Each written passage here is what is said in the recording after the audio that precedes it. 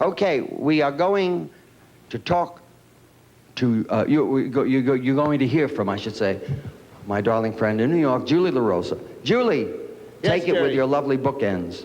I love that bit, that chairman of the board bit. It's one of my favorites. Thank you. Brilliant. Right now, we're going to go back to Broadway. The 1950s brought us face to face with a lot of problems and certainly a lot of pleasure. The Broadway hit Grease captures it all. And if you've only seen Grease once or twice, to be in, you had to have seen it at least 3 times. It's one of the great shows ever happened to Broadway, still running after, I think, 104 years.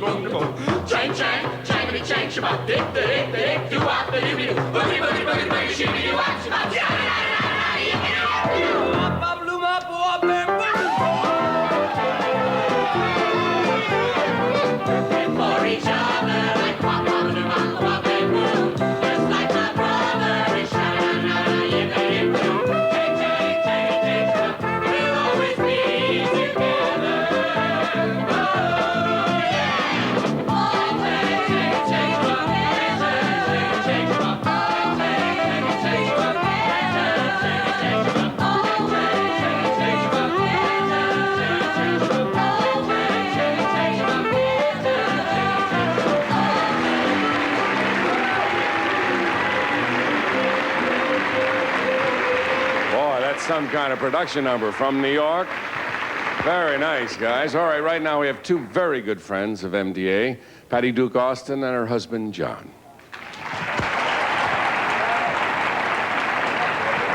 Thank you. Thank you. My wife is a vice president of MDA, and she's worked with the association since she was a teenager. And she's made me part of the MDA team, too. And we'd like to show you just a few pieces of the life-enhancing equipment that the association provides to patients to ease their burdens.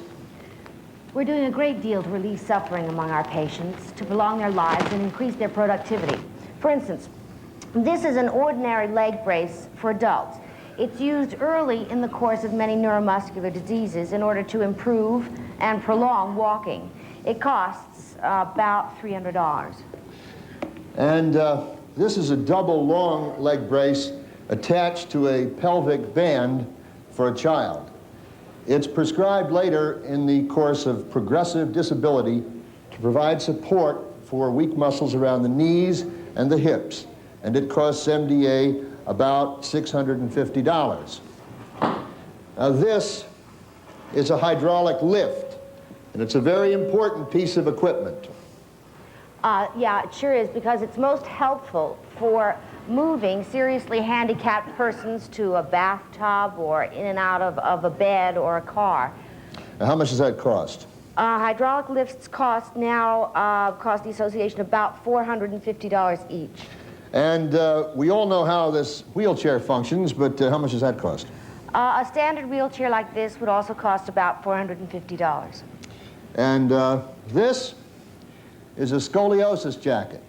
It's used to correct spinal curvatures so that a person's heart and lungs can be kept functioning as normally as possible. And this orthopedic device can cost as much as $1,000. And we should mention, honey, that MDA clinics don't pass these costs along to the patients. These appliances and many more are provided free of charge and no means test is ever required. That's a very important point, honey. And because of the generosity of the viewers of this telethon, the association has been able to dramatically expand its patient service program in many areas. You'll be looking at a film now which will show you some of them. There are respiratory devices to relieve life-threatening breathing problems. Then you see there the hydraulic car lift, which helps the patients in and out of vehicles, which is incredibly necessary for their mobility. Then the construction and installation of ramps for patients in wheelchairs. Now these and expanded physical and vocational therapy programs are MDA services that you viewers made possible. Keep in mind that there's never a charge for diagnosis and treatment at any of MDA's nearly 200 clinics. Right, honey. Nor is there a charge for the wonderful summer camp program the association provides to patients. Last year, we sponsored 92 camp sessions in 35 states and Puerto Rico. MDA camps provide healthful recreation and really enrich the lives of our patients. And they're not just for youngsters either. MDA is providing more and more adult camps which bring help and fresh hope to older patients. One of them, Mrs. Betty Spring of Friona, Texas, recently expressed her appreciation to Jerry. You'd be amazed what transformation takes place within a couple of days at MDA camps for adults, she wrote. It's absolutely stunning for us to realize there are others with similar problems. We no longer feel alone, not anymore. We share our feelings, frustrations, and hope. We also swap ideas on how to deal with our limitations. Most of all, because of you, Mr. Lewis, we get away from our daily lives, and the camp attendants make darn sure we're kept busy and having a good time. My dear, I think that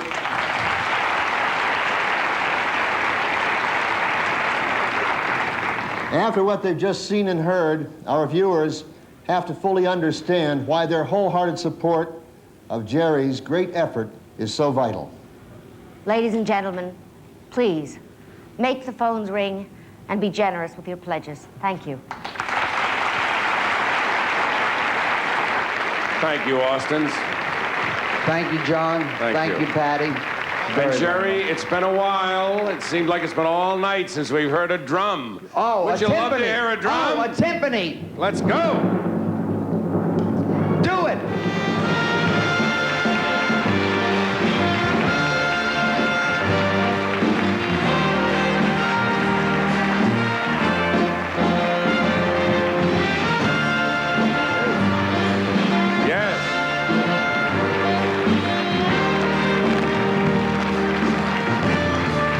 That's nice. That's Yes. nice. That's nice. I've been looking for that number. Oh, yeah. That's nice. I like that.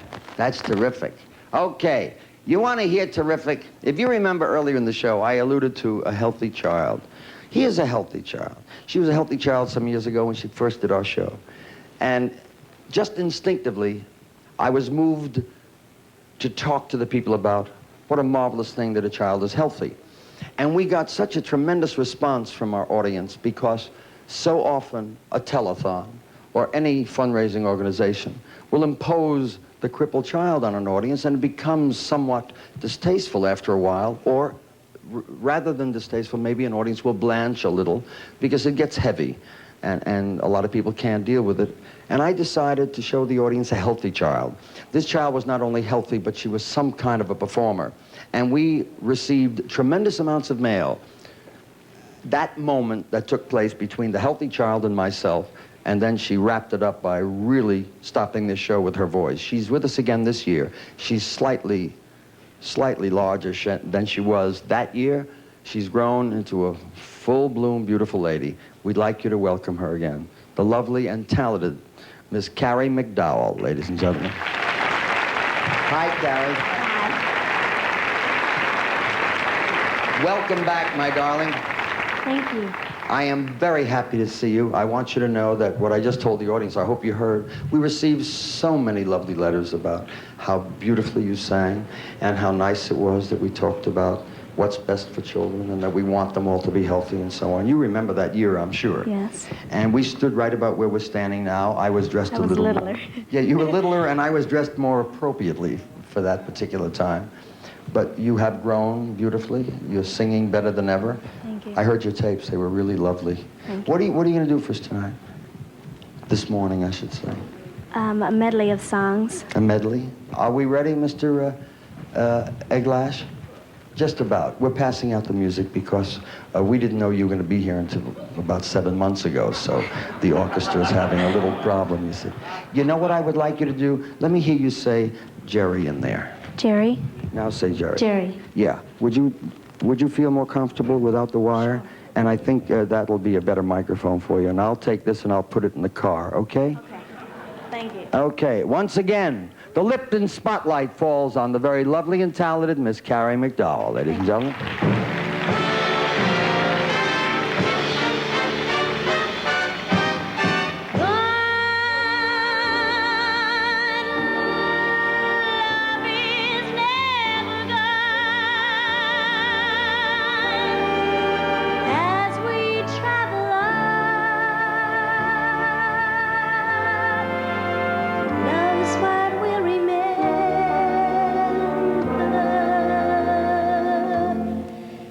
Kiss today goodbye. The sweetness and sorrow. We did what we had to do. But I can't regret what I did for love. What I did for love.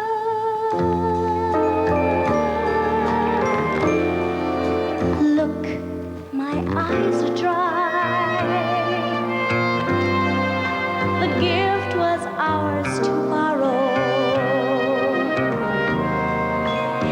It's as if we always knew. And I won't forget what I did for love.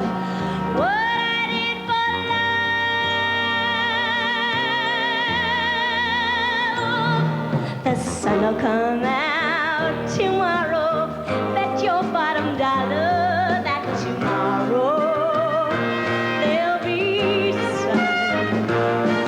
Just thinking about tomorrow clears away the cobwebs and the sorrow till there's none. When I'm stuck with the day that's gray and lonely, I just stick out my chin, I grin and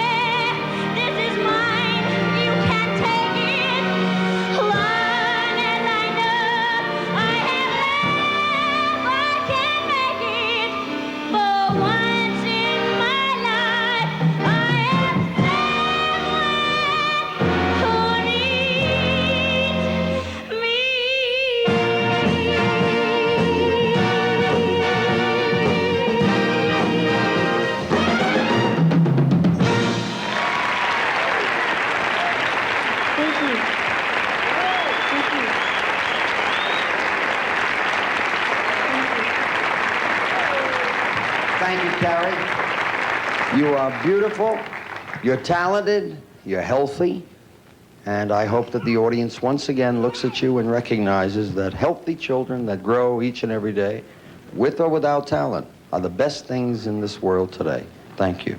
God bless you. We appreciate you being with us. Carrie McDowell.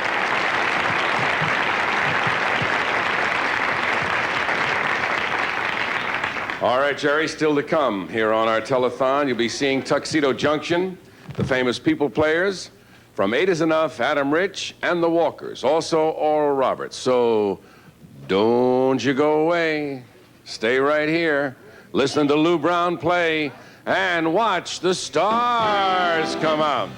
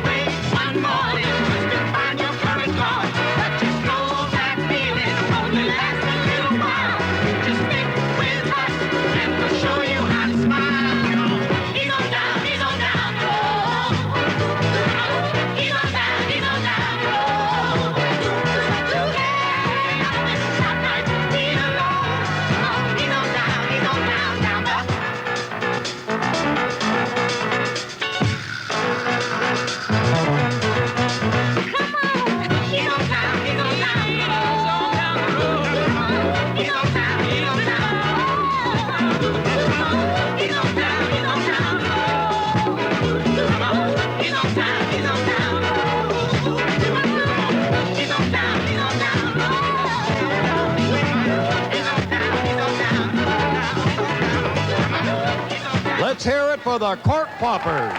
Woo! All right. Could you turn around? Could you get a shot of that? Turn around. That's it, right there.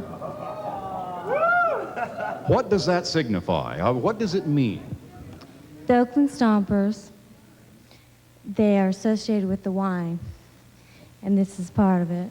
Yeah. The grapes, the Stompers, the little old man that stomps the grapes. Gotcha. Little old man that stomps the... Well, I'm still going to stomp some grapes. Well, thank you, girls, very much. Let's have a big hand for the Cork. There's plenty more fun on the way with Jerry and all of his friends from the beautiful Sahara Hotel in Las Vegas, the studios of Channel 2 KTVU in San Francisco, and WNEW Metro Media Channel 5 in New York. All right here on this special retro rebroadcast of the 1978 Jerry Lewis Telethon, only on the Telethon channel. Don't you dare go away. If you miss a little, you'll miss a lot.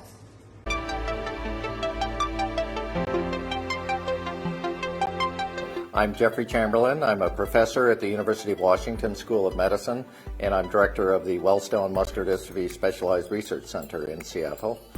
I've been affiliated with MDA for pretty much my entire career. My very first grant came from MDA, and they've been supporting me almost continuously for more than 35 years. So the conference, we look forward to presenting the award to Dr. Jeff Chamberlain this year because he's really been involved in gene therapy from the beginning.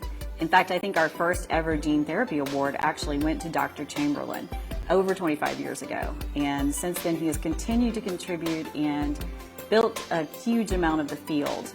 We owe him a huge debt, and we are happy to be able to present the award to him at the conference. Well, receiving the MDA Legacy Award is one of the highlights of my career so far, without question. And getting this award is really just the culmination of many years of work, although I'm going to continue plugging away and making more progress.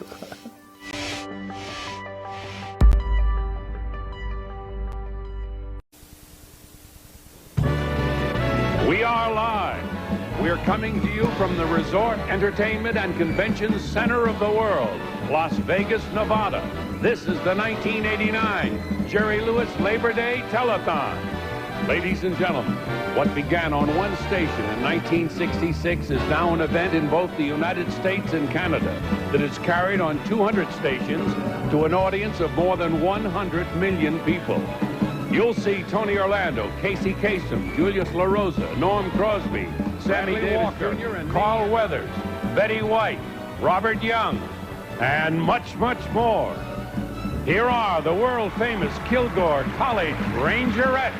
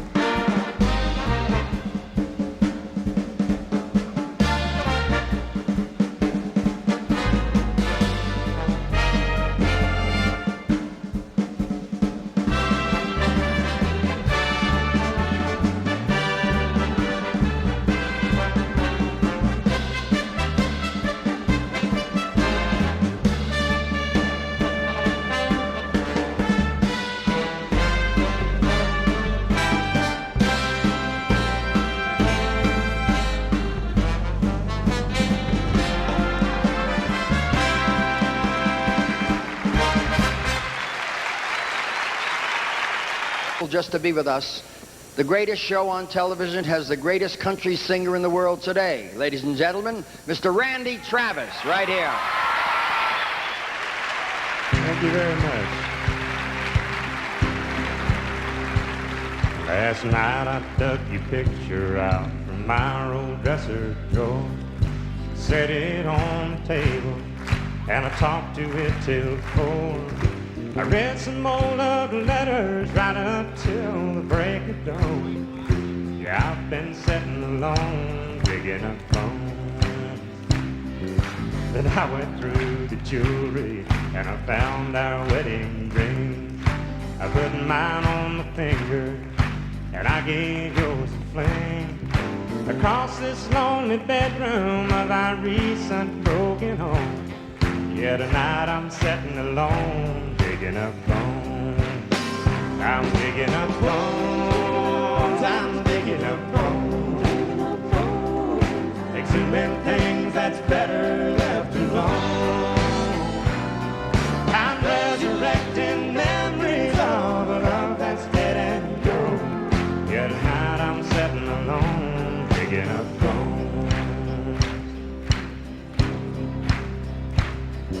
Then I went through the closet and I found some things in there, like that pretty negligee that I bought you to wear. And I recall how good you looked each time you had it on. Yeah, tonight I'm sitting alone, digging up bones. I'm digging up bones. I'm digging up bones. Exhuming things that's better left alone. I'm resurrecting memories of a love that's dead and gone. Yeah, tonight I'm sitting alone, digging up bones.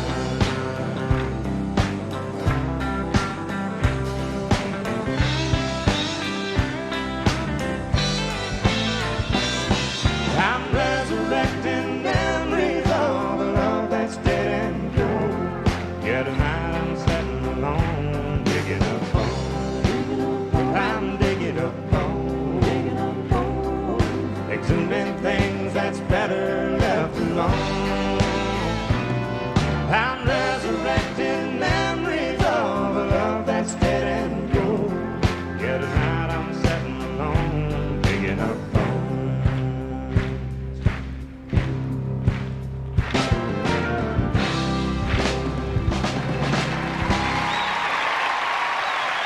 Randy Travis. Randy, take a bow. They love you here.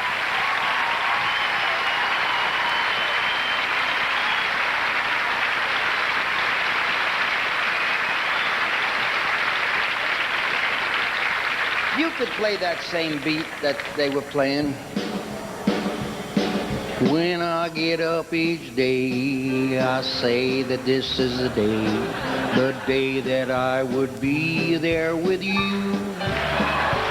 When I knew in my heart you were gonna be that big part, the part of my heart that says I love you, dear. Why wait till I grab you when you know it's time to hold?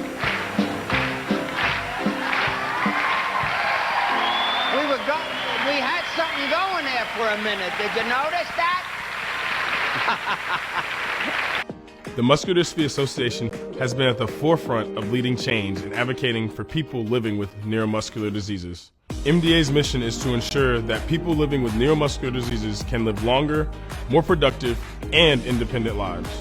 We hope you join our advocacy team and raise your voice to break down barriers and provide resources necessary for our community. Let's work together to ensure everyone has the same access to personal freedoms and independence to embrace all that life has to offer.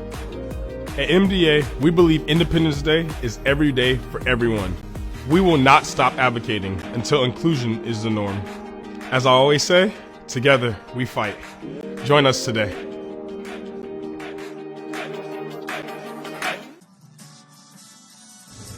You're in the middle of a very special Retro Rewind. It's the 1978 Jerry Lewis MDA Labor Day Telethon. all night Sunday and all day Labor Day Monday only on the Telethon channel and available on demand after Labor Day weekend 2024. We invite you to stay up with Jerry and all of his friends and watch the stars come out from the Sahara in Las Vegas, San Francisco, New York, and points in between coast to coast. Stay tuned, there's a lot more coming up.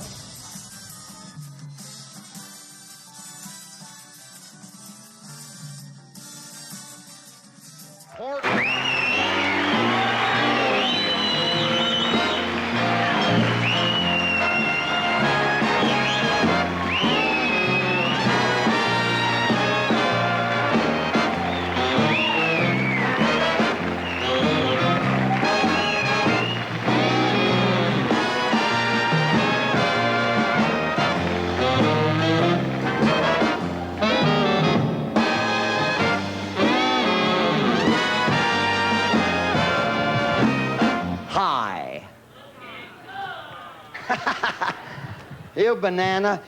Our next guests really do it, and oh, do they do it. Now, we got them to stop long enough to come out here. Would you please welcome the disco soul of the soul train dancers? Here they are.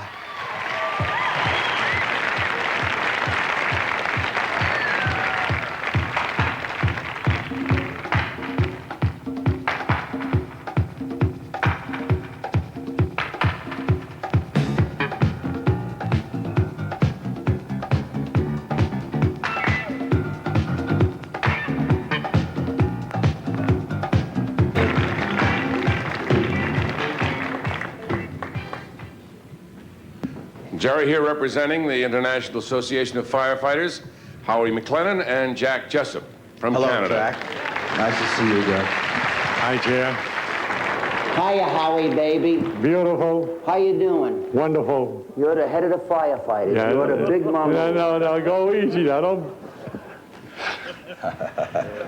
Jerry, Jack Jessup is Vice President of the Canadian Muscular Dystrophy Association, and he wants to tell you what they raise. Okay.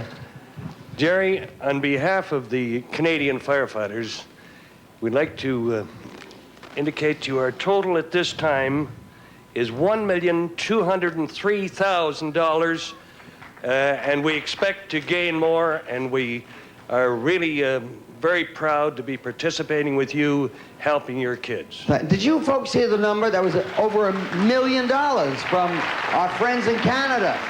They're a small group in Canada. 15,000 firefighters, Jerry. That's a small group. 15,000 15,000 firefighters versus 175,000 that we have in the States. I wasn't through, Howie. I was talking then. Oh, were you? Do I interrupt when you're talking? Oh, You he's said the head fires. man. He's the head man. I don't fool with him. But that's 15,000 guys versus 175,000. That means they raised $1 million. That means if you do as good as they did, you might go 3 times that. Well, you see it, pal. Let me see a number. Here it is. 1,740,386.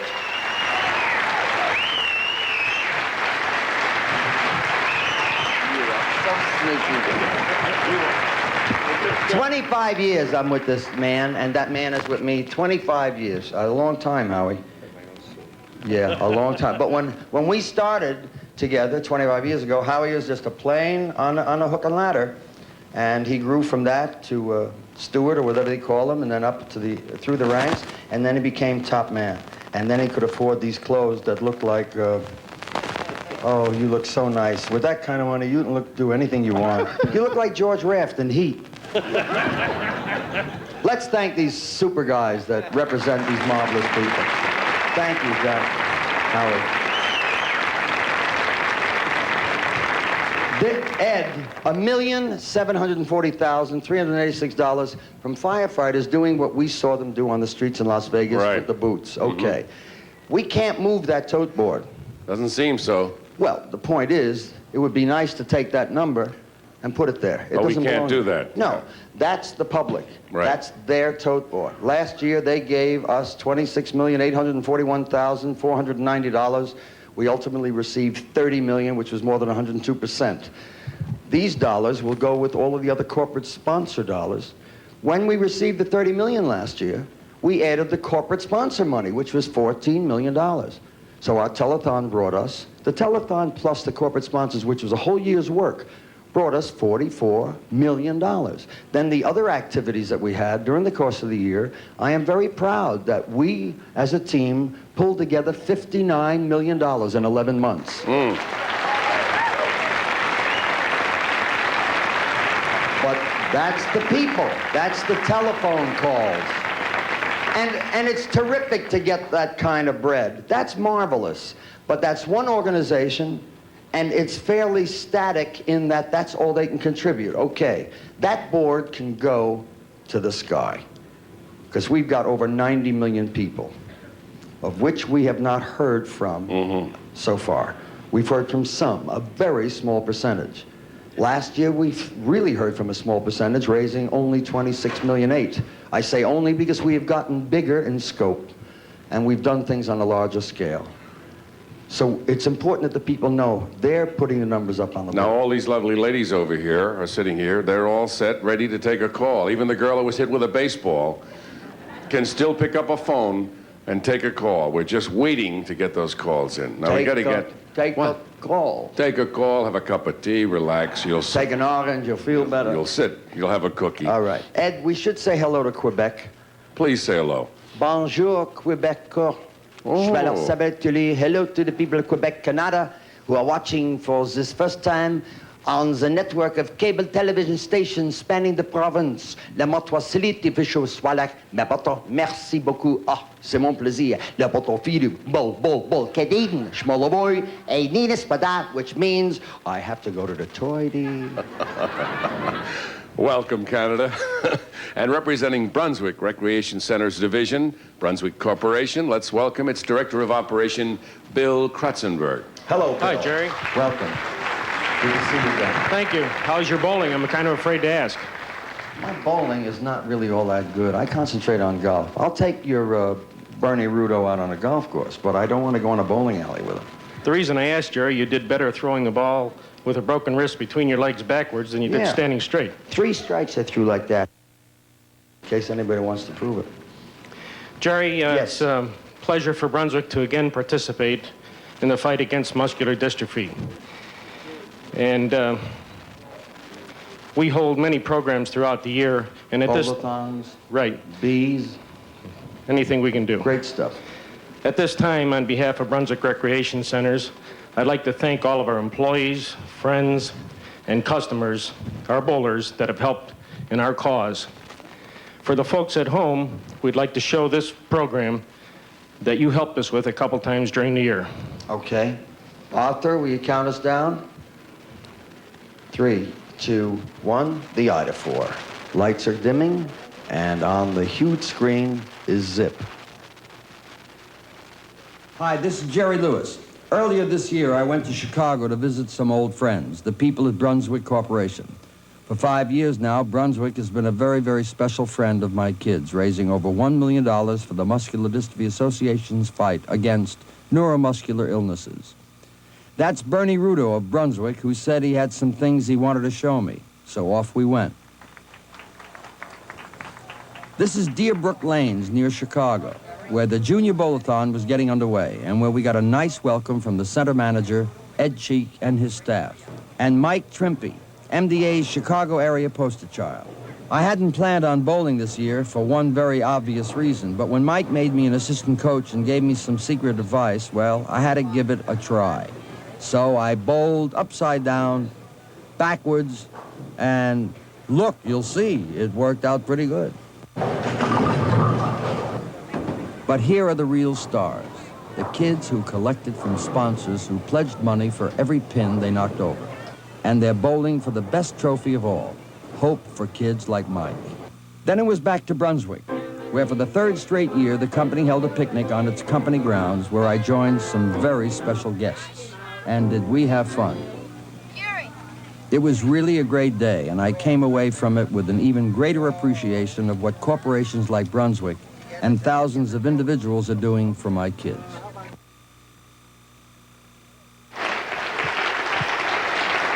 Jerry, thanks again. Thank you, my friend. With money later today. Thank you. I look forward to it. Okay, now, From the studios of the Love Network, the affiliate WTTG Television in Washington, a very special guest. He's a very, very dear friend of the Muscular Dystrophy Association and a board member of the association.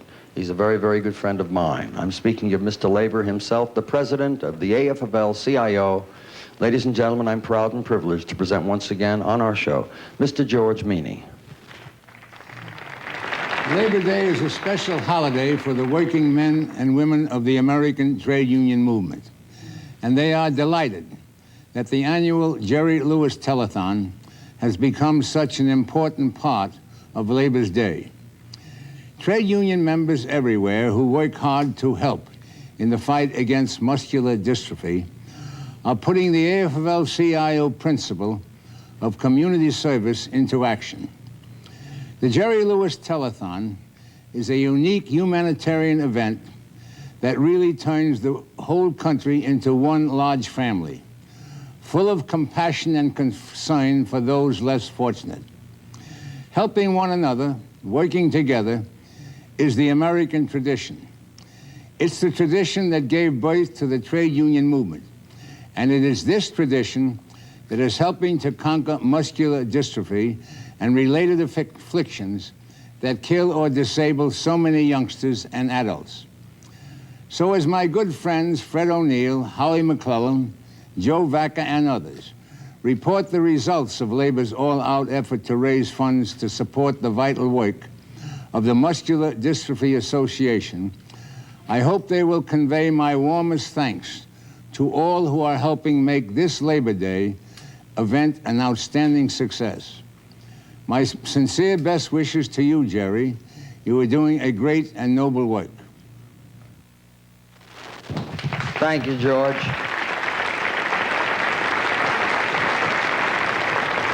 I say if you're going to have a good friend, it ain't bad to have that fella. Nice man. Yes, he certainly Right is. now, I'd like to welcome Telethon's labor chairman, a vice president, member of the executive council of the AFL-CIO, and president of the Associated Actors and Artists of America, and a board member of MDA, Mr. Fred O'Neill.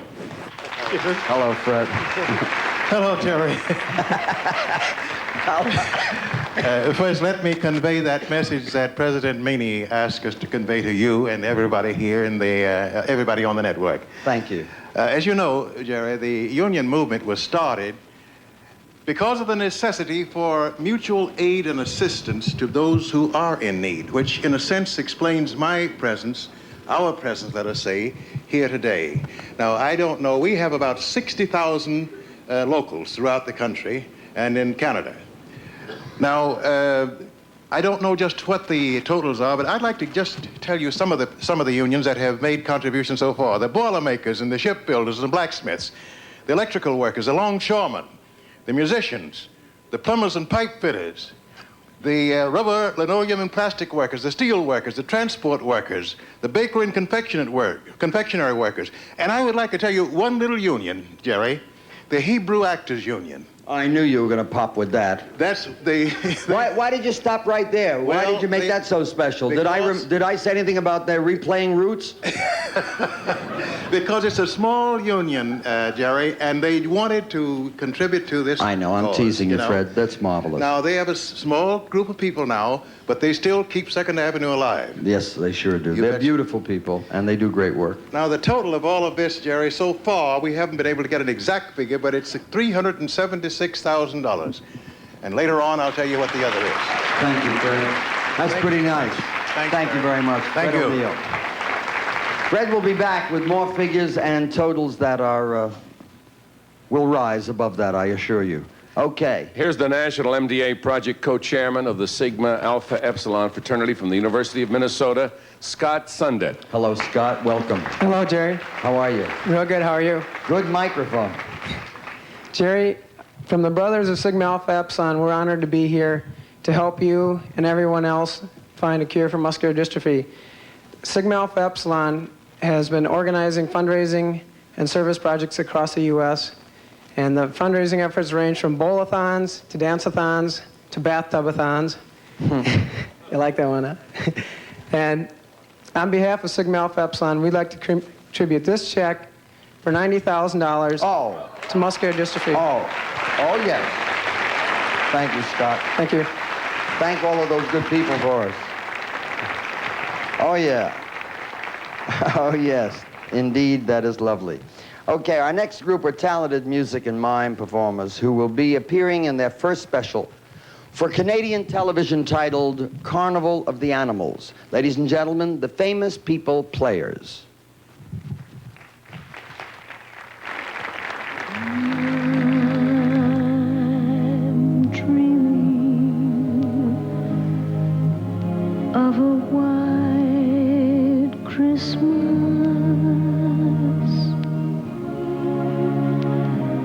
just like the ones I used to know,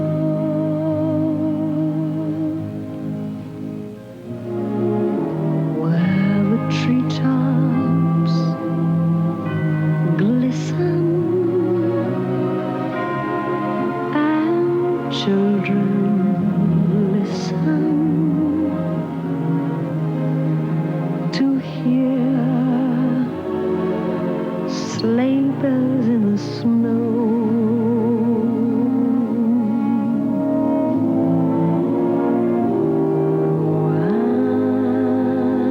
I'm dreaming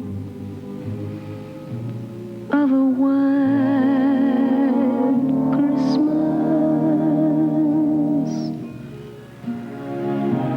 with every Christmas card I write.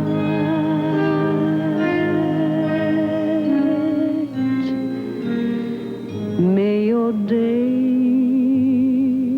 be merry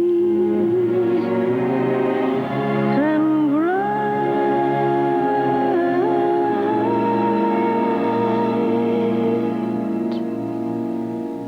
and may all your Christmases be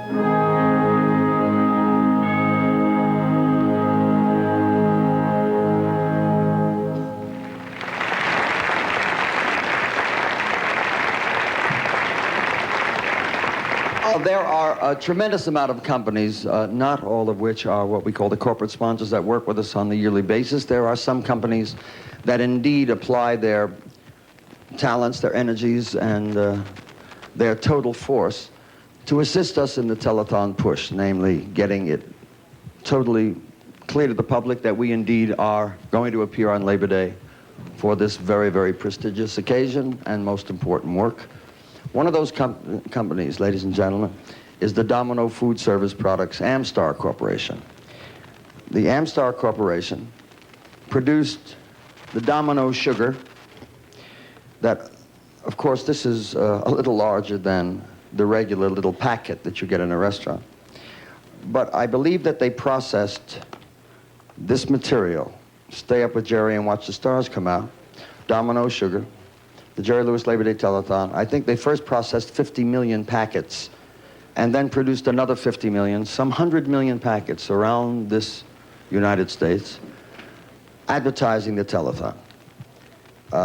This is a public service on their part, a community interest and involvement, and we thank Amstar for their help and their assistance in making this telethon known to many, many people. Were it not for their involvement, possibly might not have known about it. I am going to enjoy myself a cup of coffee, and I'm going to have in it some Domino sugar. Oh, I'm going to have to get a whole cow for cream. But while I'm doing that, I think it would be a good idea if I introduced this lovely lady that you will see on the Ida 4 screen as the lights come down, the lovely and talented Lola Falana as the little girl. a beautiful characterization I'm sure you'll enjoy. Lola Falana.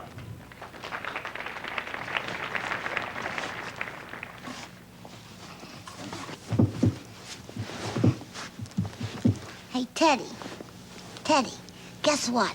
I was watching this really fun show on television. It was Jerry Lewis and a lot of his friends, and they was having a wonderful time. Me too. They were singing and dancing and talking and everything. It was fun. But then Jerry Lewis, he got real serious. He was telling everybody about this terrible problem that his kids have. But I didn't know the show was to raise some money. I didn't know that they needed all that medicine, and they need wheelchairs, and they need doctors too. It costs a lot of money. You know what? I sure hope everybody watching sends a lot of money, because Jerry said they need everybody's help. I'ma send something.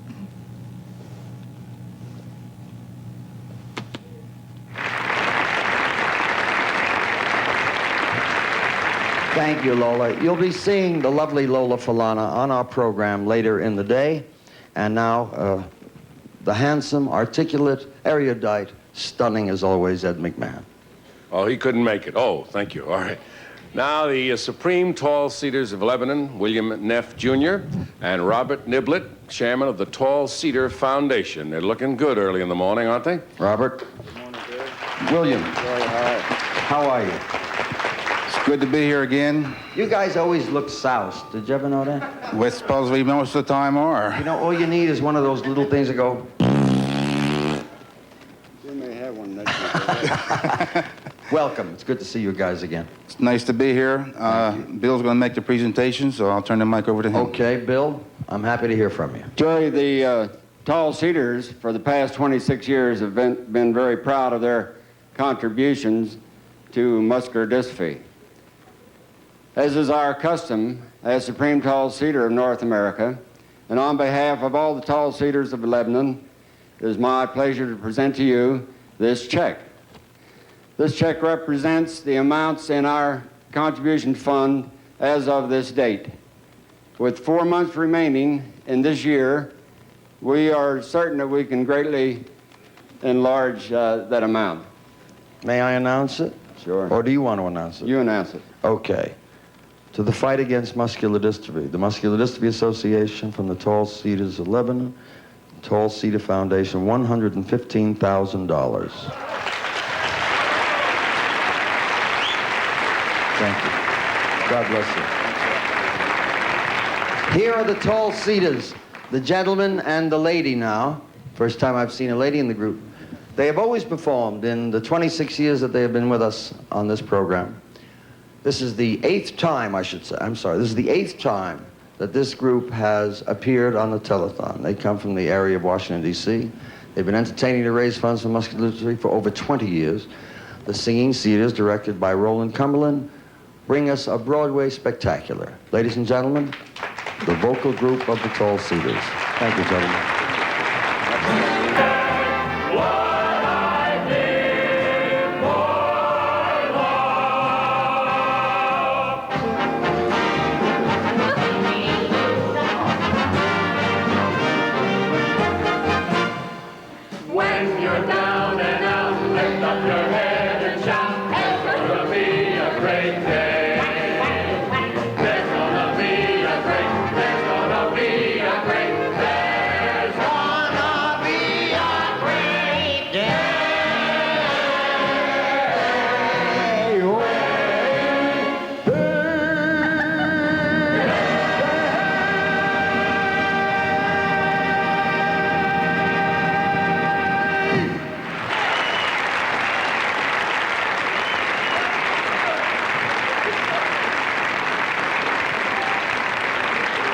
Thank you. Let's have a real cheer. These people always let me talk around with them, and they're really terrific.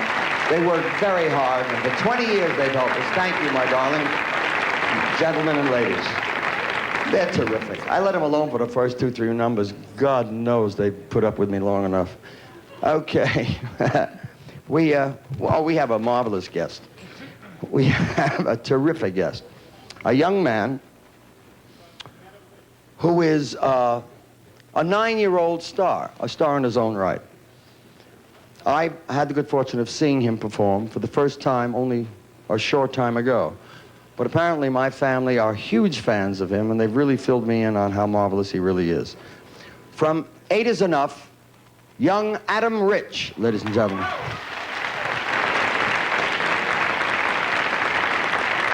Look for a little guy. There he is. Hi, Adam. Let's hear it for this young fella. He'll never get to the chair. How are you, Adam? Fine. Why don't you sit up here, make yourself comfortable. How's that? Okay. Good to see you. Good to see you. I'm glad to have you on our program. Thanks. Why don't you hold the mic up so we can hear you, Adam?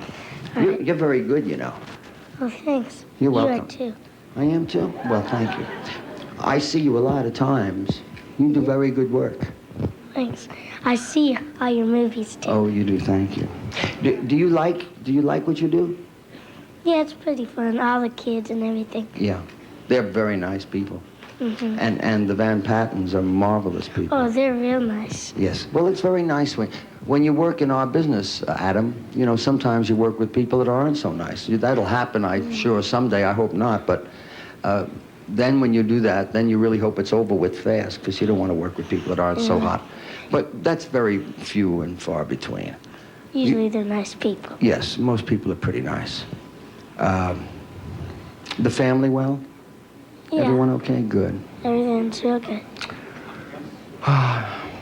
Staying in town for any length of time? No, No. not really. You're not married, of course. No, That's a stupid question. You bring a chick with you? No. Yeah. You did? You have a girl? You have a girlfriend? No, not really a girlfriend. You know girls, though. Yeah. Yeah. They're like soft boys, really.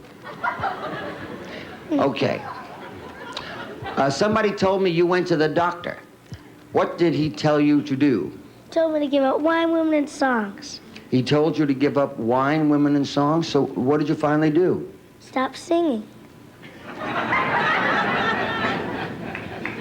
You stopped singing. I see. Is there something wrong with you? Well, I keep seeing green spots in my head when I close my eyes. When you close your eyes, you keep seeing green spots? Are you seeing a doctor? No, just green spots.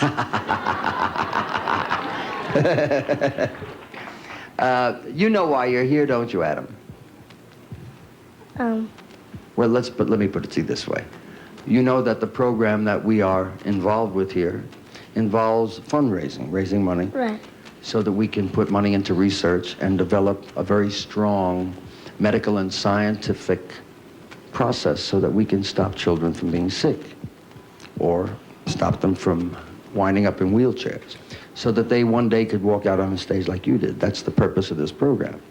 And you know, of course, that you're making a marvelous contribution being here, because by your being here, there are a lot of terrific people out there that like you a lot. They love you.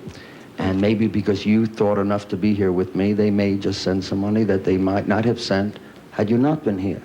So that's really terrific. Have you ever done a show like this before?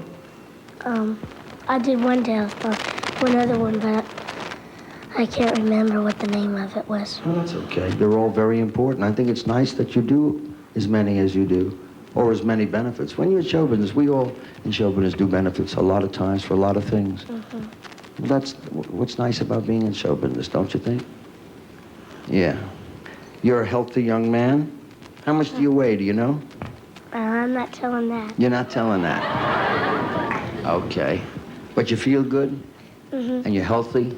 Yeah. And you look nice? Yeah. I'm glad that you were here with us. I'm glad that you could come. I gathered up some money that I wanted to give. Oh. Well, that's very nice. It ain't terribly neat. Did you notice that? But it's still going to be very good. My goodness, you picked up $7. Well, thank you, Adam, and thank you for being with us. Isn't he a nice young man?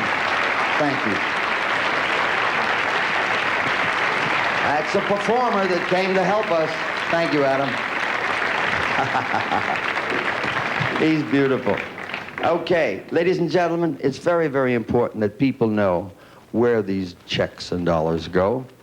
We are very proud, as the Muscular Dystrophy Association, that every dollar and every dime, whether it's millions or otherwise, that's collected, is accounted for, goes to the places we say it goes, and we work on a very, very thin margin, meaning our administration is at the barest possible minimum, and most all of the money goes to where we say it goes. And we would like you to listen to David Hartman, who will be on your screen in the studio, and I beg you to please listen carefully, because it's really put into words now. It's spelled out very clearly. Here's our good friend, my little brother. Before I contribute to any cause, I always like to know what my money will buy to make sure that it does the most good, and I'm sure you do too. This is how your contribution to MDA is used. Let's suppose you gave $10 to MDA last year. Almost half, $4.41, helped pay for free medical services, direct help to patients and their families to meet the day-to-day problems imposed by chronic progressive muscle diseases. This includes providing such necessary things as wheelchairs, braces, lifts, flu shots, transportation, educational, recreational activities such as summer and winter camps throughout the country. Another part of MDA's medical services that your $4.41 help pay for is the maintenance of a network of nearly 200 free clinics located throughout the United States, including Puerto Rico and Guam. Clinics where anyone suspected by a physician of having muscular dystrophy or any related neuromuscular disease can get an expert diagnosis and follow-up care. So, $4.41 of your $10 bought these and many other essential medical services.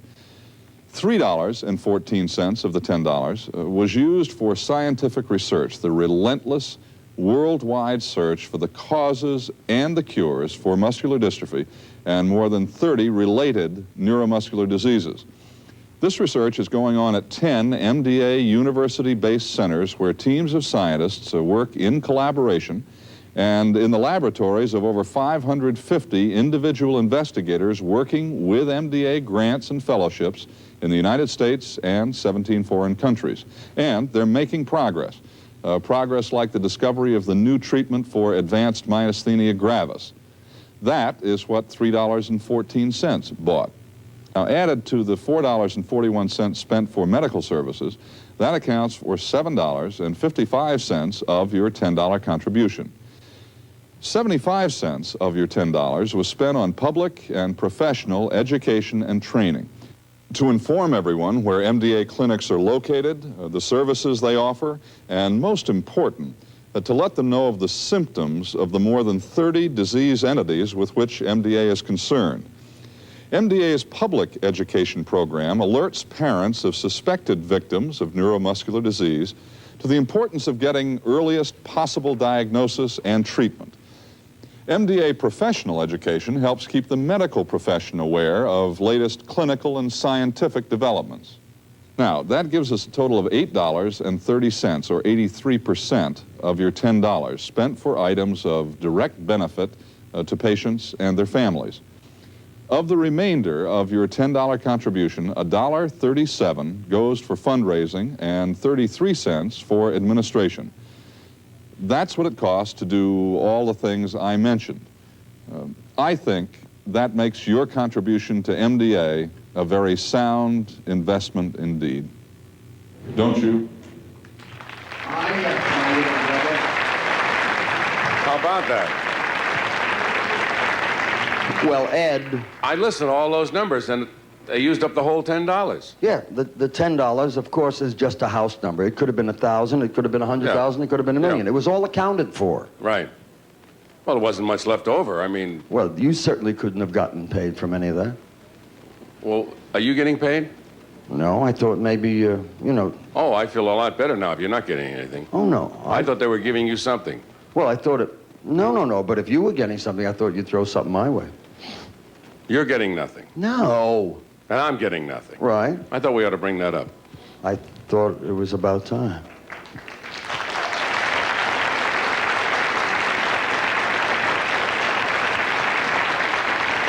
There's plenty more fun on the way with Jerry and all of his friends from the beautiful Sahara Hotel in Las Vegas, the studios of Channel 2 KTVU in San Francisco, and WNEW Metro Media Channel 5 in New York. All right here on this special retro rebroadcast of the 1978 Jerry Lewis Telethon, only on the Telethon channel. Don't you dare go away. If you miss a little, you'll miss a lot. We have a lot of work to do, and a lot of things to tell you, and a lot of wonderful people to have you meet. I want you to meet a young man right now from the movie Princess Bridge.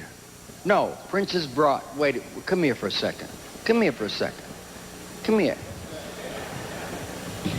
If you put Princess here and you put Bride there, see, it's so tight. No, does that look like a G in Jewish or not? I knew I'd win that one. No, I really, it's just, hey, at 63, I'm thrilled that I can find the theater.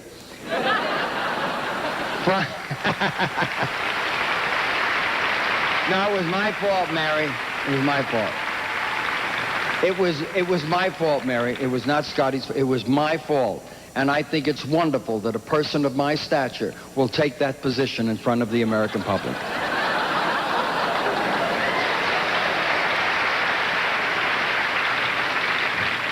Whatever the movie was we were talking about has nothing to do with anything. The important thing is that his current television series, for which he's an Emmy nominee for Best Actor in a Television Series, is the star of The Wonder Years, and I want you to meet Mr. Fred Savage right here.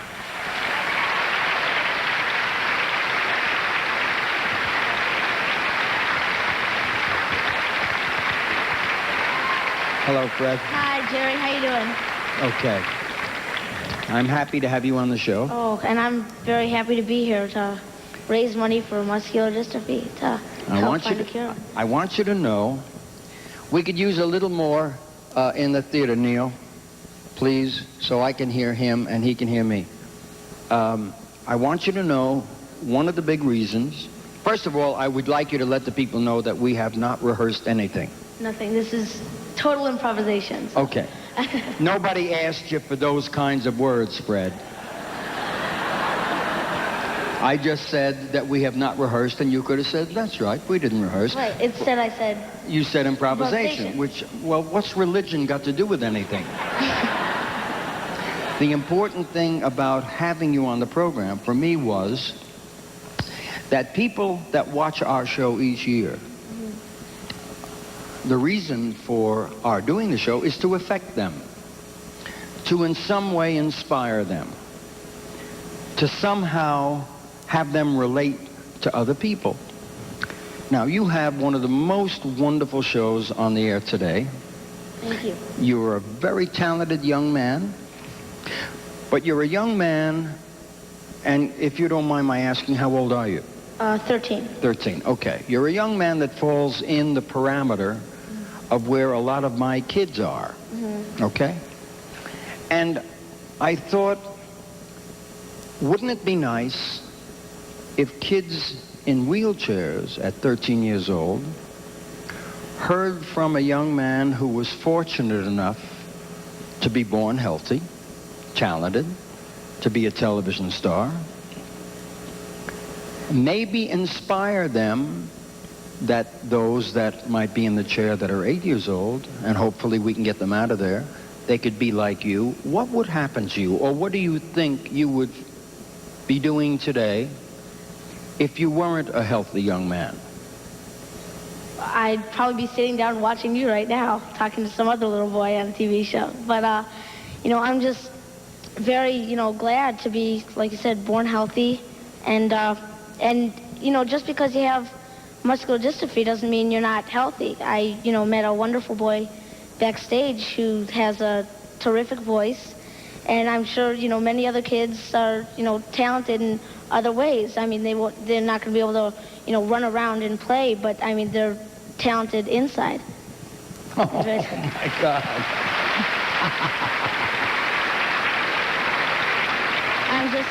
I'm very glad that I'm healthy, and I want to do all I can to help put a stop to MD. So. Well, the young man you're talking about is a young man from Alabama. Alabama, right? Right. He's going to be performing in a little while with the Oak Ridge Boys. He has turned a negative into a positive. And I think it's important for young people that are watching you to be able to dream. I think it's important for young people that are watching you to be able to hope. And so much of what we do is based on hopes and dreams and prayers. And that's why I wanted the healthy Fred Savage to be on this program, for them to see who is doing so very well. That isn't saying I'm doing so very well because I'm healthy, but is saying I'm doing so very well and it could happen to you too. It very well could. And I'm just, thank you. I'm just, very happy. And like you said, that's what, that's how you get to where you are, by hopes and dreams and prayers. And I think if we all, hope and dream and pray together, that, our dreams will come true.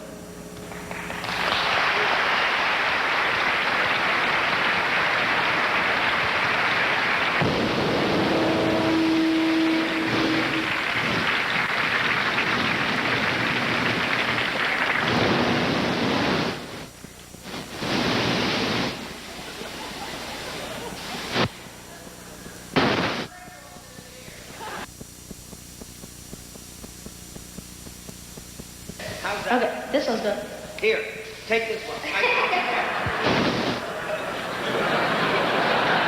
All right, we'll share it. When you are working in a new venue, as we call it, a new theater, there are some bugs, and little bugs will happen. But that sucker weighed 3,000 pounds.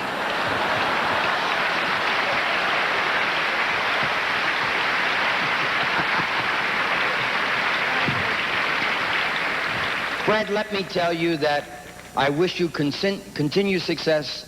I hope that you will allow me to ask of your time and your talent again sometime. It would be my pleasure. Thank you for coming. Good luck to you. God bless you. You're a beautiful young man. Thank you. Ed McMahon.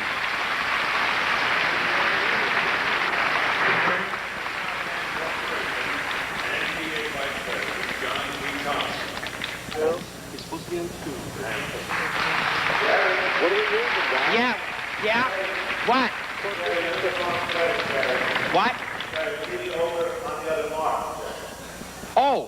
Oh, thank you, Paul. That's our director, Paul Miller, and I do appreciate. I thought, for some reason, I thought I had to be on that side, Paul. Thank you. Gonna get up one of these mornings. Too good. Gonna try to have my part. Gonna have to try another way. And baby, you know I'll start, oh baby mine. When comedy falls out, he's going into country western. Yeah. Anyone here that I know in person? No, nobody. No. Not a soul. The Oaks are there. Hi, Oaks. Good to see you, sir. How are you? Great. Here we go. We're on the stage, JL. How you doing?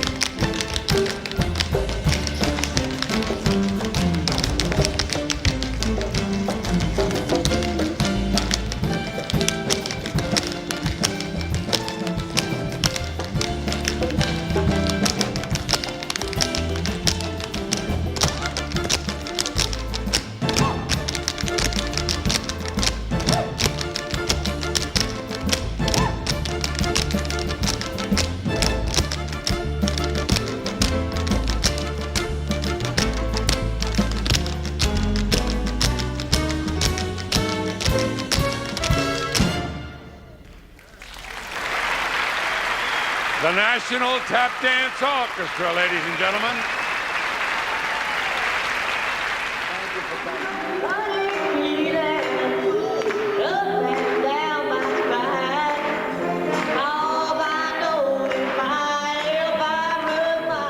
Well, it is hot. We are hot. This is definitely September the heat. It is so hot here. I take no September the heat? Yes, it is the worst heat I have ever had in my life.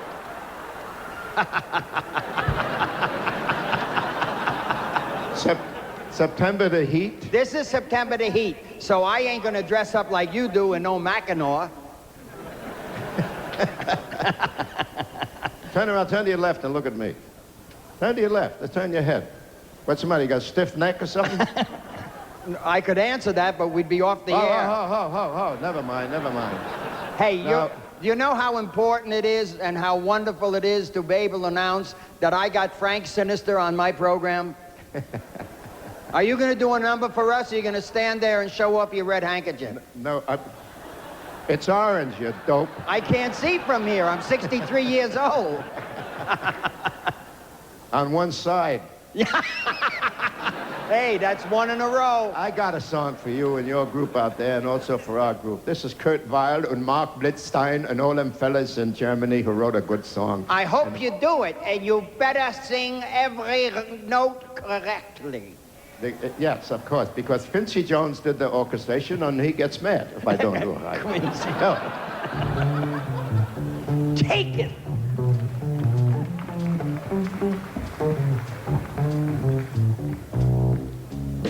Hey, the shark has pretty teeth, dear, and he shows them pearly white.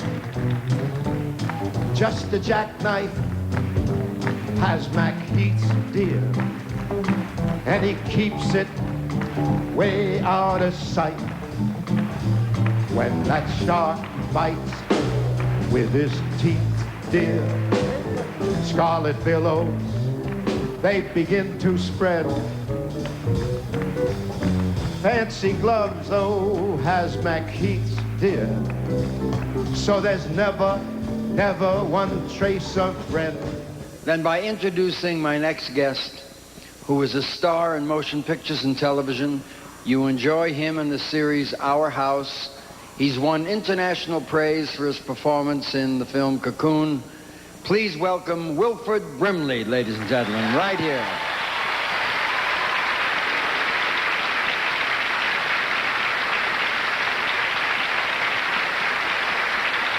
Well, I'd like to thank you, sir, for having me here, and tell you how much I appreciate the opportunity to participate in this wonderful program. And I'd like to say to you kids that are afflicted with this problem that I know if you hang in there that one of these days they'll kick over the right coffee can and the answers will be there.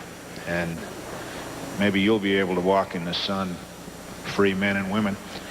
I'd like to thank my dear special friends, Don Bagley, wonderful musical arranger and conductor, and my favorite piano player, Bob Smale, and this wonderful orchestra. And now we're going to try to get through a couple of songs. Maestro. This is for you, kids.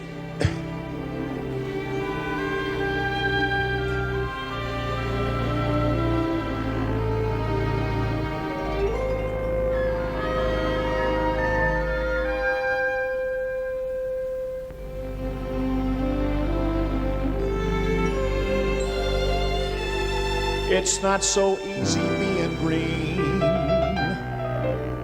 having to spend all day the color of the leaves,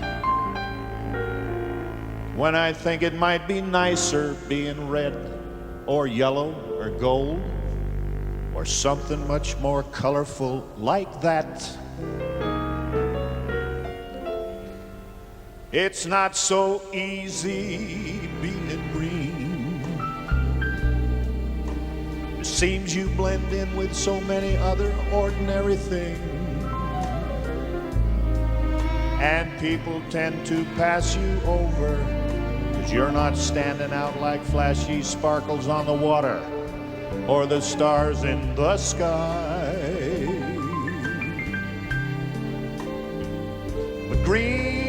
the color of spring. Green can be cool and friendly like. Green can be big like a mountain, important like an ocean, or tall like a tree. Green is all there is to be. It can make you wonder why. But why wonder, why wonder? I am green, and it'll do fine, 'cause it's beautiful and I think it's what I really want to be. See, green is the color of spring. Green can be cool and friendly like. It can be big like a mountain, important like an ocean, or tall like a tree. If green is all there is to be, it can make you wonder why. Why wonder, why wonder? You see, I am green, and it's gonna be okay, 'cause it's beautiful. And I think it's what I really want to be anyway.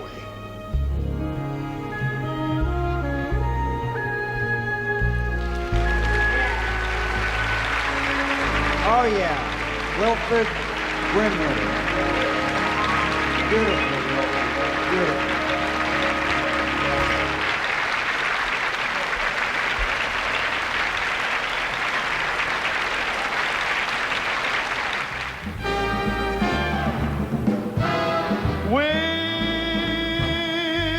Without a song, my day would never end. Without a song, the road would never bend. When things go wrong, a man ain't got a friend without a song. Hey, that field of corn would never see a plow. That field of corn would be deserted now. A man is born, but he's no good no how without a song.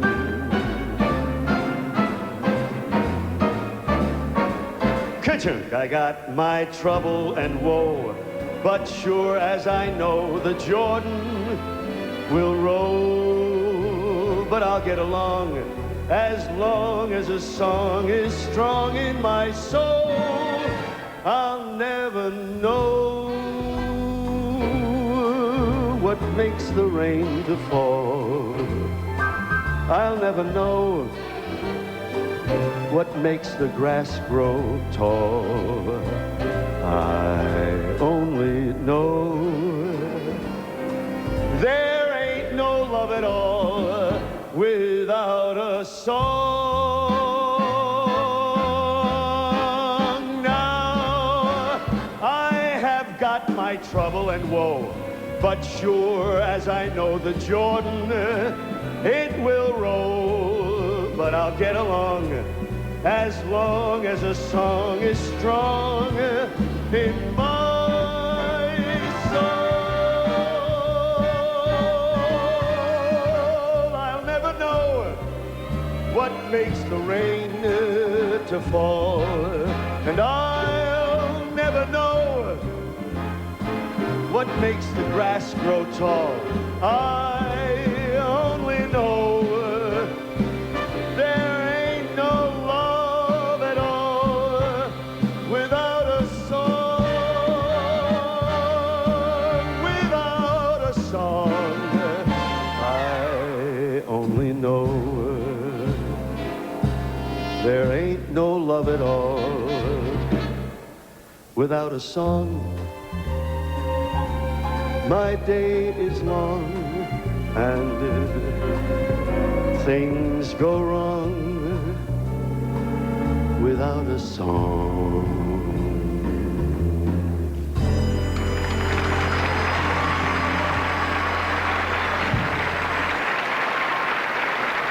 Julie La Rosa. One of the best. Thank you, Julie. We would appreciate that. We'd love those numbers to start to move. We just did a concert tour. We were in Monte Carlo in France. We were in Perillotta, Barcelona in Spain. And we went to Italy. And being in Italy was magnificent. You eat pasta at 7 in the morning. And I want to do this as a tribute to all of the wonderful Italians that we met there.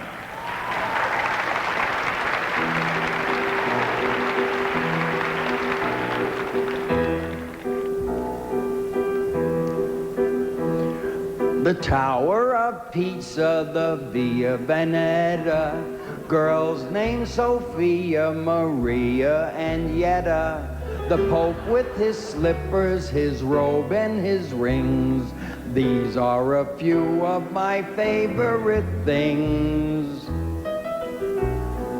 Veal cacciatore, scungili, linguine, garlic and onions and green fettuccine. The pigeons, the people, the waiter that sings. These are a few of my favorite things. When I'm lonely, when I'm hungry, when I'm feeling sad, I go out and order some pasta fazool, and then I don't feel so bad.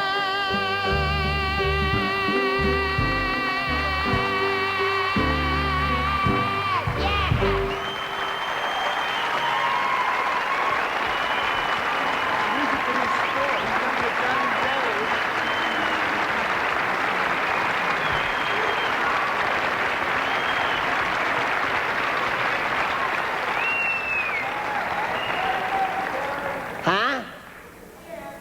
The end? Do it again? Let me do the Jewish version for you. I want you, ladies and gentlemen at home, to know that the reason that this number sits there around these hours is because people have gone to bed. Now, earlier in the program, I told the folks at home that we had a wonderful idea. Set your alarm clocks for around this time, like 3 o'clock New York time or 4 a.m. New York time. Set your alarm, wake up, and take a look and see what's happening on this stage at this hour. If you look at other programs of this nature, you will find that the host will start the show, and around midnight he goes to bed, comes back at 10 in the morning, refreshed. That's not a telethon. We do a telethon. We're here for 22 hours. We don't go anywhere. And we are presenting some of the best entertainers that are alive in show business today. So why not set your alarm clocks now and take a look and see what's going on? Damn it. When it comes to newborn screening, I think we'll have an opportunity to tell parents that, we've been able to diagnose this condition. And in that way, we would be able to really cut down the diagnostic odyssey, because we know from clinical practice, just not me, but my colleagues, sometimes if a child really presents with neurodevelopmental delay, like speech delay, then they get referred to another specialty like developmental pediatrics. And then there's a long wait time. So by the time they get to us, it's later than 1 or 2 years than we would have liked. So I think from that perspective, newborn screen would really eliminate that.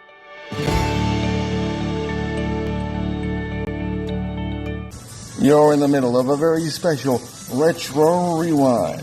It's the 1978 Jerry Lewis MDA Labor Day Telethon. all night Sunday and all day Labor Day Monday, only on the Telethon channel, and available on demand after Labor Day weekend 2024. We invite you to stay up with Jerry and all of his friends and watch the stars come out from the Sahara in Las Vegas, San Francisco, New York, and points in between coast to coast. Stay tuned, there's a lot more coming up.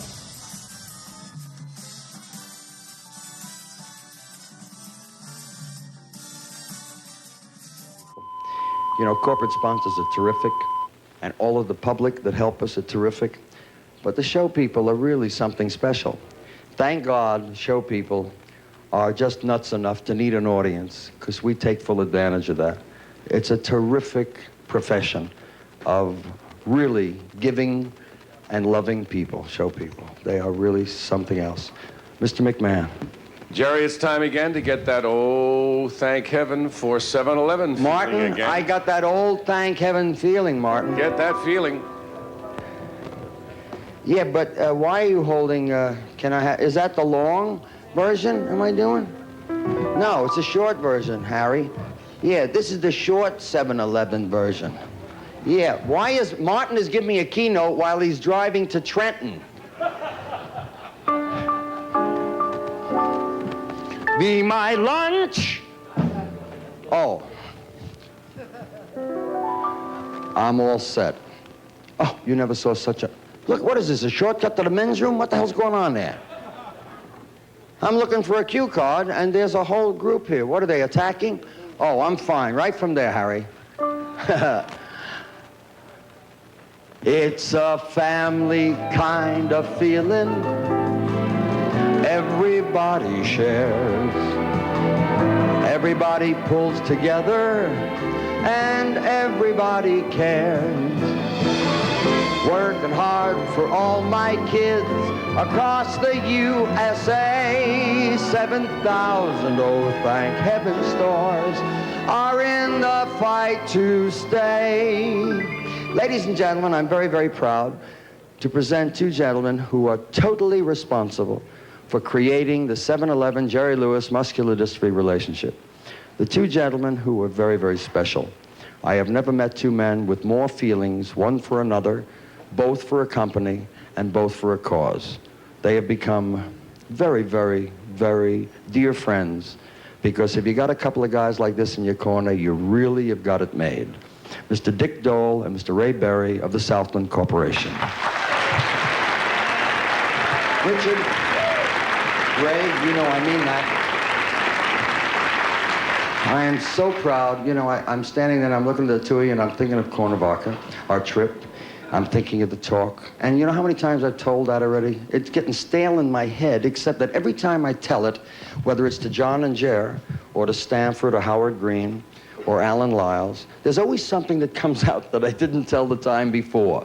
Whether it was Dick Dole assuring me Ray Berry will not cry again at the mention of your kids, or Dick Dole saying, hey, I got a great idea, and Berry says, whatever you want to do, let's do it for him. It was such a super trip, and I'm talking about, at the time, they were really basically Southland Corporation men running a huge division of maybe 2,000 or 3,000 people. Dick handled West Coast, Ray had... I really cannot pinpoint for you what and when, because they've been promoted since, but the relationship that has developed over the last couple of years is super. And everything that I said to John and Jerry, of course, you had to say to yourselves, well, we're in there, and you are. You have to have such a super feeling, a feeling of satisfaction. Remember, 76, 77, this is 78. It's only 3 years, and because of your getting it on for me, your company will ostensibly, at the end of this telethon, probably have delivered to my kids $12 million in 3 years. That's unbelievable from one meeting. That's staggering, isn't it? It is. I just staggered myself. Now look at it this way, Ray, Dick. The UCLA Jerry Lewis Neuromuscular Research Center cost us $2.5 million to get it going, for research scientists to literally walk into the laboratory with white jackets and find some answers. You guys and your company represent maybe putting up 5 of them. Well, I'm not adding very well. 2.5 million 4 times, 3 times. Okay. One company responsible for the possibility of 3 more institutions like that? Well, I ain't going to butter you up anymore. You know how I feel about you and the company, and I've said all I'm going to say. Jerry, you can't believe the excitement that's out there this summer in our stores. I can guess. I can guess. You just can't believe it. And really, we owe it to our customers. Yes, I know. It's really our customers, you people out there, that have made it all possible and have joined us in making our stores a focal point for the fight against MDA, for the fight against the many crippling diseases that MDA represents. Yeah, but you had those customers, Ray. Remember, you had those customers before you got involved with us. And all those customers are customers you've asked to participate in a new venture with you. They didn't have to go. They did. So that means that the company had some pretty solid foundation. They didn't have to go with you. They could walk in and buy a big wheel and say, good luck to you, Dick Dole. I'm not interested in your cause. Sorry, Ray, just give me a banana and I'm going. The one thing that MDA helped us understand is that our stores really are a part of the neighborhood that they're in. And it brought our stores together with our customers and our employees, our management, gave us all a common cause, gave us all a common purpose, and hopefully we can help you and help the other people working hard to battle all these diseases, Jerry, and find a cure. We're gaining on it, Ray. I think it would be pertinent at this time to mention to the viewing audience that the Southland Corporation, which is 7-Eleven, did $1 billion before I met them. $1 billion company, right? Now, there are not many of those companies in this world. They did $1 billion, some million dollars the day I met them. They hardly needed me for any assist in any manner or form. They certainly didn't need any posture building. They didn't need any publicity. They figured it would be nice to go along with this fella that had a terrific idea. Okay. They were in good shape. They didn't need any help, and they didn't need any headaches. Thank God there aren't any headaches. It's all been good stuff. Now, if we bring more dollars into the till, which means that the customer has to go there to drop chain for my kids, we're right back to that marvelous contribution that we're all making one to another. It's just a good thing. Everybody's doing good stuff. Who can fault us for that? I can tell you who can fault us for that. Another fundraising agency and another fast food chain. How about a marvelous, marvelous cheer for two terrific people after that? Wait, will you put your hand down? I wasn't... Oh, I'm sorry. The three guys right by the camera. Go ahead, Dick. I'd just like to share with you that you're right. We were a big company before we met you. But I honestly believe that we're a heck of a lot bigger now that we've met you. There's a lot of love in our company, Jerry, and the common cause that Ray talked about and the common objective that he talked about has really pulled our people together. And it's been important. It's been a real learning experience for us. And I mean that very sincerely. I warned you both in Cuernavaca I was going to get you. Yeah, now, you did. Both of you smiled and said, well, it's we'll happened, see. Jerry. I warned you. You ain't never really going to happened. catch me in a lie. I told you you're going to get involved, and you're going to put on tuxedos, you're going to stand in front of 90 million people and bury or probably embarrass us all, tears flowing. Right. You know, Jerry, first thing this morning, I got up and I said, I've got to make a mental list of the things that I don't want to forget to mention. And would you believe that list became so big that I had to keep trimming it down, and two names kept popping up as the most important two names that I could think of this morning. One was little Matthew Brown. Right. And the other was Bob Sampson. And you know, they're really what this is all about. You bet. The courage and the strength of Bob and his presentation a few hours ago and the tremendous work that you're doing to help all of these dystrophic kids is, well, Jerry, it's moving for us. It's exciting. We're just excited to be a part of it. We really feel moved and emotionally involved in this entire movement, and God bless you for the labor of love that you've put into it. You know, we always come up here and we thank our franchisees and our employees, and Ray, I think, has said it earlier that our customers are really the ones we need to thank.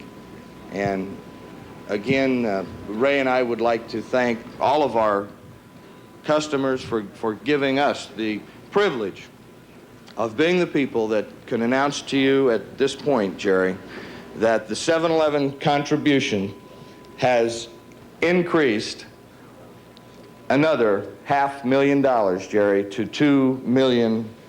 Well, that's not bad.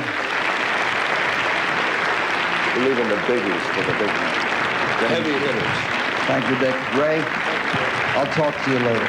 Thank you. There is no way, although my producer and director, Arthur Forrest, said to me, Jerry, we're really running behind. I promised him I would try to keep things a little tighter. I do not know how I can dispose of these people in any shorter order, and I don't mean dispose in the unkind sense. But we have worked so diligently together for such a long period of time that it would really distress me terribly to be brief with them when I can be brief in a lot of other areas. They're terribly important to my kids and to the cause, and hopefully one day that company and what we're doing will do something really bombastically, unbelievably productive, and I have to care for that and deal with them infinitely. I'm sure that everyone understands. Okay, Ed? Jerry, we have a lot of young people center stage. That's apropos for us to go to Temp, since young people are so important to our cause. Oh, Look yeah. at this. Oh, show me, please. Aha!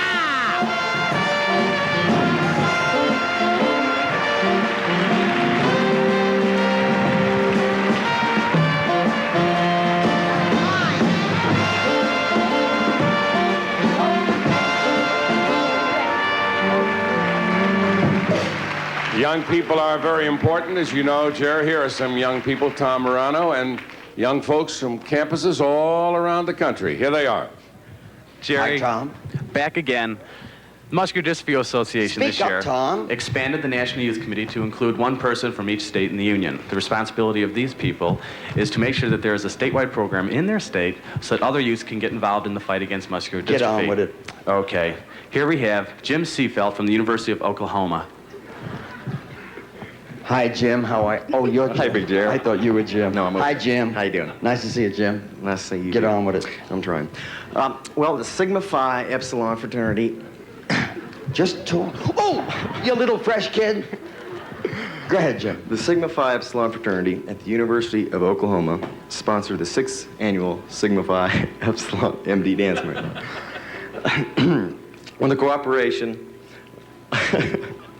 With the cooperation of Norman's Sooner Fashion Mall, the University of Oklahoma student body, and Oklahoma high schools. Oh, thank you. It was a total success.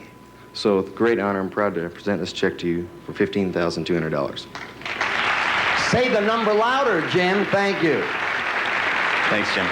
Teresa Leiferman, University of South Dakota. Hi, Teresa. Hi, Jerry. How are you? Can we get that mic louder, Peter? Please, on the young people. Go ahead, darling. Yes. A lot of people at the Newman Center and on the USD Dance Committee, and I forgot this minute. You're just thrilled seeing me this close, aren't you? That's it. No, I want to be on TV longer.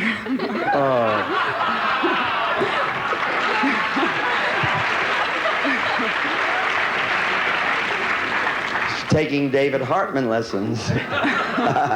No, but a lot of people at the Newman Center and on the USD Dance for Dystrophy Committee and at the University of South Dakota in Vermillion, especially those students. And a lot of people in South Dakota have worked very hard to raise this money for you. How much money? Why don't you get to the figure and we can cut away a lot of the fat? Okay. And on behalf of these people... She's not going to cut away a lot of the fat. Well, I have to say the state You poster don't child. have to. No, you don't have to name the number. Chet Danberg. All right. And we all got together $15,200. Now, Teresa, now you're making good noise. Thank you, darling. Next, Leanne Schwarzkopf, Kansas State University. Leanne Schwarzkopf. Leanne Schwarzkopf is here. All right, we'll hear what Leanne Schwarzkopf has to say, and everyone will be quiet when Leanne speaks. Go ahead, sweetheart. Thank you, Jerry. It's all right. On behalf of the students... On behalf of who? The students. God bless them. At Kansas State University, I would like to tell you that we danced for 63 hours. Oh, my God. And I'm proud to present this check to you for $15,300. That's beautiful. Thank you, Leanne. Thank you. Mark Ianta, Riverside High School, Elwood City, Pennsylvania. Hi, Jerry. Hi, how you doing? Pretty good. How are you? Well, I've had a rash for 3 or 4 years. Did you hear that one, you daffy little bugger? Go ahead. District 2 DECA, the Distributive Education Clubs of America, and Riverside High School held our 2nd annual Love Dance for Dystrophy at the Penn State Beaver campus.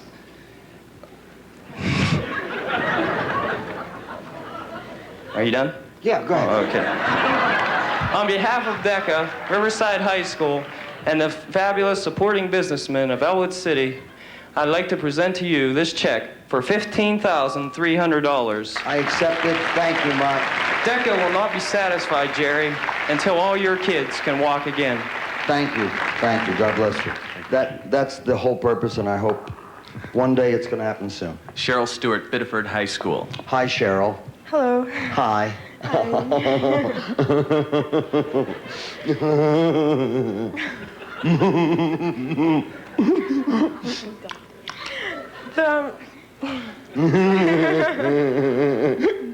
The Biddeford Co-op. I beg your pardon? The Biddeford Co-op If you put organization. that closer to your mouth, we'll hear you. See, if you push it away, we can't push your mouth. But when you get in here with the balloons, they would. Oh. Good. It's an organization consisting of 40 students, 40 high school students. And I'm the first one to come on stage to give you money from the state of Maine, ever. Anyways,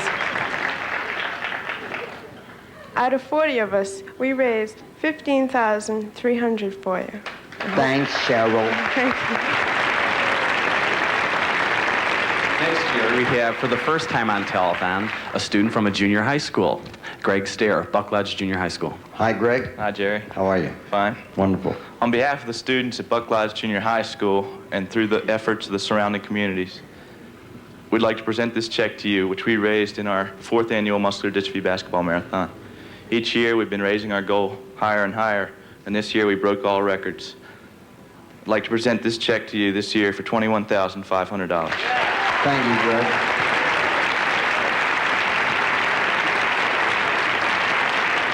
Roseanne DeJoseph, St. John University of New York. Roseanne? Here I am. Oh, hi, dear. You were standing there all the time, weren't you? Hi. Hi. On behalf of the Interfraternity Council and the Pan-Hellenic Council of St. John's University, Jamaica, New York, I am proud to present to St. you... John's? Yeah. Did you ever hear the call? No. Give a yell. Give a yell. Give a good substantial yell. St. John's. Go ahead. We held our first dance marathon ever in October 1977. We raised the amount of $22,000, although we had only hoped for like 7 or 8. So we'd like to thank, first of all the dancers, the St. John's University community, and everyone who helped us out, especially MDA. We thank them, too. Yes. Thank you, darling. Standing right behind you, we have Nancy Sayada, Duquesne University. Hi, Jerry. Hi, darling. On behalf of the students at Duquesne University and the beautiful people from Pittsburgh, I'm very proud to present to you our check for $24,800.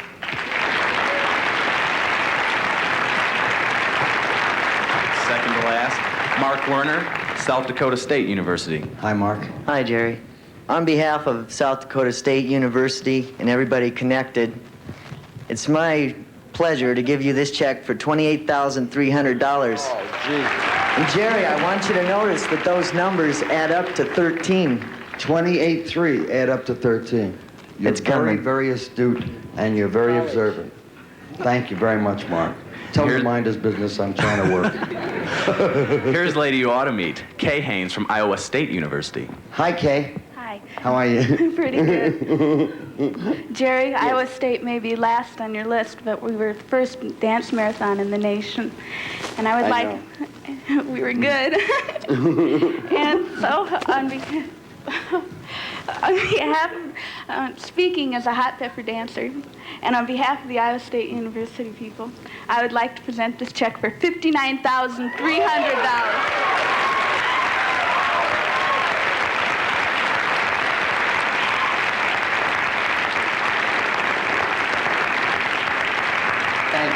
Jerry, This is the last group of campus reps. We've had 36 check presentations on camera. You know what the total was, don't you? Yeah. So do I. 832,000. But that's a small part. $832,000 these young people raised. That's a small part of what we raised. Listen to what Tom says. Okay. There were 500 dance marathons sponsored across the nation this year, and they raised a record-breaking $2 million. Right. And there were a host of other special fundraising events, and that's really about what the youth have been doing this year. I want you to know, ladies and gentlemen, that Tom, this is his first year as our campus rep. He is in charge and is going to handle all of the young people, what I refer to as the young people in the college syndrome, as it were. It's his first time before television cameras. I think he did a super job, particularly dealing with me in that I have treated it what appeared to be lightly, hardly. But this is the only group, as I told Tom earlier, this is the only group I can really fool with in that it's very, very difficult when you're dealing with corporate sponsors, men of great stature in the business world, who are placed in the untenable position of standing before some 90 million people in front of television cameras. It is not their bag. For me to kibitz and play with them, it would make them far more uncomfortable than they are basically. The young people relate to me, identify with me. I am as young as they are when I am with them, thank God. They take all of the youth and all of the energy that I have, that I can muster, to make some spirit in the presentation. So I hope that the people watching understand that I am hardly being trite or trivial with them. They mean a great deal to me, and they're very close to my heart for the beautiful work that they do. It would be a sham on my part if I didn't restate what I said earlier. You read about the 4% of the idiots that are from 15 to 22 creating all kind of havoc in the world because that sells newspapers. Do you think a newspaper in the United States of America is going to print a photograph of these lovely people doing great work for humanity? Hardly. But just know there's 96% of the young Americans today that are standing here before you. I think that's terrific. I think we're very lucky. God bless you all. Thank you.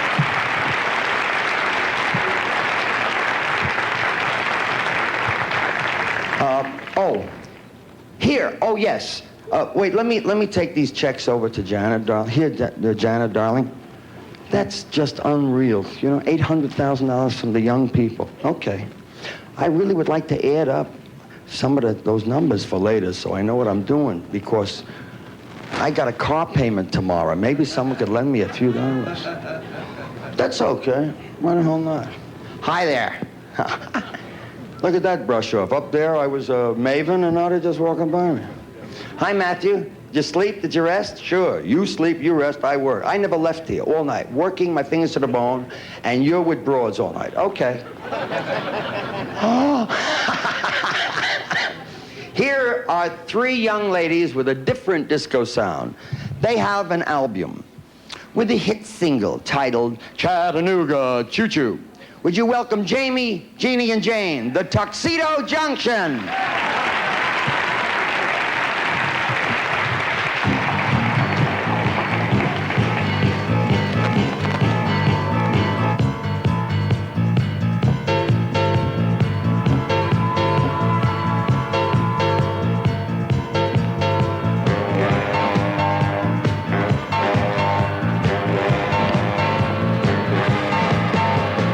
Pardon me, boy, is this the Chattanooga choo-choo? Track 29, boy, you can't give me a shine. I can't afford to board the Chattanooga choo-choo. I got my fare and just a trifle to spare. You leave the Pennsylvania station about 3:45. Read a magazine and then you're in Baltimore.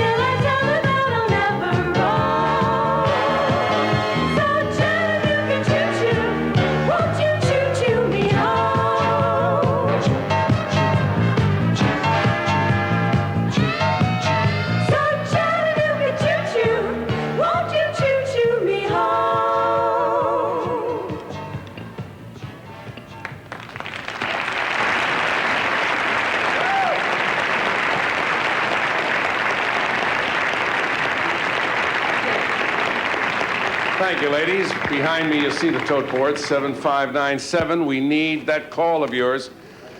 It's time right now to hear from our friends at Electronic Realty Associates, MDA's corporate sponsor from the real estate industry. Let's meet ERA's president, Jim Jackson, and his lovely wife, Dorothy, who's ERA's Hi, vice Jim. president Hi, Dorothy. of customer relations. There they are. Good to see you, Jim. Jerry? This is a long way, isn't it, Dorothy? It is a long way. A long way up from our here. first meeting. You bet it is. And I warned you, too. I warned you in New Orleans. I said, I'm going to get you. You got it. And you said, well, we'll see. And it didn't take very long. I got you. It brought us all together, Jerry. All together. Use that. It brought 3,000 offices all across the United States together in the most cohesive effort. I just can't believe it, even to this day. I warned you. I know you warned me, and we're going to be with you until we find the cure for this thing. Thank you, Jim. Now, here's Dorothy. Okay, sweetheart. Jerry, we have 30,000 electronic real estate salespeople from throughout the United States who really, really care. Besides going out ringing doorbells, they've raised lots of money with other fundraising events. May Day was a very big day. May Day was Yeah, a big day, that was- but they were still in there pitching, and they're still doing it right now. I'd like for you to show a film. You're going to watch yourself on the screen, or you're going to listen to your wife? I'm looking for the film. Will you just watch her? The film will be there. We know what we're... I'm not sure Arthur, Artie's going to make it. Artie's going to... Don't worry. Arthur, will you assure Jim that we've got the film?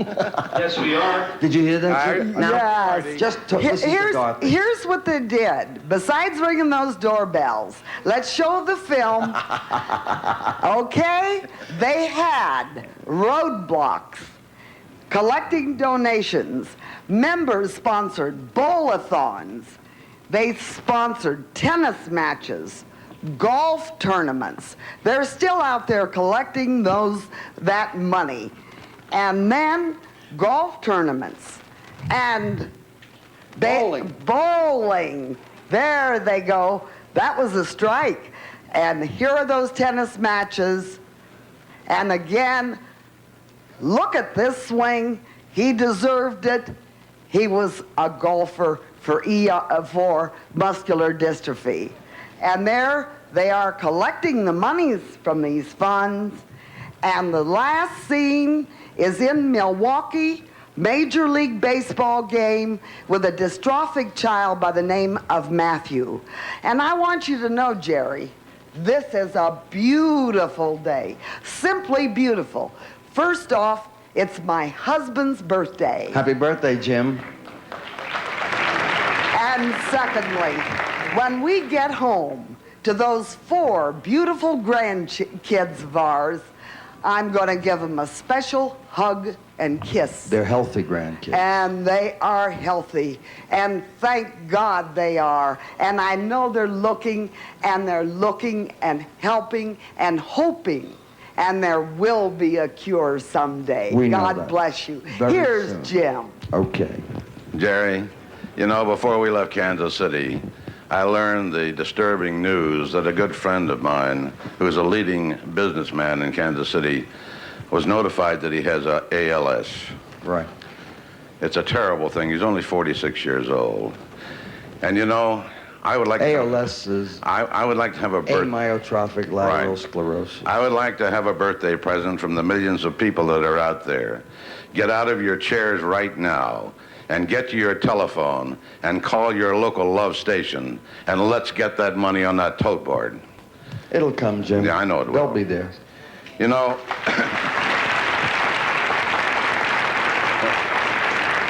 last night we presented you with $602,000 Yeah, for a you day in like May. it. Now, as a result of all these activities you've seen, we're going to increase that a little bit by another $252,000. Well, that's only $854,000. Well, now, wait just a minute. That's what it is. There's more to come. Well, get on with it, Jim. No. Mike Jackson, our son's going to give it to you later on in the telethon. Oh, damn it. Uh-huh. I have to wait. Jerry, God bless you. Happy birthday, Jim. Thank you. Thank you, and ERA and all the super people that work there. Thank you. Really lovely, Dorothy. Thank you. We got so many nice people, it's disgusting. It really is disgusting. It really is. See, I think that it's imperative at this point to mention that the reason that so many of these people are unlike any other people you've ever seen making check presentations is simply because they get so caught up in my kids' cause that they really do not look like check presenters. They become very emotionally involved, and they are just plain people. Now, Jim is the president of one of the biggest realty organizations in the world. He gets up here, he talks about his birthday, he lets his wife make sure she's looking at the monitor. I mean, the two of them become just plain mom and pa kettle. What happened to, you know, they live pretty good. I think they got a 3-room flat for easy.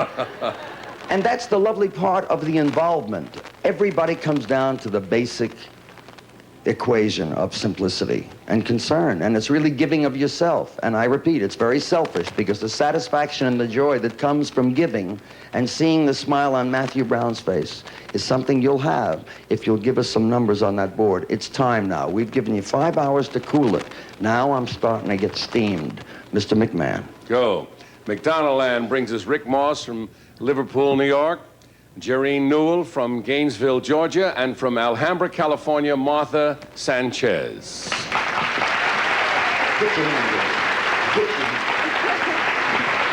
Hi, Jerry. How you doing? Pretty good. Okay, read it off. The pace is quickening, and we're really rolling. We got to move. McDonald's and our customers are really giving their all for this great effort What do we got of in yours. Albany?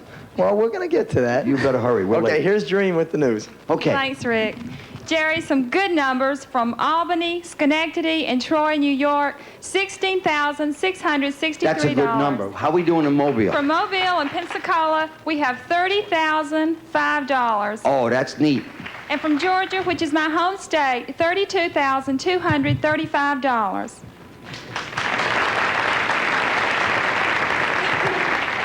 And from the state of Texas, including $50,000 from Houston alone, $93,106.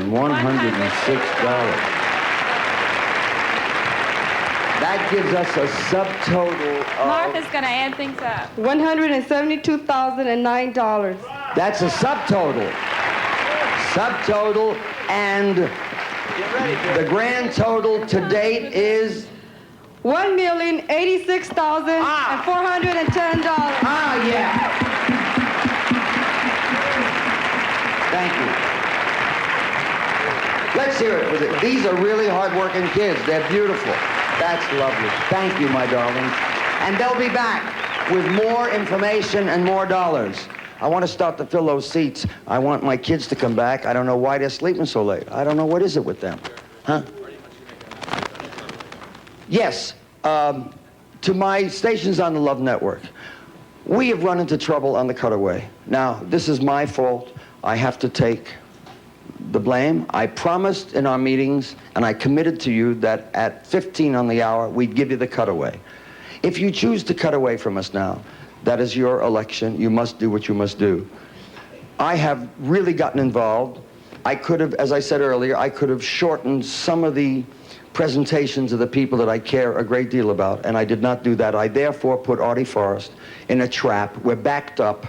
There was no way we could meet the 8:15 mark. It's the first commitment we've made that we could not live up to. It is my fault. I am not taking the blame, because if it was someone else's fault, you would know it. It's my fault. If you want to take the cutaway and lose whatever we're going to do on this stage on the network feed, please do so, if you believe you can and should. If you choose to stay with us, terrific. We will try desperately to meet the fundraising activities undertaken by Hickory Farm stores coast to coast to help raise more money to fight muscular dystrophy. Our salespeople and owners have kept the ball rolling this year by adding a 20-cent contribution to MDA for each cheese ball and log sold through September 5th. This special contribution is in addition to the 20 cents for every pound sold of the one and only beef stick summer sausage. Our salespeople have really been caught up in the fight and have truly taken your kids to heart. They are a real part of the Hickory Farms family. Our big cheeses all the time, and that's what it's all about. The Hickory Farms family is with you and your kids, Jerry, all the way. As you can see, Jerry, I think we've said our prayers. While the lights are out, I The took a good consumers and the customers out there, along with the salespeople, really came through for us this year. Our board chairman, Dick Ransom, will be with us a little later for a second report, but I'm proud to present right now you a check that represents $50,000 more than our total contribution last year. Here's a check for $200,000. Oh, I love it. I love it. Oh, what a joy to behold. Thank you, Ray. Thank you, Jerry. We love you. We love you too. Thank you. Thank Dick and Mike Eicher and all of the super guys there for me. Oh, well. That's Jerry, nice. thousands of JCs throughout the country are conducting their second annual campaign for MDA.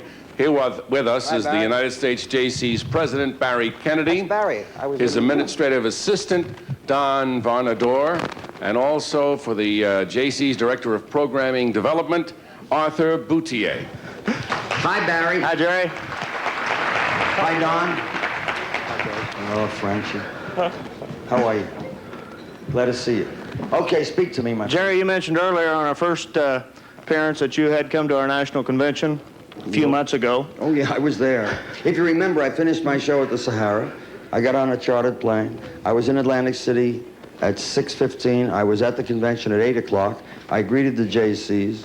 I flew back to Las Vegas, did my shows that night, and it was a very quick trip. It was worth it. That kind of commitment, I think, was the inspiration for the JCs doing what we're doing this year. Tell me about it. I'd like to introduce a gentleman to you that will tell you about it. I would like to. And then I'll come back and make another presentation to you. Okay, Barry. This is Don Varnador, our Executive Vice President. Hello, Don. Jerry, Varnador. thank you. Good to see you again. As you know, we have been involved with your program for about 15 months now, and we feel very happy that the things that the USJCs and JSETs are doing throughout the country. I warned you guys, too, that You're I right. was going to get you. You're right. You did. Okay. You got us.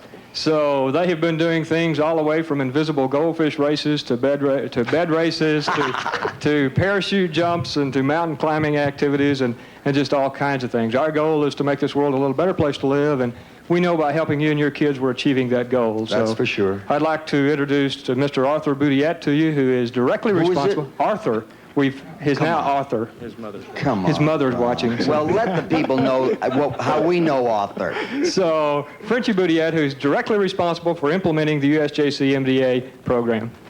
Arthur, it's good to see you, and thank you again for all your help. Thank you. Okay. Jerry, one particular program that the JCs conducted last year is something that we're very, very proud of. If you remember in Atlantic City, you helped kick this program off, and it was a dream. It was a dream of a young man to run the length of the East Coast. And this program was sponsored by the Hartford JCs and the Travelers Insurance Company. This young man, who's a JC, an Olympic hopeful for the marathon team, 48 hours ago, Jerry, completed a task that no one else has ever done. He ran 2,600 miles for your kids, and he's here today to make a presentation to you. I'd like to present Andy West. You know, I didn't know it was Andy when I shook his hand. I swear, I didn't recognize him in the... You mean tell me you lost 30 pounds on that run? Yeah, just about 30 pounds. 30 pounds? Would you talk to my floor manager about... Will you get back there? If you lose 30 pounds, you're still 340. Go ahead, Andy. Okay, as far as running the East Coast, I want to take this opportunity to thank all the JCs along the East Coast. And the dream that I did have is summed up by a young man that I met about halfway through this trip. It would be unfair if I said I wasn't tired and I wasn't sore at this point. There was a young man, 9 years old, that I met, and I haven't talked about this conversation since. He's been crippled all his life with MD. He's never taken a step in his life. And he said to me, as we were talking, I explained to him that I began running when I was 9 years old. And to really sum up what the dream is, he told me to keep running, but to wait, because he'll catch up with me. And I'd really like to see that dream come true. And Jerry, along the East Coast, while I was running, we were able to collect this amount, $100,000 for your kids.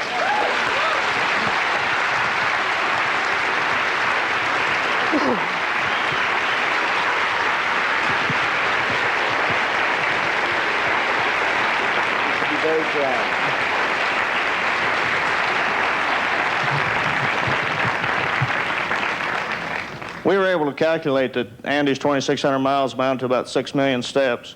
And of course, that and all our efforts is for the benefit of your kids who can only dream of walking. We came on in the first appearance and equaled the amount we gave you last year, which was $600,000. Right now, we committed to you to double that several months ago, or when you were at our national convention. Right. And I'm going to do that at this time, present you another check for a combined total of $1,200,000. You can have it now. We love you.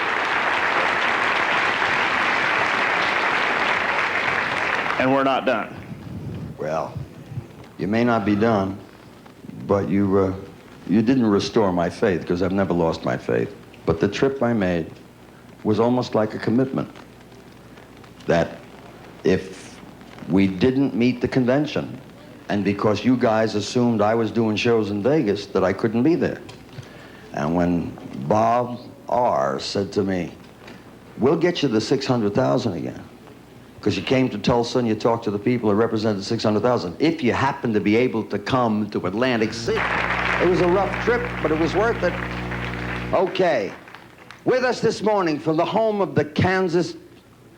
With us this morning, because you read it, you know it, so you moved the card over it. I didn't finish. Jerry, Yeah. excuse me. Yes. See, you got talking long with those other folks. Yeah. These people have been like this for 34 minutes. Look, if these Let guys... them get started, will you? We'll tell them who they are later. Hold it. I What? say if you're going to have a growth, Well, look, let's have one. a discussion about it. No, wait a minute. It's ridiculous. I said, no, I What? was Look, saying if you're going to have a growth, have one. I understand that. Yes. 1, 2, 3. Wait for the laugh. There wasn't any. You were very Look, we can wise. discuss it. No, let me Leave tell them you. stand like I that. What didn't difference know- does it I make? didn't Do know I they were care? there, Ed. Do you care if they're standing like that? It doesn't bother me. If I knew they were like that, I would have moved that How conversation. long do you think they can stay like that? I don't know, but why should we be discussing it now? Let me introduce them and they'll get out of the position.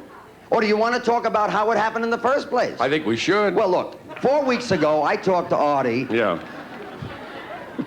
They're going to be like that forever. Let's go. Okay. With us this morning from the home of the Kansas Jayhawks, they're one of the nation's top cheerleading squads. They represent the young people across this country who have the spirit of giving and caring for kids with muscular dystrophy. I better start it over. From Lawrence, Kansas, the University of Kansas cheerleading squad. Let's welcome them, everybody, because they've been standing like...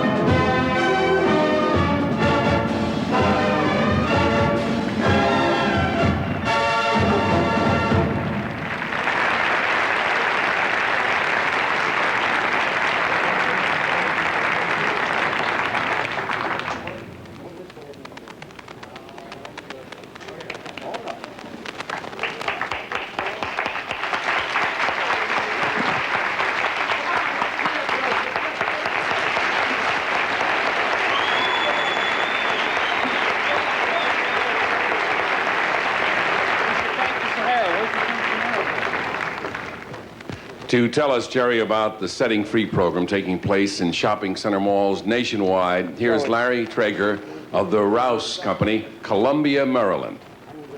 I got it right? You got it right, Ed. Thank you. Okay. Thank you. You better start telling them. The shopping center industry's goal this year is $1,500,000. Why am And it's I people not like this that are going to make it happen. First of all, from Salt Lake City, Valley Brown, and Gene Scott. Hi, Jerry. Hi, sweetheart. Trolley Square and KRSP Radio teamed up again this year.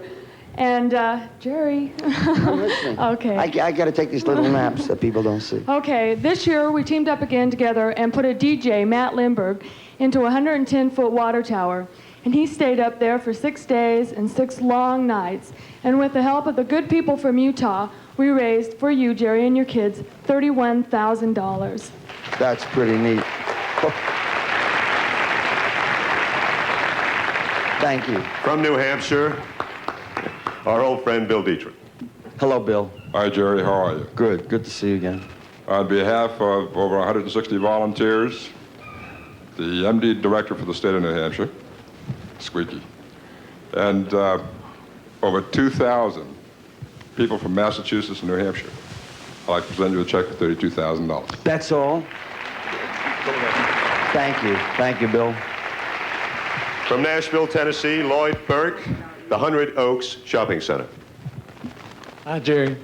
The people of 100 Oaks are very proud to be a part of this very worthy cause. In cooperation with the Army Reserve and WMAK Radio, and most of all, 26 area high schools, we are proud to present you this check for $36,900. Thank you.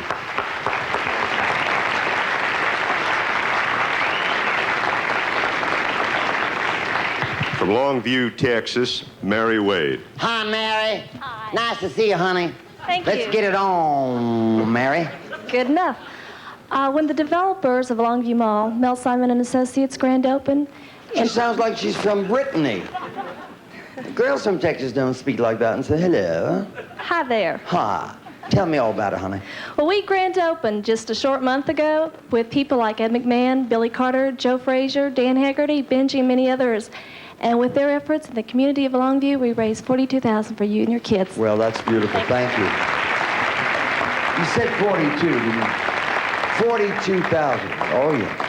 Oh, Karen Abusi, Cielo Vista Mall, El Paso, Texas. Hi. We got...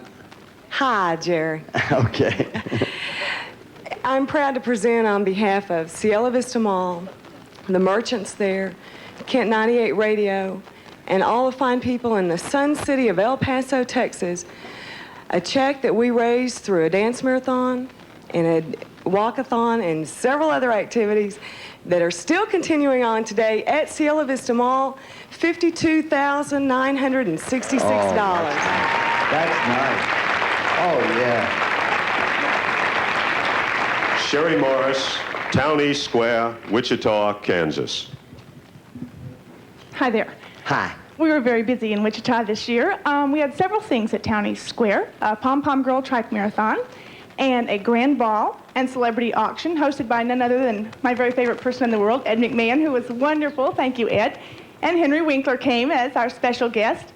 And we raised, through all the efforts of the people of Wichita, my merchants, and Cake TV, we raised $53,000. The other mall in town that we own had a dance marathon, and we are giving you a check for $63,498.67 from Wichita.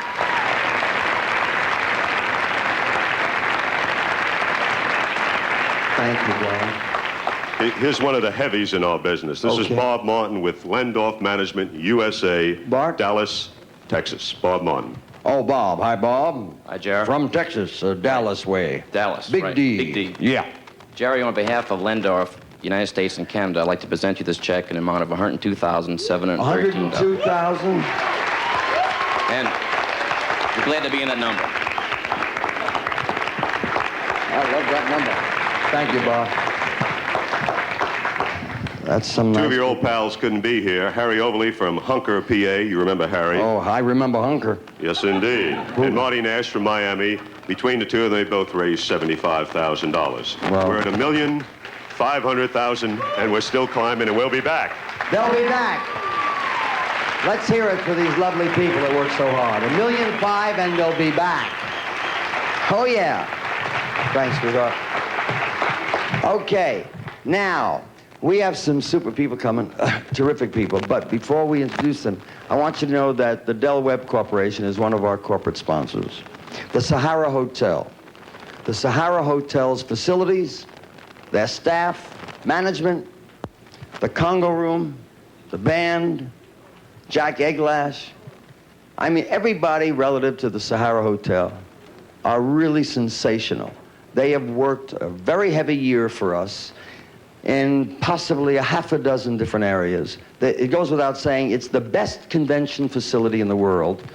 I would like to call your attention to the fact that we have here what technicians that work with us truly believe is as good a televising facility as anything there is in Hollywood, audio-wise, picture-wise, with the best crew and the best elements, and this is put up in the Space Center of the Sahara Hotel. When we conclude our show, the only thing that remains here is our basic wiring that stays up in the ceiling so that we have it for when we have to set up audio and some of the heavy work. Other than that, it's out of here, and they have dinners for 2,000 and 3,000 and 4,000 people. It's a great facility. It's a marvelous hotel with a lot of love and a lot of care, and it's important for me to let you people out there know, if you're going to come to Vegas, we want you to come to the family house, the family place. This is not a commercial. This is our thanks to the Sahara, and the best way we can thank them is to let people know it's a good place to come, because you're going to get your buck's worth while getting a lot of attention and affection. They're super good people, and we thank them for all the help.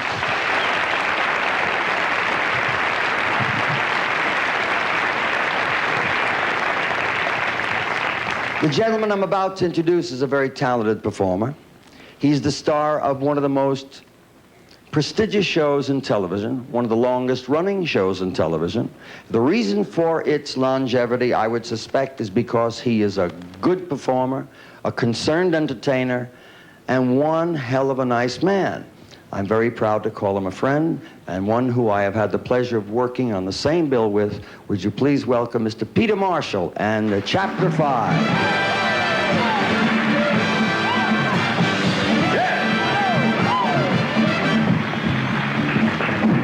Won't you come home, Bill Bailey? Won't you come home? We cried the whole night long. We'll do the cooking, Billy. We'll pay the rent. We know we done you wrong. Remember that rainy evening? We threw you out with nothing but a fine-tooth comb. Ain't that a shame? And we're to blame. Bill Bailey, come on home.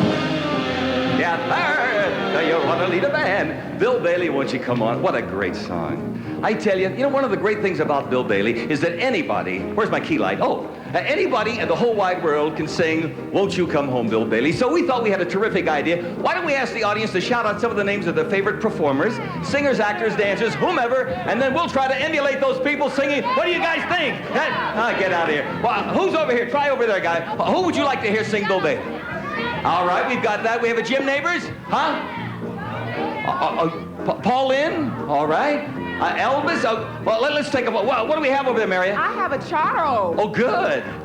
John Travolta and Gladys Knight and the Pips. I like that. I have Jim Neighbors and Paul Lynde and... Jerry Lewis and Richard Nixon. Right. Truman Capote. Truman Capote. And Gladys Knight and the Pips. Oh, that's... Well, let's start with Jim Neighbors. Now, which one of you children would... Marion? No, Carl. Carl Edwards. Carl, Jim Neighbors, and please don't embarrass us. This is...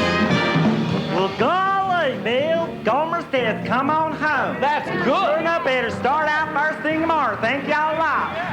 I'll cook your bills and I'll even pay your still your rent. Surprise, surprise, surprise, surprise. There she is, old Gucci Gucci Charo. Suck it to me, we Gucci Goo and no chess. I shake my maracas, viva tu pares. I wish you all great success. Woo, woo, a little bit closer. They want to hear Paul Lynde. Oh, come on home, Bill. You're such a goose. How much more do you think I can bear? I'll chill some Blue Nun and I'll slip into something chic. I'll even show Jerry my secret square. Why? Remember Remember the Casbah? You threw me out. Oh, you don't know how bad that made me feel. Come back, you tacky thing, and ring my ding-a-ling. I'll introduce you to Donnie and Marie. Jerry Lewis. Jerry Lewis. Oh, yeah, Bill. Hi, hi, hi. If you come back to me, I'll sing and dance and do my shtick, and Billy, that's not all. I'll rock-a-bye you, baby, with a dizzy mellow. Flip Wilson. Remember that evening sucker Gerald G throwed you out? He didn't know Gerald G. That way yet. All's forgiven, killer. You jive turkey. What you see is all you gonna get. Truman Capote, they want to hear. Oh, Bill. Yeah. Don't be such a drag. I didn't mean to come on quite so strong. Well, we'll go shopping and we'll buy some dresses. I'm gonna be abroad for a while. You know, Paris, France. I think that was just a groovy line. Well, excuse me. Oh, honey, come on home. My feet are killing me, honey. Go Greyhound, go Greyhound. Hey, Philip, Hold it. why don't you come up and sing some too? Oh, I don't know why, but I'm crazy about you. That's very good. Oh, so get the lead out, Billy, and bring it all back home. You better get here sooner or I'll start without you. W.C. Fields. Ah, yes, William. I was obliged to throw you out. Yes, yes. Oh, and as I recall, you responded with a sneer. Ah, but all's forgiven, Bill. Come home, my wayward friend, and on the way back, pick up an ice cold beer, would you? Yeah. Billy Eckstein. Won't you come home, Bill Bailey? Come on home, I cry the whole day long. Walter Brennan. Yeah, I'll do the cooking, Billy. Hot dog. I'll even pay the rent. I take a Matthew guard the whole state of Kansas. Vaughn Monroe. Remember that rainy evening? You threw me out for singing through my lungs.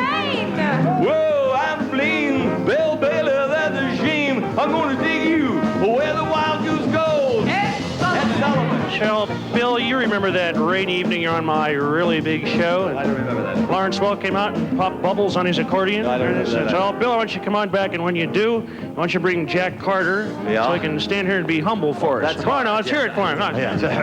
Won't you come home, Bill Bailey, you city bloke? I'll build my mountain high. Edith Bunker. I know it's a shame. Oh, Archie's to blame. Gloria, get your father a beer. Who's next? Who's next? Wait, hold it. Well, who's our next contestant? That's a talk show host. You say your name is Bailey? Can't be Monty Hall. $500 if you say the secret word. That's got a big house. You better go home, Bill Bailey, and tell them Groucho sing. I'll tell him. This is the silliest song I've ever Hey, Richard Nixon, you wanted it. Remember the night at the White House? You threw me out. Bill, you don't know how bad that made me feel. Let's make one thing perfectly clear. I'm going to Australia anyway. Want to buy a book, buddy? Clayton Jackson and Jimmy Durant out. Come on back, Bill Bailey. Come on home. Son of King. Yeah. I'm a modified. Get that book. Gladys Knight and the Everybody wants to get into the act. All right. Gladys. Remember Billy? Bill. I threw you out. Bill Bailey. But I found you come home. Yeah, and a little homegrown. Just about to lose my mind. Bill. Bill, won't you bring it all back home? Hey, Bailey. Big fat Bill Bailey. Bailey, won't you please come? Bailey, won't you please come? Oh, sock it to me, mama. Come on home.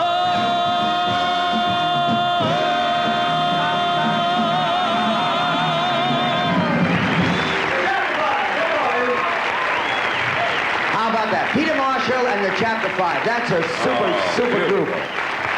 They show. I got to follow that. Thank you, Peter. Thank you, And for Chapter all 5. you people watching us in the Tennessee area, Peter will be at the State Fair this month, so get to see him there. And for all you folks watching along the Love Network, it's a couple of minutes after 9 in Las Vegas, and it's also another 9 coming your way. Timpani! Let's hear it, Tim. Oh, yeah. I've been waiting for that number. Oh, yeah. Do it. Hold it. Do it.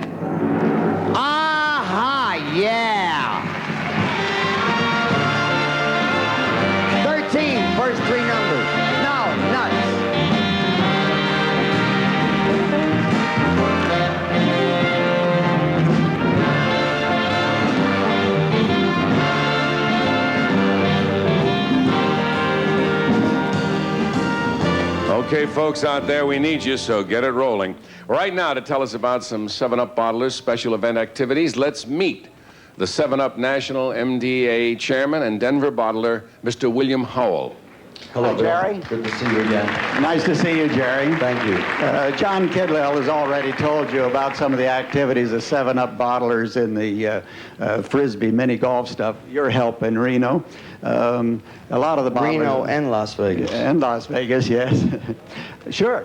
The 7-Up bottlers, though, have done some unusual things, from bed races in Tacoma and Seattle and those places.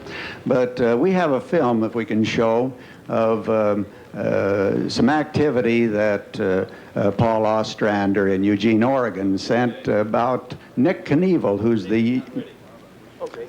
Shall I go? May I describe it? Yeah. All right.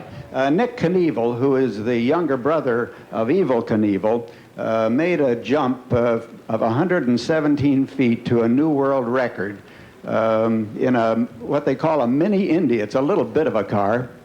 What he does is rev up a couple of times around the track, gets up to about 90 miles an hour, runs up a ramp, jumps through a sign that says, Nick Knievel's Big Jump. Got it? Nick Knievel's Big Jump for Jerry's Kids. All right, here it is. If you watch the Ida 4 screen in the studio, please, you'll see it. Lights down, and there it is. Here he's coming down the track.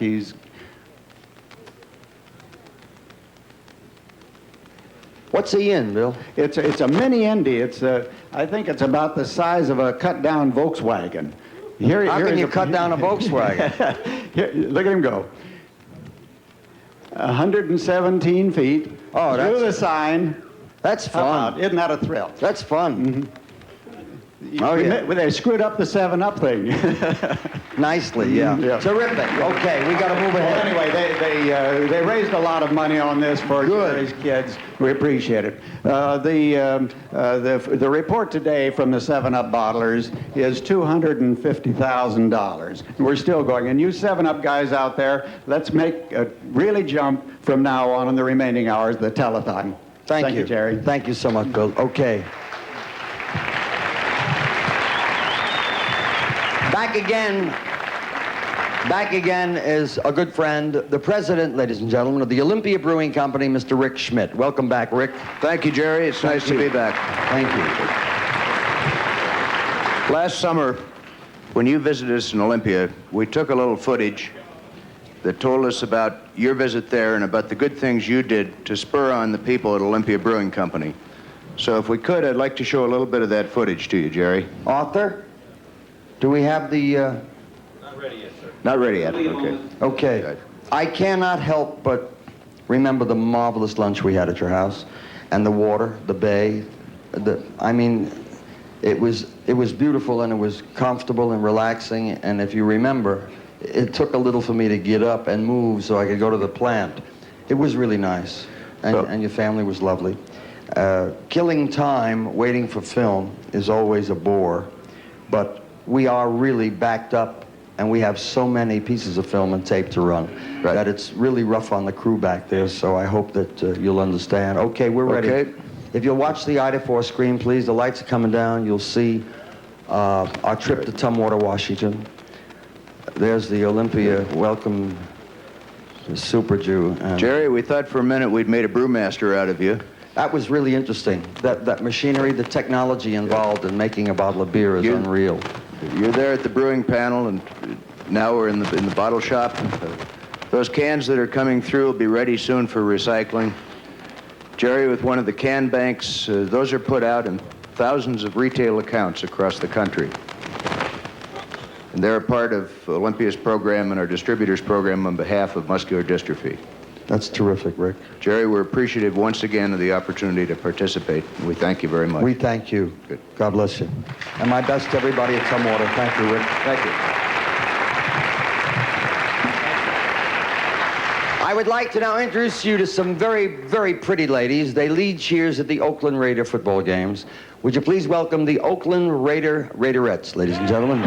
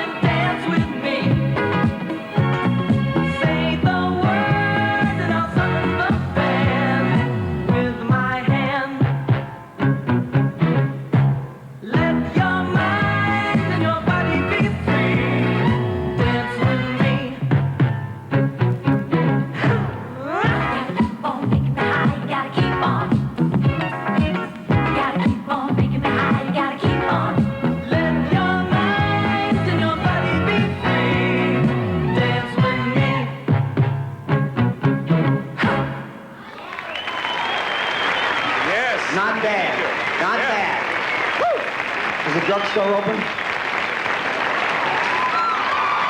There they go. Oh, my God. What a nice group to bring home to Mother. Mom? Okay, Ed? All right. How was that? Did that stir you up a little? That stirred me up a little bit, yes. We're going to break away here, Jer. Yeah. Let the local stations cut in. They've got to keep on making us higher. We've got to keep on making us higher. Okay, let's hear from you folks. Let's keep on. Let's get the tote making board us higher. working. Tote board higher. Oh, higher. Got to keep on. You're in the middle of a very special Retro Rewind. It's the 1978 Jerry Lewis MDA Labor Day Telethon. All night Sunday and all day Labor Day Monday, only on the Telethon channel, and available on demand after Labor Day weekend 2024. We invite you to stay up with Jerry and all of his friends and watch the stars come out from the Sahara in Las Vegas, San Francisco, New York, and points in between coast to coast. Stay tuned, there's a lot more coming up.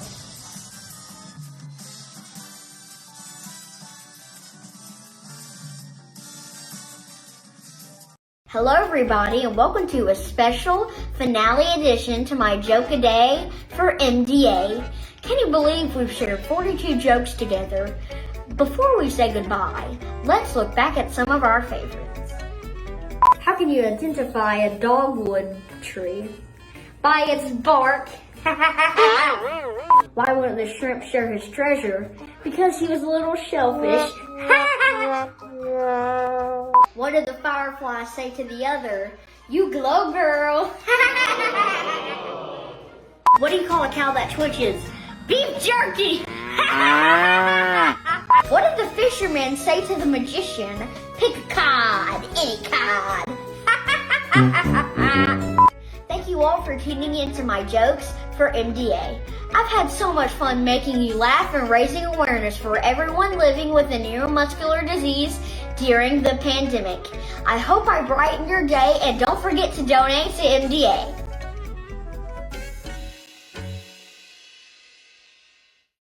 Hi there, friends, it's Beanies, and today is National Video Game Day. It's a day where we get to celebrate the opportunities and joy provided to us by video games, something that's always relevant in the MDA Let's Play community. In MDA Let's Play, we use our Discord server as a way to facilitate interactions between our over 2,000 community members from the MDA community. If you want to join and start gaming with our friends online, join our Discord server today, and we'll be ready to play. See you guys online. A champ. Whenever I ever needed him, he was there. And then he brings a fabulous talent to the stage. Would you please join me in welcoming Mr. Robert Goulet, ladies and gentlemen.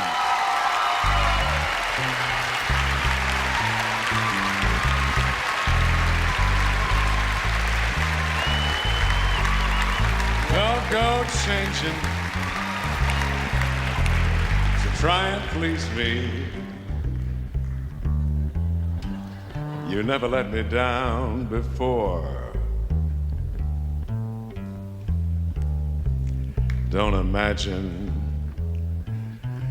you're too familiar, and I don't see you anymore. I wouldn't leave you forever. There is no such way for me to go. I took the good times, I'll take the bad times, and that's the way that we shall sow. Don't go trying some new fashion. Don't change the color of your hair. You'll always have my unspoken passion, although I might not seem to care. And I want clever conversation. I never want to work that hard. I just want someone that I can talk to. I want you just the way you are. I need to know that you will always be the same old someone that I knew.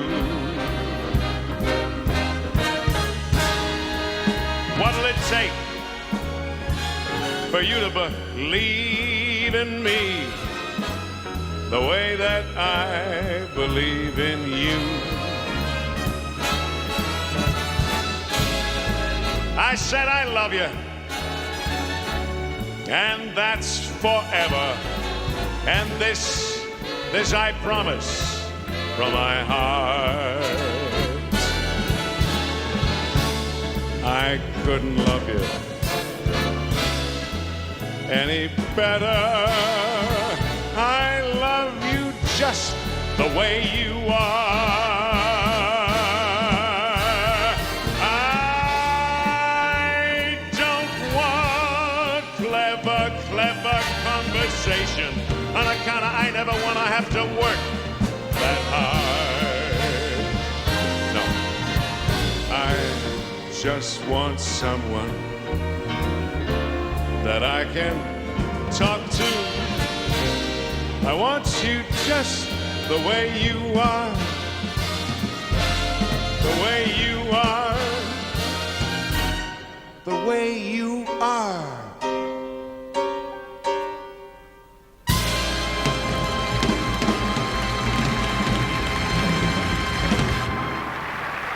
Oh!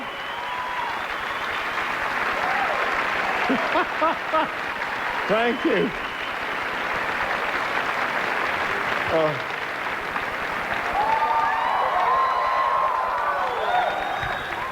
It's the strangest thing in the world. I have not sung that song in about 5 or 6 years. I've been doing a show on the road called South Pacific, and we were going everywhere. I never sang anything else except Some Enchanted Evening, and this nearly was mine. Now, I walked out here, and I was supposed to sing another song, The Impossible Dream. And I walked out, and they're playing that song. And I said, no, wrong song, too late. Now, I've got to get my head, screwed in properly. What are the words to this other song, which I wasn't ready to sing? So you probably heard me sing a few strange things. I've done that before. Oh, say, can you? I know the words. I loused up one word for that fight. The fight lasted a minute and a half, and they blamed me. A couple of years later, I was in this town. I was working, I think, at the Dunes Hotel, doing 2 shows a night. They had a big fight. They had about 100 million people watching this fight. And they said, will you sing the Star Spangled Banner? And I said, no. I've done it once. That's it. No more tries. They said, you have to do it. You have to show the world that you know the lyrics. I said, okay, I'll take a chance. I walked into the ring. I swear to you, I changed 2 words. They were good words. They rhymed and they made sense, but they weren't the right words. I left the ring. I went to get to my seat to watch the fight. There was a little old lady with her head bent down like this, and as I passed her, without looking up, she said, "You're improving."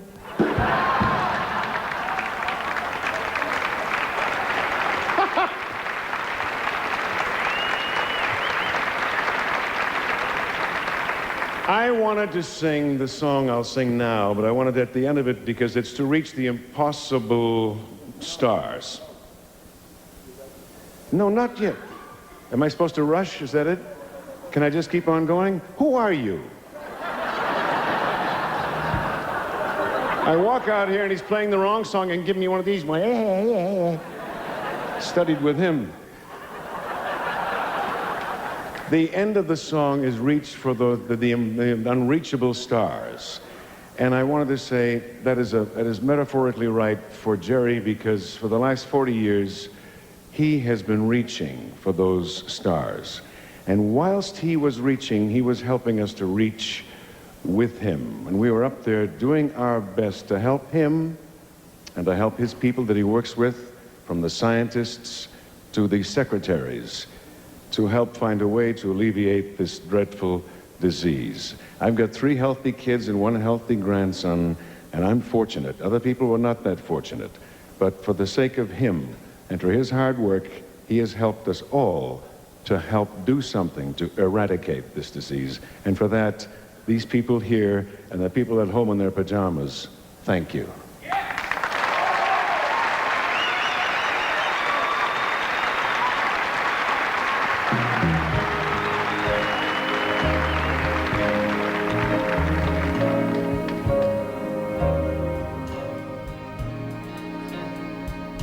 To dream the impossible dream, to fight the unbeatable foe, to bear when your arms are too weary,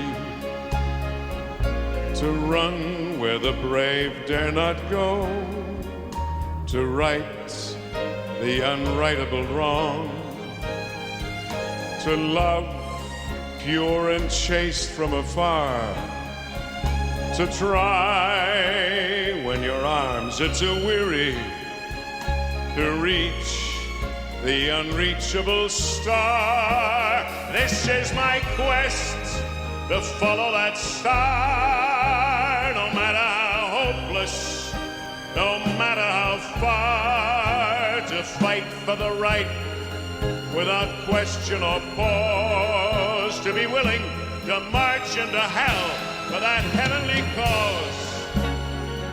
And I know if I'll only be true to this glorious quest, that my heart will lie peaceful and calm when I'm laid to my rest.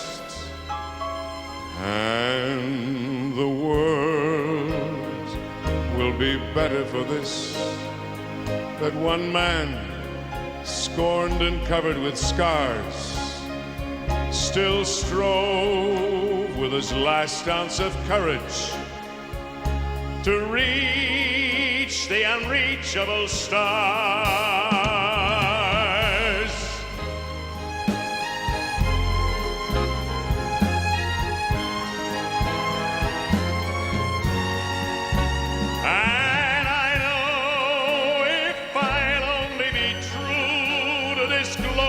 Quest, that my heart will lie peaceful and calm when I'm laid to my rest. And the world will be better for this, that one man, scorned and covered with scars, still strove with his last ounce of courage to reach the unreachable stars, to reach the unreachable stars.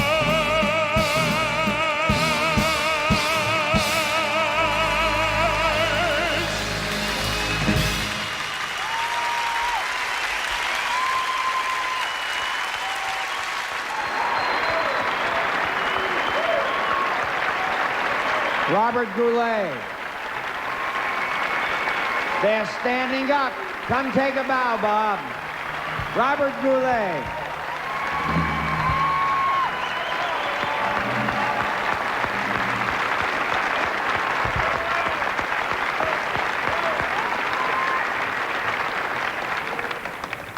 Set your clocks.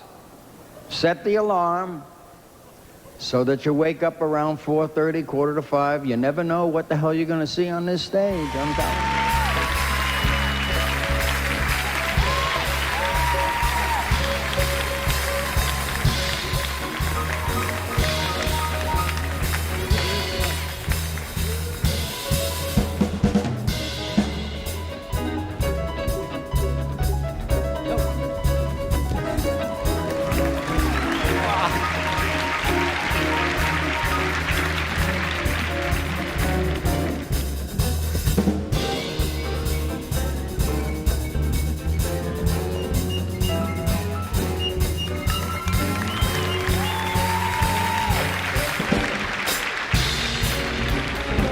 hold it up on the music.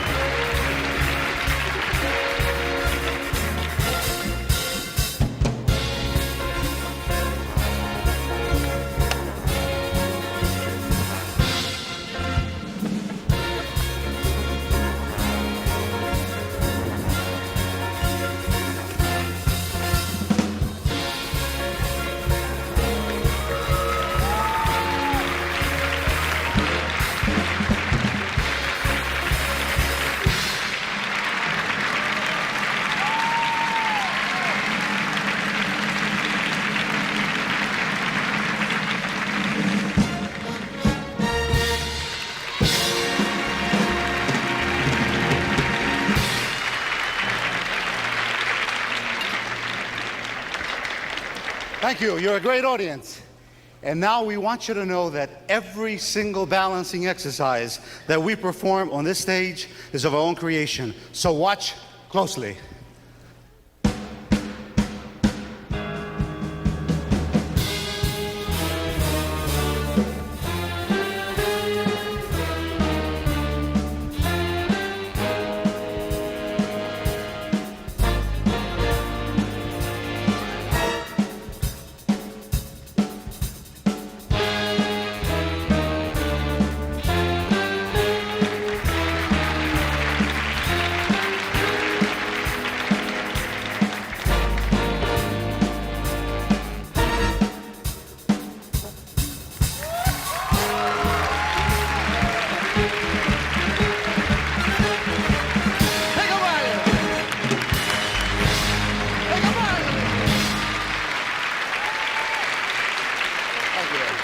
And now watch what we do with 2 empty champagne bottles. Yo.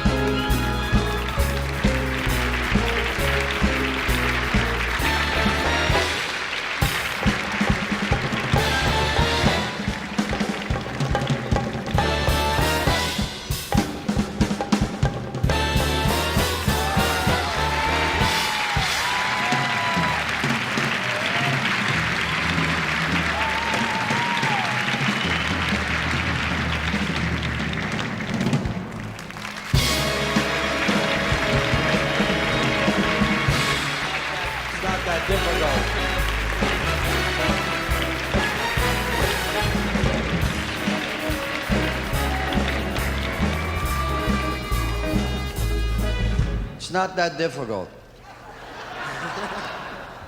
That's why you are going to show them just how easy it is. Okay? What do we do with a microphone? We're going to put it right here. Yeah, that's okay. Okay.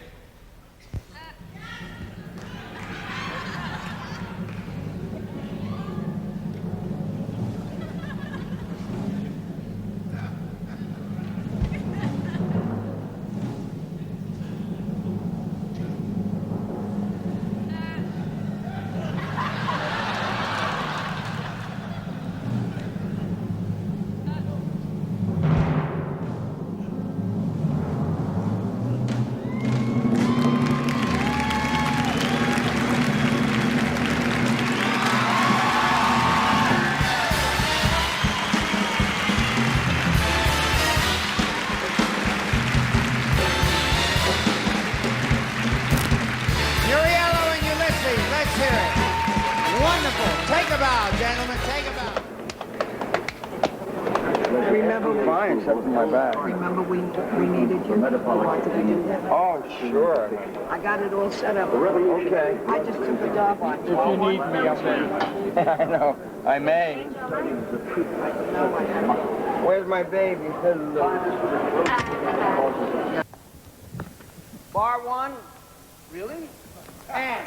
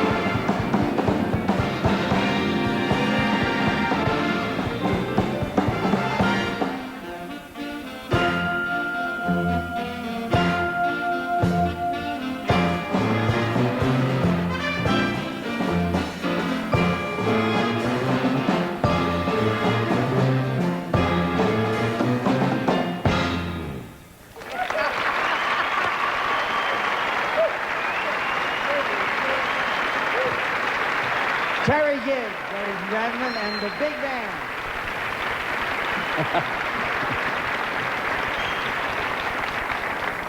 Thank you, Carl, very much. We've got a cue card guy here. You got to hear about him.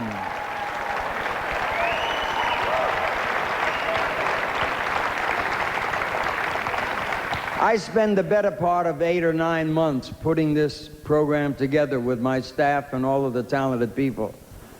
And there's one point somewhere around 4 months ago where I say, do we have Scotty? Scotty is the cue card animal that's screaming through this theater every 10 seconds, but he's the best in the business right there.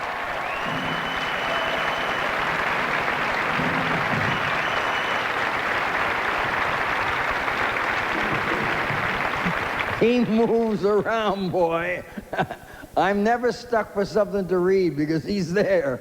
Okay, get the right card up, stupid.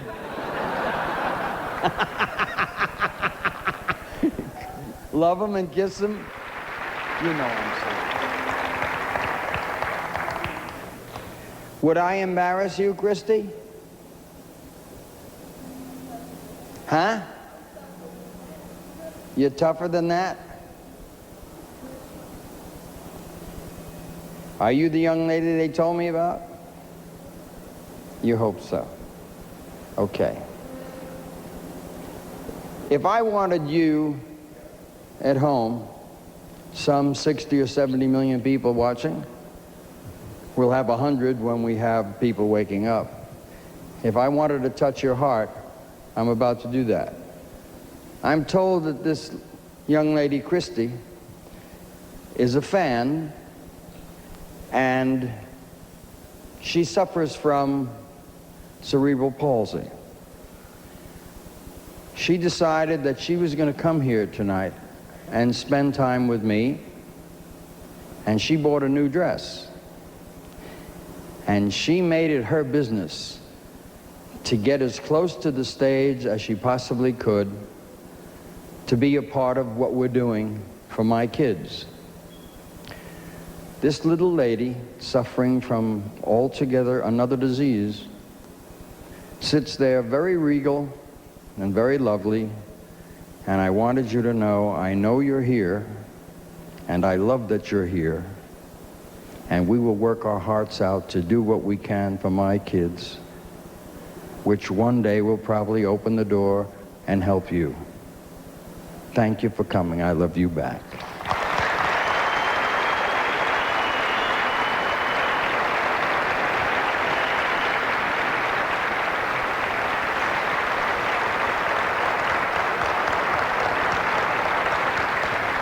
Will somebody give her a Kleenex for crying out loud?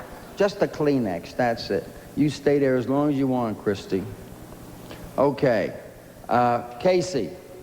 Beautiful tears of joy we're watching right now, Jerry, and I hope the people who are tuned in tonight, you said there could be as many as 12 or 13 million. If they just called and pledged $1, that would more than double what we have, and if they pledged $2, why, we'd be on our way to breaking all the records. So right now, for those of you who are watching, don't think that because you're a minority of people watching and just a handful, and you think that maybe all the action comes in a little bit later on after everybody wakes up. The action is in your hands. You can do something right now, and I hope you will. As I say again, think about it, $1 per person, 12 million people watching, that'd send that thing crazy. So give us a call. Didn't you say 12 or 13 million? No, we probably have half our audience, 50 or 60 million. My goodness, that is phenomenal. They stay with us throughout the 24 hours, always have. We only lose half of the audience in the wee hours of the morning because so many people go to sleep. But when we start cooking around 7 our time, we have over 100 million people. I had no idea that there were that many people. So according to your statistics, we could pick up 50 million in the next few hours. Do it, won't you? Give it a Call shot. now. Do it right now. I think it's terribly important for the people to know that I read cards that have scientific information that I cannot possibly retain. But when I do what we call a pitch or a plea from my gut, as I just did, it comes from here. And it's interesting to me to find that audiences know when you are either reading a card or you're talking from your gut. We get an unusual response of telephone calls when I just go for it. But you just can't go for it because it's effective. You have to feel it. And the moment must be right, or your audience is going to know that you are not really feeling it. The reason we have been in business for 40 years is because the people trust what we are doing. They believe in what we're doing. Now I want them to get off their rump and go to the phone. It's the right hour to use get off your ass, for crying out loud.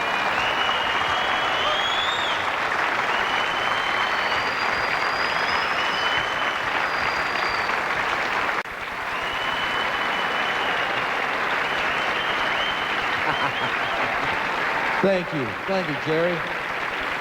Thank you, ladies and gentlemen, and hello. In this wee early hours of the morning, hi, boss. As usual. How are you, sweetheart? I'm fine, thank you. How are you? Okay, can I get on this side of you? Yeah, please. Okay. Watching you here in Las Vegas versus watching you at home and watching you back in New York when I was with WWOR in New York.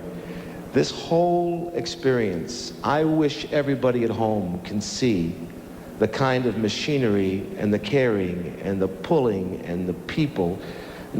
It's an unbelievable thing that you have here. An army of soldiers of people who from every angle are caring about and hanging on every word you say.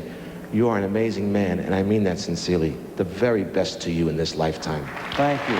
Thank you. It's good to be your friend. We're going to have dinner at my house anytime. It's the truth. Hello? Okay. Now, you can help me with this. Okay. I want you to tell me how to say to the Spanish-speaking people, I want you to say to them, send money. Let me hear how you say that. Todos mis amigos y amigas, manda el dinero, por favor. Dante te demego fanagadan. Was it close? Was it close? It was good. They got that, yeah. Say to them, we'll do the best show for you. We'll do the best show. No, in Spanish. Nosotros vamos a hacer un show fantástico número uno esta noche. Ana noche. Right. Use the phone. Usa el teléfono, por favor. Llama. Llama. A nosotros. Llama. What are they sending us? A bull? What is that? Why don't we do a do-it? I'd love to do it. A number together. It would be a pleasure. We should do a do-it. Let's do a do-it. Yeah, let's do it. Try it. In Spanish, tú eres encima de todos el número uno. No, let's do it in American because I'm lucky I know how to say par favor. Okay. All right? You're the tops. You're the shining beacon. You're the top and the Puerto Rican. I've been loving him since the day I was born. He's an entertainer that got much saner since he met Dawn. Jerry, you're the chum that I want to be near. And you're the plum that I picked to be here. Gonna fill the bill and stay until he drops. Well, as far as I'm concerned, you're the tops. He's so hot, like a Latin fire. What we've got is the next Messiah. Though we sing and laugh, what we're really after can't stop. No, thank you for the invitation. With a lack of reservation, in my humble estimation, you're the top. No way, no, no, you're the top. You're the top. Take it from me, you're the top. You're the top. You are the top.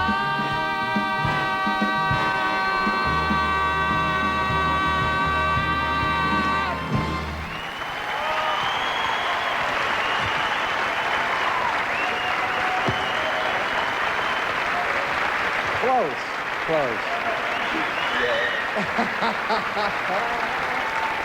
Thank you.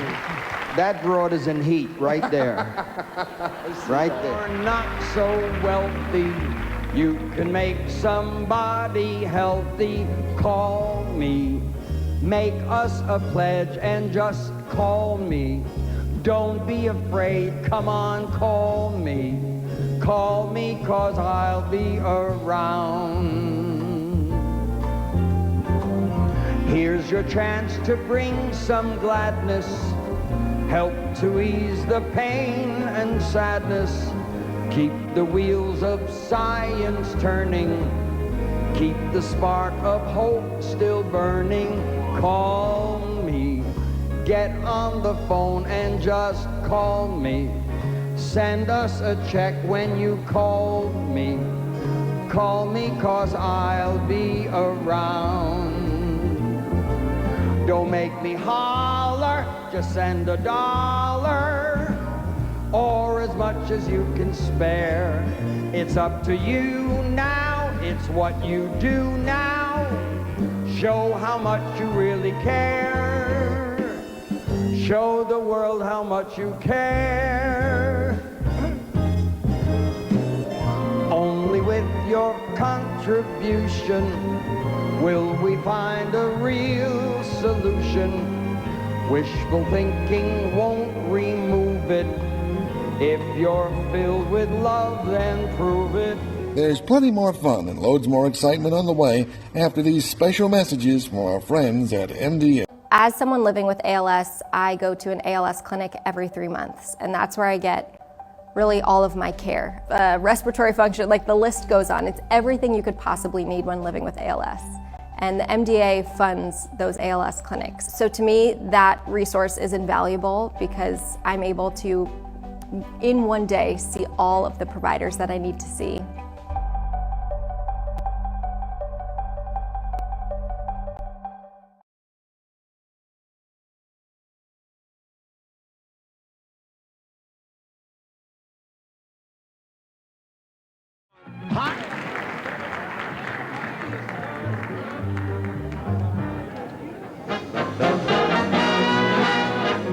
The Love Network is all hooked up together once again. All 213 stations all across the country. We've got 6 hours remaining to make that tote board tote, and we need your vote of confidence, so make that call. More stars are coming your way, but first, ladies and gentlemen, here is the star of our show, Jerry Lewis.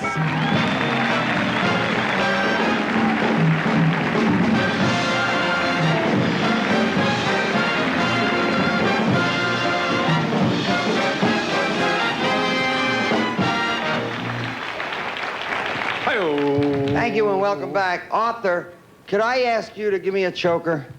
Yes, Because by the way, just so you know, we've lost communications with the camera, so they're going to have to sort of feel their way through, okay? Okay. What I'm trying to do is get me a... come in here. Who's on one? What happened to our markers, huh? What happened to the markers, Bobby? Well, get them put back on. Hey, Bob, I was trying to come out of the dressing room quick, so I didn't have time to fix my tie, and it's the only way I don't have a mirror out here, so I'm using the monitor. I'll be with you in a second, folks. But you gotta be neat, see? Will you tilt down a little bit, dummy, so I can see? You're up right here on my nose. No, wait. Is that straight? Is it straight yet? Is anyone gonna help me? It's straight. Very nice. Collar looks crazy. Okay, we're all set. Hello. Hi there. You know what we're going to do now? We're going to go behind Artie's little Chinese lantern machine, and we're going to meet a lady who's not only an MDA board member and a talented singer, but she's from Houston. And when I was talking to KPRC Channel 2 in Houston, I was about to send my love to that lady, realizing, oops, I better not. She's back there, and she's now out here. For you to meet the lovely, charming, and talented Miss Nancy Ames, ladies and gentlemen.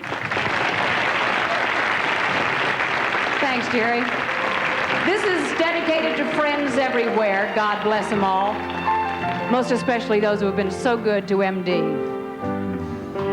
Friends are like music. Sometimes they're sad. Sometimes they're lonely and need to be told that they're loved.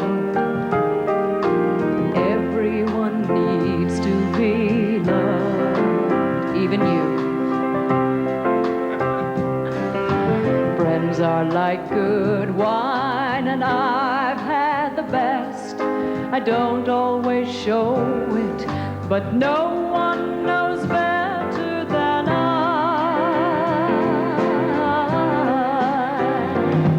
So drink up like a homesick boat sailor who longs for the sound of his own front door. Tell me your stories and I'll teach you my songs, and we'll have one more. Isn't that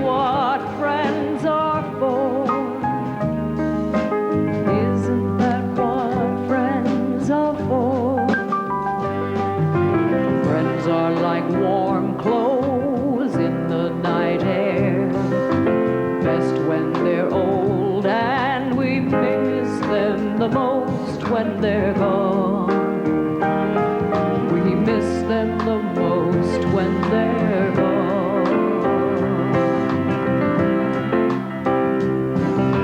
Friends rub your good side and live with your bad. They want you and need you when no one else knows you're alive.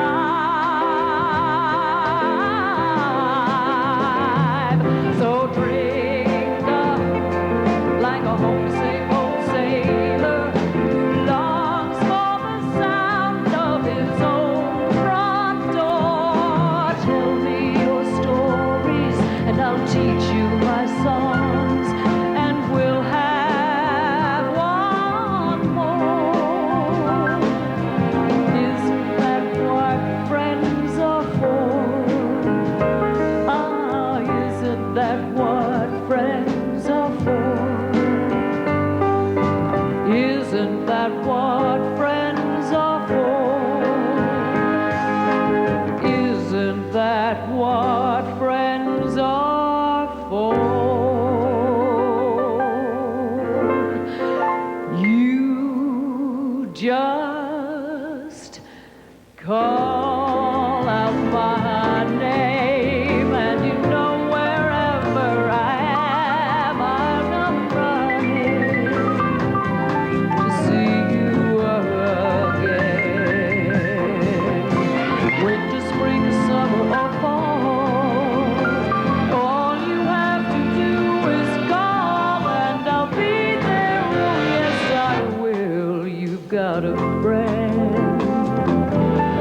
When you're down and troubled and you need some love and care, nothing, oh, nothing is going right.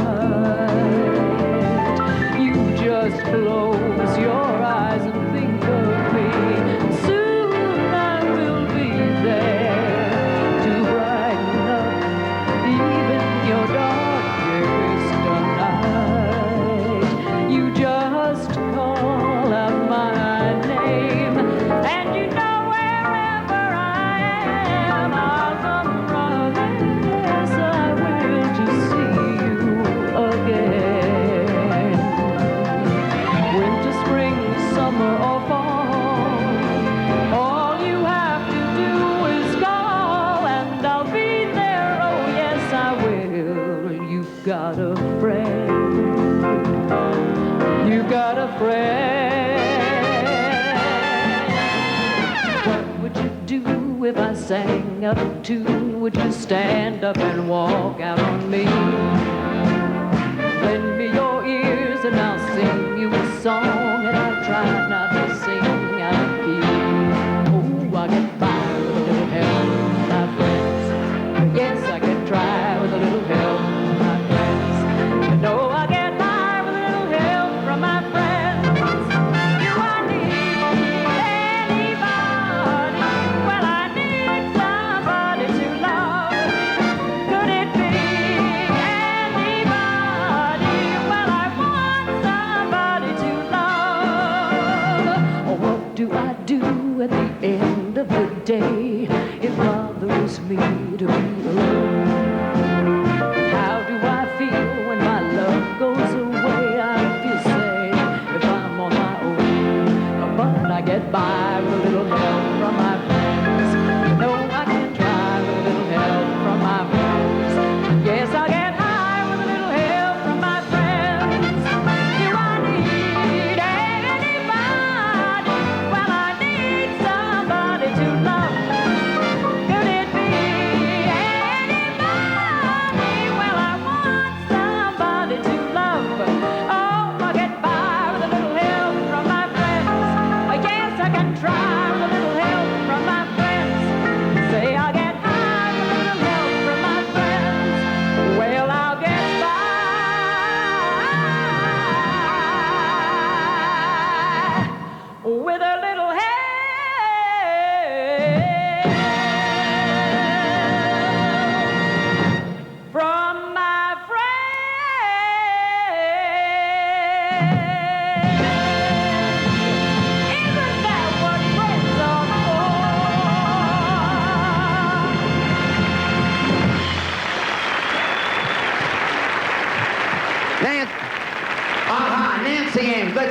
that lady. She's all the way from Houston, don't you know? Nancy, thank you, darling. My pleasure, Jerry, to welcome back the president of the Kitchens of Sara Lee Worldwide, a board member of MDA, Tom Barnum. Ah, yeah, President Tom Barnum, the little kid all dressed up. You believe this is the president of Sara Lee? Doesn't he look like a little kid all dressed up? Don't do that to me. Well, I want to talk you about look last like you're night. 18 years old. I want to talk about the new program. Well, then speak up. Okay, the new program we introduced last night, the Sara Lee Crafts Pack program, where anyone out there can write in to their local or call their local MDA office and get a package of, thank you, and get a package of crafts, all designed, instructions, tools, materials, so that they can hold a party for some dystrophic children. A lot of times we sit on the side. We tested the program. Yeah. These are some of the results of the test. That's the Sara Lee MDA Craft Pack. And the crafts that are created by my kids, or for that matter, anybody, but this is the work that they do, and I'll let Tom tell you. Go ahead, Tom. This bag here for this Why am I beautiful holding edifice, this? I don't know. Why are you holding it? Can you get the camera on that? Yeah, we can get the camera on. We can get the camera on. These are pictures of these parties where the kids are participating. That's where the rock Huh? That's a rock. You can put the rock in your mouth? Yeah. You can't do that. Can't do it both at once. I'm not having a good time, Tom. Put down the photo out. Put down You're gonna hurt yourself. Okay. It's too late. Probably the greatest reward anyone can have is watching these kids, your kids, finish one of these and participate in the whole program of building and starting and making this keychain. This thing started from a paper bag. And I took my life in my hands to get these away from these kids so they could have them here.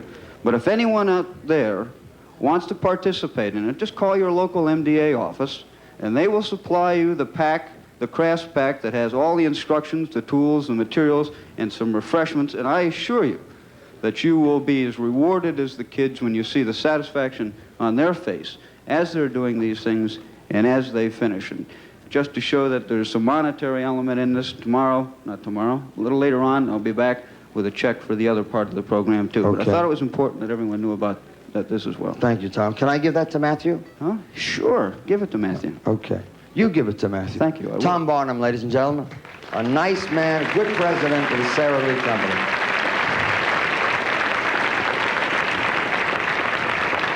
Jerry, as you know, dance marathons supported by Schick bring in a lot of money to help fight muscular dystrophy all across the country. Thousands of people are dancing their hearts out for Jerry's kids.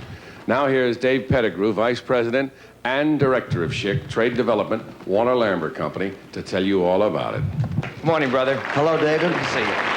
Last night, we had the pleasure of looking at some real footage on our dance marathons. We had Bob Greasy, and the joy and the enthusiasm, the dedication that the kids are really showing. We went down to Irving, Texas, and we've got some film with Kyle Rowe Jr. I think you'll enjoy. Okay. Can we roll that, Arthur? We're down to 3, 2, 1. Please watch the Ida 4 screening They studio. say The lights soccer are players coming have down. pretty fancy feet. There it is. But I found in my short time out here at the Irving Dance Marathon for MDA that my feet aren't fancy enough to compete with these great young people who are giving so much of themselves and so much of their time to the Dance-a-thon for helping us find a cause for muscular dystrophy. I like to dance, and I figured this is one way I can do something I like to do for somebody else. And since there are people who can't dance for themselves, I decided to dance for them. I'd like to help people who can't help themselves. That's why I entered. It's a great cause, and if everyone works together and raises enough money, research will cure it.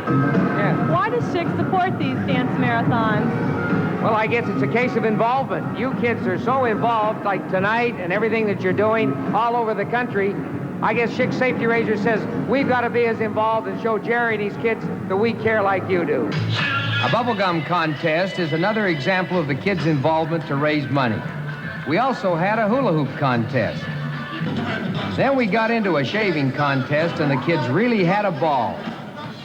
And we invite you, if you ever have a chance in your neighborhood or in your area, to be a part of an MDA Dance-a-thon. Do so. It's a great thing. Not only will it benefit MDA, but it will benefit you too. What do you think? Go ahead. That's great, Dave. I think the excitement, Jerry, is that we have the opportunity of supporting 500 of these this year, and the growth and the enthusiasm for more. We're looking next year, we want to be back, maybe do 750 of them. I think that with our Schick Safety Razor group with your great MDA group, and I got to say, Diane Tracy and Brian Porter and the crew, they're ready. Oh, yeah. And they're very talented. I danced with Diane down there in Irving. She's dynamite. Oh, anytime you get involved with any of my staff, you're going to see the best. Well, what we want to do is just tell you from the sincerity of our hearts that what we did this year, we really loved. And we loved it to this degree that with our dance marathons, the 500, with the $1 that we're giving on Schick razors and blades, we hope to hit $2 million for you this year, which is double the number from last year. And Big Al will be here this afternoon to give you a check. And all I can say is God bless you, and we're tickled to be on the program. Thank you, David. Thank you. Thank you. Dave Pettigrew, the Schick Company. It indeed gives me great pleasure to introduce two champions, ladies and gentlemen. One, Mr. Rayford Johnson. Two, Miss Wilma Rudolph. Truly two champions. Hi, Wilma.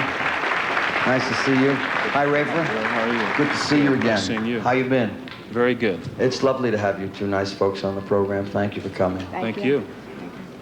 Can you hold that up just a little bit, Rayford? Right here? Yeah. Okay. Tell me, how do you think we're doing? Oh, we're doing fantastic. And we've done so many things this year all over, Rafer and I, and working with kids. And that's the most important thing with us now. That's great. That's marvelous. I think that the most marvelous thing is that whether it's my kids or any kids that are handicapped or in some way inconvenienced, when they see great sports people, great champions, they relate and identify, and some of that wishing and some of that dreaming is important. Really, it's not that well, I cannot do that. I think that too many of them are so optimistic and they think, well, maybe one day, you know. That's why our whole sports program is so important to them. Well, we've, as Wilma said, Jerry, been very fortunate. We work with youngsters with the Hershey Track and Field Youth Program and Special Olympics, of course. And when we see the kinds of things that you've done down through the years, it inspires us as former athletes who have had the pleasure of competing not only in this country but abroad. It inspires us to go back and help those who might be less fortunate. And we are very, very pleased to be here and to see the great work that you're doing. Thank you. Your presence here is awfully important to a lot of them because they really are delighted that you took the time. Well, the young champions, you know, we all can't maybe run as fast or jump as high, but the important thing that you do is, in a small way, what we've tried to do, and that is to see that each youngster reach their fullest potential. And we applaud you for your efforts. Thank you, Rafa, very much. And before I forget, on behalf of the hardworking employees for the state of Tennessee, I'd like to present you with a check for $12,500. Just like that? Right. Look how quiet she's been. Thank you, Wilma. That's beautiful. Rafer, thank you so much for joining us. Let's hear it for these champs, ladies and gentlemen. That's marvelous that they came by. Would you please take care of that $12,000 some check, please? Thank you. Okay, Louis, we've got, I have a lyric. Are you ready? Okay, hit it. You're the one. You help us with our growing. You are the one. Your tender heart is showing. Each year we call on you. You never ever miss. I think it's time to say that you deserve a great big kiss. Right from the start, you've been an inspiration. You played the part with love and dedication. You got the world's respect because of moments just like this. You're a winner. You know we all love you. Hey, McDonald, my kids and I love you. Yeah, McDonald, this song is just for you.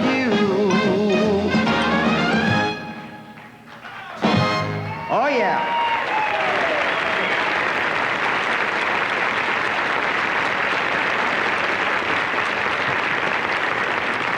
Thank you. I hope that you nice people will welcome our next guests. Their work for and around children qualifies them as real person-like people. And these days, when so much is needed to so many, It's really nice that we have the right kind of people, representatives of what really makes people and persons important in this life of ours, presenting Mary and Paul Ritz, the Ritz Puppets.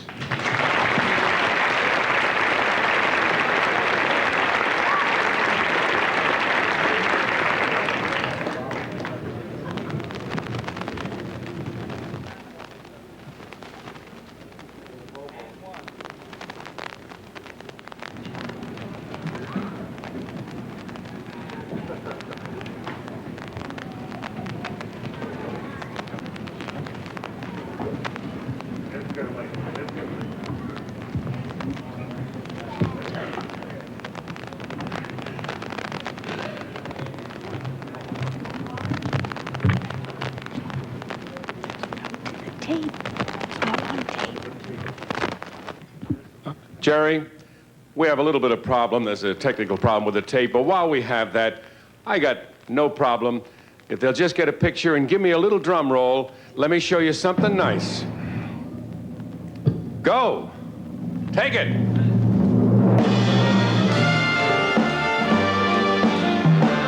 Roll it.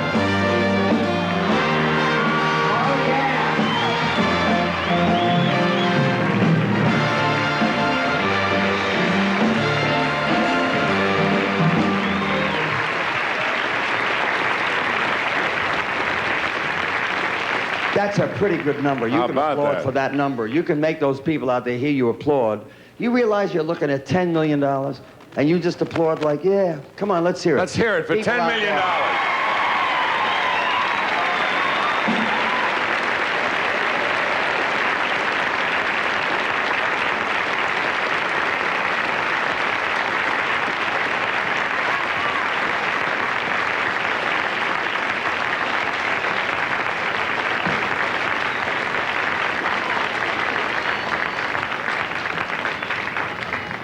We apologize to Magnolia. That, for those of you that don't know, that's Magnolia up there. See, she's that pretty young lady. Magnolia, why don't you yeah, that's Magnolia. Now, next to Magnolia is Bobo. Bobo is hi, Bobo. Bobo is a little clown, and he and Magnolia are friends. Magnolia's a nice, really nice, lovely Southern lady. And Bobo is just a cute little precious clown. Oh, yes. Bobo is very bashful, but Bobo loves to look around and see all of the lovely people that are looking, and he always waves at the lovely people. And Magnolia very often just examines Bobo and wonders, what in hell is Bobo doing? Now, Bobo loves to make his bed, but Magnolia gets annoyed at the fact that Bobo really doesn't do it too terribly well. And when she attempts to help Bobo, he gets a little upset with her. He does not want her to fool with his bed. You'll notice when she attempts to fix his pillow, or possibly he'll give her a, get her away from that bed. Now they're okay. I think they're okay now. And they're going to hear some, I think the music is coming. Uh-oh, here it comes.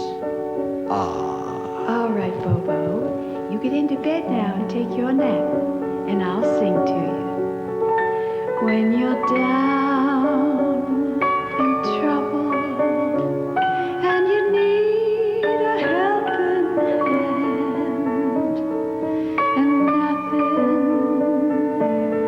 oh, nothing is going right. Close your eyes and think of me, and soon I will be there to brighten up even your darkest nights. You just call out my name, and you know wherever I am, I'll come running to see you again.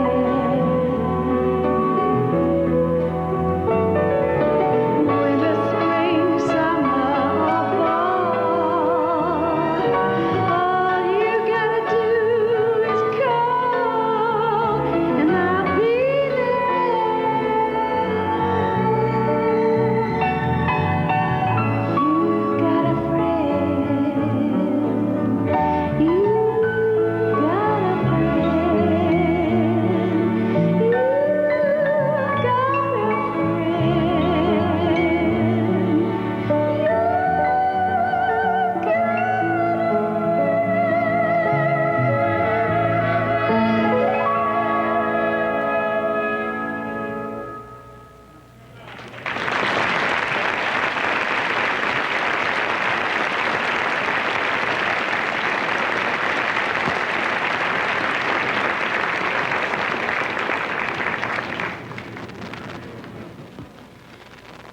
Matthew Brown is 10 years old. He is from Roswell, Georgia, and he has been MDA's national poster child for 2 years. He's a very special person, and he is a very special friend of mine. And I'd like you to meet him right now.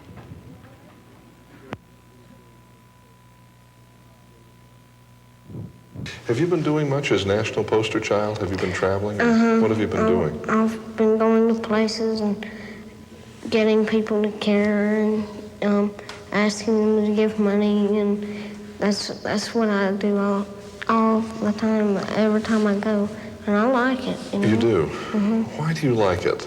I mean, you could be playing, you could be swimming, you could be doing lots of things that are more fun, couldn't you? Yeah, but finding my cure is the thing I want to do. And then I can swim, fish, everything by myself without having somebody there. Are you as strong as you were a year ago? No. You're not? Way weaker. You are weaker? How do you know it? I mean, how can you feel it? Because I used to go pretty fast in my wheelchair. Pretty fast, not a whole lot. And now I can barely move it. On your own, with your own arms, you mean? Mm-hmm. What about your legs? How are they feeling? I just barely move them. Just barely move them? Mm-hmm. And I can't, when I'm laying on my back, I can't hold them up in the air. I can't even get them up there by myself. And you used to be able to do that? But do you work at it? I mean, do you try to do exercise? I try it, but I never could do it. What are your friends at school saying? You talked about all but 3 of you, you know, that they can run and so forth and so on. Do they help you, or are they helpful? Yeah, they push me to lunch and do all sorts of things. And one of my friends can walk, but he has muscular dystrophy. He's one of my best friends. Does he ever ask you about it? Talk about it with you? Sometimes he does. What does he ask you? He asked me, he says, do you ever think we'll find our cure? And I said, do I think? I know. And then he said, if I wish I had the courage you do. And then he just went on doing his work. And that's all he said? Mm-hmm. Do you think he's got courage? Yes, I do. And you like him? Mm-hmm. Yeah. Do you spend more time with him maybe than you do with some of the others? Yeah, I spend more time with Philip than I do anybody. Why? Because he is the one that has it, and I got to keep him going, got to keep his courage up. Because if I don't, he's just going to give up and say, well, I'd just never be able to walk again, so I might as well just give it up. And I'm not going to let him do it, because I stay with him, and I talk to him, and I tell him we're going to find a cure. Almost every day I tell him that. But he says that he hopes so. He doesn't say anything else. He just doesn't like the thoughts of it. And neither does anybody else, I guarantee you that. Well, you don't either, do you? No. What do you think about Matthew? You're growing up here. We've known each other now for 2 years. But what do you think about? I mean, you talk about courage, about this friend of yours, Philip. But what do you think about? I mean, you have muscular dystrophy. What goes through your mind? Well, I think sometimes that we're going to take a long time to find it, but we will. And then other times I'll think, and then when I'm laying on the floor, and I'll try and lift my legs up just a little, and I do it. And then I'll say, we're going to find it for sure, soon. And that's just what I think about it. I know we're going to find it. I don't know when, though. Do you ever get scared? Sometimes. What do you think? I mean, when you get scared, what? I think, oh, God, how am I going to get out of here? How am I going to do this? And then I just holler for Mom, and she comes, and she gets me out of wherever I'm in.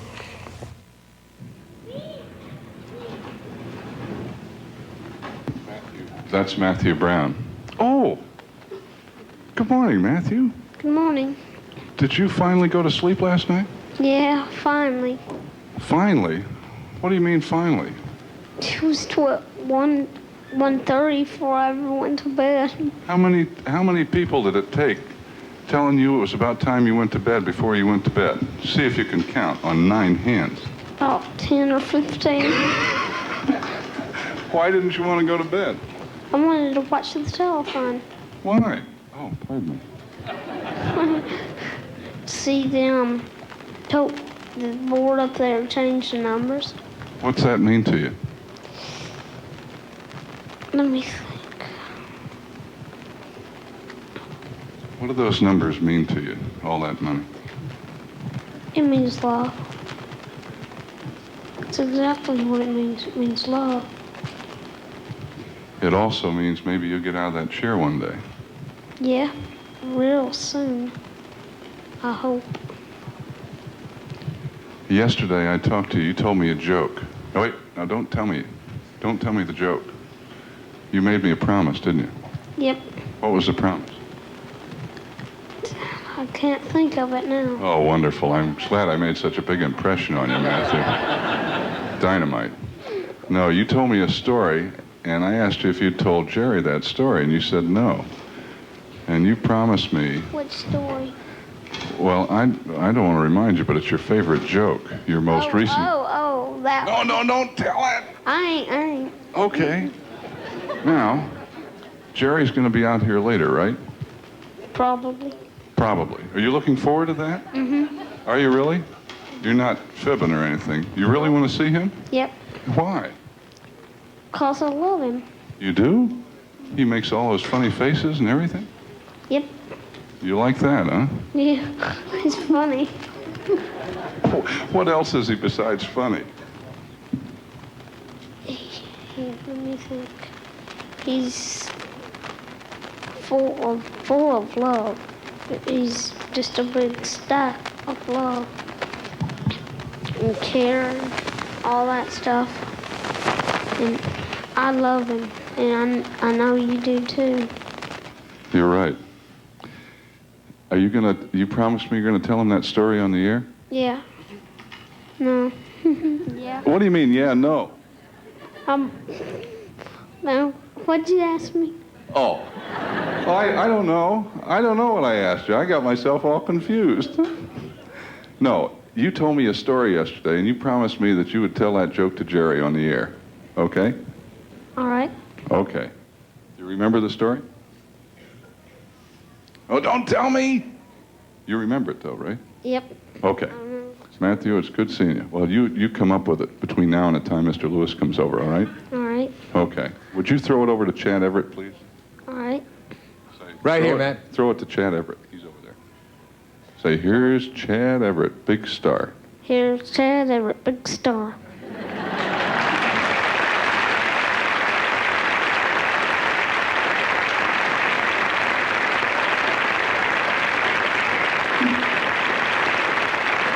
And there's Matthew Brown, big human being. Maybe you think the telethon represents a long weekend's work for Jerry Lewis.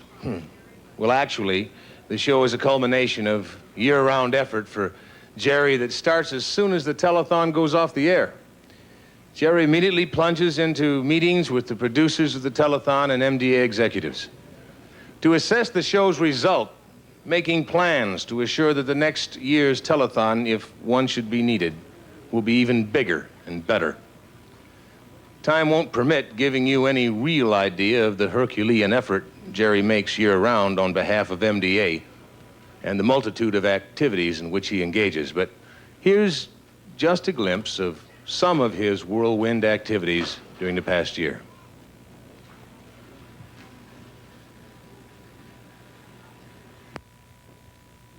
It's October 16th.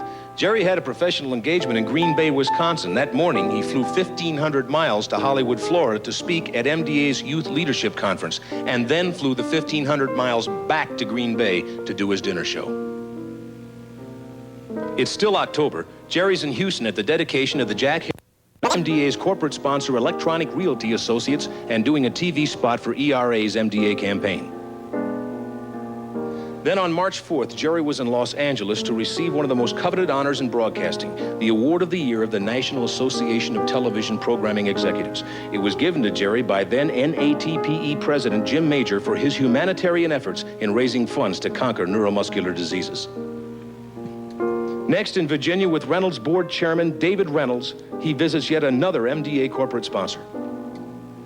Here he's visiting Love Network station WJBK-TV, telling the good people of the Motor City about MDA on Vic Caputo's Good Morning Detroit show. We're still in March, and now Jerry's in Dallas, this time to work with our friends at Southland Corporation's 7-Eleven stores. And now it's early April, and he's in Lake Tahoe making TV spots for another MDA corporate sponsor, the 7-Up Company. From Tahoe to Puerto Rico is a big jump. Here he is in San Juan at the testimonial banquet honoring one of Puerto Rico's great stars, that lovable clown, Pacheco, who has worked very hard for Jerry's kids for many years. Even though this telethon has become a Labor Day tradition, it's important to remind people each year to be sure to watch.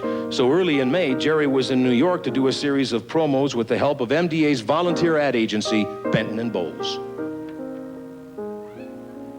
Shortly after, he was in Atlantic City meeting with the representatives of the USJCs, one of MDA's newest national cooperating organizations, and picking up research dollars while he was at it. Then back in LA, Jerry was doing his thing with MDA corporate sponsor Hickory Farms of Ohio. From there to Philadelphia to appear for an entire week on the Mike Douglas Show, and what a time they had. Later on in May, he was back in Los Angeles for MDA's annual meeting and the dedication of the MDA-sponsored Jerry Lewis Neuromuscular Research Center at UCLA. Next, he zipped down to Miami to do some spots for the MDA Carnivals Against Dystrophy program. And here, Jerry's in Los Angeles a few days later, meeting with a good friend, Matthew Brown, MDA's national poster child. They filmed a spot together for one of MDA's first corporate sponsors, McDonald's Corporation. As the month of May went on, he kept going strong. He flew to Tumwater, Washington, where he helped kick off the Olympia Brewing Company's campaign for MDA. And then, on June 1st, off to Chicago to work with more of MDA's corporate friends. First, the Recreation Centers Division of the Brunswick Corporation. And then the headquarters of Sara Lee, where he met with Tom Barnum, president of Kitchens of Sara Lee Worldwide. We've already heard on this telethon about experimental treatment for certain cases of myasthenia gravis developed with MDA funds. In late June, MDA sponsored an international scientific conference in San Francisco. It brought together 89 scientists from 7 countries, and of course, Jerry was there also. He presided at a press conference, addressed the San Francisco Press Club, and opened the scientific sessions. Later in June, the Lewis family was off to Washington, D.C. At the Supreme Court, and in the presence of the Vice President of the United States and several Supreme Court judges and many other high officials, Jerry received the Jefferson Award for the greatest public service benefiting the disadvantaged. The award is the American equivalent of the Nobel Prize. That was really a memorable day. From the Supreme Court, the Lewises went to the White House, and President Carter personally added his congratulations to all of ours when he said he was grateful on behalf of the American people for what Jerry has meant to our country. The scene is the AM Philadelphia show on WPVI-TV. Jerry and the show's host, Dave Roberts, who's MDA's National Carnivals chairman, had a great reunion. Then back to Las Vegas in July for a week of telethon production meetings with representatives of our Love Network stations. Jerry capped the sessions by making individualized promos with local telethon MCs for virtually all the nearly 215 stations on the Love Network.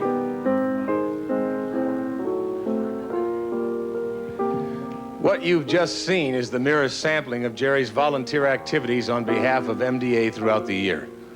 When he wasn't doing that, he was making personal appearances all over the country on MDA's behalf, addressing conventions like those of the International Association of Firefighters and the National Association of Letter Carriers, as well as attending regional meetings of many of our corporate sponsors.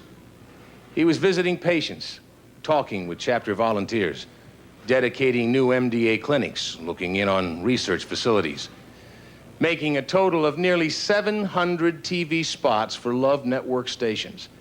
And through it all, he was in frequent touch with MDA National Headquarters just to keep an eye on current workings being done for his kids. And those are just a few of the highlights of Jerry's year of volunteer service to fight against neuromuscular disease. Thank you, pretty person. Thank you, Chad. Being your friend is one of the proudest things that I have in my life. Thank you.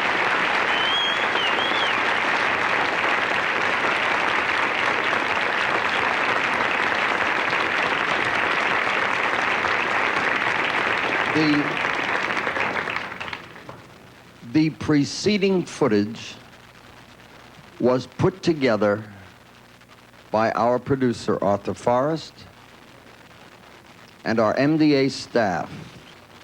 And just so there are no feelings of ego trip, I feel compelled to explain why this material was approved by me and shown on this program. We feel that people respond to 22 hours of hard work and are amazed at how people can work the full 22 hours non-stop. What will they feel if they saw just a little of what goes into getting this show on the road? And if in the end result, we raise more dollars for my kids by showing what we go through, then it's worth some of the negative thinking on the part of those who would be negative anyway.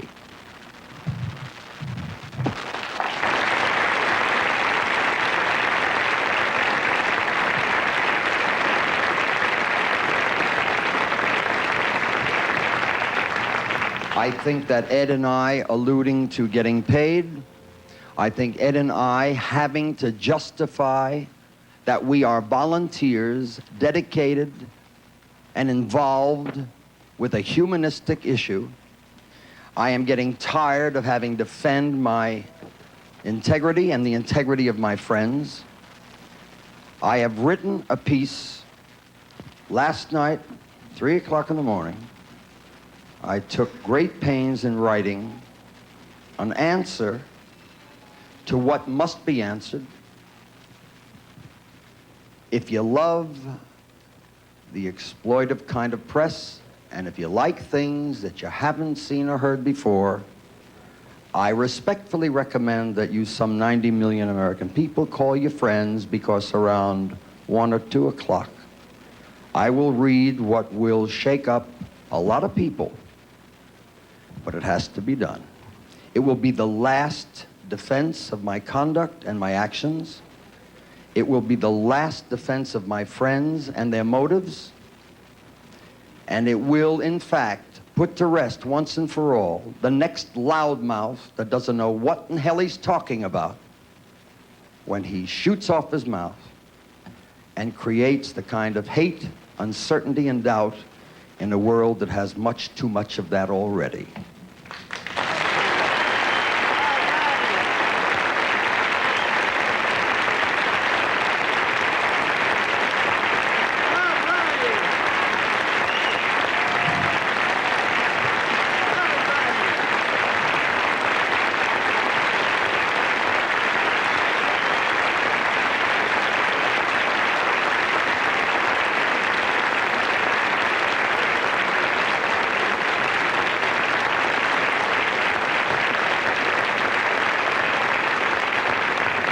Thank you for your support.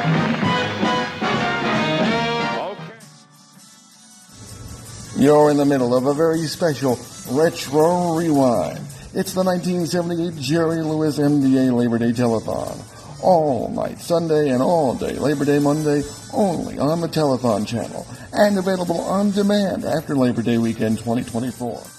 We invite you to stay up with Jerry and all of his friends and watch the stars come out from the Sahara in Las Vegas, San Francisco, New York, and points in between coast to coast. Stay tuned, there's a lot more coming up.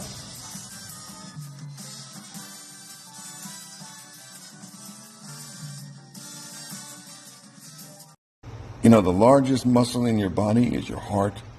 Use it right now. Pick up the phone or go to MDA's website and please make a generous tax-deductible donation. And while you're doing that, Here are some other reasons to support MDA. Watch this. MDA really put the spotlight on muscular dystrophy, starting with Duchenne, but expanding to so many neuromuscular diseases and our ability to understand what causes them, being able to define the genetics, the genes that cause these different diseases. In the 1980s, the Muscular Dystrophy Association established the Task Force on Genetics, dedicated to uncovering the genetic origins of muscular dystrophy. Thinking back to those early days when we were seeing a child with a new diagnosis of spinal muscular atrophy or a new diagnosis of Duchenne muscular dystrophy, and the conversation back then was so different, but really being able to bring into the clinics now all these new treatments, it's just such a new, rewarding career path, I think, certainly for us as the physicians, but then of course for the patients and their families. Being able to go from a disorder and diseases where people had this perception that there was nothing we could do, and all neurologists did was make diagnoses and then stood by and watched the patient get worse. It's so exciting now to have so many things available. There wasn't many options when Connor was diagnosed 9 years ago. There was nothing. I mean, you could put him on steroids, right? Possibly something will come in his lifetime, but we were told that Connor would not have gene therapy in his lifetime. Possible approvals, because it takes so long for drugs to be approved, and with the MDA, they're accelerating. And Connor did get gene therapy, and I believe he would be in a wheelchair full-time without that. The MDA was an intricate part of that process. Since its inception, the Muscular Dystrophy Association has invested over $1.2 billion in drug development and neuromuscular disease research. And what we're seeing now is that research really bearing fruit. We've had over 20 drugs approved in the last 10 years. So we've entered the age of therapies, and it's in a field that, we've really helped create, so it's very gratifying.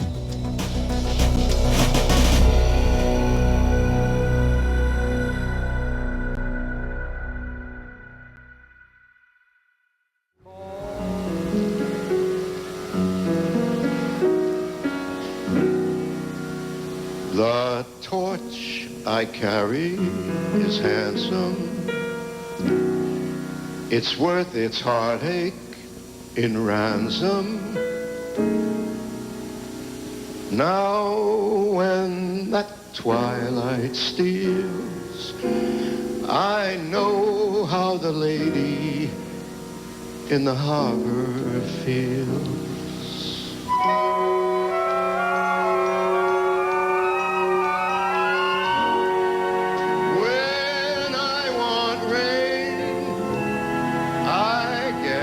Sunny weather, I'm just as blue as the sky. Since love has gone, can't get myself together. Yes, I'll hang my tears out to dry.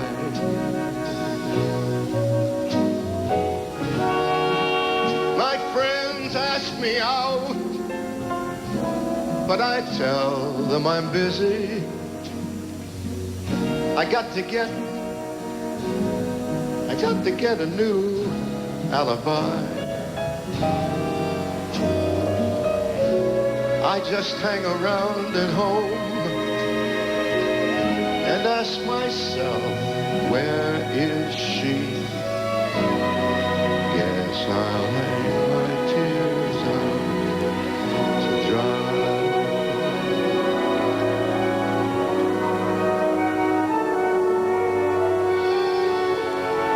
Dry little teardrops, my little teardrops, hanging on a string of dreams. Fly little memories, my little memories, remind her of our crazy scheme.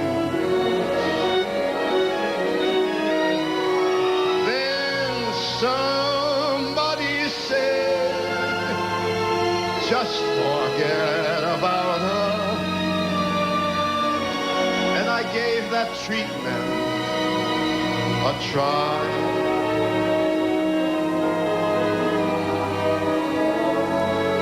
Strangely enough, I got along without her. Then one day, she passed me right by.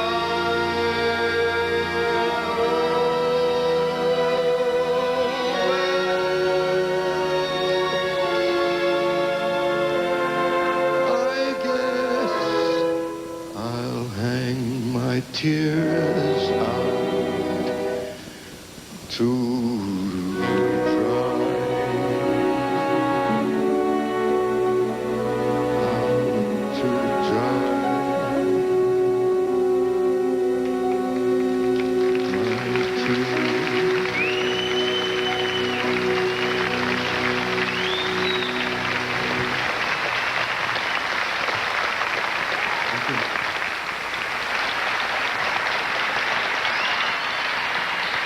The old man still got it, hasn't he? He sure does. You bet he's got it. Jerry, would you mind? I don't mean this as a curve. It isn't a curve. But something occurs to me, talking about the youth, the young people. They love you, Jerry. They absolutely love you. I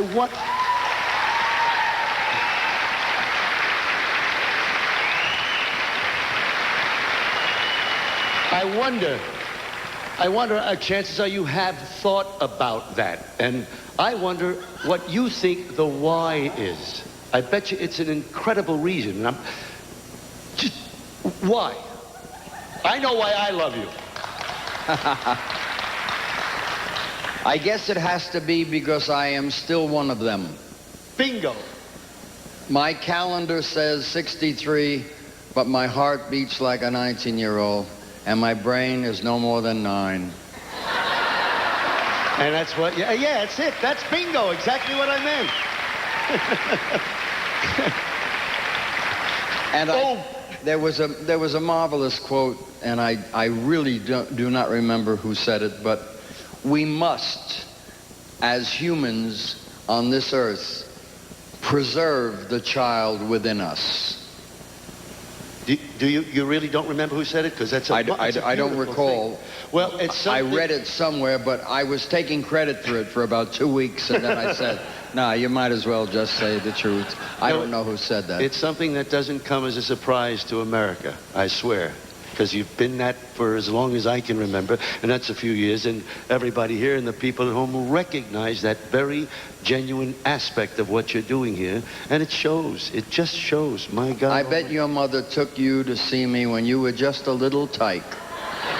Now I was a big tyke. I am told, you know how we work. We work about 45 minutes, then we break the stations. Then our local stations along the 200-some Love Network stations do the local cutaways, as they are called, and they have a chance to respond to the local people on the local levels who do so much all year. We have corporate sponsors such as Southland Corporation, McDonald's, United Airlines, and so forth and so on. And they are here with me on the national feed, as we call it, seen by all of this country, Canada, Guam, Puerto Rico, Hawaii. We also have those very same sponsors and corporate sponsors, such as the letter carriers, the firefighters, and all of the other sponsors I alluded to, who are on the local level, who get a chance to talk to the local people in the cities around this country that they are involved with all year long. Those local cutaways are very important to the local level, because a guy from 7-Eleven who does business with 3 or 4 vendors in Cincinnati, they want to do something for Cincinnati and for my kids in Cincinnati and get those numbers on their pledge boards to really go through the roof. So it becomes a tremendous competition. They're almost competing with the national show. They're never going to ever raise what we raise nationally, but they are in fact what makes us raise it. So when we cut away, and there's 15 minutes here in the theater where audiences change, and we have an opportunity to go backstage and have a little chicken soup. I often wondered, if a chicken was sick, would he get Jew soup? Anyhow, the important thing is, I don't even think that makes sense. But it has never been explained. Never did I ever take the time to explain the importance of those crews and the importance of those MCs in those 200 Love Network stations that work so diligently and work so hard to produce the best possible local show that locks in to the national program. When they phone in what their tote board figures are, that's when these registrations happen. But if the phones are down, they're down around the country. If indeed it's 10 minutes past 8 in New York, it's 10 minutes past 7 in Chicago, it's 10 minutes past 6 in the morning in the mountain zone. Or which zone is that? Yeah, this side of Chicago. So it's kind of early, and we understand the downtime, except that, as I said earlier, it's a little frustrating. But we do have to give them their moment. They've worked very hard. We brought every MC of the 200 Love Network stations here to Las Vegas on the 16th of August, and we held a seminar telling them the kind of a show that we were going to do, and more importantly than anything, the reason we're doing the show.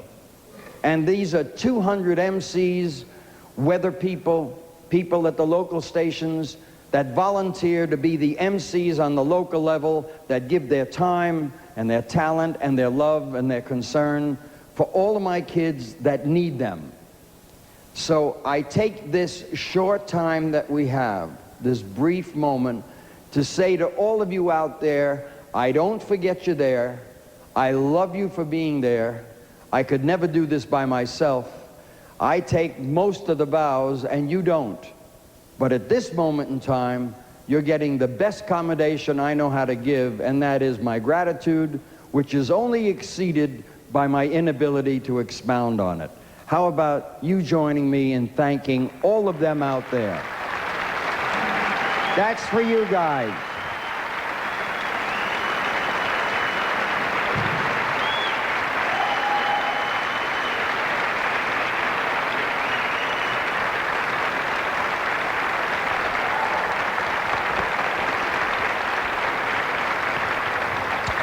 Thank you all in the theater. I know that all of them listening and watching will appreciate that, because they don't get enough thank you. And that's very important. Although no one does it to get thanks, it's nice to get. And there ain't anyone I've ever known in my life that doesn't like a hug every now and again. Now the voice you're about to hear is Ed McMahon, who's going to tell you about what's coming up in hour 13. You've been a terrific audience. Thanks so much for listening. We'll see you soon. You're a cozy audience. You've been friendly and nice and neat. And sometimes we do things when we have a friendly, nice and neat audience that we don't ordinarily do when we have an audience that ain't so friendly, nice and neat. And we're going to, Louis, could you get, I'm coming down there, see? So if you would just get, if you could move, Martin, would you just move, Louis, could you get under the thing, because I'm coming down here. I want you to hear the greatest band in the world after they have been playing not only 13 hours, but they rehearsed for 5 days. 8 and 9 hours a day for 5 days before they started this program. I want you to hear what they can still do And this is not an easy chart. I have to get down here. What happened? Someone was going to help me get down to stand here. Oh, Joe, you're going to help me? Get a load of who's going to help me. Joe is going to help me? Wait. This foot. I need that foot. Yeah, okay. Now I need... Okay, are we ready? 1, 2, 3, 4.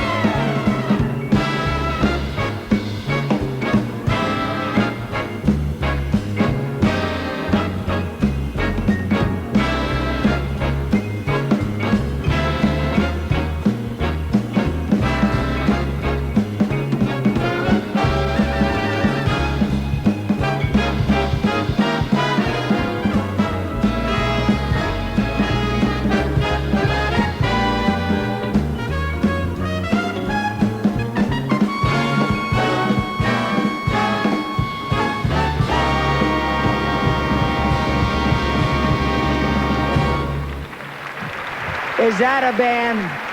Is that a band or not? Am I lying? Would I lie?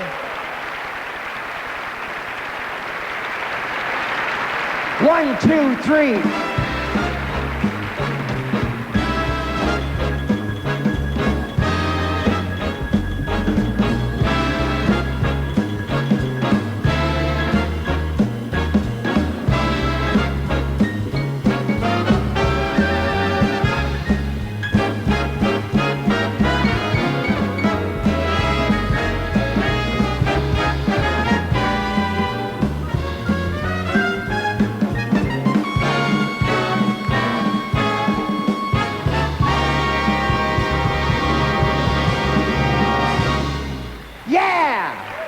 Stand up and take a bow. No strings.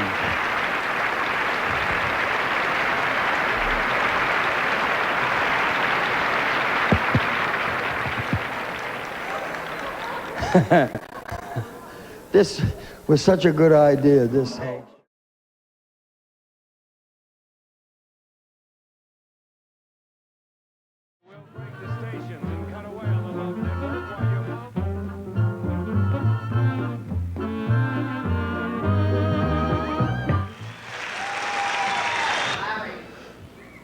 That was an exciting moment.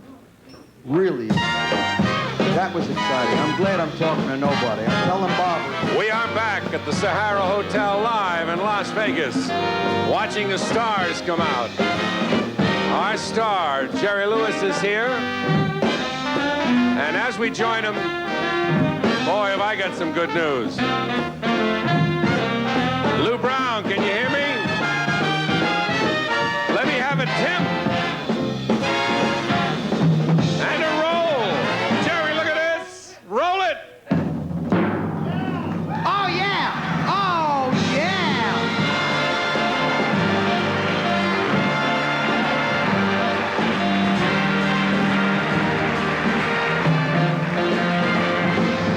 Look at the first 5 numbers.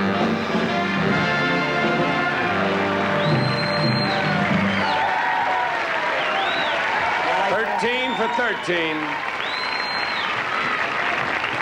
Oh, yeah. Oh, yeah. That's lovely. That's lovely. That's nice. It's 10:30. Hi, everybody. We're on a full network. Super amount of people. More than 90 some million. And we've got 5 strong hours of hard work to go. 5 hours to go, and I must reiterate what we have alluded to before in the early portions of our program, and that is that the people of the United States have helped us build and structure the finest research facilities in the world that will ultimately find the cause and the cure of this dread disease. They will, in that process, come up with some marvelous information that we will project and present to you, ladies and gentlemen, on this program in the next couple of hours, will be staggering and mind-boggling for you to see and believe that human beings that were given up for dead will stroll out on this stage and touch your hearts and your minds and your imagination and your hope and your dreams and your belief and faith in God and all good stuff. So we got a lot to come, including entertainment, some marvelous people that have been with me. To start to pay tribute to a man like Ed McMahon would be ludicrous on my part, because you don't pay tribute to that man, you just hang out with him. And I'm smart enough to know that good people rub off on you. And if you, ladies and gentlemen, are suspicious of the fact that I might have picked up a little class in the last year or two, it's because I hang out with people like that. I don't get a great deal of information or humor from them, but class, yes. Where is that dummy? I take it all back. I was hoping he was another place. I take it all back. Talking about me, I was so interested in hearing what nice things you were saying I about love someone. you. I that say it turned about out to you be when you're me. not around. I couldn't believe it. You want to hear about David Hartman, though? Tell now me he's about not David, here. yes. He's much too tall for his age. Yeah, he is, yes. He's taken tallness as far as it can go. Yeah, you remember when he was at the Home for the Tall? Yes, I do. Yes. We did a benefit there. Yeah, right. We have a thing to do right now. We have a spectacular production number.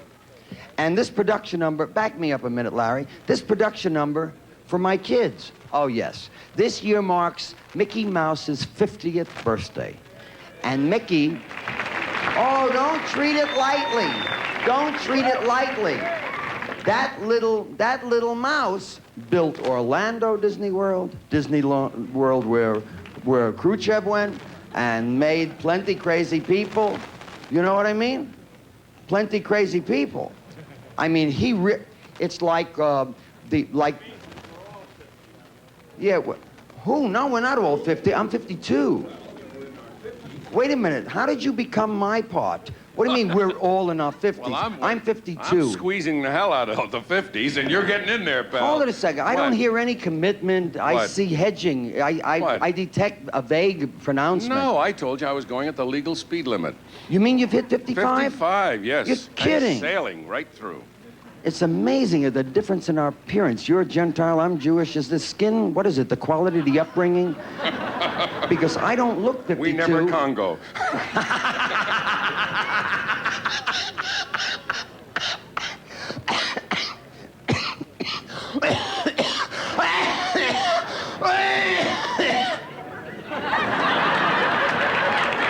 That's better. This year marks Mickey's 50th birthday, and Mickey and his friends have come to celebrate, performing a medley of Disney tunes. Here once again is the fabulous Carol Lawrence with her favorite characters from the world of Disney. Would you welcome the lovely Carol Lawrence? Hello there.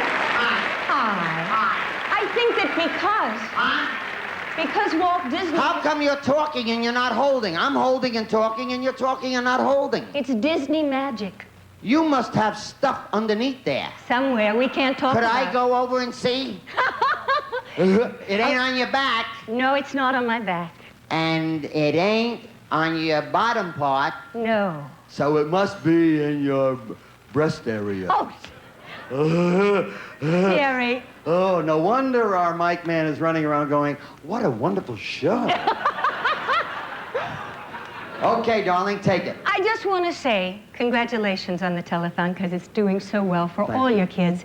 And because Walt Disney has made childhood happy for all of us for so many years, I thought it appropriate to bring some of that musical magic all the way from the magical kingdom to Las Vegas for you, Jerry, because we love you and we care. Are you ready? Thank you. Zippity-doo-dah, zippity-yay. My, oh my, what a wonderful day. Plenty of sunshine hit my way. Zippity-doo-dah, zippity-yay. Hi-ho,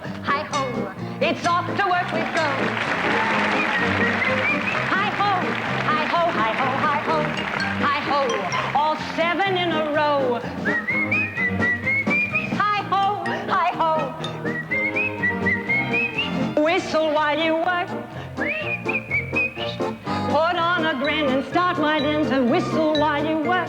Just hum a merry tune. Just do your best and take a rest and sing yourself a song. When there's too much to do, don't let it bother you. Forget your troubles, try to be just like that cheerful chickadee. Whistle while you work. Come on, get smart, tune up and start to whistle while you work. I'm late for a very important date. Can't stop to say hello, goodbye, I'm late. When I wave, I lose the time I save. My fuzzy ears and whiskers took me too much time to shave. I run and then I hop, I wish that I could fly. Wait a minute, that's not as impossible as it sounds. Why, all you have to do is think of the presents you bought, any merry little thought. Think of Christmas, think of snow, think of sleigh bells, here we go, like reindeer in the sky. You can fly, you can fly, you can fly. Think of the happiest things, that's the way to get your wings. Now you own the candy store, look, you're rising off the floor, don't wonder how or why. You can fly, way up high in the sky, you can fly. Oh, look at all those lovely stars. And have you ever seen so many chimneys?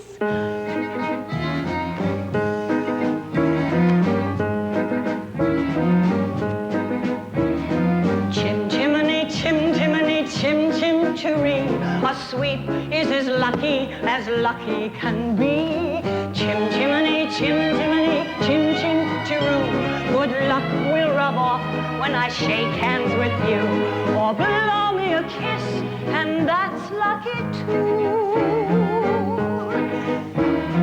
Now as the ladder of life has been strung, you may think of sweeps on the bottommost rung. Though I spends me time in the ashes and smoke, in this whole wide world, there's no happier bloke.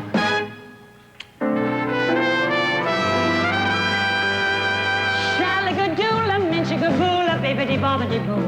Put them together and what do you got? Bibbidi-bobbidi-boo. Shalagadoola, minchigaboola, bibbidi-bobbidi-boo. It'll do magic, believe it or not. Bibbidi-bobbidi, bibbidi-bobbidi, bibbidi-bobbidi-boo. Donald, you are so silly. But you know, there's a crazier song than that. Supercalifragilisticexpialidocious, even though the sound of it is something quite atrocious. If you say it loud enough, you'll always sound precocious. Supercalifragilisticexpialidocious.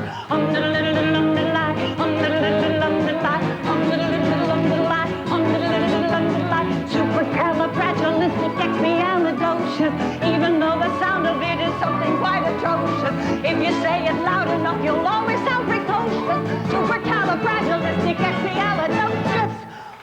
Oh, you are the cutest penguin. Goodbye, I'll see you in a minute. But I guess the song that fits today the best is the one that's so full of hope and courage. And it was sung by Jiminy Cricket to Pinocchio. When you wish upon a star, makes no difference who you are. Anything your heart desires will come to you. When your heart is in your dream, no request is too extreme.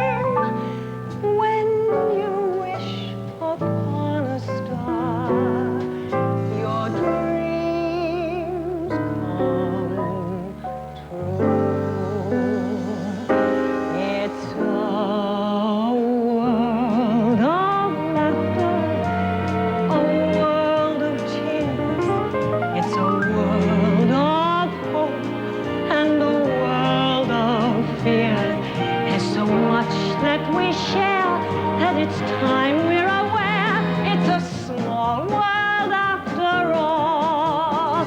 It's a small world after all. It's a small world after all. It's a small world after all. It's a small world. Mr. Bluebird on my shoulder. It's the truth. It's factual. Everything is satisfactual. Dippity-doo, da, dippity-yay. Wonderful feeling, wonderful day. Wonderful feeling, wonderful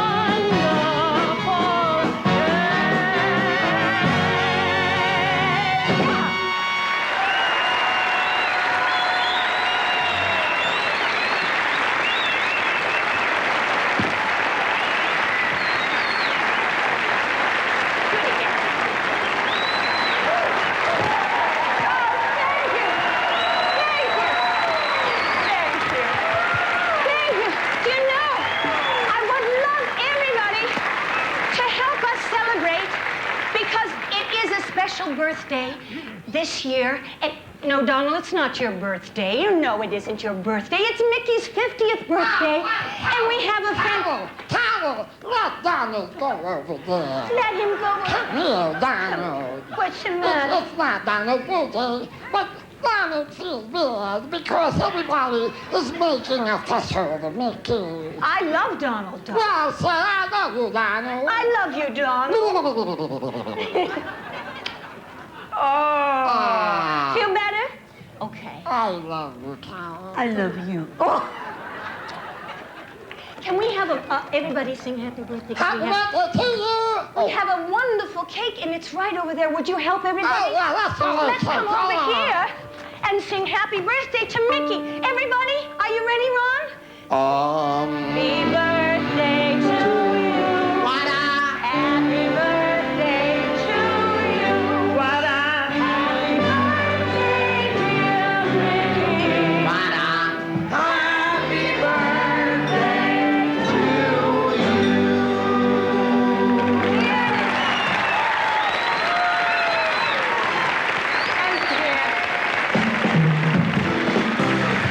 Miss Caroline, wasn't she lovely?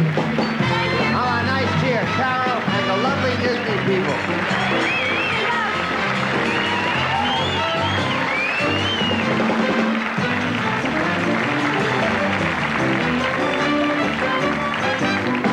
Louis. Okay, it's 11:15 in the morning in Las Vegas. 11:15, we're coming up to 11 o'clock, which puts us at 4.5 hours away from the closing of our program. Louis, are you ready, Louis? Can I have my orchestra, please? Are they coming? Okay. We answer a request. Ladies and gentlemen, a request from a very special someone in our audience. This is not the norm, nor do we usually follow this procedure. This is kind of special. The request comes from my dear friend, Mr. Bob Sampson, who likes this. We can smile, we can smile. Louis, you still vamping? Why can't I have the band so I can hear it? Hey, Louis, bring the band down here. It would be nicer. Let them play while you're moving the band down here. Why'd they stop? What else they got to do? While they're riding, they could play. Yeah, why don't you play while you're riding? Let the band go.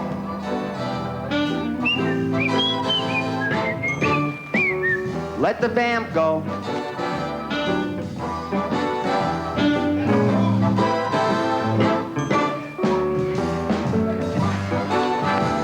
We did this song in the second hour of our program, so the orchestra is still desperately trying to remember how it goes. Bring it down, Pat.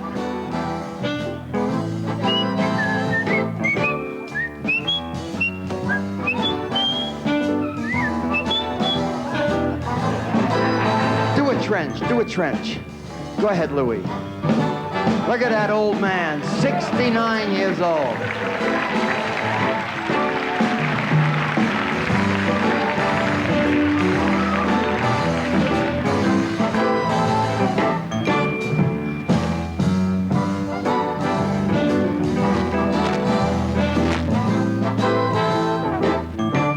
You know we can't smile without you. Can't smile without you. We can't laugh, can't sing unless we hear those telephones ring. We feel sad, then you call. Feel glad when you call. If you only knew what we're going through, we just can't smile without you. Once had a plan, then I began to follow it through. Isn't it great that now you're part of a team, part of a dream, soon to come true? So you see, we can't smile without you. Can't smile without you. We can't laugh, can't sing unless we hear those telephones ring. Feel sad, then you call. Feel glad when you call. If only you knew what we're going through, we just can't smile. Those songs may be sung and stars may appear. Don't lose the meaning. One thing we know, this is a show called love. Love, we can't smile without you. Can't smile without you. We can't laugh, can't sing unless we hear those telephones ring. Feel sad, then you call. Feel glad when you call. It's perfectly clear to make it this year. We just can't do without you. Without you. Without you.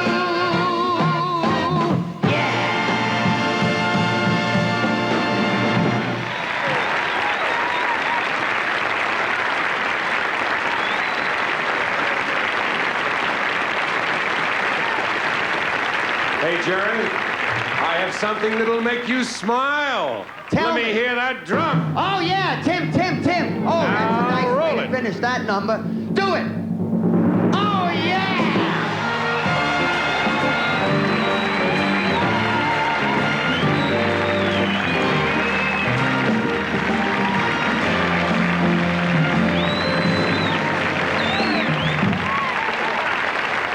I love those. You have wonderful little innovations going there, Ed. See that? You like that? Oh yes. I want you to meet somebody. I want you when it may sound redundant when you introduce someone and you say your friend.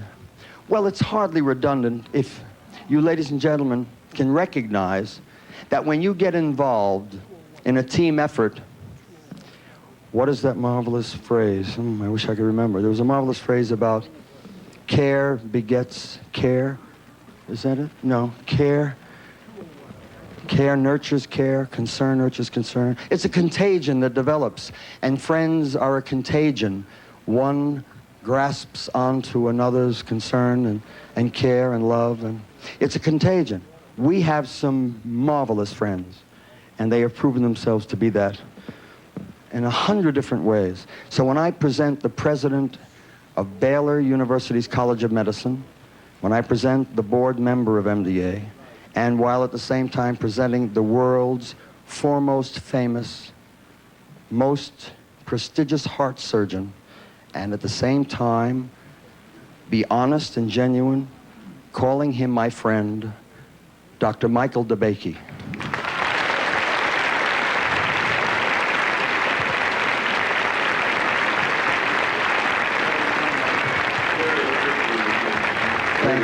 Thank you, Michael. I'm so glad you could make it. You know, I couldn't help but be reminded today that it's just about 10 years ago that we began the consideration of neuromuscular research centers. and now we have 10 of them, at least one a year. And we are very proud of the fact that we are one of them and a member of this really great, as you say, loved family. Now, the activities that have taken place in this center is relatively recent, but the fact remains that it... You've got a better microphone here. Yes, I do. The fact remains that in that short period of time, we've collected dedicated scientists collaborating in this effort to solve this problem. Scientists that we would not have had were it not for this center concept and the support that's being given by this MDA association and the activities. And this, of course, is one of the very important aspects of the activities to support and maintain these centers. We've already heard some exciting news about what the scientists are doing. And I am convinced in my own mind that this excitement will increase and enhance, and it won't be too long before all your kids are going to have what you're trying to give them, normal, healthy life. And what is more noble in all of mankind's activities than that objective? It's just truly tremendous. Now, I brought along just a little videotape of what one center, our own, at Baylor College of Medicine and the Methodist Hospital are doing, just to give some idea of some of these activities. Arthur, we roll the video, please. We will show you one of our babies, Methodist Hospital in Houston, Baylor University, the Jerry Lewis Neuromuscular Research How can Center. a bucking bronco help a disabled child? Where do firemen pass their boots for muscular dystrophy patients? What can carnival kids do for wheelchair kids? The answers are in Houston and throughout Texas. Here, technicians and truck drivers, scientists and secretaries, physicians and firefighters are partners. They all fight muscular dystrophy. Health professionals provide patient care that gives competence and courage to the patients, while scientists conduct research that provides answers step by step. But the fighting arena stretches beyond the medical center. It goes deep into the heart of Texas. The young and the old, the executive and the cowboy, the bowler and the roller skater stir dollars and devotion toward eliminating devastating neuromuscular diseases. The arsenal is the Jerry Lewis Neuromuscular Disease Research Center at Baylor College of Medicine, with their neurologist, cell biologist, therapist, and geneticist. The community is one, each saying with his own effort, through his own profession, that no one wants to see a child go through life in a wheelchair.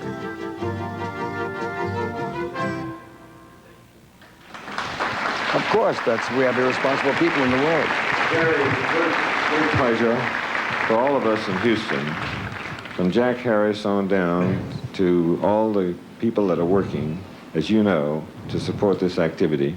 And Houston, we're very proud to say, has always been among the front in supporting this activity. And I'm sure that that comes from the inspiration you've given all of us. Michael, thank you. May I, with your permission, can I tell the audience how I got the great Dr. Michael DeBakey to join our team? Would that be all right? Sure. Okay. I'm proud of that. When we were formulating the scientific advisory, a group of men who help us decide to whom a grant goes and how we allocate the research dollars, we proceeded to get some of the most prestigious men in science. I decided at one of our board of directors meeting, I was going to call Dr. Michael DeBakey, the infinitely finest heart specialist in the world. I called Dr. DeBakey on the phone. I reached him and I said, Dr. DeBakey, this is Jerry Lewis. He said, I'm very happy to meet you, Mr. Lewis. I have been a fan of yours for some time. And I said, thank you very much, Dr. DeBakey. And I was very nervous because I have always been in awe of great men in any field, as most people are, but hardly will they admit that. And I said, Dr. DeBakey, if you would consider, please, being a part of our scientific advisory and joining my muscular dystrophy battle, it would honor me and it would do us tremendous prestige in the world of medicine. You would really be helping us. And he said, well, Mr. Lewis, I would love to help, I do indeed love to do as much as I can for my fellow man, but I do not understand why you would call me, a heart specialist, to involve himself in what you're dealing in muscular dystrophy. And I took a beat and I said, I better handle this carefully to myself. I said, well, Dr. DeBakey, I think it best that I remind you that you have been probably working for so very many years on heart bypass, transplant, if that be the case, to save human life. I think you have forgotten that the heart might very easily be the largest one muscle of our body. He said, Mr. Lewis, if it takes a pratfall comedian to tell a heart specialist what he's been doing for 40 years and he didn't know it, you got me. And that's how we have Dr. Michael DeBakey. Thank you. And you've had me ever since, Jerry. We've had him ever since. The head man, Michael DeBakey. Thank you. Thank you, Michael.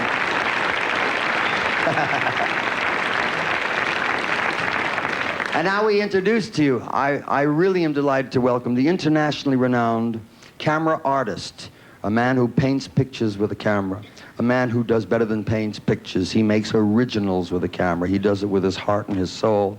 He is also a board member of the Muscular Dystrophy Association, and I'm proud to proclaim he is the official photographer of our Muscular Dystrophy Association's national poster children. Ladies and gentlemen, Mr. Josef Karsh.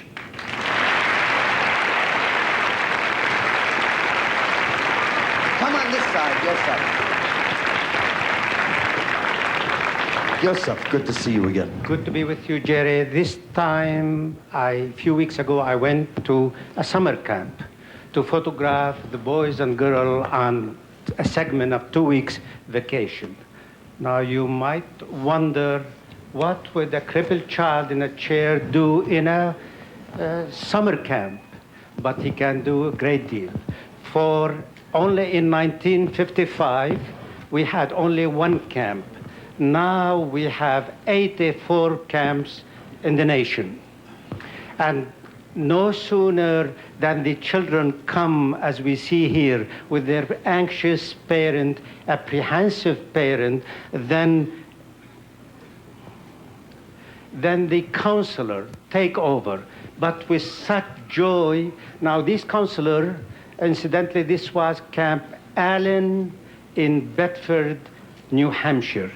No sooner that the patient, the very lonely patient who has just left the parents, come, than the counselor who come from many parts of the world, from Denmark, from Norway, from Sweden, from Jordan, Israel, and of course throughout the United Nations.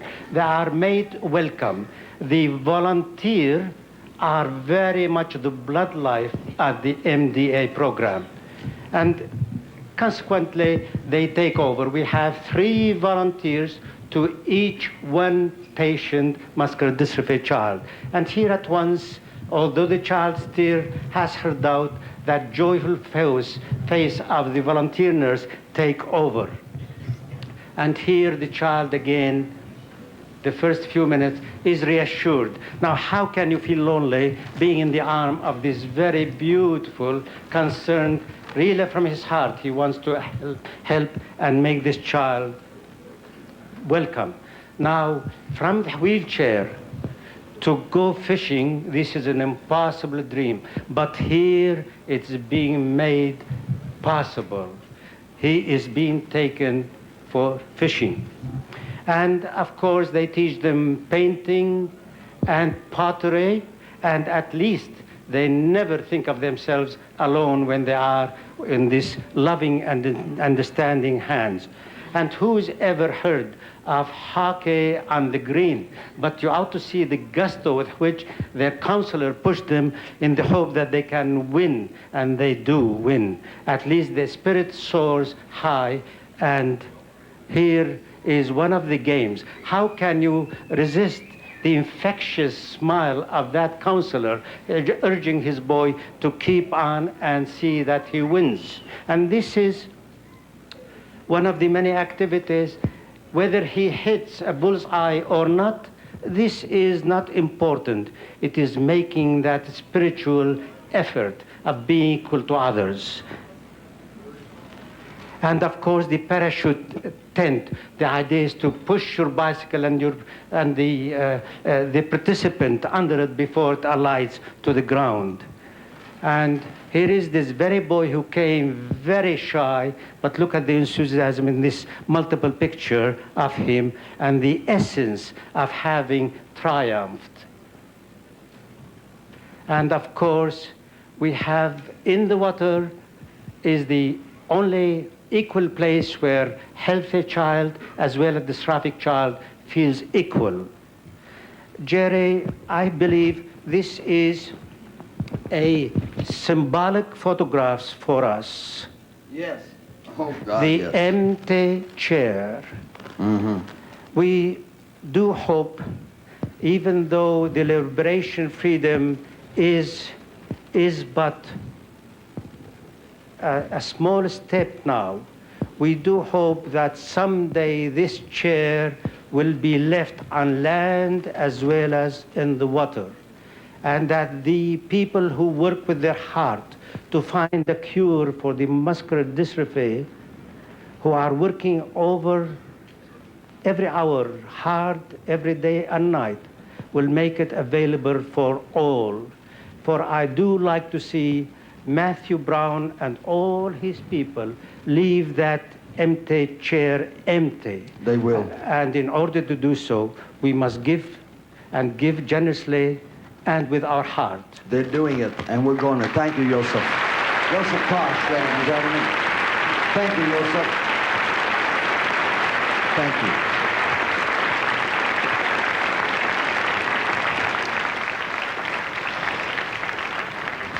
There are people from all walks of life who are involved with our battle. People from all walks of life on 100 different levels.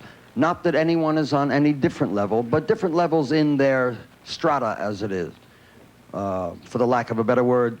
And no matter who we talk to, and no matter who gets involved, and I don't care what position in this lifestyle they're in, they all wind up feeling and saying the words in the finality of any speech that they will make, as Yosef made, that it's time for us to get it on and to get them out of those wheelchairs.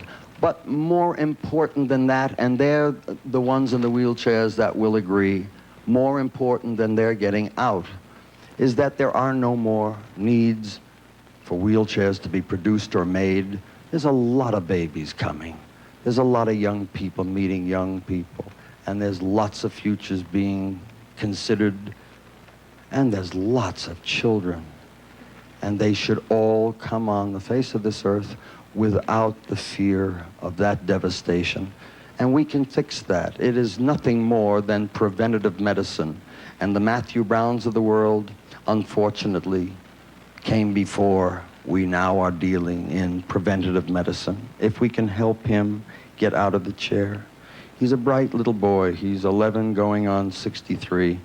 He knows what the score is. He knows it full well. He would like some answers.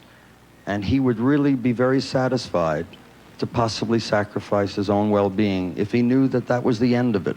I think he said more words when he said, it's been 10 years, enough already.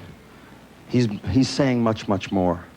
I know that. I'm very close to them. They confide in me. We talk a great deal. That's all of my kids. They all respond the same way Matthew does, like Bob Sampson does. We're literally doing what we're doing for you and for the future yous. You really are making a contribution to the future, your future, to the betterment of your peace of mind, and to the lifestyles of the children that you're contemplating, and those that are already here that are healthy. Remember, those that are healthy, that are here already, can become my kids overnight. It's a vicious, slimy, devastating attacker of the human body. And we have to stop it. I need you to help me. And every time that I need you to help me, I will plead with you to help me, help you. If that makes it easier for you, whatever turns you on. But if you are motivated to help me because we're just doing the right thing by giving a little back from living in a nice place and getting good stuff like air and grass and dogs and food, whatever turns you on, just help me make the numbers work. I won't beg you. I'm not beneath that. But it's still early, so I'm just pleading. Thank you. Thank you.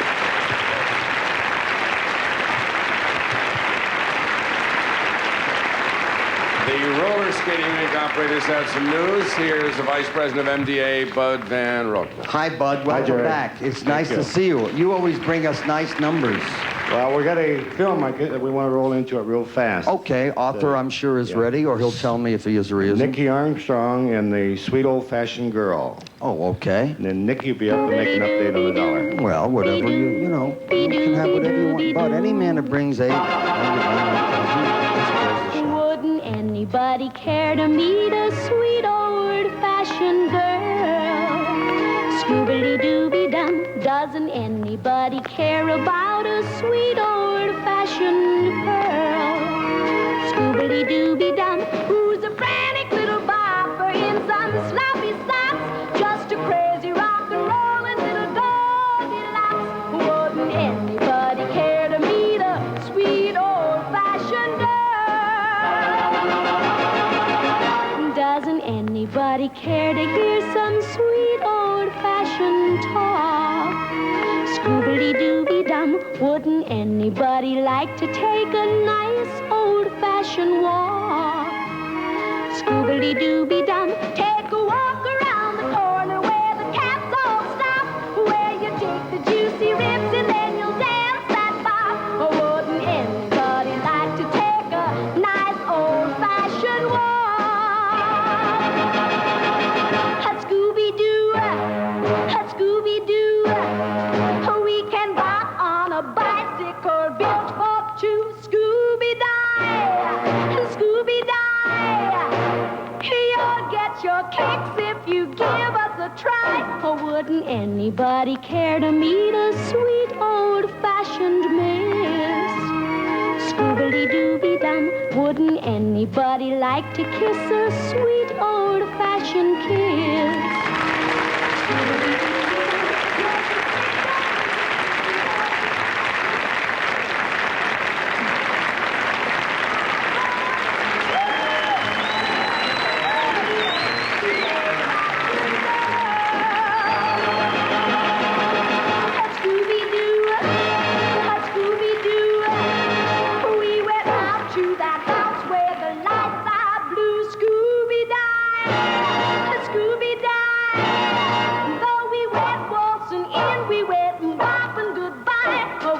Anybody care to meet a sweet old-fashioned girl?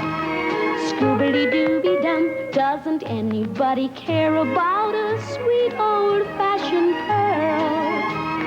Scooby-Dooby-Dum, who's a frantic little bopper in some sloppy socks, just a crazy rock and rollin' little Goldilocks. Wouldn't anybody care to meet a sweet old-fashioned Scooby-Dooby-Dooby-Dooby-Doo?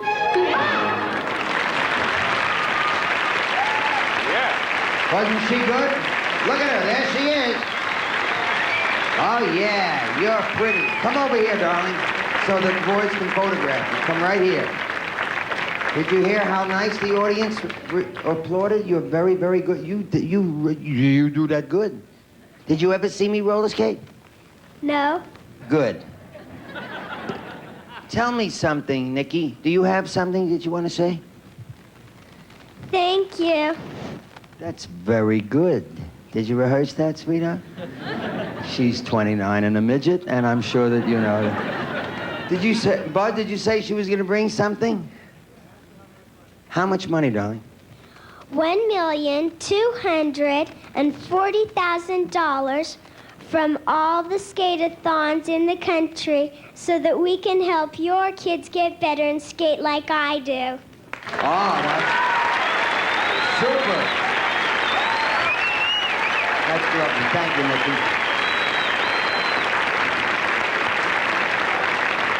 $1,240,000. And he's coming back. He's sneaky. He'll be back.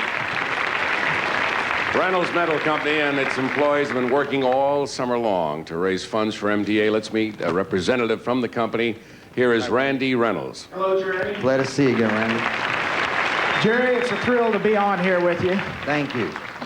Along with the pennies from heaven that are all coming in and the cans that are being so graciously donated by the public, our Reynolds 35,000 employees have been working for your kids. And we have a short film here to show you how successful the campaign has been. Okay. We have a count of 3, 2, 1. When you visited our plants, Jerry, and told Reynolds employees about the importance of recycling aluminum to help your kids, you started a campaign that went on for several months. Our employees began bringing their aluminum cans and other household aluminum to more than 800 Reynolds collection points across the nation and donating the metal at 17 cents a pound to the Muscular Dystrophy Drive. The top Reynolds employee recycler for 1978 is Paul Johnson, from a place where being bigger and better just seems to come naturally, Houston, Texas. Paul is the personnel manager at Reynolds Can Manufacturing Plant in Houston, and he recruited about 50 of his friends to help him win the employee contest. They made the rounds at restaurants and clubs all over the Houston area, got the aluminum cans to Paul, who took them to the local Reynolds Recycling Center and donated them for your kids. When the employee contest closed August 1st, Paul and his friends had collected and donated more than 8,900 pounds of aluminum. As you know, Jerry, Paul's efforts not only helped clean up the environment and prevent litter, it also saved energy. For every time we recycle aluminum, we save 95% of the energy required to make aluminum from raw materials. And most important of all, because of Paul Johnson and his friends and their aluminum can collection program in Houston, he was able to contribute $1,519 to help your kids in the battle against muscular dystrophy.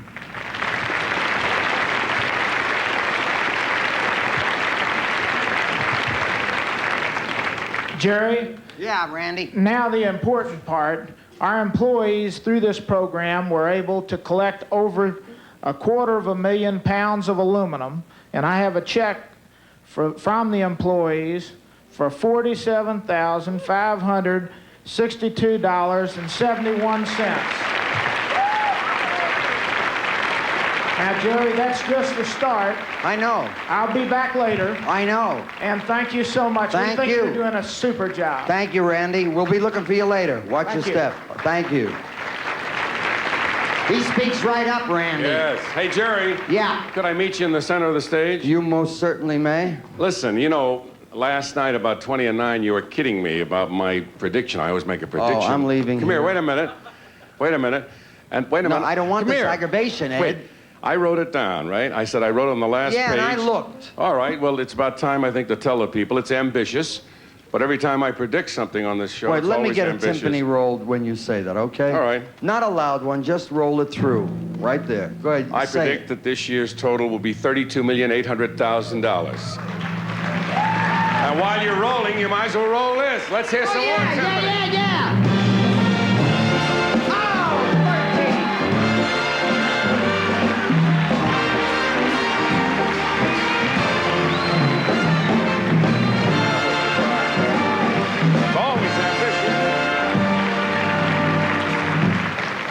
He's really insane. I mean, I'm going to make believe I didn't talk to him, and it was just my imagination. When you get very tired, you hallucinate. That's it.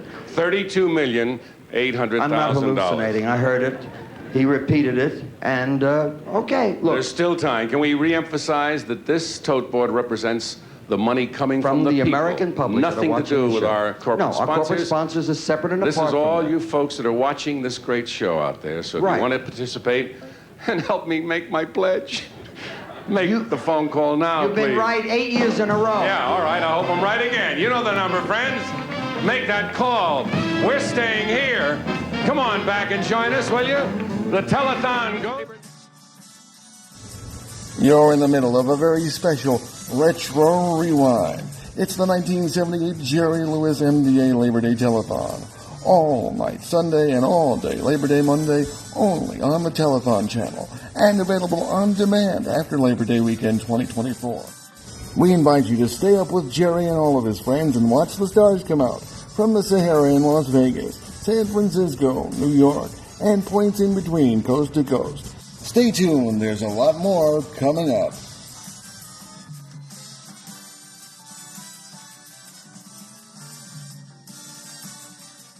Inclusion in the workplace is incredibly important for those with neuromuscular disabilities, and we in the Muscular Dystrophy Association's advocacy department are tackling that in a variety of ways. For one, we're supporting efforts to actually incentivize employers to hire those with disabilities. We're also trying to reorient federal benefits that actually can disincentivize those with neuromuscular diseases to actually work because they may lose their benefits in doing so. So in tackling the problem in multiple ways, we're hoping to really increase employment opportunities for those with neuromuscular diseases.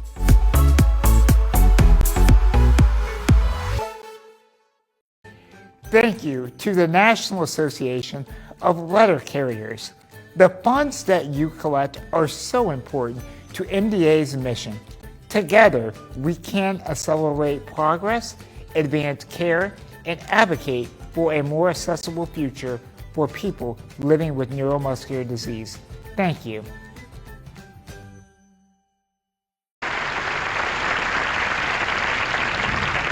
Now I'd like you to meet another performer, a lady who is the kind of a lady that you can call up the last minute if there's a benefit for someone and say, we're in trouble, we want to put a show together, will you help? She'll say, where is it and what time do you want me? And that's what show people are all about. Would you please join me in welcoming the lovely and charming and most talented Miss Debbie Reynolds.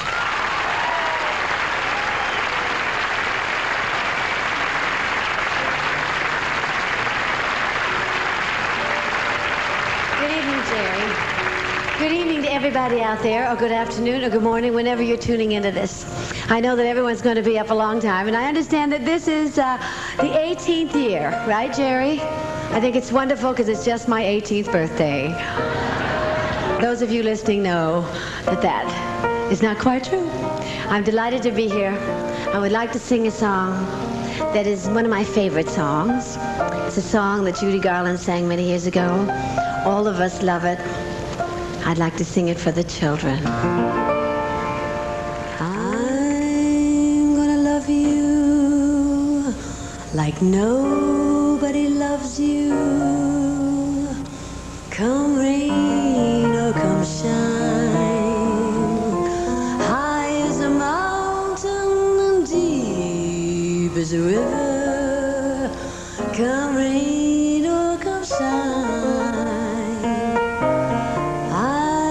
When you met me, it was just one of those things. But don't ever bet me, 'cause I'm gonna be true if you let me. You're gonna love me like nobody loves me. Come rain or come shine. Happy together.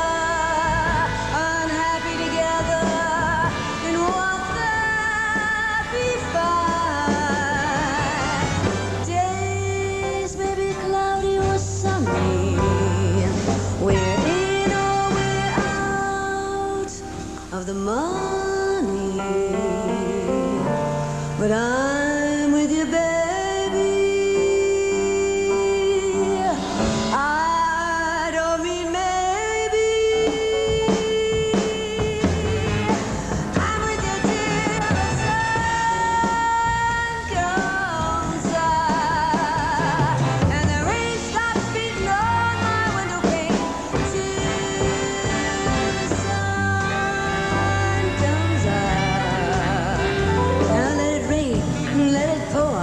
It may not be long before there's a knocking at my door, and you know the one I love walked in till the sun comes up. I wanna love you. I guess when you met me, it was just one of those things.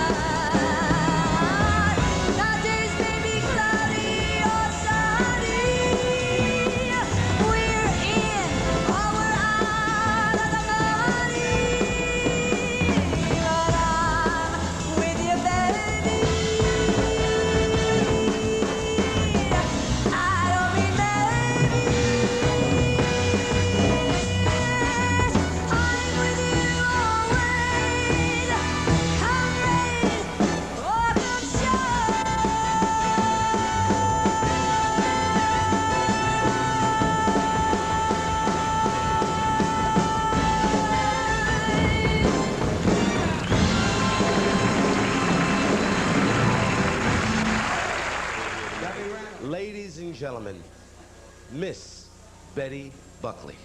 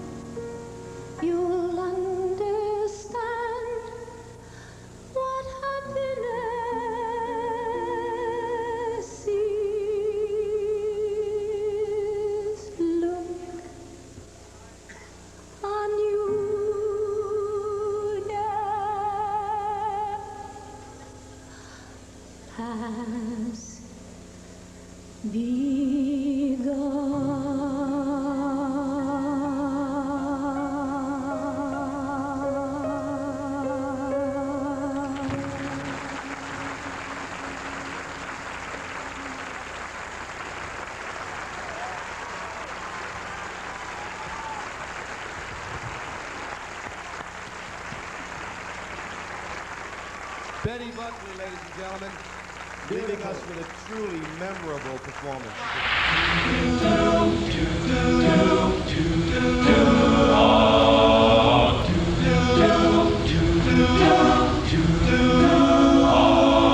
From the lakes of Minnesota to the hills of Tennessee, across the plains of Texas, from sea to shining sea, from Detroit down to Houston, and New York to LA, where there's pride in every American's heart, and it's time we stand and say, and I'm proud to be an American, where at least I know I'm free, and I won't forget the man who died, who gave that right to me, and I'll gladly stand up next to you and defend her still today. 'Cause there ain't no doubt I love this land, God bless the USA, and I'm proud to be an American, where at least I know I'm free, and I won't forget the man who died, who gave that right to me, and I'll gladly stand up next to you and defend her still today. 'Cause there ain't no doubt I love this land, God bless the USA.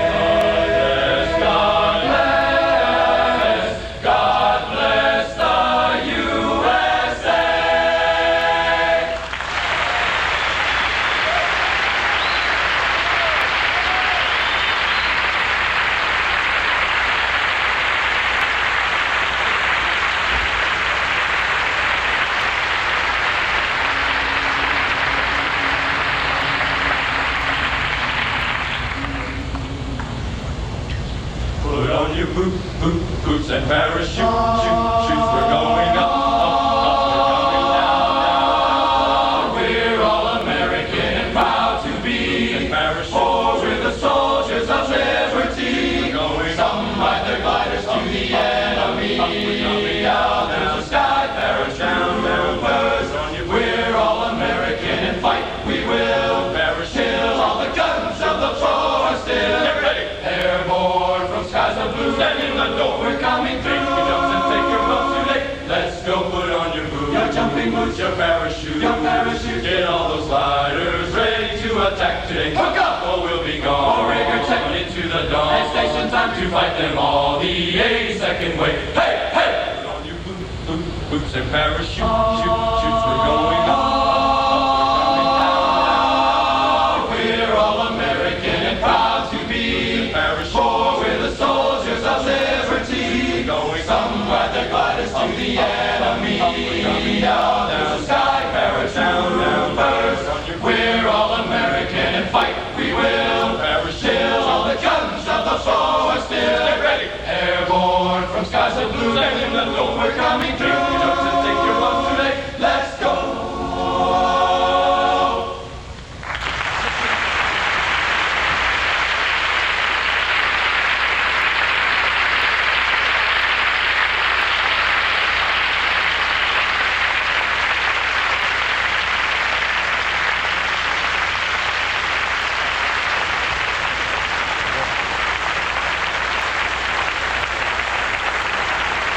Senior musicians, whoop.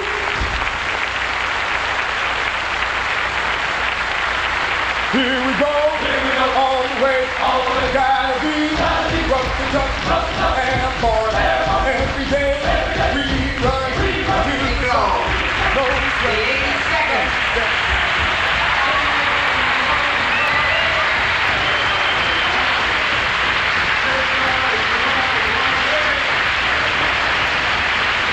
There's plenty more fun on the way with Jerry and all of his friends from the beautiful Sahara Hotel in Las Vegas, the studios of Channel 2 KTVU in San Francisco, and WNEW Metro Media Channel 5 in New York.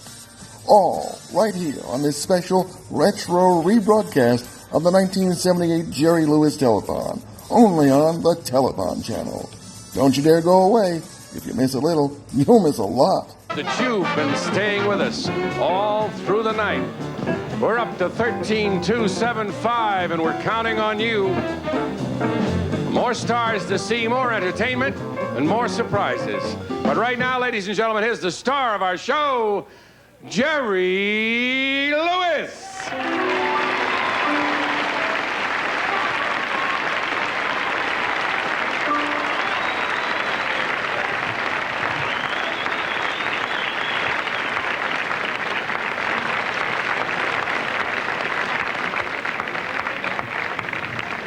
Oh, well, I can handle rejection.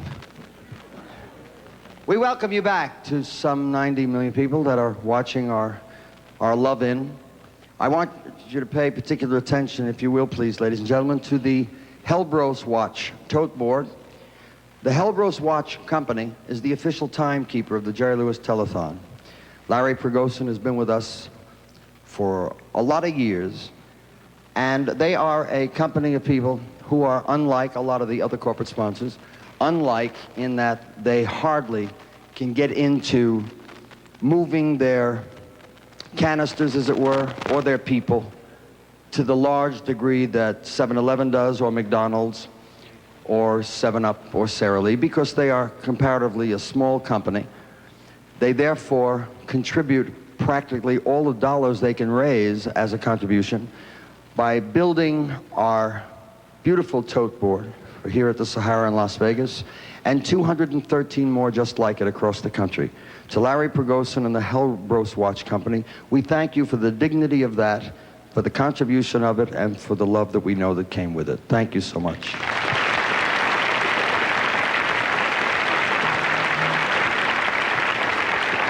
Okay, Jerry, it's time for you to get that thank heaven for 7-Eleven feeling once again. I love it. It's a family kind of feeling. Everybody shares, everybody pulls together, and everybody cares. Working hard for all my kids across the USA. 7,000 old thank heaven stores are in the fight to stay.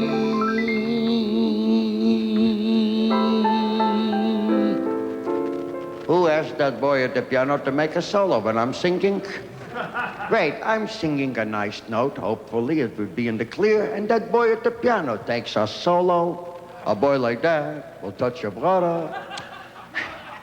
Here, ladies and gentlemen, is the president of the Southland Corporation and or 7-Eleven, Mr. Jerry Thompson. Hello, Jerry. Welcome, my friend. Thank you, Jerry. We know you're running short on time here, and you would kind of give you as much as time back as possible to make Ed's projection. Thank you. And what we'd like to do is thank America for letting us announce that we have collected another $500,000, which brings our total to $2,500,000. $2,500,000. Very nice. Thank you, Jerry. Thank John for me, won't you? He'll be back. Okay, they'll be back. I have a hunch that they're holding, you know how you put that case 10 in your wallet, like when you travel? I have a hunch that John Thompson is sitting with a little wallet with an extra $2.5 million laying in there. Wouldn't that be funny? Where's the humor? Let me have it. What's taking so long? Okay. Oh, yeah, Larry, you got something for me? Huh? What? You do? You're kidding. Are you sincere? Would you speak up? Come over here. Kiss my ring and then speak. Wait, lean down, get down. You take the Nina and the Pinta and the Santa Maria and go discover something, you fakakta idiot. He's a wonderful guy. What's his name, this guy that's working?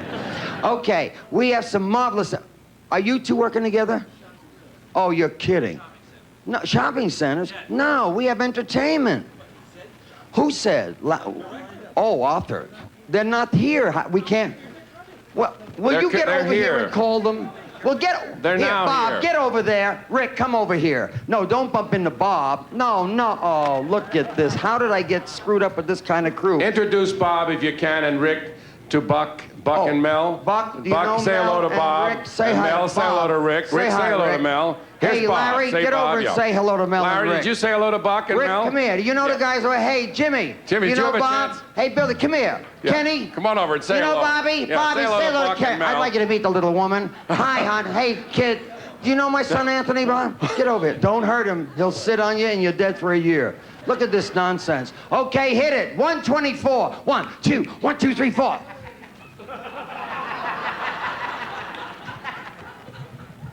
Want to see me lead the band? You got it. 1, 2, 1, 2, 3, 4. That's it. Okay, now.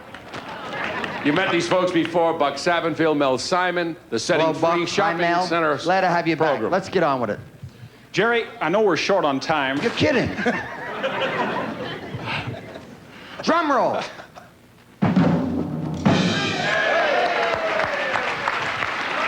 Get on. But the money in our shopping centers of Melvin Simon and Associates couldn't... You're making a fool of yourself. You want a lit bush? Come on. Who said lucky?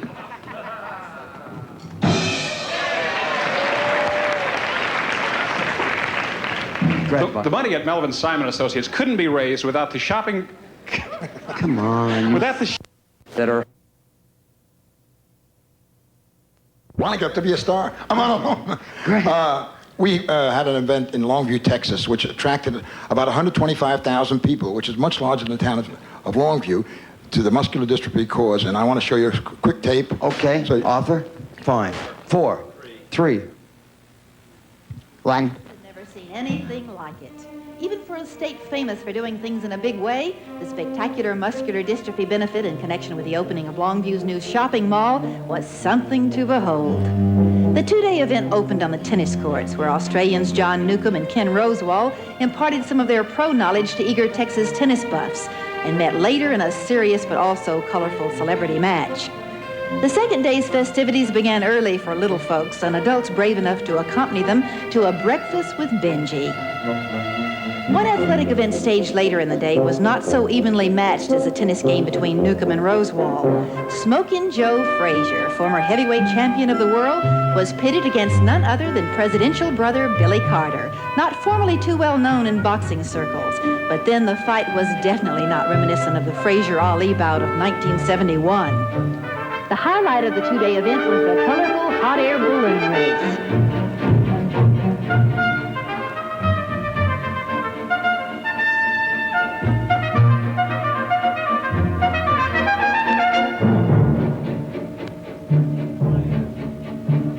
Television's Ed McMahon was the winner of the Sky Duel, as well as a big winner with a crowd. The spectacular muscular dystrophy benefit and Longview Mall opening will be something talked about in Texas for a long time. It really was something to behold. Mel, it really is. I'm sorry, wasn't it? That one individual event raised in excess of $50,000. That one event raised That one event raised over $50,000. And here, up to date, and there's some more coming yet, is our check now for $710,500.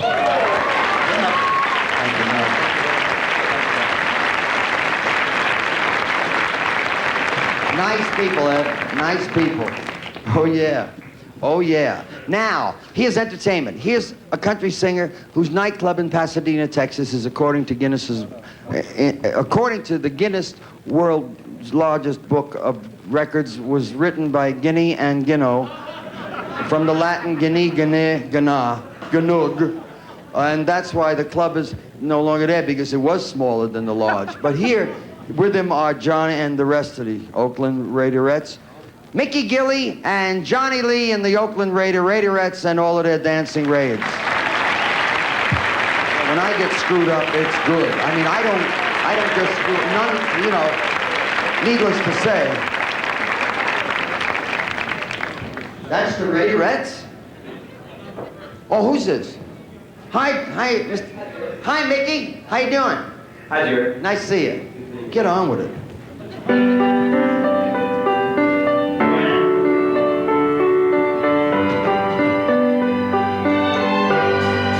Here comes the herd again. You'd think I'd learn. The more I believe in love, the more I get burned. I'm lying by here again, so close to the flame. Here comes the hurt again, but I'm used to the pain.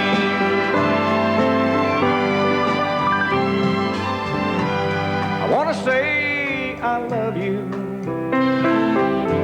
but this is not the time.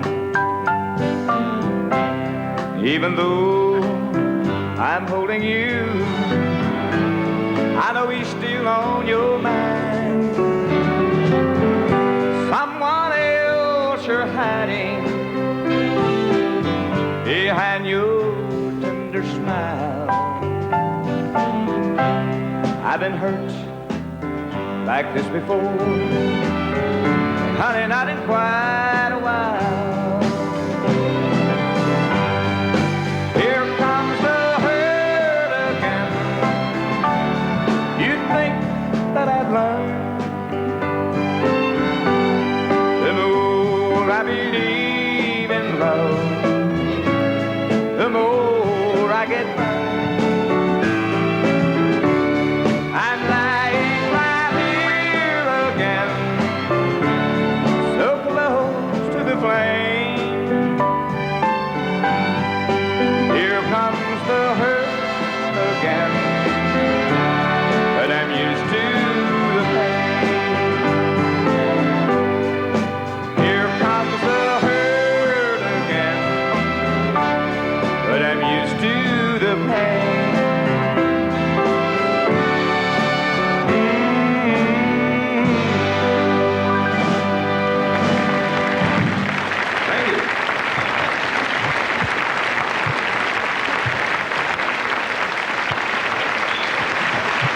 Thank you, Mickey. Thank you, Mickey. Johnny Lee, ladies and gentlemen. Hi, John. Yee-ho!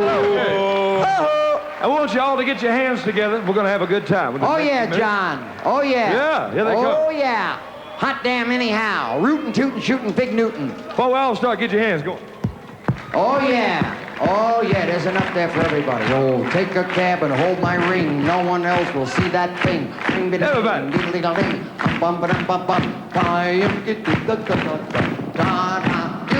Is everybody doing it? Everybody ready? No one else. Everybody ready?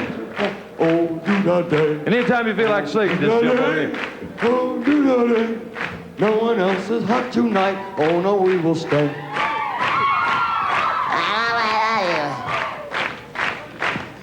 Keep it going. It's a pleasure to be here today. We want you all to have a good time. Marching along.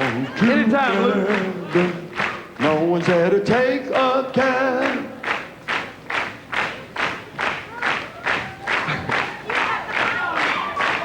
I know we're going to do it sometime. Are they having a good time, John? Having a ball. Hello, Johnny. Good to have you with us. You got the money, honey. I got the time. We'll go honky-tonk Lord. We'll have a time. We'll have all the night spots, everyone in town. You got the money, honey. I got the time. Well, there ain't no need to tell me, baby. Let's start tonight. We'll have fun, oh boy, oh boy. We'll have a time. We'll have more fun, baby, further down the line. You got the money, honey, I got the time. Well, if you got the money, honey, I got the time. We'll honky-tonk Lord and drink beer and wine. We'll have more fun, baby, further down the line. You got the money, honey, I got the time. The Oakland Raiders cheerleaders, yeah.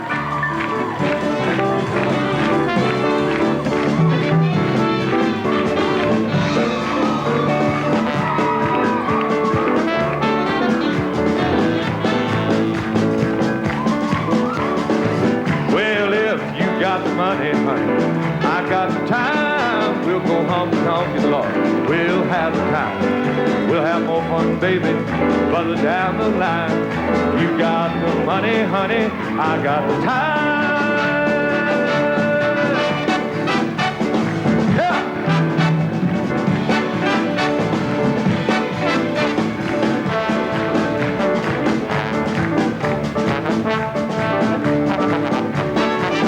Well, yeah. Thank you. Thank you so much. Thank you, Johnny. Thank you. Thank you, girls. Thank you, girls. We'll call you. Now listen, Jerry. Yeah. I like that song. Let me tell you why. Why? Lou. Timpani. Give me some time, because I got some money. Oh, yeah. Let it roll. Roll it. Oh, yeah. Look at that. Oh, yeah.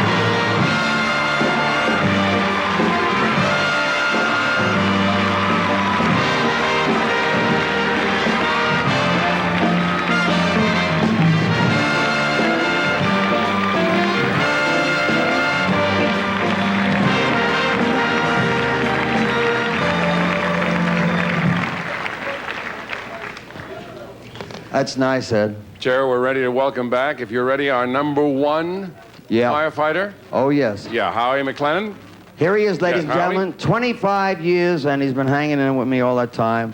The head man, the president of the IAFF, the number one firefighter, Mr. Howie McLennan. Right Thanks, here. Jerry. I want you to meet a couple of Las Vegas firefighters, Jerry Garbo, Hello, my friend. Ray Fox. How are you, Ray? Let us see you. You know what they've been doing. They want to announce their own total, Jerry. I'm ready. Jerry, the Las Vegas greater area firefighters have collected a grand total with their boot collection this year. They've surpassed last year's collections of $35,000. They went up to $46,464. That's from street corners. In firefighter boots, they picked up $500,000. That's hard work. Thank you, Ray. Jerry. What do you got there, my darling? They got a grand total, Jerry, baby. $2,100,704. He'll be back. He'll be back. And now the Lipton spotlight gracefully falls on Johnny Lee and his smorgasbord. Well, hey, good looking. Yeah, did you call me? What you got cooking? How's about cooking something up on me? Yeah, I'm free and I'm ready, so we can go steady. How's about keeping steady company? I got a hot rod board and a $2 bill. I know a spot right over the hill. So there's soda pop and a dancing street. You wanna have fun? Come along with me. Said, hey, sweet baby, don't you think maybe we can find us a brand new recipe? Come on out there with me, girl.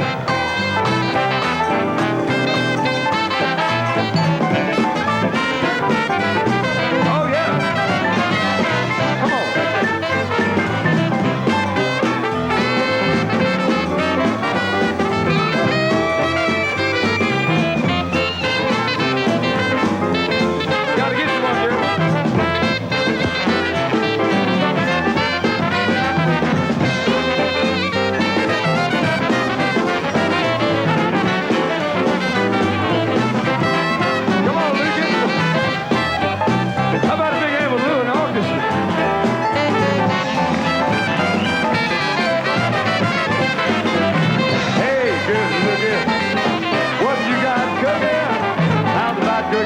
Something up for me. But, hey, sweet baby, got a hot rod board and a $2 bill. Wanna have fun, it's that you see. Wanna have fun, come along with me. Say, hey, good looking, what you got cooking? How's about cooking something up? How's about cooking something up? How's about cooking something up with me?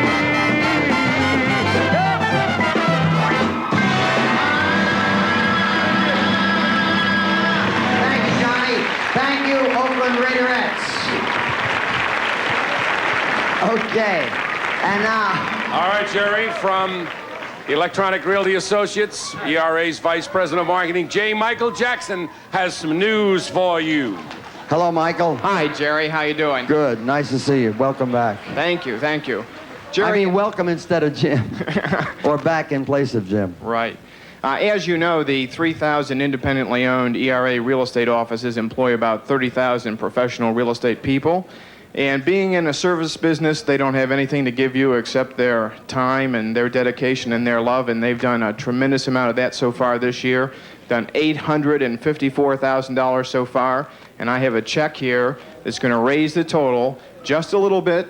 It's going to be about 3 times what we did last year, our first year, for a grand total of $919,000. You'll be back. Yes. Thank you, Michael. Thank you, Jerry. God bless you. That's beautiful. That's a pretty nifty total, $919,000. And we are going to get some of these nice people back to wrap up or finalize their last figures. And that's not bad. Would you put that in our little kit? Huh? Larry, did you want to see me about something? Oh, yeah. Very important. I would like, ladies and gentlemen, to introduce a good friend of show business. and a good friend of a special friend of ours, and a friend of a lot of good people. He's the Executive Vice President of Caesar's Palace, Mr. Harry Wald, ladies and gentlemen. Hello, Harry. Hi, Jerry. Really good seeing you. Thank you. Really a super show. Thank you. I have me at my little stand. It's great. You're doing a wonderful job. I have greetings to you from two people. First of all, from Joe Louis, who in past years has always been here with you. Yeah.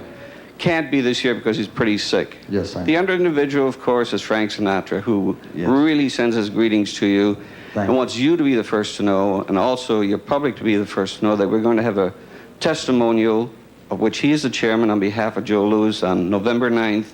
He'd like to invite you personally to this, and I know that you'll attend on behalf of Joe. Thank you. And also, additionally, I would like to present you a check on behalf of Caesar's Palace to your kids. And thank you very much for having the opportunity to talk to you and inviting you in behalf of Frank to Caesar's Palace on November 9th. I'll be there. There'll be a hell of a lot of hard stuff to keep me from being there. Anywhere that man says to go, I go. He's a nifty man. And thank you for the 5,000. That's beautiful. Thank you, Jerry. Thank you. Bye-bye.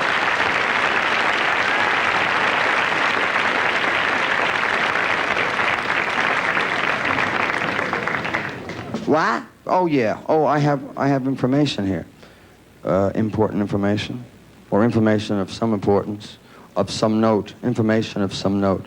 This information is noteworthy. It's a worthy note, this information. What happened to that? I got it. I got the information. You can't possibly store up that much stuff in a year and not be able to find it. Oh, yeah. I'm going to find it in a second. Uh-huh. Oh, there it is. 7 years ago, our forefathers brought forth to this continent a new car. It was an Etzel. Good God, how could that happen to a country? Oh, hi. We're keeping it in the family with these next two kids. You know her from the television show Family, and together they've just released an album called Christy and Jimmy. Ladies and gentlemen, Christy and Jimmy McNichol.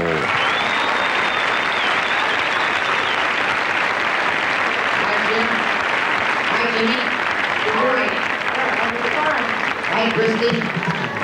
I'm over here. Go for it. Even if you think you ain't never gonna make it, go for it. Go for it. When you get the chance, you know you gotta take it. Go for it. Don't be afraid to call me. I love to talk to you. I'm everyday people. Every day is full of things to do. Don't be shy, do or die. Go for it. Even if you think you ain't never gonna make it, go for it. Go for it. When you get the chance, you know you gotta take it. Go for it. Your doubts are taking over. They wanna run the show. They're holding you in limbo, and you're lost, looking for a way to go. Like I said, straight ahead, go for it.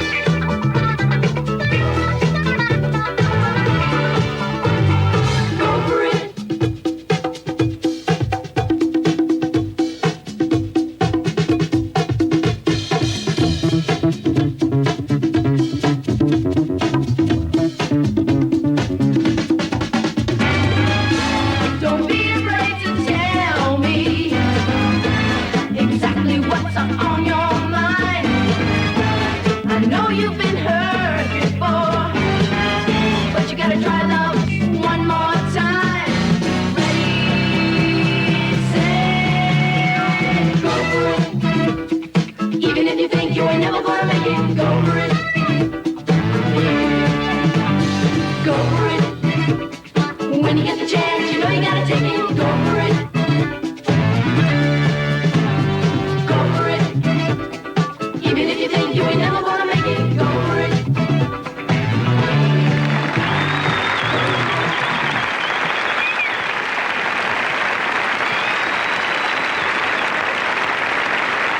Yes, thank you, McNichols. Beautiful. I like that sentiment, too. Go for it. That's what we're doing. We're going to go for it. Right now, representing McDonald's restaurants and their customers all across the United States and Canada, Jackie Ray from Belleville, Ontario, Canada, Margaret Dillon from the Bronx, and from Dallas, Texas, Tim Bates. Hi, Tim. Hi, which are you? Jackie, hi. Hi, Margaret. Nice to see you. Let's get on with it. Let me get over to the handles. I can't hug you like I did the girls. Get moving. Get over here, you little cocker. That's it. Okay, get on with it. Hi, Jerry. This will be the last report from McDonald's before our grand total presentation. Okay. All of us in the McDonald's family are thrilled to be a part of this effort and are proud of our 7-year association with the cause. Now, here's Jackie with some more information. Thanks, Margaret. You're welcome. Now, Jerry, we have some really good figures here, and you're going to like them a lot. Okay, from Topeka, 15,000. From where? Sorry. Try Topeka. Topeka was when they... Topeka? Well, I got a line would wipe us off the air. Topeka. Oh, forget it. Oh, is this a... That's all right, darling. Everyone... Will you move over here? I'm not from this area. I want to turn Topeka myself. Okay, Topeka, Knee-peka, whatever you like. Go ahead. From Topeka, we it's have... not as much fun, but go ahead. $15,000. Oh, that's terrific. Beautiful, darling. Okay.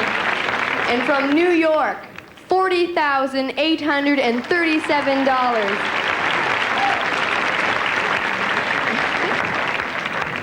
And from my own home of Canada, we have $185,000.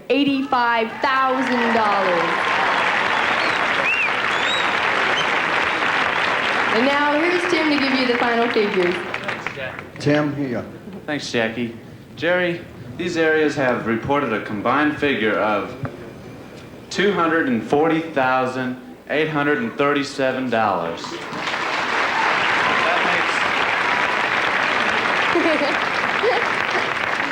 That makes a new total so far from McDonald's and its customers of $1,327,247. Let's hear it for these lovely kids from McDonald's.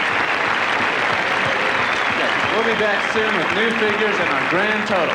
They'll be back soon with new figures and a grand total. Thank you very much, my darlings. That's nice stuff. Okay, they're going to be back with us one more time with new figures and a grand total, and I have a hunch it's going to be really nifty. That's lovely. Okay. It's time once again to get that thank heaven for 7-Eleven feeling. Do we hear some music along? Okay, Lukey.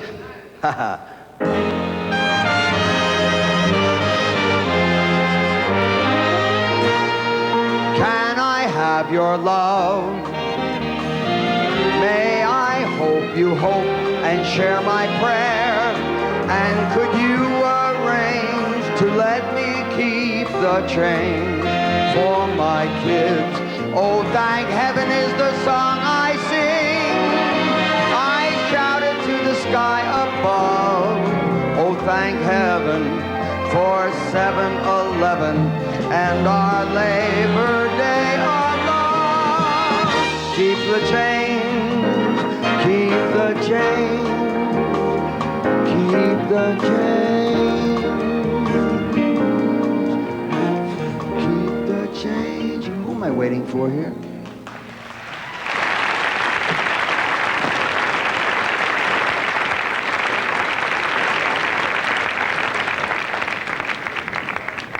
Yeah, I sang that good. Yeah, we did that last year, too.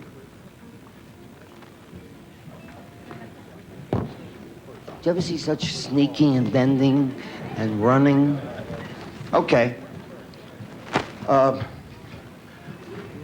sure that all of you, ladies and gentlemen, in the viewing audience here, as well as at home, have heard of Lou Gehrig, the Iron Horse of baseball, the great slugger. But he couldn't slug it out with a catastrophic disease called ALS. amyotrophic lateral sclerosis. It killed him, just as it killed Ezra Charles and former Vice President Henry Wallace and many, many others. ALS is one of the 35 diseases that MDA is fighting with a research and patient service program unmatched in the world. There's a lady in our audience I would like you to meet, a 31-year-old mother of 2 young sons from Trenton, New Jersey. She has ALS, and she also has remarkable courage. Although the disease makes it difficult for her to speak, I know she wants to say a few words to you, and so does her husband, Bob. First, ladies and gentlemen, may I introduce to you Mrs. Beverly Garrison. Beverly?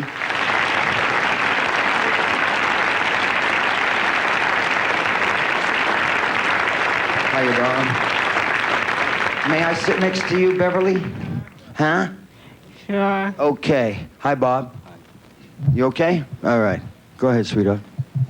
I'd like everybody to help us find the cure. And thank you for what you're doing for us. Thank you, Beverly. We are doing everything we can.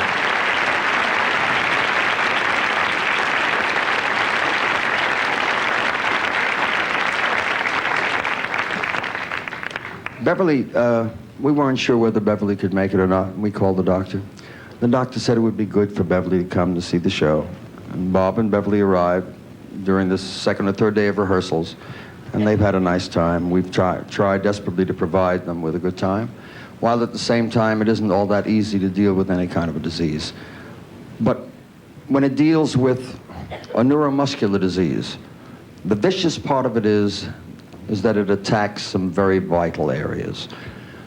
And it rarely will attack the brain area, the area where you can think and where you have a conscience and where you have feelings and understanding and elements that prevail in the brain that understand that you've been stricken and the mind does not equate the why or wherefore. It's almost as though it would be better if the brain went when the body went, so that you wouldn't really know what the devil was happening. But unfortunately, that doesn't happen. What happens is that somebody like Beverly gets a better awareness, the brain gets sharper. My kids with the dystrophies get very aware, very bright, highly sensitive, highly emotional, very concerned with the outer perimeter, more concerned with how you feel when you are in their presence than how they feel about themselves. They become very selfless, very caring. It's an unfortunate set of circumstances. It shouldn't happen.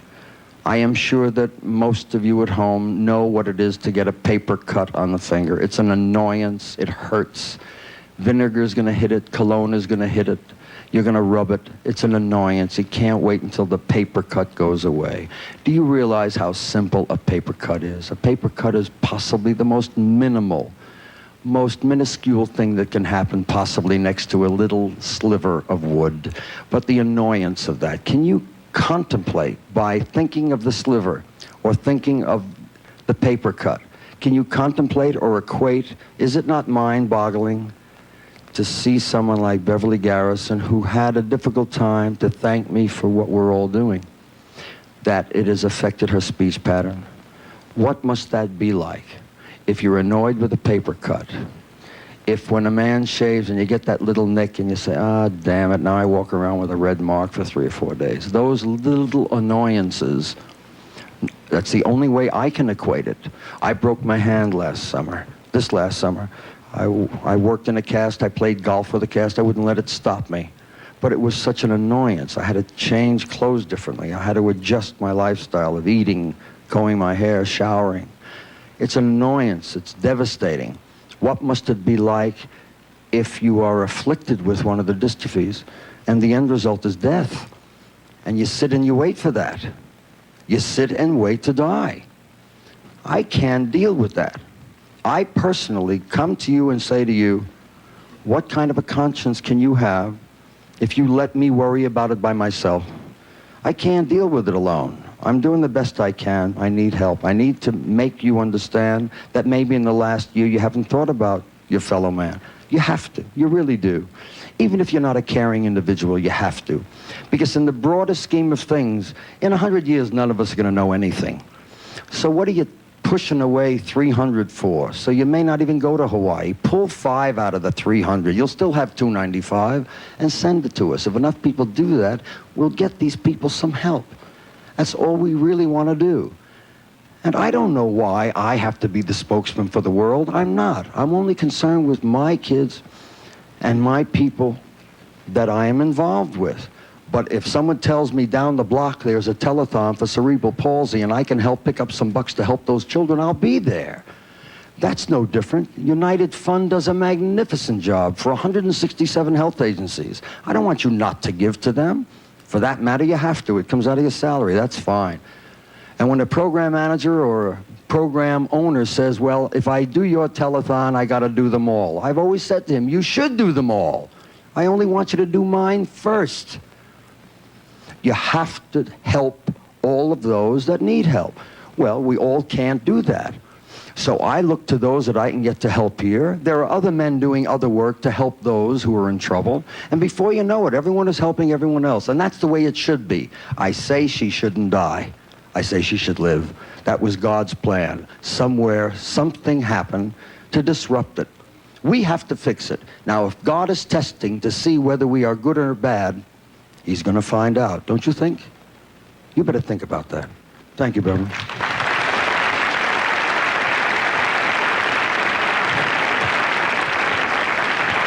Very nice, Jerry. And I have something very nice for you, if Lou will help me. Lou, I need a temp and this change. Roll it. Oh, yeah. Oh, yeah. Beverly, you brought us good luck, Beverly.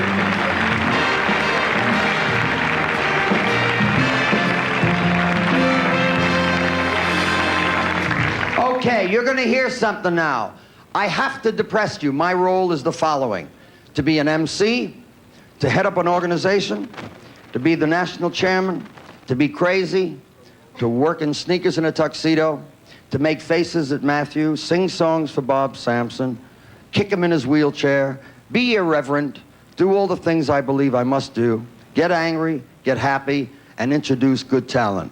I try to do that all so that we end up providing for you what we promised all year long. When you can get talent like this to contribute their time and join you, it really makes stuff worthwhile. Not that this talent is any different than any of the other talent, but here's a man who was working desperately hard on a very tight schedule. And while doing the Mike Douglas show, I imposed on him, because I am working 365 days a year, and if I can get you, I'm going to get you. And that's whether it's a corporate sponsor like John and Jerry Thompson, or it's just a performer who may like very much to go on a Labor Day holiday with his family, and this man might have wanted to, but not after I had him for 5 minutes. I had him for 5 minutes, and he's here. His family did not go on a vacation on Labor Day because he's here. And he is not only the winner of 3 Grammys and has been nominated 8 times in the last 12 years, but we'll never find another love like you, cause when you hear you've heard it all, it's Lou Rawls. What am I going to tell you? Here he is.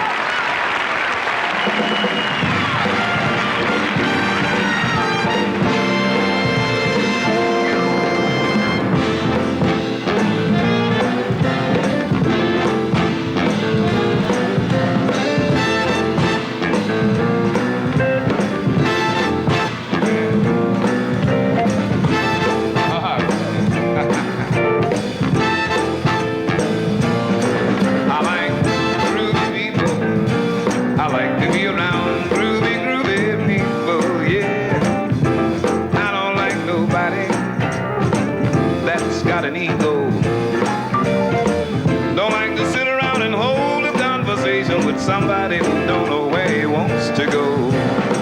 Give me the simple life full of fun and joy. And you see, I'm just a good old country boy.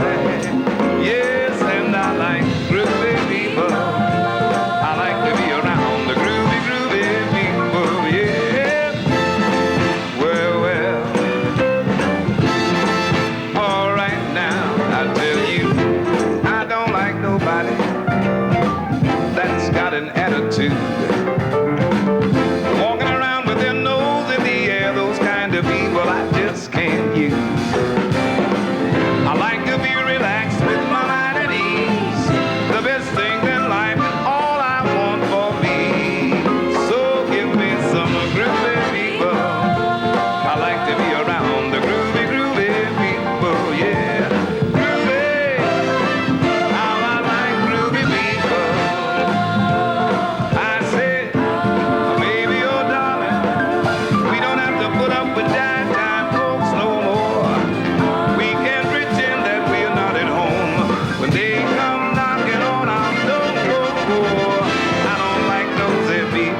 girl getting in my business and things. I've been through all of that, baby, and I know the bad feeling that it brings.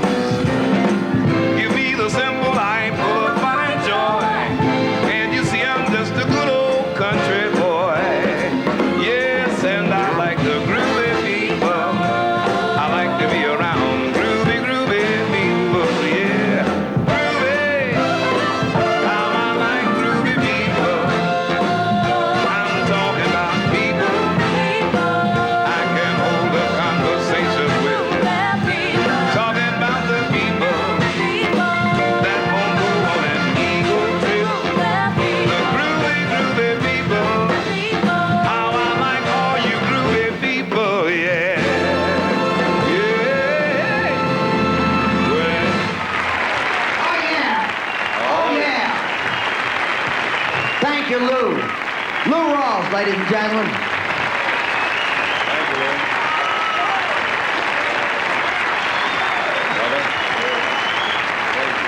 All right. Lou Brown, let's click it off. Kick it off, Lou. We're going to a cut. There's plenty more fun on the way with Jerry and all of his friends from the beautiful Sahara Hotel in Las Vegas, the studios of Channel 2 KTVU in San Francisco, and WNEW Metro Media Channel 5 in New York. All right here on this special retro rebroadcast of the 1978 Jerry Lewis Telethon, only on the Telethon channel. Don't you dare go away. If you miss a little, you'll miss a lot. Of us at the Muscular Dystrophy Association thank the International Association of Firefighters for your 70 years of partnership. Since 1954, firefighters throughout the country have collected critical funds to support the MDA mission. Together, we can accelerate progress, advance care, and advocate for a more accessible future for people living with neuromuscular disease. Thank you, firefighters, for filling the boot for MDA.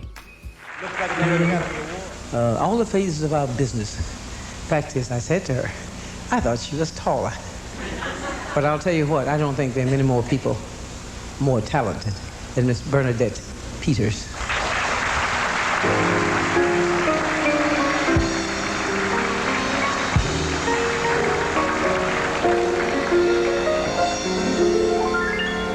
The golden rules my forum. I am sweet as I can be. I'm known for strict decorum from sea to shining sea. But once or twice a year, this uncontrollable desire creeps up and whispers in my ear and sets my soul on fire.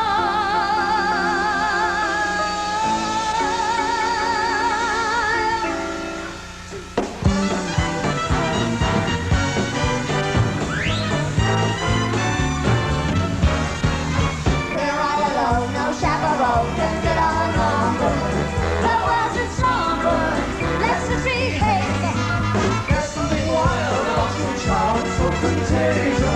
Let's be outrageous, let's just behave. When Adam wanted said he wouldn't stand for teasing, he didn't care about those apples out of season. They said that spring means just one thing, no lovebirds. We're not about birds, let's just behave.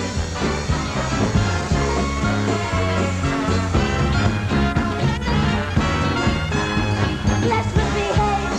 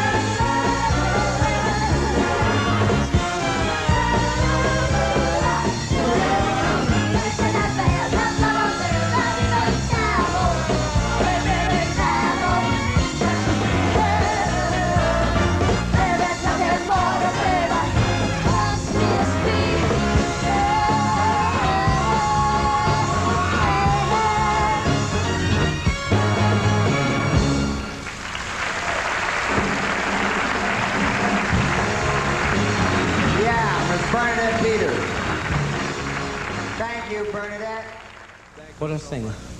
What a human being. Oh, and can he wear a sweater? Mr. Andy Williams.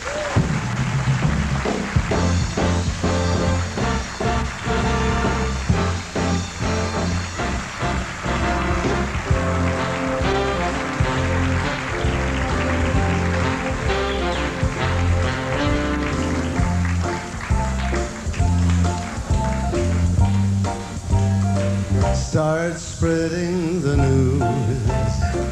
I'm leaving today. I wanna be a part of it. New York, New York.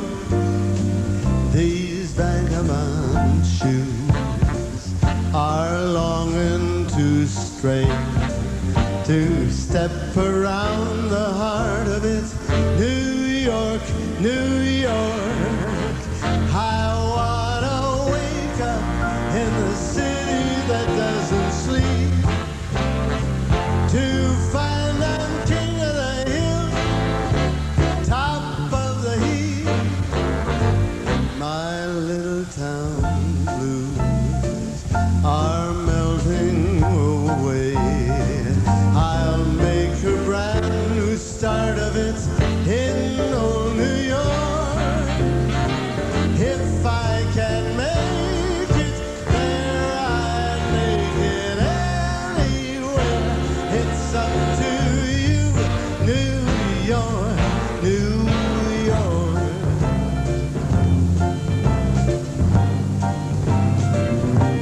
The more I see you, the more I want you. Somehow this feeling just grows and grows.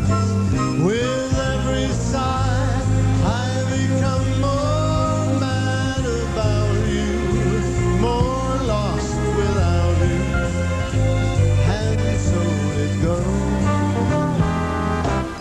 Can you imagine how much I love you?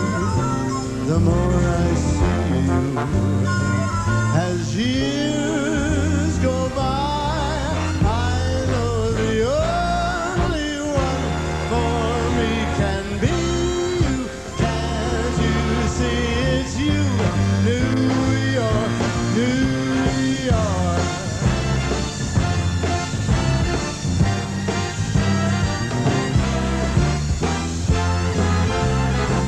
New York, New York. In the city that doesn't sleep, to find I'm king of the hill, cream of the crop, head of the list at the top of the heap. My little town blues are melting away. I'll make a brand new start of it in old New York. If I can make it there, I'll make it anywhere. It's up to you, New York, New York. Come on, come through, New York, New York.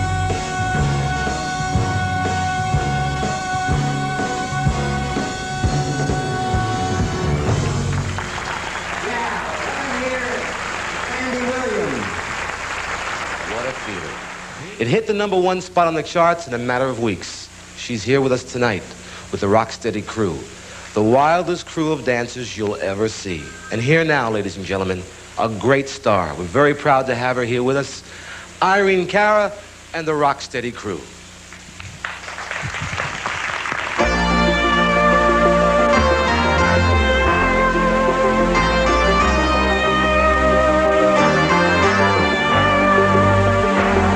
First, when there's nothing but a slow glowing dream that your fear seems to hide deep inside.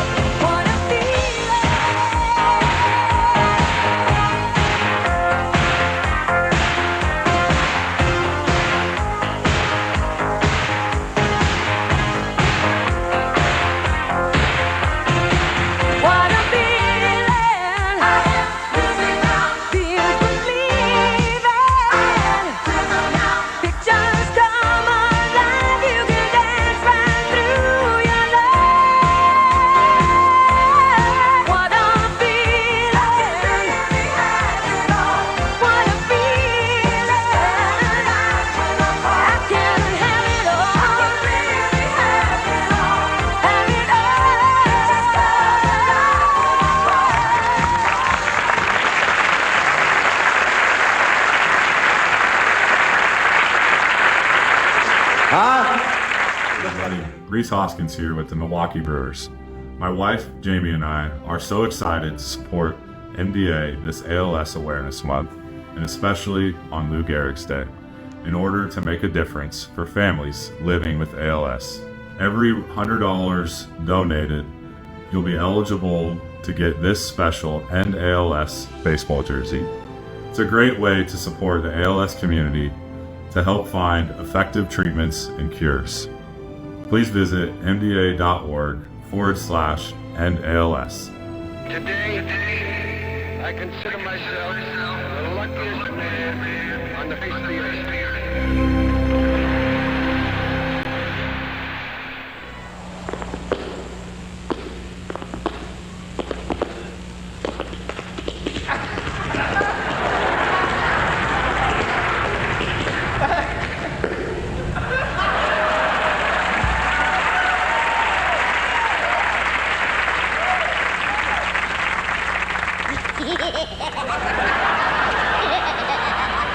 Okay, now, you hold that so you can hear this, okay?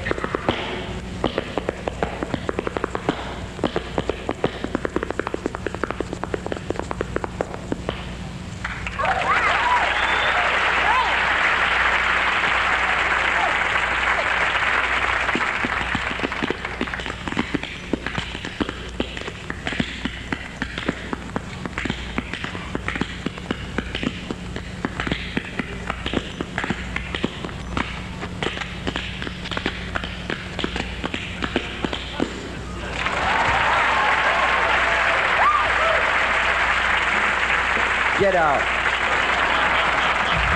Both of you. Christopher and Emmanuel Lewis. Thank you, my friend.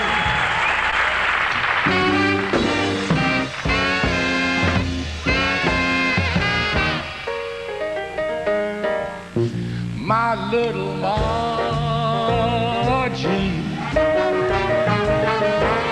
I'm always thinking about your Margie.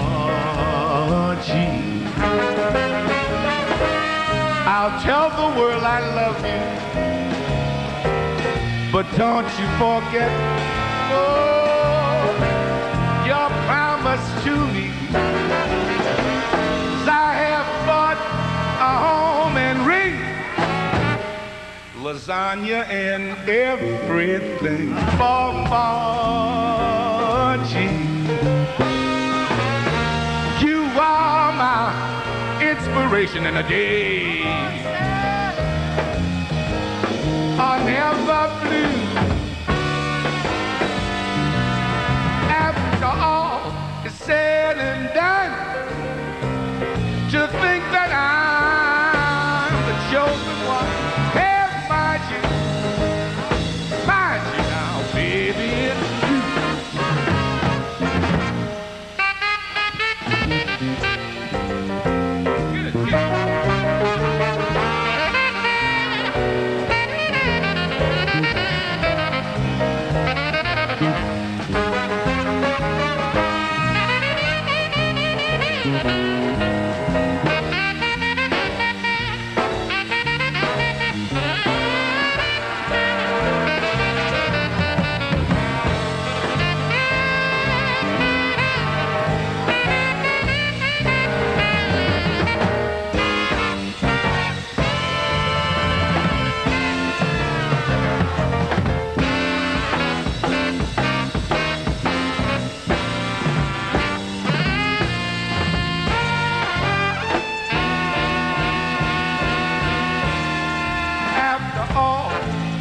Said and done. Oh, to think that I'm the chosen one. Hey, Margie, my little Margie. Whoa, baby, it's you.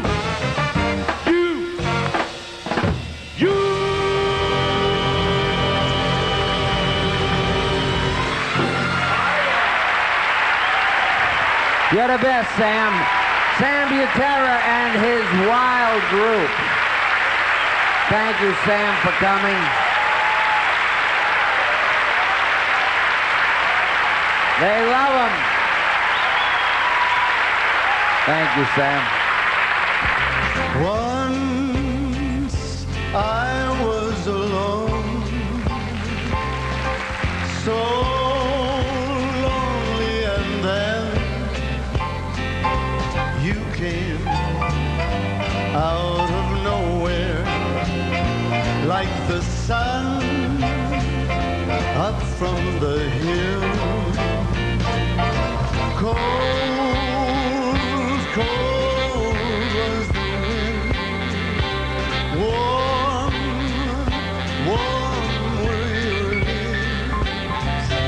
Out there on that ski trail where your kiss filled me with thrill. A weekend in Canada, a change of scene was the most I bargained for. Then I discovered you, and in your eyes I found a love that I couldn't ignore. Down, down came the sun. Fast, fast beat my heart. I knew when that sunset from that day we'd never ever, ever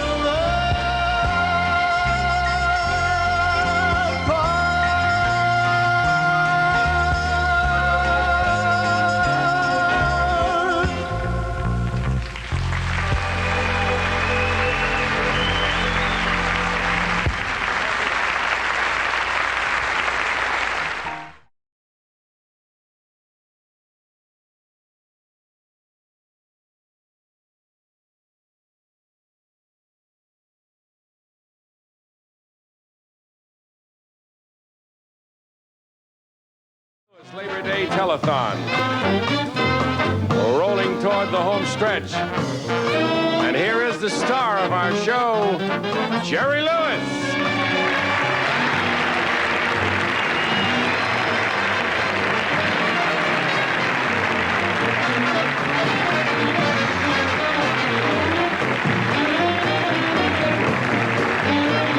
Jerry, you got your camera, all right? Point it this way. Point it this way.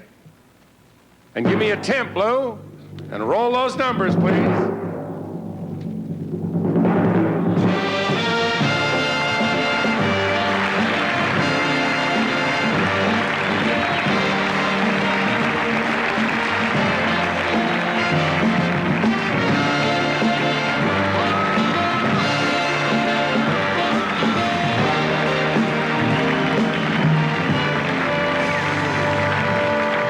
Thank you, Ed. You ladies and gentlemen in the audience are responding, and I knew you would, and I know you're going to continue to respond. We have 3 strong hours ahead of us. Hard work, a lot of things to be said, a lot of entertainment to provide, a lot of emotions to expound on, a lot of sensitivity, some strong feelings, and some very heavy statements. So we could easily consider, and I must conclude, that our program from this point on could be somewhat interesting, hopefully. At least I hope so. If you ladies and gentlemen continue, we might very well do very well, and Banana Factory over there will smile again. I don't know. I would like you to know that I have possibly the best instrument made in the field of cameras. This is not a commercial. It's just a Nikon. Nikon started out as a Japanese camera. Naturally, it's still a Japanese camera, but it started out as a Japanese camera, and it always took second position to the German Leica and Leica Flex and so on. And now you can hardly get a Leica or a Leica Flex because it's so prohibitive. And then when you do get it, of course, it's not possible to compare the workmanship. I am prejudiced, but I'm also I'm very discriminating in my choice of optics and cameras. And I met a friend who is now a friend. I met a man in Chicago, namely Abe Paulson, who represents the Nikon Corporation in Chicago.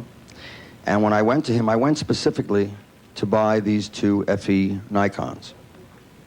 I usually walk off the street and buy a camera as I see it, and I pay for it. And I don't like to buy anything with anyone giving me any deals, because I'll do it for my staff or those that might want to save some money. But I never do it for me because I like to complain. Once somebody gives you a deal, you can't complain. I like to buy what I buy and then stay in the store and find a reason to complain. I bang it a little bit just on the side, and I can say, young man, come over here. Why is there a nick in this? I just paid a fortune, and I get him crazy. I love to complain. Now, if he takes 20% off, I got to run out the door fast before he changes his mind. And if there's a nick, I have to live with it for the rest of my life, and I get a migraine from that nick. But in this case, I went to see Abe Paulson because he is a mutual friend of Buddy Hackett. Buddy Hackett begged me to go meet this man. I said, I don't want to go and buy cameras from this man. He said, he won't save you any money. He'll charge you the same that you get in the store. I said, okay. I went to buy the cameras.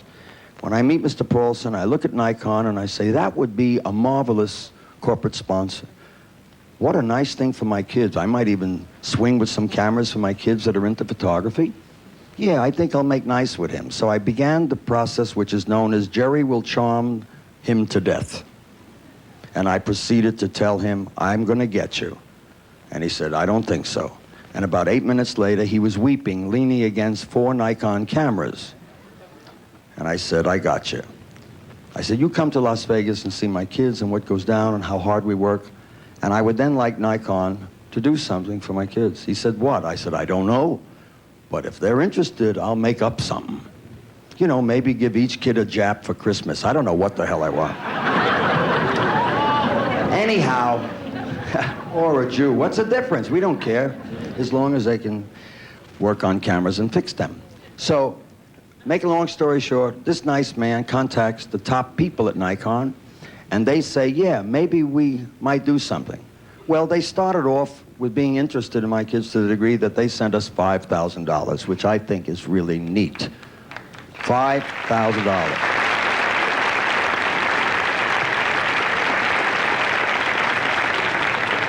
I happen to know that Nikon is in about 7,000 camera shops in this country. I may just say to them, wouldn't it be nice if I could have a picture of Matthew Brown on all of your literature holding a Nikon camera, and that beautiful poster child could remind everybody that goes in and out of camera shops all over the United States that we have to help Matthew Brown.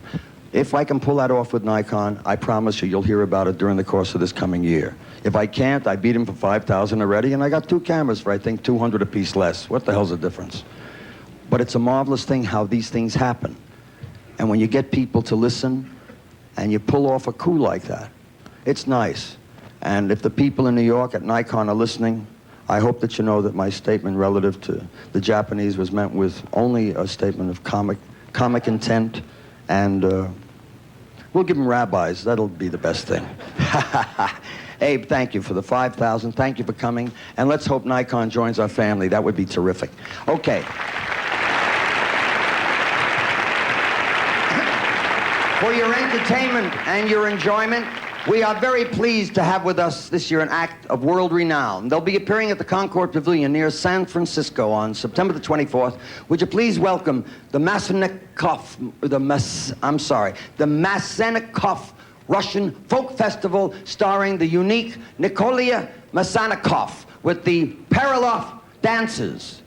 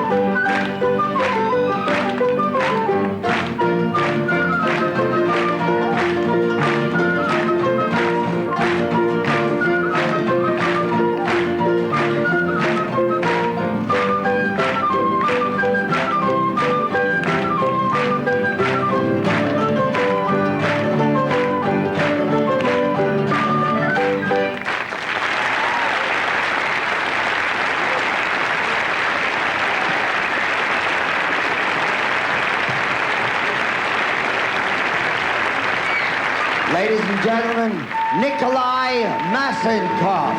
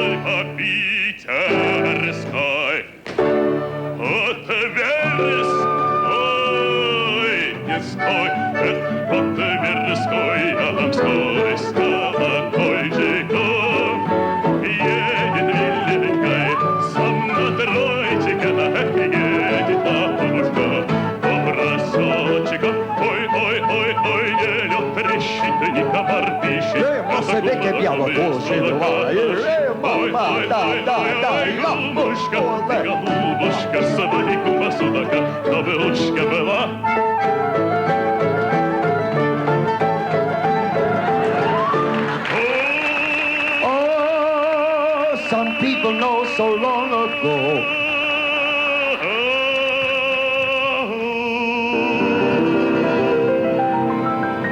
Sulla biocca papiaccia la cotia palatondia.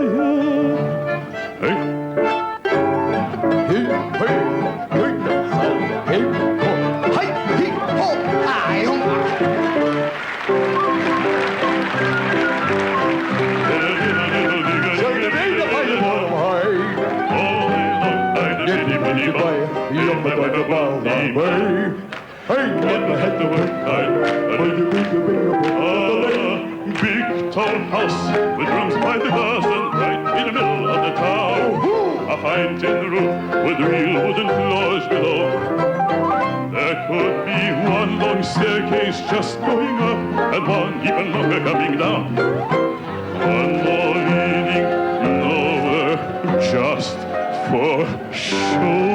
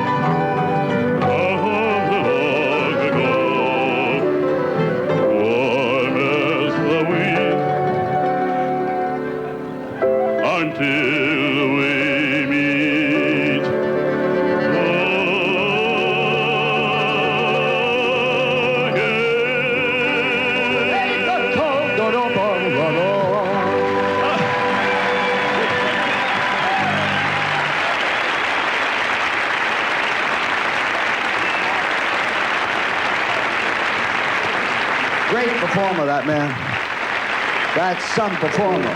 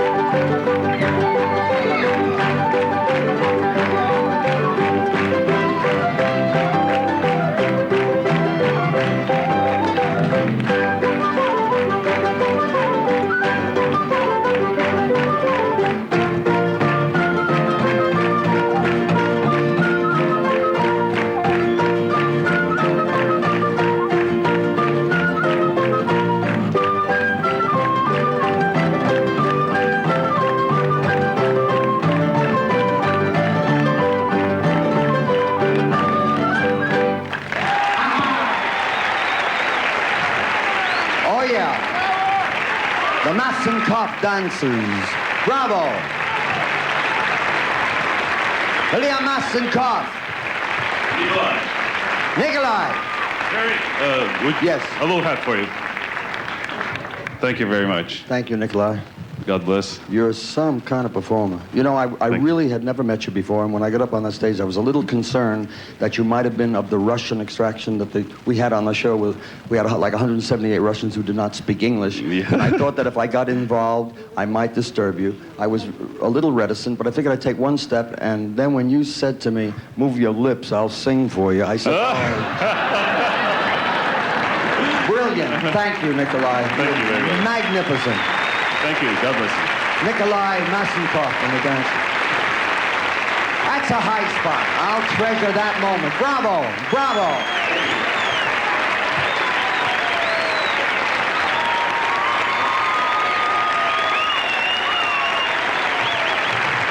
Oh, yeah. I'll drink to that.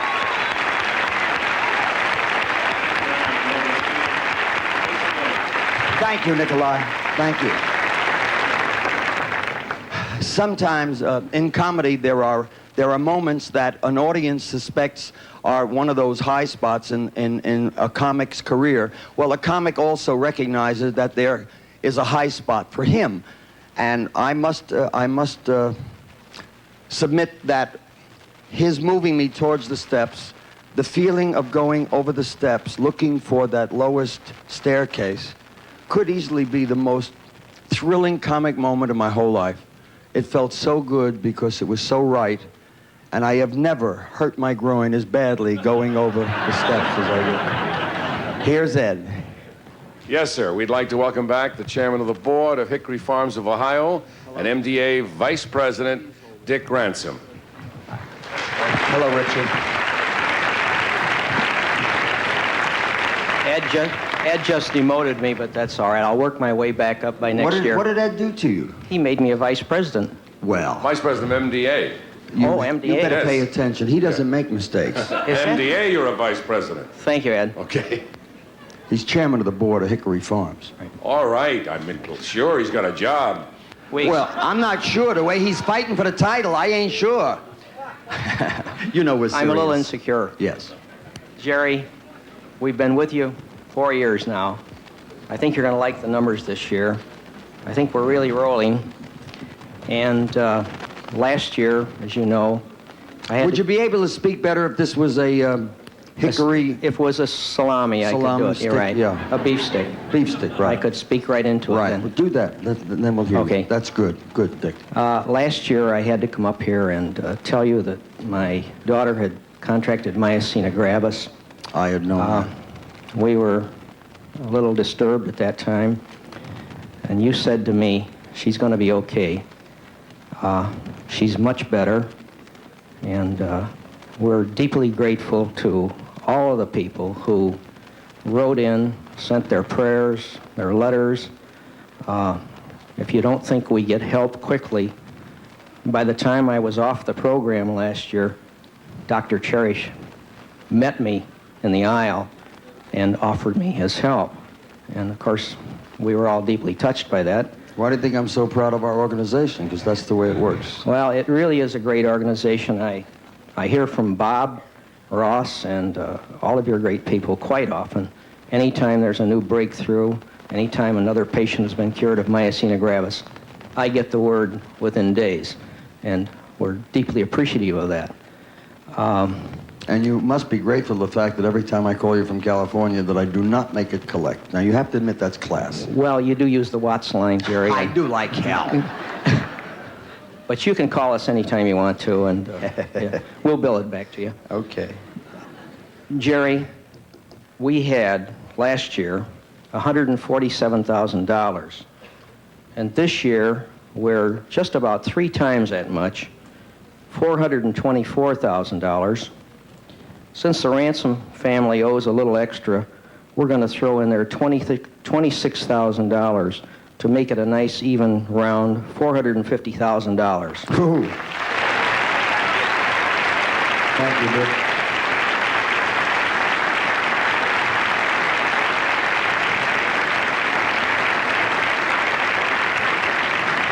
We owe you a lot more, Jerry. You have alluded several times in the program to some critics, and I know you have prepared a little blast for them later on, and I don't want to take anything away from that, but I don't think that you really should have to do that. I think that should be up to the public and to the sponsors, and I think that we can give them a lot better answer. You just keep on, do the love part, and let us take care of the muscle part. And this year, I'm going to pledge, scare the heck out of a lot of Hickory Farms people out there right now, I'm going to pledge that we will double our contribution next year. And that can be a little ammunition. Because, Jerry, I know what you do. And I know what you've done for me, and I know what you've done for all these other kids. And when they attack you, they've got to get through us first. I appreciate that, Dick, but I think that you understand, like any man will understand, that every man must do what he must do. That's correct. And I have followed a very simple philosophy for as long as I can remember. I shall pursue my principles without calculating the consequences. And I plan to do that. Well, and then after I get through, you can defend and protect all you like. It was kind of nice to be a sponsor well in advance of my daughter's problem. And I think we all feel it was like casting our bread upon the water. So we're going to be back. You can throw rocks at us or whatever. We'll still be back and bring you the dough again next year. I know you will do. Twice as much. Thank you. Thank you, Jerry. Good luck.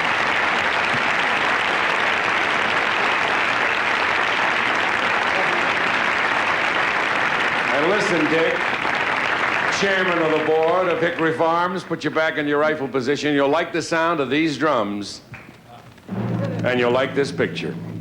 Roll it. Show me something. Come on. Oh, yeah.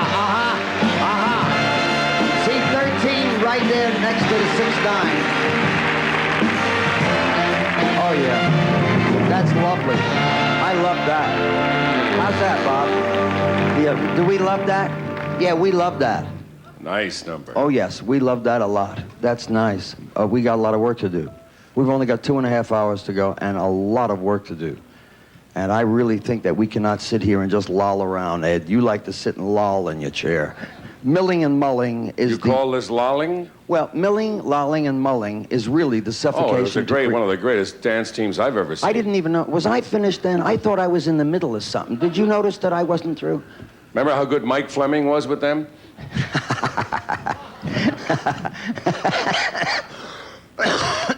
Where are we? Don't we have or not? There, take it, Ed, baby. Hey, I have representing the roller skating rink. States that are healthy and skating and skate-a-thons at RSROA member rinks throughout the country. We hope that someday that your kids too will be able to roller skate just as these kids do. We've got some big numbers for you, Jerry. I'm very anxious to hear. You know, when you came to our rink in Northridge in October, we had a chance to talk about just the way skate-a-thons work. And you got out there and roller skated for a couple of hours and got to see how it was like. But you know, some of these kids skate hour after hour, day after day, and they're doing it all for your kids, and they love doing it too. We've got some big numbers for you. I was going to talk into the Coke and drink my mic. Okay, I was going to talk into the Coke and Don't drink drink my mic. anything. $1,680,000 from the Roller Skaters of America.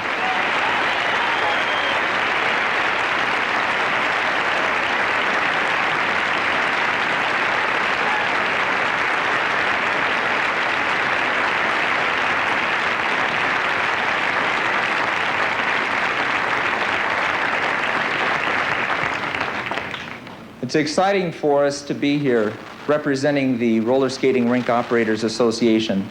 The RSROA has been part of the MDA program now for quite a few years, and hopefully muscular dystrophy will be coming to an end soon. But roller skating won't. We'll still be around. Gonna come skating anyway, right, Jerry? Anytime, There you Mike. go.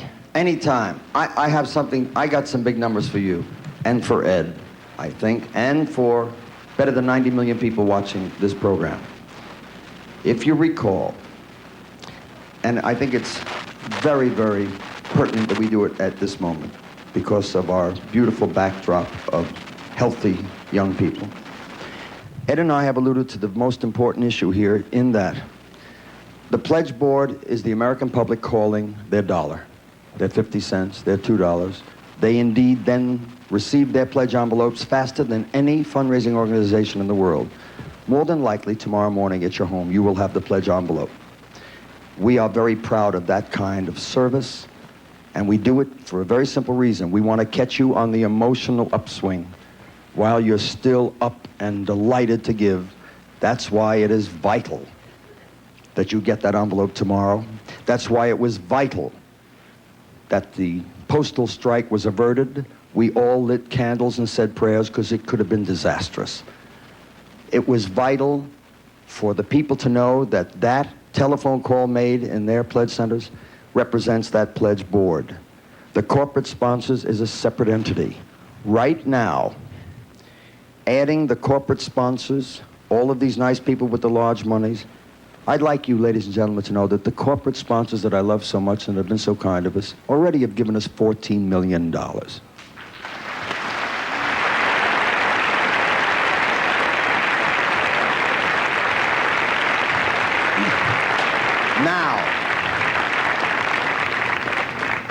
I am not a religious man, but more than likely more than most. And any man that says he is not religious is more than likely, indeed, more than most. I have every church in the world in my heart. I just don't believe in signs. I'll pray anywhere and for anyone. The meek shall inherit the earth, was it? I don't know that that even relates. I might be convoluting the issue. But is it not interesting, my darlings, that the corporations, God bless them, have given us $14 million? But the dollars and the twos at this point in time represent $17 million? I ain't crazy.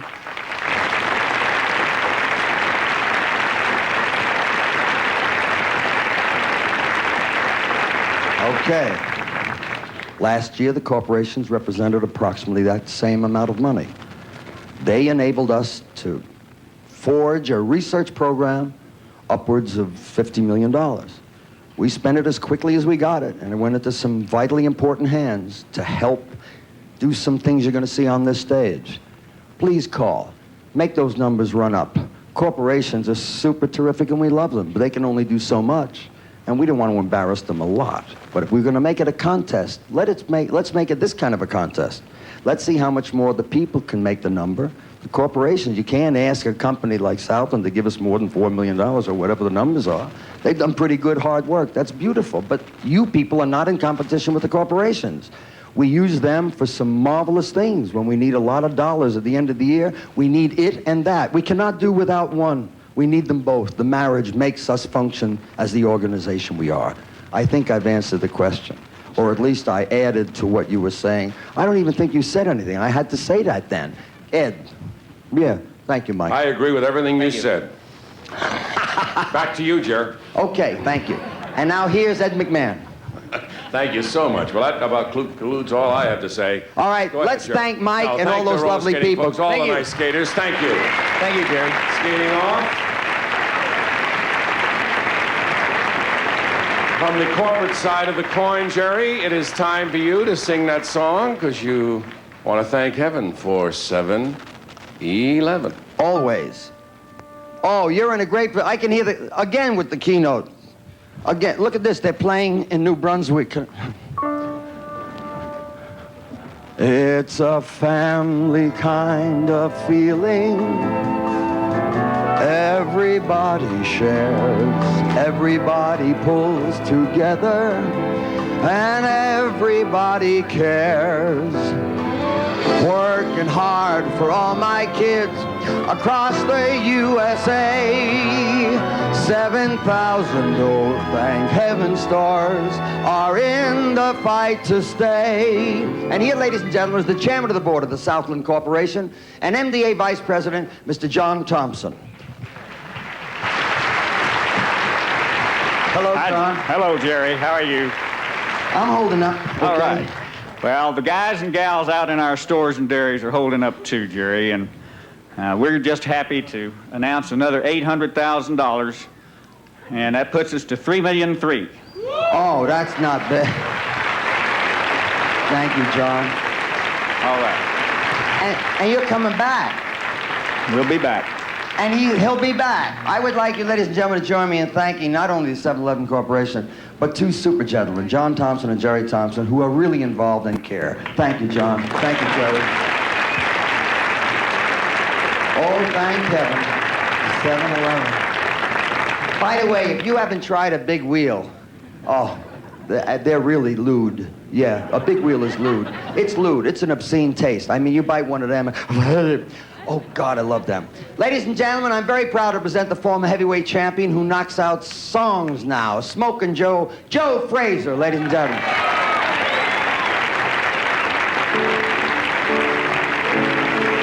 Thank you very much, ladies and gentlemen. We'd like for you to give the Jerry kids, give it until it hurts, all right? Yeah. We all love you, Jerry.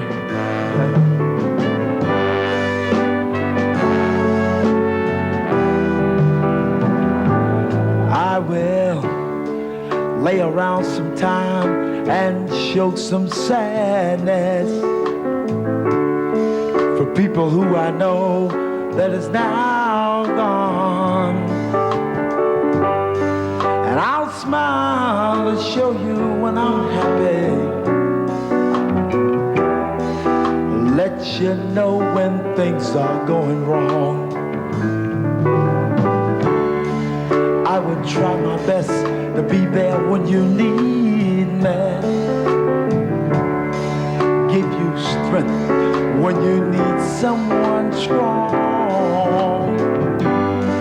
And I'll show you that I really love you, and I will paint your pretty picture with the song.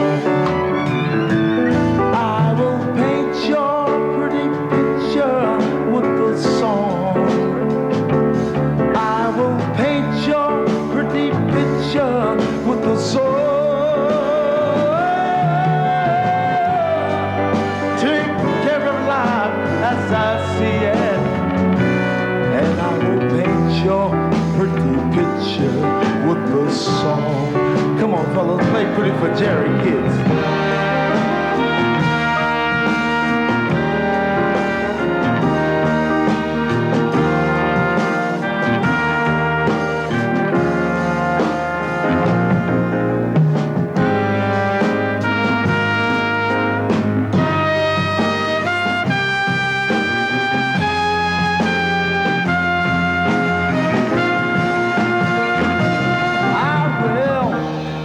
Try my best to be there when you need me,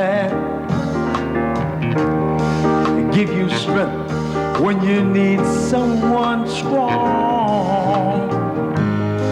And I'll show you that I really love you, and I will paint your pretty picture with the song. I will paint your pretty picture with the song. I will paint your pretty picture with the song. Take care of life as I see it, and I will paint your pretty picture with the song. I will paint your pretty picture with the song. I will paint your pretty picture with the song. Love, take care of life as I see it, and I will paint your pretty picture with the song.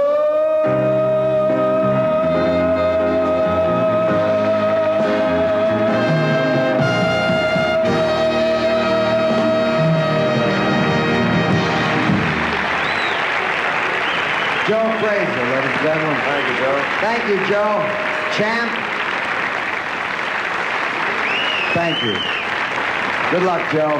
Hey, Jerry, just like the champ, I'd like to paint a pretty picture with a song. The song starts with a drum. A timpani. And here's the picture. Show it to me. Do it. Oh, yeah.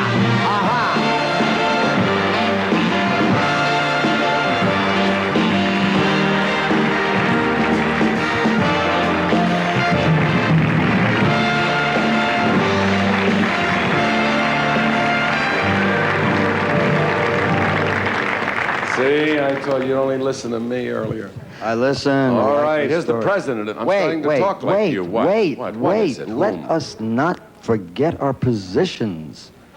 You're on the left side and I'm on the right side. Ed, just give me 1 second Go to ahead. acknowledge that one of our lovely board members, Dorothy Collins, is doing a super job for us in Raleigh-Durham over WPTF television, Channel 28. Dorothy's appearing in that area in I Do, I Do. Dorothy, we send you our love. All of us miss you. It's the first year you haven't been with us, but we know you're there for important reasons, and thank you for helping us. Thank you, Ed. All right, I'd like you to say hello again to Tom Barnum from the kitchens of Sara Lee Worldwide with news. Here's our president, Tom Barnum. Jerry, the first couple times I was up here, we talked about the non-financial things that Sara Lee was doing to support the cause throughout the year. But just to show you the kind of support we get from our customers and from the good consumers out there, I have a check for $125,000 to help move the meals a little bit faster. Thank you, Tom. We love you. Tom Barnum, ladies and gentlemen, kitchens of Sara Lee, lovely people. Robert, I think that it's imperative that we acknowledge that our station breaks, I speak now on behalf of Artie Forrest, my producer, director, myself. We hope that all of the people on the Love Network understand. We are finding it impossible to take the break. We need the 15 minutes. If we don't, we're going to lose a lot of talent. We're going to lose our commitments to our corporate sponsors and the people who are making presentations. We're going to lose the opportunity to say some heavy stuff and do some important things. Please do your own thing. If you are with us on the Love Network for the reasons we know you are, then you will do the very, very best you possibly can for the very reason that you're doing it in the first place. We trust your integrity. We trust your approach to what you do. We hope you hang in there with us. If you want to meet your commitments on the local level, we understand that. But we must forge ahead. Please believe Artie and I find it very, very difficult to make promises and not keep them. But for the reasons for which we are making this pronouncement, we believe that it is valid.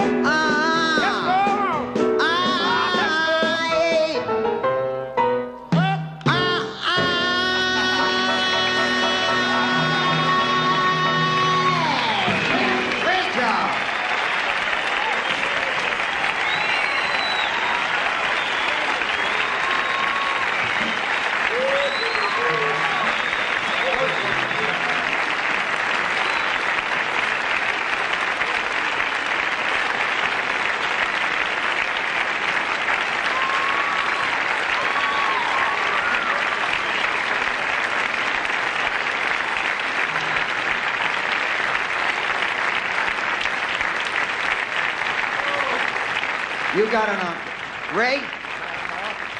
I don't know that anybody ever told you this, and in all the years we've been friends, I have never said to you, Ray, you're doing something wrong, or maybe you're approaching it wrong, right? Would you play Georgia and let me do mine? What I think you should do with it? Yeah. All right. Just what key? Well, your key is fine, Ray. My key is fine. Right. Okay. All right. Okay. All right, band. G. Easy. Georgia. Oi, Georgia. Oh, that whole damn day through. Just an old Swedish song, who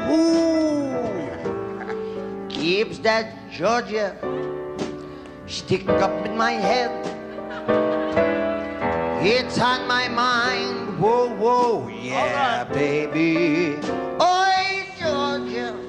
Oh, sing it, monsieur. I'm trying. Oi, monsieur, Georgia. Well, I don't know. A song for you comes as sweet and clear as moonlight through the pines. Hurry up. Oh, hurry up. Okay. To the pines. Go ahead. Oh, the arms they reach out to me. Oh, the eyes smile tenderly. Still the peaceful dreams I see. The road leads back to you. Oi, Georgia. Oh, hey. That's pretty good, man. I hadn't thought of that. You're nuts. I'm gonna put that in the next record. That's really? pretty good. You'll be out of the business in an hour. Take it out, Ray. Sweet song, baby. Oh, yeah. A legend in his time.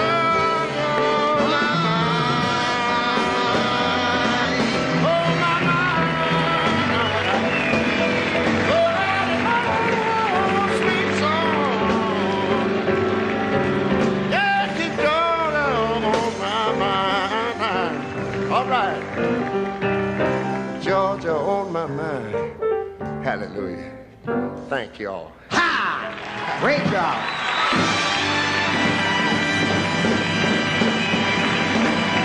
Thank you, Ray.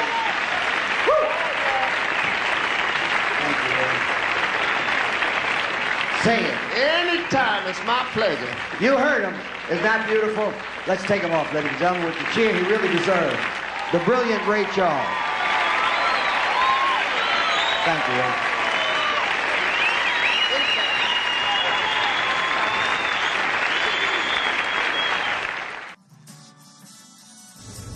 You're in the middle of a very special Retro Rewind. It's the 1978 Jerry Lewis MDA Labor Day Telethon. All night Sunday and all day Labor Day Monday, only on the Telethon channel, and available on demand after Labor Day weekend 2024. We invite you to stay up with Jerry and all of his friends and watch the stars come out from the Sahara in Las Vegas, San Francisco, New York, and points in between coast to coast. Stay tuned, there's a lot more coming up.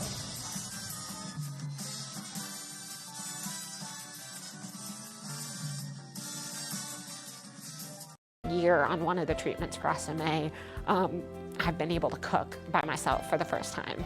And my family is Sicilian, we're Italian, like it makes a difference. I love cooking so much. And to be able to do that by myself and be like, yeah, I can go to the grocery store, get what I want, walk back to my apartment, and there's a pan on the stove, and I can cook. That's amazing. And so what gives me hope for the future is the idea that I'm gonna keep having these firsts. MDA it's a group of people and a living body, an organization that works to make our lives possible. From showing us what independence can be like, to providing the care we need to survive. And so what gives me hope for the future is the idea that there are things coming up and there are chances I'm gonna have that are gonna keep giving me those firsts.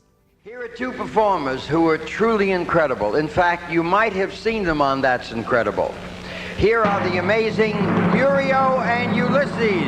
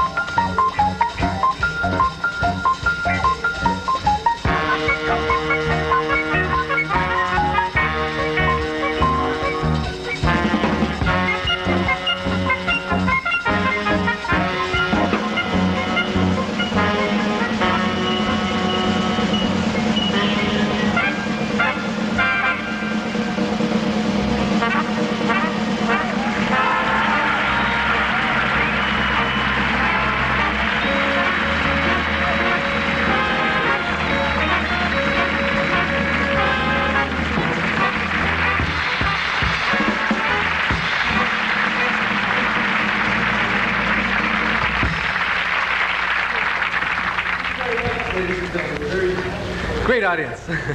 Thank you. Buenas noches. Now we're going to show you something like you've never seen before. Watch closely. Are you ready? Watch.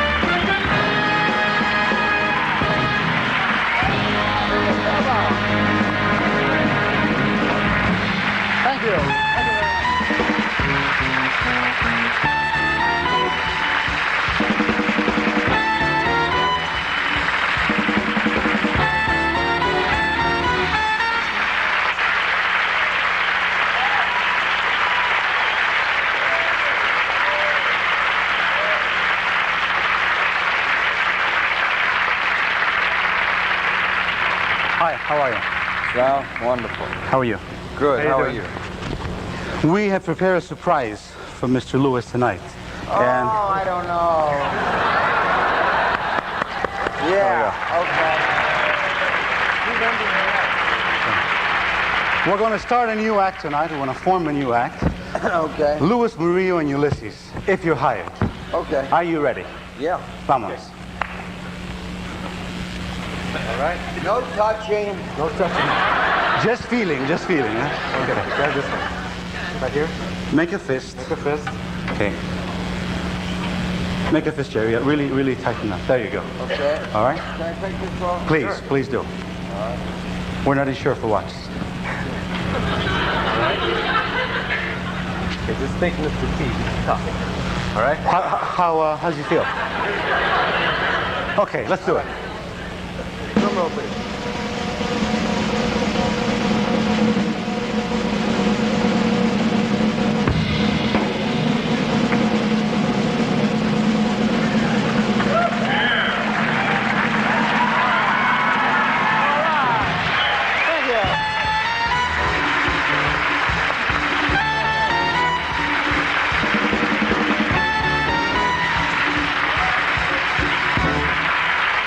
Let's hear it for these two marvelous performers, ladies and gentlemen, who just broke my arm. Take a bow, Sal and your brother. Thank you. You know, every day we all have very much to be grateful for. And tonight, each and every one of us has the privilege to share what we have with Jerry's kids. So I'm going to sing this song with that in mind.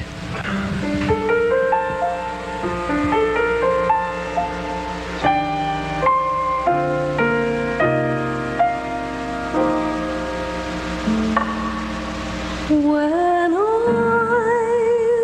worried and I can't sleep, I count my blessings instead of sheep, and I fall asleep counting my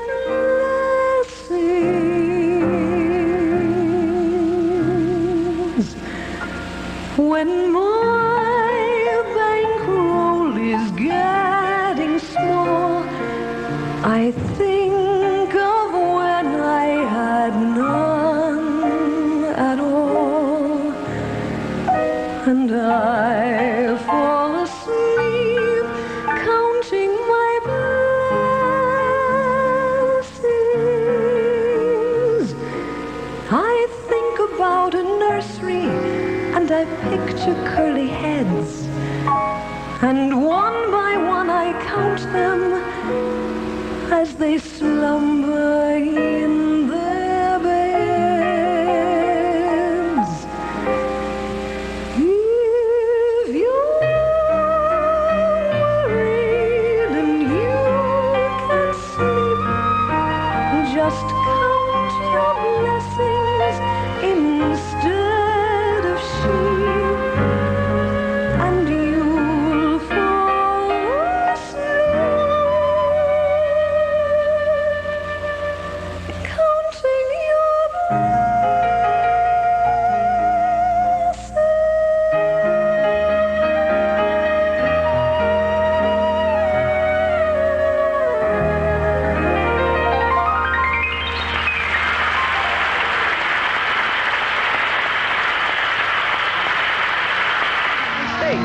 I just want to say we are here in the name of the Lord, because in God all things are possible. Now New York, we're a little behind. You see, they tell us that every year we stay 10% of what Vegas makes. I know we can go 15 because New York is #1, because there's nothing can hold us back. So while I'm singing this song, I want those telephones to light up. Come on! Ain't no stopping us now. We're on the move. Ain't no stopping us now. We've got the groove. Ain't no stopping us now. We're on the move. Ain't no stopping us now. We've got the groove. There've been so many things that's held us down, but now it looks like things are finally coming around. And I know we've got a long way to go, but where we're headed, Lord, I don't know. But we won't let nothing hold us back. We're gonna get ourselves together, New York. Promise up the actor. And if you've ever been held down before, then I know you refuse to be held down anymore. Well, don't you let nothing stand in our way. I want you to listen to every word is said, every word. Ain't no stopping us now. We're on the move. Ain't no stopping us now. We've found the groove. I know you know some people with some negative vibes. They won't try to help us. They'll only push us aside. But when you ask them, where do you want to go? They're the first to say, they say, I don't know. But we won't let nothing hold us back. We're gonna get ourselves together. Promise up the actor, Lord. And if you've ever been held down before, then I know you refuse to be held down anymore. Well, don't you let nothing stand in our way, Lord. I want you to listen to every word is said, every word. Ain't no stopping us now. We're on the move. Ain't no stopping us now. I've got to go. Ain't no stopping us now. Come on. We're on the move. Come on, New York. Come on across the nation. Let's help MDA.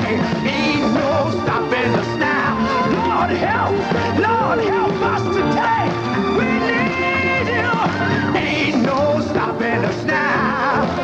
We're on the move. Come on, sing along with me. Come on. Ain't no stopping us now. We got it. We got it. We got it right in our hands. Ain't no stopping us now. We found the groove. We found it. Oh, keep it ringing. Ain't no stopping us now. We're on the move. Oh, Lord. Ain't no mountain high enough. Ain't no valley low, low, low. Ain't no river wide enough to keep you from calling to us and pledge today. Right now. Ain't no stopping us now, Jerry. No way. Ben Vereen. Right now, Jerry. Let's take it again. You're on our way. Thank you, Tony. Thank you, Ben. Thank you, Ben, and thank you, Tony. Yeah. Did all of you see that? Let me see. What? Did all of you see that cocky walk of Frank's? That was a move, man. Was that something? I learned that from John Right. Travolta, man. And doing it on your behalf because you're the ones that makes it all possible. Hey, look, we've got 3.5 hours more. The way I calculate, my arithmetic's not too sharp, but yeah, 3.5 more hours. So don't stop now. We need more help. and we need it and get it only through your phone calls. Now, you can participate live in person if you like, Stern Grove, Jack London Village, Tanforan, but how easy it is to reach over and make the phone call and make the pledge. I'll bet you there are still people out there who have been watching for hours and haven't made a pledge yet. They're going to. Okay. They're going to. They're just kind of holding off. I bet there's a lot of folks in Fremont is a great town for raising money for muscular dystrophy. You betcha. Hey, the number out there is 829-0012. Okay, and now there you can see the number on your screen is the San Francisco number. That's the one that could reach Ben Davidson, although he may be, I hope, busy on another phone. That's the one that can light up one of 100 lights on telephones here, and I know we've got some empty phones. That's the San Francisco number, 665-9900. Is Oakland doing any better than they were earlier? Is Oakland doing any better? A little bit better. Like that. Boy, we've got a lot of... Here's your Oakland number, 444-8800. A lot of room for improvement in Oakland. I don't know why we're a little slow over there this year. Huh? Marin. What is it? Let's get them? Dave Hill the telephone number, man, to get the 454-0050 number up there. Okay, Marin County. What is it with you out there? Novato, in Fairfax, San Anselmo, Ross, Kentfield, Greenbrae. Yeah, come on. There's your Marin County number. Let's go. Apparently, Marin County is really down from last year. Huh? That's my Who is that? oldest son. That is your son? Yes. Hey! Look at that head of hair on that guy. Yes, disgusting. Woo! He's got more hair on his upper lip than Mike Clary has on his head. And he drove up from Los Angeles to help. Hey, how we doing? We still want the phones to ring. Aren't we doing very well back here? Actually, it's not... Not too bad. The bell ringer going. Here's your chance. Here's your chance to call, but let's go back to Jerry Lewis in Las Vegas.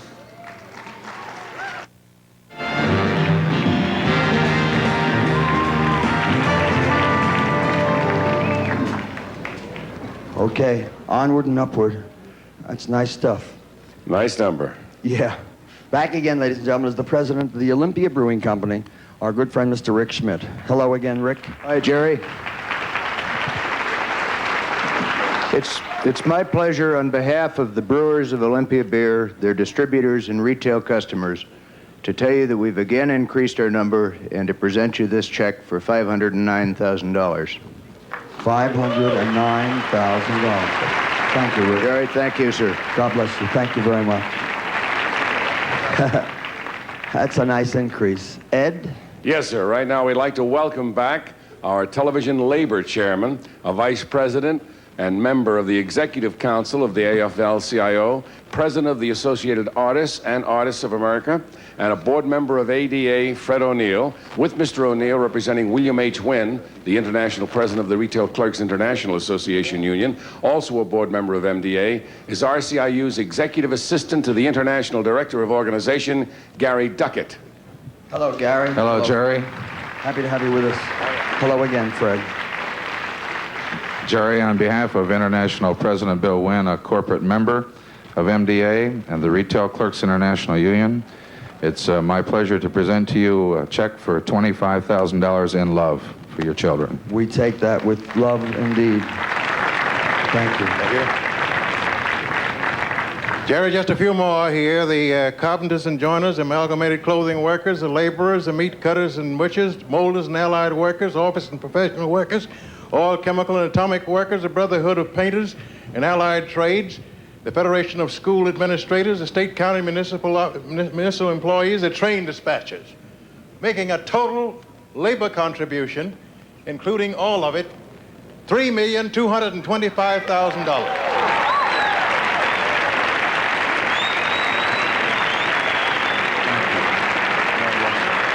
Thank you. Thank you, George Meany. We love you. I don't hold 13 union cards for nothing. And I do. Indeed, I do. George Meany once said at an AFL-CIO dinner, he was about to introduce me. He said, I'm now about to introduce the gentleman whose dues pays for these 5,000 people's dinner. And he's a superman, a beautiful gentleman. If you got it, Ed, or have I got it? You have it, Jerry. I have it, okay. A good Yes? friend of ours is back. Oh, yes. Yes.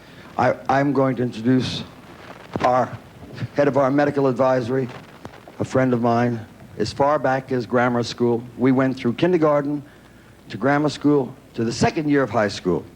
Union Avenue School, Irvington, New Jersey. We went to Irvington High School together. He was always a smart fanny and was always putting me down. Never did I realize that one day I would head up an organization and have as the head of my medical advisory that rat-think kid who turned out to be the most brilliant doctor in neuromuscular disease as well as a variety of other things, Dr. Leon Cherish. Thank you, Jerry. As we noted earlier, the great majority of patients with myasthenia Leon, are treated... hold the mic up to your mouth as close as you can, please. Thank you. As we noted earlier, the great majority of patients with myasthenia are successfully treated with existing medications and surgery, but that's not always the case. Maria Quintana is one who failed to respond to conventional treatment. We see her shortly after her arrival in San Francisco's Children's Hospital last year. She's in critical condition Ida 4, in the intensive care unit. Lights down. She's almost totally paralyzed. She's unable even to chew, to swallow, or to speak. She cannot breathe by herself, and she requires the use of a respirator. Her muscles are so weak, she can barely lift her arms or flex her fingers. Maria's lucky, however. A new treatment for such life-threatened patients has been developed by Dr. Peter Daw and his associates. Using a technique known as plasmapheresis, the patient's blood is removed from her body, and its fluid portion, or plasma, is separated from the blood cells in a continuous flow centrifuge. These cells are then returned to Maria, but they're now suspended in artificial plasma free from the harmful antibodies which were responsible for her condition. The procedure takes several hours and may have to be repeated a number of times, how many depending on the individual patient. Even while these exchanges take place, the patient may need continued help from the respirator. We will now see Maria just 2 weeks later. She's recovered to a remarkable degree. After 4 exchanges, she's ready to leave the hospital. Although her facial muscles are still rather weak, she's breathing comfortably, and she's again able to chew, to swallow, to speak, and to move about freely, and to take care of herself and her lovely daughter, her daughter who's happy to have her mother come home. Oh, Maria. How do you like that? Alive and well. As you said, Jerry, alive and well, a year later. 1 year later, alive and well. The treatment you've just witnessed was literally life-saving for Maria and others, and it has great potential significance for research and treatment in many other diseases, including myositis, nephritis, arthritis, lupus, amyotrophic lateral sclerosis, and multiple sclerosis. Dr. Peter C. Daw is a research immunologist and neurologist at Children's Hospital in San Francisco. He's one of more than 500 scientists who received an MDA research grant last year. He and his associates have pioneered in the development of this exciting and promising new treatment. Jerry, I'm proud to present Dr. Daw to you and to your telethon audience. Peter? Thank you, Dan. As we've all just seen, important progress is being made in the treatment of neuromuscular disorders. Not only does the MDA provide the research support which makes possible the discovery of new treatments, but it ensures that those patients who need treatment actually do receive it. MDA is unique in the world in its crusade against neuromuscular diseases, and I feel that it's an organization which every American can proudly support. To date, we've treated 30 patients with plasmapheresis. All of them have done very well. Dozens of others have been treated at centers around the world. All these patients were severely ill, some of them actually worse than Maria was. These patients, 7 of them have volunteered to appear here today and I'd like to introduce them to you now.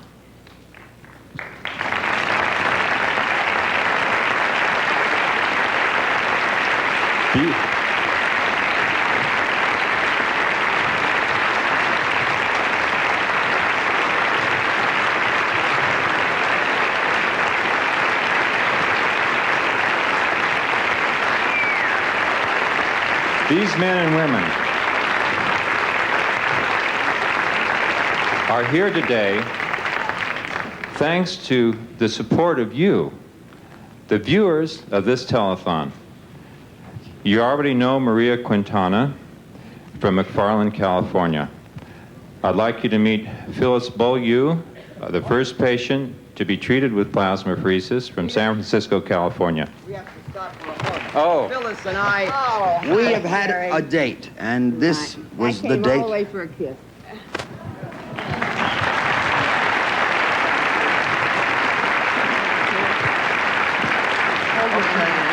I'll hold you. Go ahead, Peter. Phyllis is a concert pianist and a music teacher, and now, a year and a half later, she still has no evidence of myasthenia gravis. Phyllis, would you like to say something? Oh, you bet. I want to thank all the beautiful, wonderful people who contribute to MDA and say to them, you've given me back a good and useful life. I can't thank you enough.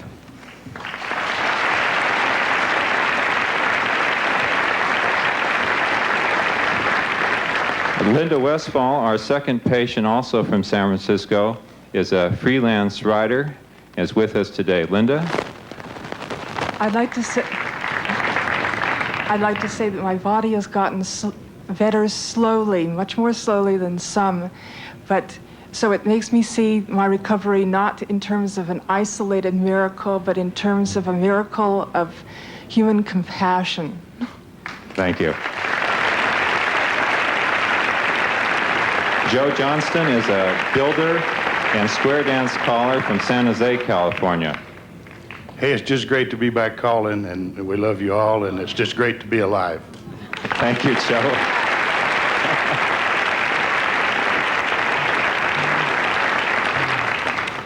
Bea Turnquist, a clinical social worker from Oakland, California.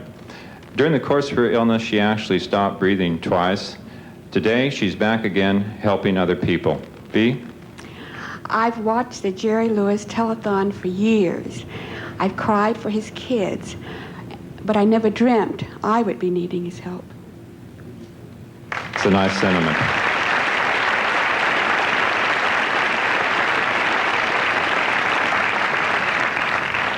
Plasmapheresis is a powerful new technique, and Dr. Cherish mentioned its possible application in the treatment of other disorders. I'm glad to present Hazel Hampton from Reno, Nevada. She had two uncommon diseases, polymyositis and scleroderma, for which she was the first patient ever to be treated with plasmapheresis. She has made a remarkable recovery, and she's with us today. Hazel?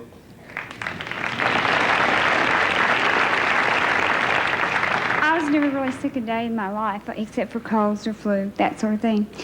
And as a nurse, I treated many, many patients on respirators, but I never really imagined that I would be on a respirator and totally helpless. I know what that was like for you. Vic Alt is back in the construction business in Davenport, Washington. Vic? 11 months ago, it seemed like my life had come to an end, but it's been given back to me. And I want to thank Jerry Lewis for the greatest gift that man can receive. And may God bless you all. I thank you.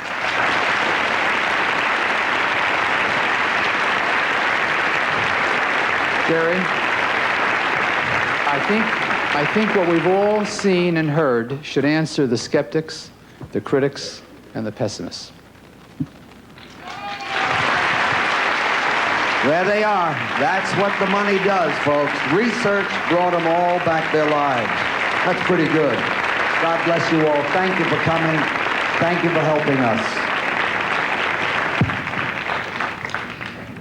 It's quite extraordinary. Our own scientific people, our pathologists, our research and medical people are somewhat in shock at this kind of revitalization.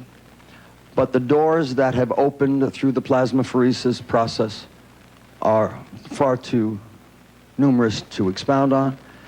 But right now, in the wee hours of the morning or whatever time it is, there are men fiercely working on what has already come down and where we go from there. And there's some marvelous people that will be helped in areas that we are totally unaware of as of now. But your dollars have provided us the power and the force and the energy to go forward and do that. And it really is a marvelous feeling. I know I feel about 7'9". I know my staff and my whole organization has got to feel as I do. And if you want a piece of that action, all you have to do is make a call, send a pledge, and you'll join this marvelous team of terribly proud people. My God, what a cheap investment for towering height. Think about that.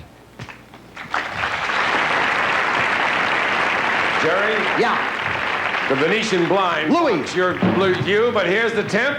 Yeah. Here's the number. Yeah, do it, do it. Hold it. Oh, yeah. Oh, yeah. 13 on the end. 13 on the end.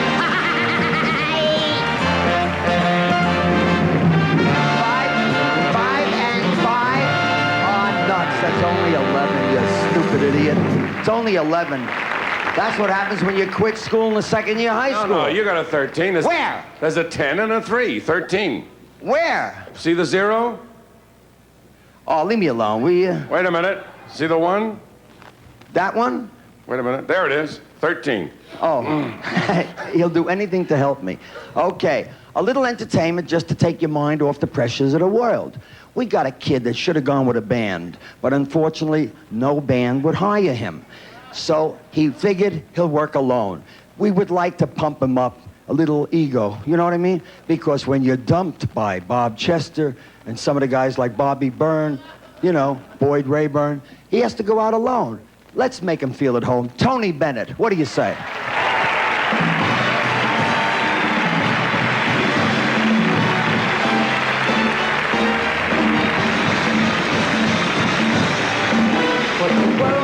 Now is love, sweet love. That's the only thing that there's just too little of. What the world needs now is love, sweet love. Not for some, but for everyone. Lord, we don't need another mountain. There are mountains and hillsides enough to climb. Oceans and rivers enough to cross. Enough to last till the end of time. What the world needs now is love, sweet love. That's the only thing that there's just too little of. What the world needs now is love, sweet love. Not for some, but for everyone. No, not just for some. What the world needs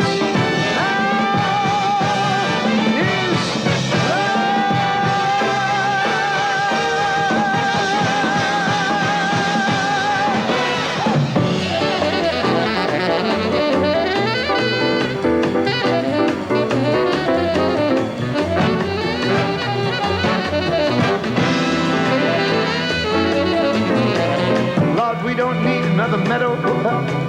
There are wheat fields and cornfields enough to grow. Sunbeams and moonbeams enough to shine. Enough to last till the end of time. What the world needs now is love, sweet love. That's the only thing that there's just too little of. What the world needs now is love, sweet love. Not for some, but for everyone. No, not just for some.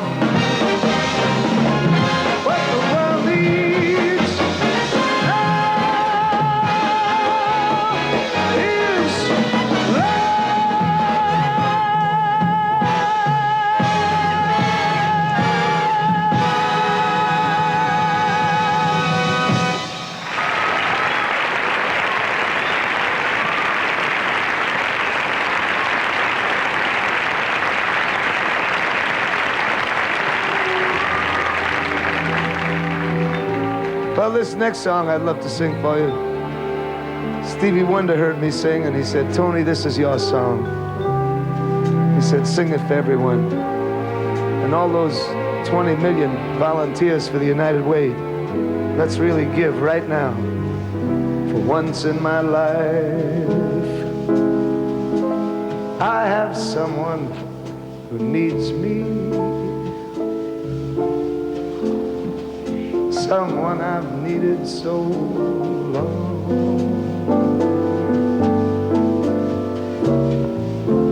For once I'm free, I can go where life leads me. Somehow I know I'll be strong.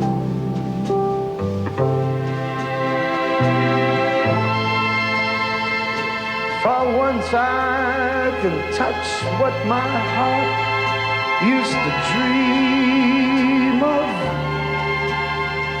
long before I knew.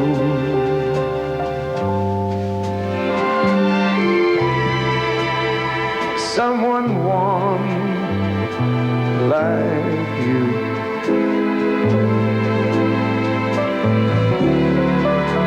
would make all my dreams come true.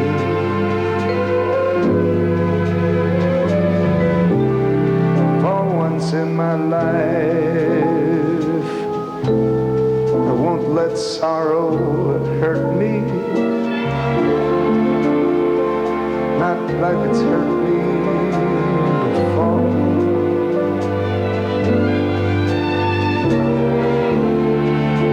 For once I have someone I know won't desert me.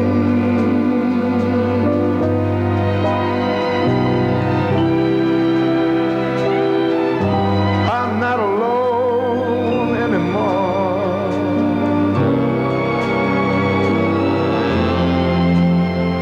For once I can say, this is mine, you can't take it. As long as I know I have love, I can make it. For once in my life, I have someone who needs me.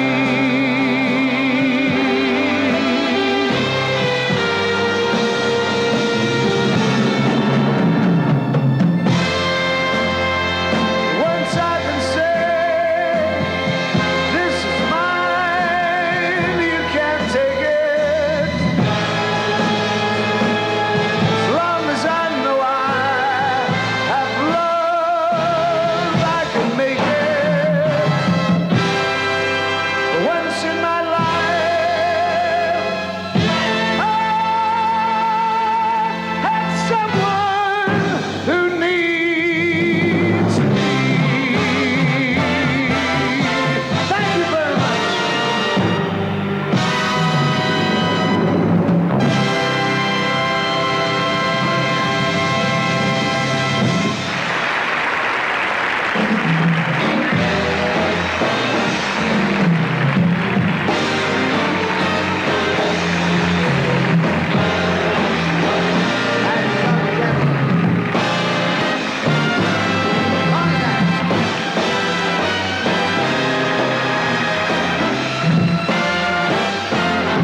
Take it, man. You earned it.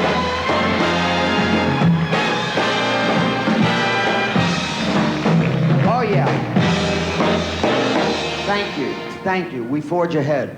I would love to really nurture that kind of applause for Tony. Tony was supposed to do a couple of more numbers, and he was beautiful and understanding when we asked him if we could please forge ahead.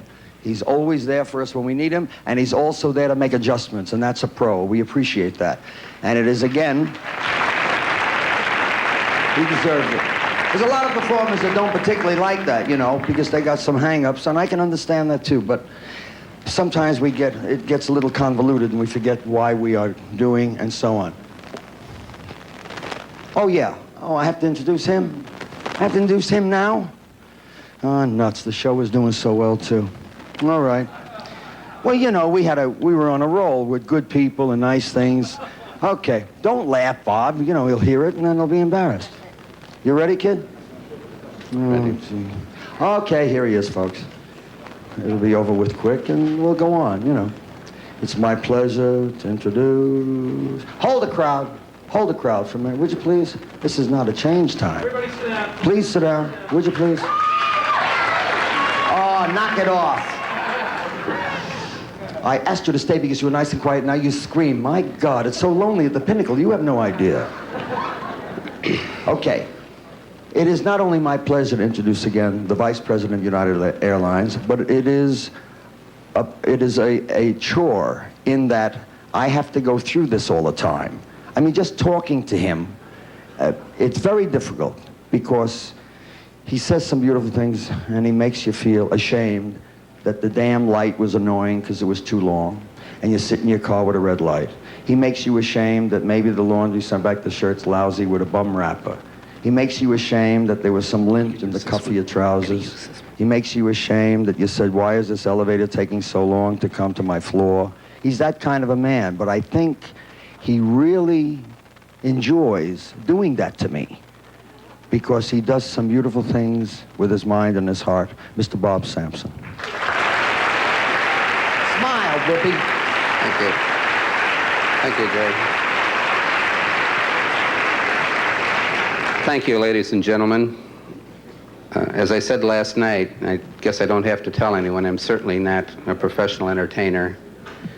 And Jerry, some 6 years ago, came to me and impressed upon me how lucky I was, because unlike those people you just saw who were cured of their diseases, I'm one of the rare survivors of the type of disease that Matthew and all of the children have, because I came down with muscular dystrophy when I was 5 years old, and I've been in this chair since I'm 9 years old.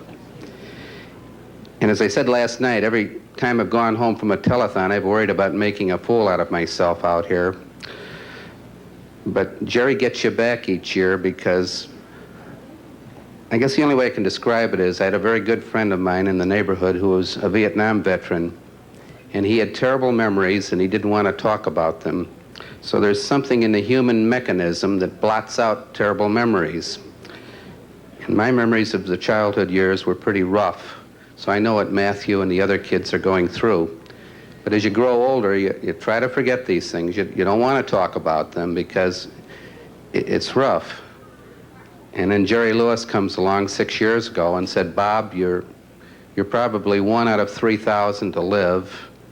I know I was the only one in the Chicago handicap schools with muscular dystrophy that went to school with me for 12 years through Graydon High School that lived with muscular dystrophy. And then he looks you right in the eye and he says, don't you think it's time to start paying back? Well, it is time to start paying back, so you're out here every year with Jerry trying to talk about those memories. And you know, if Jerry doesn't raise the money, there won't be any research, there won't be anything. There won't be a Muscular Dystrophy Association. And back when I got this disease, my parents spent everything in the world they had back in the 30s during the Depression trying to find out what it was, much less cure it. I know how bad it was.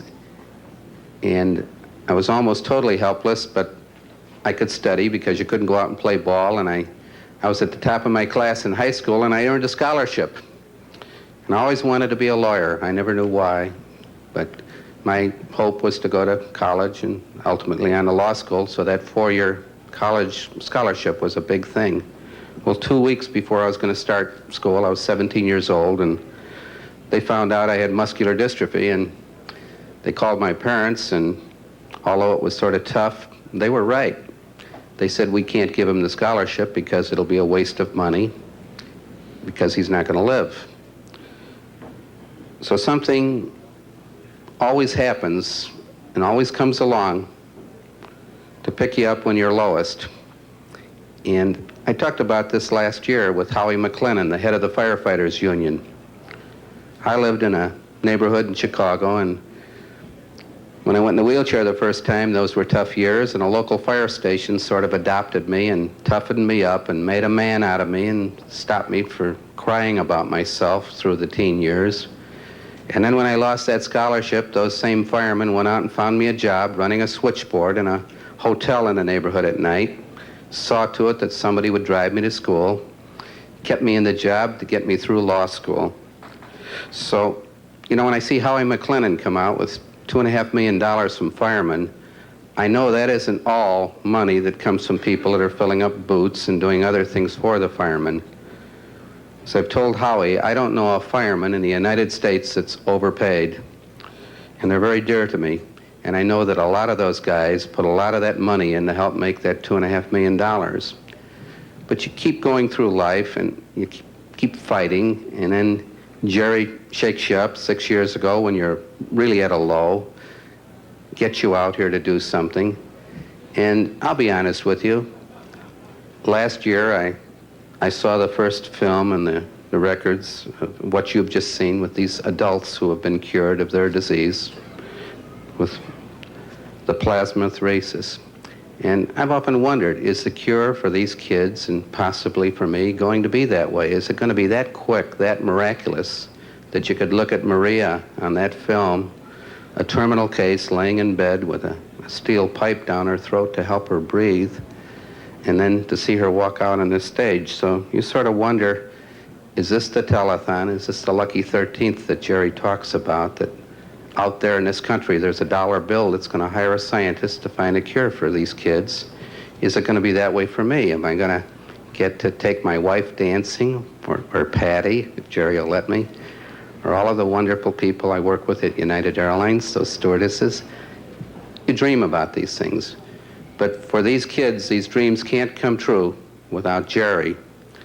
And though none of these kids can stand up and be counted, I'm asking you to do that for them, and to pick up a phone, because with this disease, you just can't do anything. I can't dress myself, can't do anything. So lift up that phone for those children, and you'll have their prayers, all of our prayers, and I'm sure with that kind of help, we're going to find a cure for this, Jerry.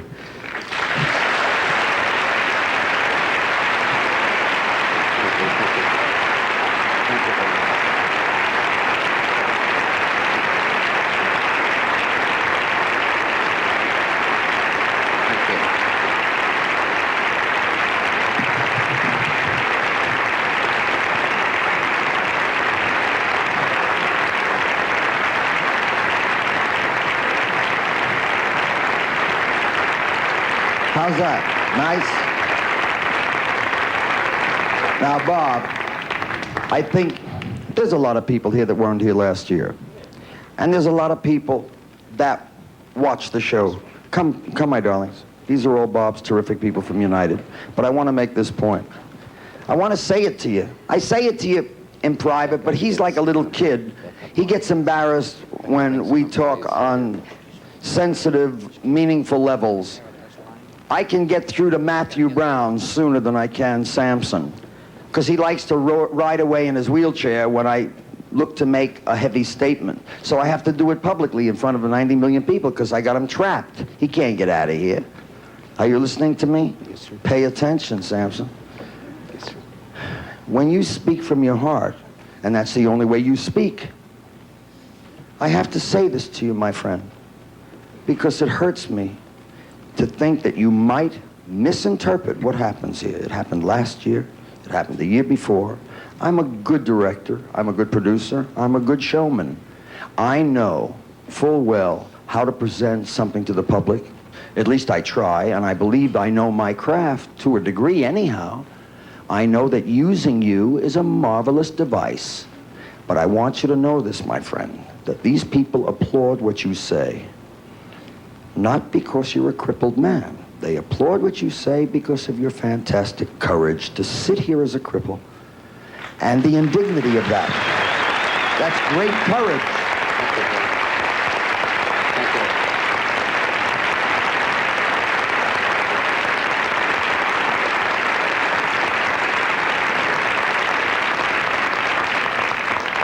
Very important for you to understand that. Do it for me. Understand it so that I don't have a headache.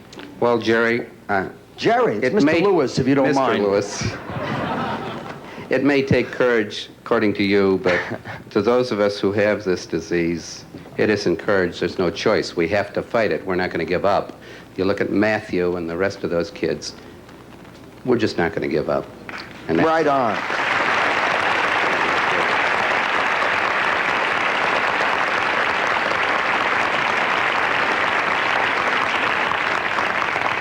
And Jerry, before I talk a little bit about my great friends at United Airlines. I'd like to thank you for singing that song, Can't Smile Without You, because it is special for a number of reasons to me. But when I first heard you rehearse it the other day, it really is the song for the muscular dystrophy kids, because without you, none of them can smile. Thank you.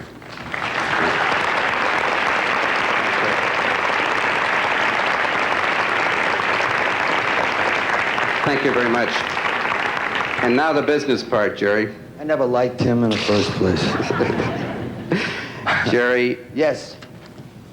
You know, what do you I don't know how many companies in the United States that hire a guy in a wheelchair, but they didn't hire me before I was 9 years old, and that's when I went in the chair. And I'll tell you why they hired you, because when they serve you that lousy food, you can't run away from it.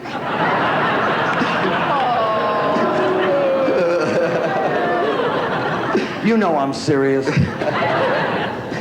But Jerry, United is truly the friendly skies, and thanks to a lot of people, it wouldn't be possible for me to work in the condition I'm in without a great deal of help in my day-to-day business life from people just doing the physical things. But what has really touched me is that so many people in United Airlines on a volunteer basis have fallen in behind our president, Dick Ferris, and chairman, Eddie Carlson, and sort of made muscular dystrophy their personal cause. And I know all of you in the audience and across the country have noticed those great flight attendants who are manning the pledge centers here in Las Vegas and across the country, answering phones. And many of these flight attendants, who are the greatest in the world, flew long schedules to get here and then stayed up all night. So before I do anything more, I'd like to acknowledge that. They're terrific kids. They always have been. They've been with us a lot of years. All the lovely flight attendants, they really work their hearts out, and we love you all. We're very grateful. Thank you. And Jerry, I'm sorry we didn't get that line in from the Plaza Hotel so we could have seen the show, because that's... I know, it's a Western International Hotel, and Harry Mulligan, the president of Western International, told me that all but 4 of their hotels, United's hotels in the United States, are being used for muscular dystrophy. So you got to be proud of that. But you have any more plugs you want to get in here, Bob? I think I can go home now after the food remark, but... Well, you Jerry, know I'm teasing. My God, I can't. You know that I am just a silly little clown. I never mean that stuff. In about 10 minutes, I'm going to mean everything I say. But I mean, all of this nonsense is for fun, Bobby, baby. Get on with it. Well, Jerry, hundreds of United Airlines employees across the system have raised money throughout the year and worked actively. And these that I'll introduce to you now are representative of that group. That big fellow right behind you. Don't argue with him. Is Cletus Abbott from San Francisco. God bless you. And next to him, Joe Heredia from San Francisco. You know, 2 more like them, we take Russia, no problems. And the next beautiful lady is Bev Eichel from Washington, D.C. Hi, Bev. And next, Barb Leiber from O'Hare, where Bob. I come from. Dave Matheson from Seattle. That beautiful redhead is Jan Meyer from our executive offices in Chicago. Hi, Jan. Jeannie Areo from Dayton, Ohio.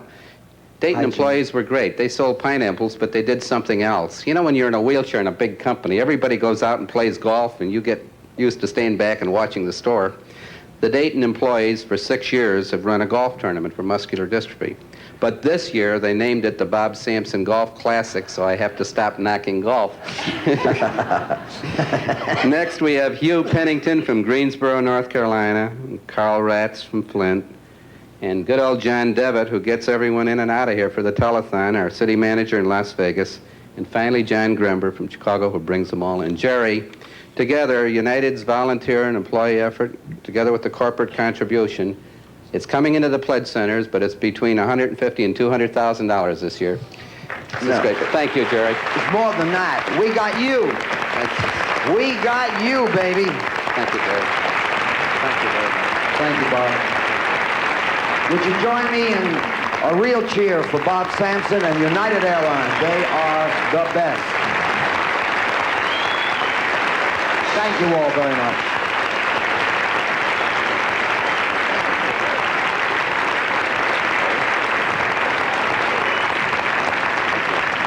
Jerry, I got something nice for Bob and the gang from United. I need a drum roll. Timpani for Bob Sampson. A You're timpani. gonna like oh, this yeah. number. Wait What to see number? this one.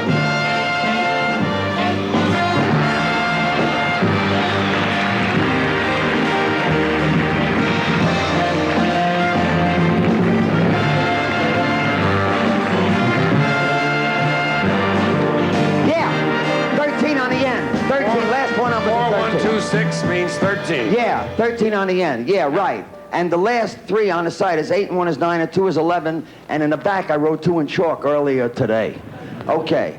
Well, it's time for you to meet Barry Kennedy from the United States JCs. He's hi. the prez. Yeah, hi, Barry. Hi, Barry. We're running late, folks. Oh, Barry, can you stand here 1 second? I want you to know that a good friend of mine from the Dunes Hotel, Morris Schenker, who's a tremendous friend and has been a marvelous friend to the association and to just good people, just brought me a check for $2,500 from the Dunes Hotel. We thank Morris so much and his marvelous son, and God bless him. Yeah, Barry, we have to move quickly now. Okay. Jerry, as you know, one of our beliefs is that young men can change the world, and we truly believe that. And we think one of the best ways to do that is to help you cure muscular dystrophy. We're going to try. It gives me a great deal of pleasure at this time, even though we've only been with you a short 15 months. In the past 12 months now, we've managed to raise the equivalent of about $125,000 per month. And on behalf of the JCs and JCFs now in about 9,000 communities across the nation, I'd like to present you a check with $1,500,000.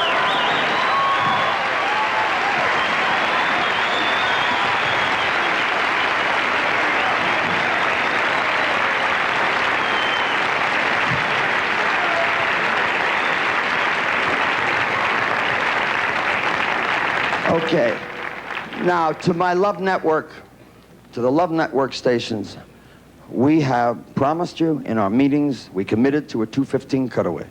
I repeat once again, I restate that the cutaway, the possibility of the cutaway is absolutely impossible in that we do not now literally have the time to present the talent that we have not only waiting, but the presentations that must be made.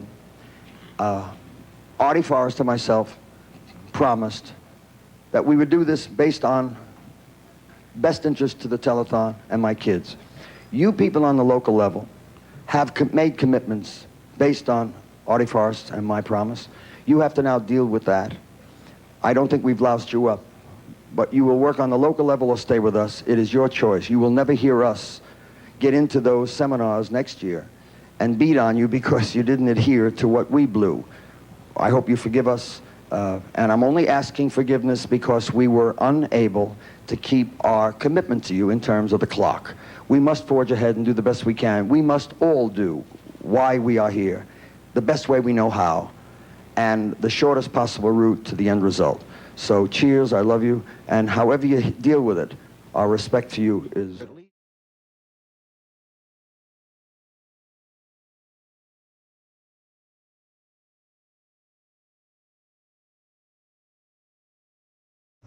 You know, the largest muscle in your body is your heart. Use it right now. Pick up the phone or go to MDA's website and please make a generous tax-deductible donation. And while you're doing that, here are some other reasons to support MDA. Watch this. Inclusion in the workplace is incredibly important for those with neuromuscular disabilities, and we in the Muscular Dystrophy Association's advocacy department are tackling that in a variety of ways. For one, we're supporting efforts to actually incentivize employers to hire those with disabilities. We're also trying to reorient federal benefits that actually can disincentivize those with neuromuscular diseases to actually work because they may lose their benefits in doing so. So in tackling the problem in multiple ways, we're hoping to really increase employment opportunities for those with neuromuscular diseases.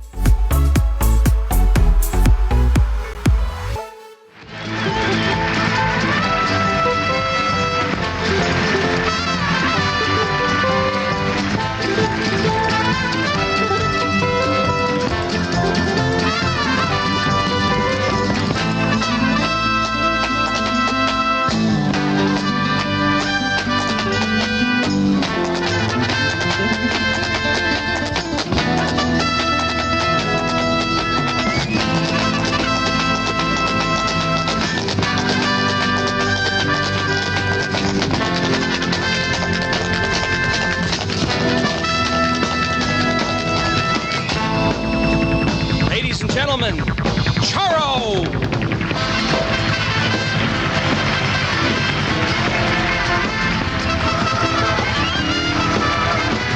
Where are the good men gone, and where are all the gods? Where's the street fight Hercules to fight the rising up? Isn't there a white knight above the fire's deep? Late at night I toss and I turn, and I dream of what I need. I'm going over the hero till the end of the night. It's gotta be strong and it's gotta be fast. It's gotta be fresh from the fight. I'm holding out for a hero till the morning light. It's gotta be strong and it's gotta be soon. It's gotta be larger than life. Larger than life. Somewhere after midnight in my wildest fantasy, somewhere just beyond my reach, there's someone reaching back for me. Racing on the thunder and rising with the heat. It's gonna take a Superman to sweep me off my feet. I need a hero. I'm calling out for a hero till the end of the night. It's gotta be strong and it's gotta be fast. It's gotta be fresh from the fight. I need a hero. I'm calling out for a hero till the morning light. It's gotta be strong and it's gotta be soon. It's gotta be larger than life. I need a hero.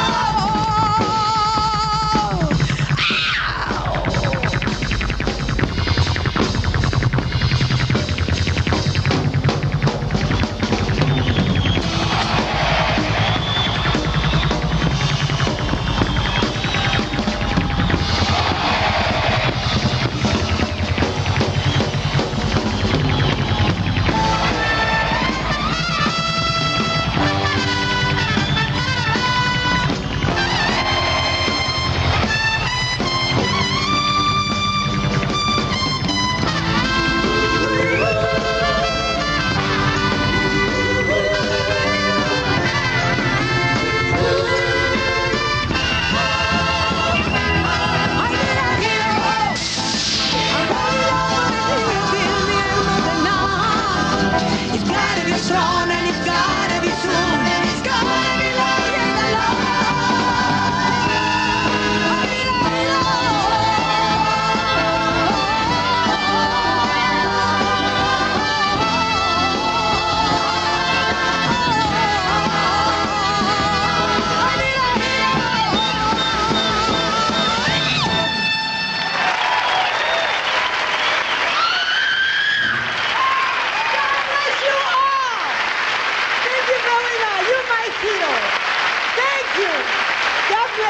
Thank you, Charo. Thank you. Thank you.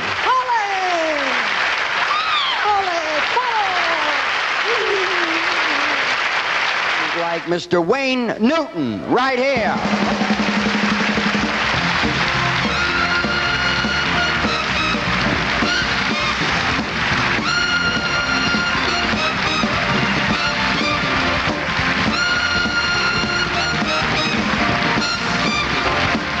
Thank you very, very much. Thank you. We've picked some very special songs for today. And of course got here and Jerry explained that he wanted them changed. And actually what he says, do whatever you want to do. I want to dedicate this to Bob and Chris, a young man in Arizona by the name of Tyrone. I can't think of a song more appropriate. I hope you agree. The road is long with many winding turns that leads us to who knows where, who knows when. But I'm strong, strong enough to carry him. Yeah. He ain't heavy.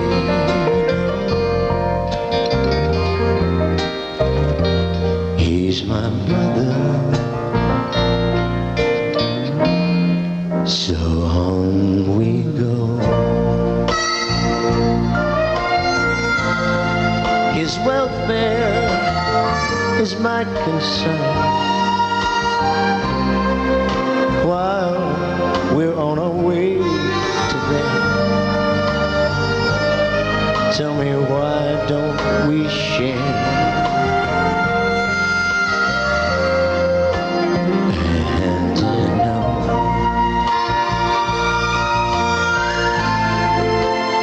he would not encumber me. No, no. He ain't heavy.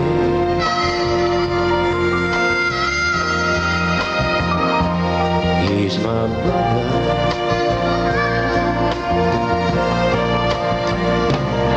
If I'm laden at all, I'm laden with sadness that everyone's heart isn't filled with the gladness of love for one another.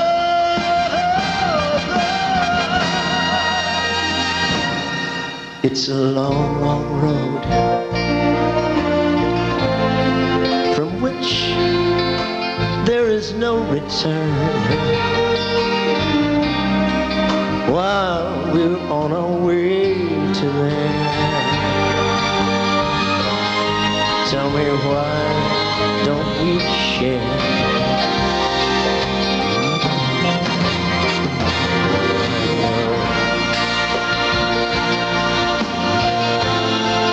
He would not encumber me, no. He ain't heavy, no. He's my brother.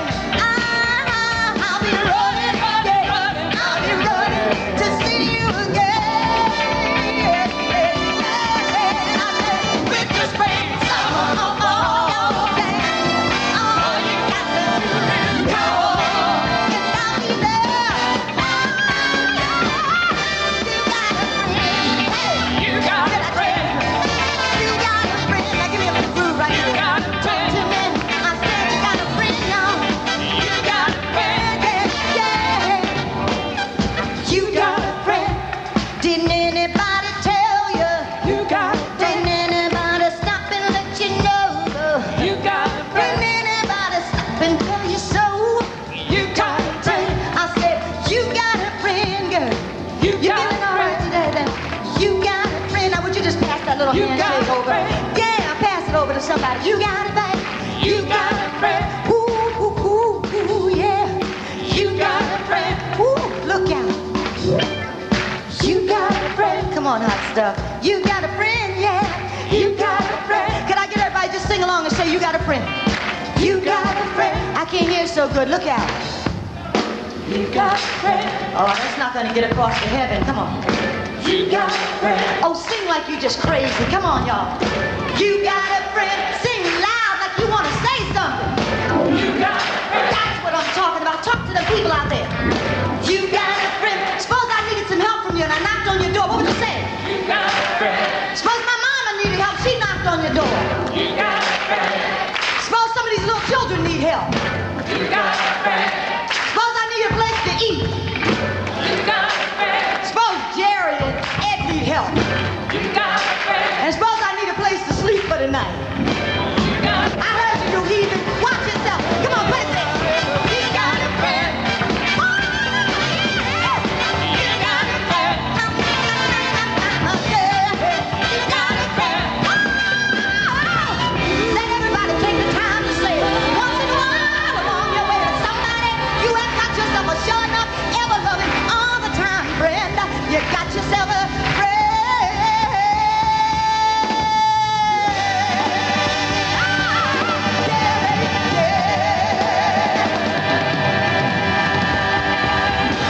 Oh, yeah!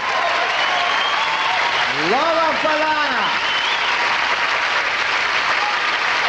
Thank you, sweetheart. Can I say 2 words really fast? Yes. Really fast? Say it. Ladies and gentlemen, every year of my life that I've been asked, I have been on the show. Last year I didn't make it, but Jerry and everybody saw to it that I was well again and came here. I want to say this. Everybody is saying send money for one reason or another. There's one faction that I would like to call on myself, and that is those of you who believe in God. Everybody is flaunting everything else and is a little bit quiet on the God side. If you believe, and everybody who is sending money obviously loves and believes, but for those of you who haven't quite stood up and been counted, I believe in God. I believe in Christ. If you do, don't make it a secret. That's what America is, one nation under God. Come on out and bring it over the top in His name. Praise the Lord. I love you too. Hallelujah. Bye-bye. Hallelujah. Thank you, Lola, darling. Hope curing the people of myasthenia gravis. This is the home base for that. That's right. So we're going to do even better than anybody. Plasmapheresis City. That's right. Oh, say that again. What? Plasmapheresis City. That's what I couldn't where we're remember. at. Plasmapheresis, yeah. That's about as close to a miracle, I think, as any of us will ever come. Oh, boy, you saw the patients, many of them from the Bay Area that Jerry had on with him from Las Vegas, who have, in fact, been brought back from death because of the plasmapheresis. Yeah, and the interesting thing is that many of those people, guests on our telethon the previous year. That's right. Here They on were this here stage last year. That's right. with us. Okay, are the phones ringing or not? I'm going over to the everybody code busy? point. Yeah, why don't you go check out our new total, Mike? Let's you and I go up here and Let's just make do it. sure everybody's busy. All right. You know, I love to see that back row busy because Yeah. that is the end of our 100 lines up there. That's good when they're busy. And by golly, you know, we've got them all going right now, Yep. except right over here we have some. Well, every once in a while, somebody hangs up, so there's always a line coming available. If you should call the number on your screen and there's a busy signal, just hang up and dial again. Always lines coming available. See, here's one that just hung up, but it rang again. That's good. All right, why don't we go over to Mike and find out if we've made any money in the last hour. Mike, what do you have over there on All the right, clipboard? here we go. Now, this is when it gets fun and important, and let's keep it building. So, we turn it around and discover, $472,243.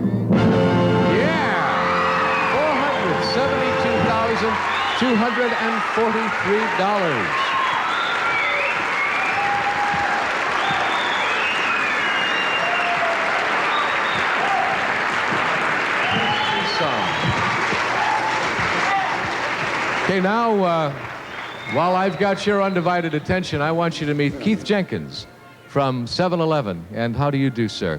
And I know I'm going to take some money or some information from you, so you start it out. I'll give you information and money. I'm really happy and overjoyed to announce that 7-Eleven stores just in the Northern California area have so far collected $200,000 for muscular dystrophy. For what? $200,000. Oh, that's fantastic. The support from our customers and the public just been fantastic. I thank every one of them. Every now and then, MDA being what it is, people in our organization get carried away, do things outside the stores. Brian Chalk is a very special person that staged his own one-man bowl-a-thon, 24 hours of consecutive hours of bowling. Brian, how much money did you raise? We raised over $1,200. That's good enough for us there. Thank you very much. Thank you for the outside activity and also the participation in 7-Eleven. And I know it won't be the last time we see you this afternoon. So thank you very much. Also have are you in this line? I'm presenting checks, yeah. Are you? Do you mind if I get in on No, this? not at all. Come All over right, here. listen, Just, will you do me a favor? Yeah? Be brief, give me the dough, and get out of here. Oh, boy. All right, aren't you going to ask me my name or anything? Your name, please? Is Carter B. Smith. And I have a check for $25, Arthur Brothers Construction. I'll take it. I have $25, Fashion Drapery. I'll take it. I have $70, Postal Employees of Montera, California. I'll take it. I have $150, Santa Barbara Savings and Loan. I'll take it. And I'll tell you what. What? I'll take the next one only if you'll introduce me to Olivia Newton-John. That'll wait. Okay, just be patient. Be patient. Now, take the end of this. All right. Hold the end of that. Mike and Kevin Malone. Oh, there's Olivia. Now, don't get all excited. Oh, my gosh. Would you give me your attention? She's in Thank her you. greaser clothes. Now, Mike and Kevin Maloney, some friends of ours. Also, they are sponsors of ours on KNBR. Yeah. Consumers Liquors out here in the avenues. This is a check from Consumers Liquors. Yeah. And the Look at Maloneys that. for $5,000. There's plenty more fun on the way with Jerry and all of his friends from the beautiful Sahara Hotel in Las Vegas, the studios of Channel 2 KTVU in San Francisco, and WNEW Metro Media Channel 5 in New York. All right here on this special retro rebroadcast of the 1978 Jerry Lewis Telethon, only on the Telethon channel. Don't you dare go away. If you miss a little, you'll miss a lot. I just want to say something before I sing the first song. And I don't mean this in disrespect, but the word has to be used. I am so damn glad you said what you said. Okay. 1, 2, 3,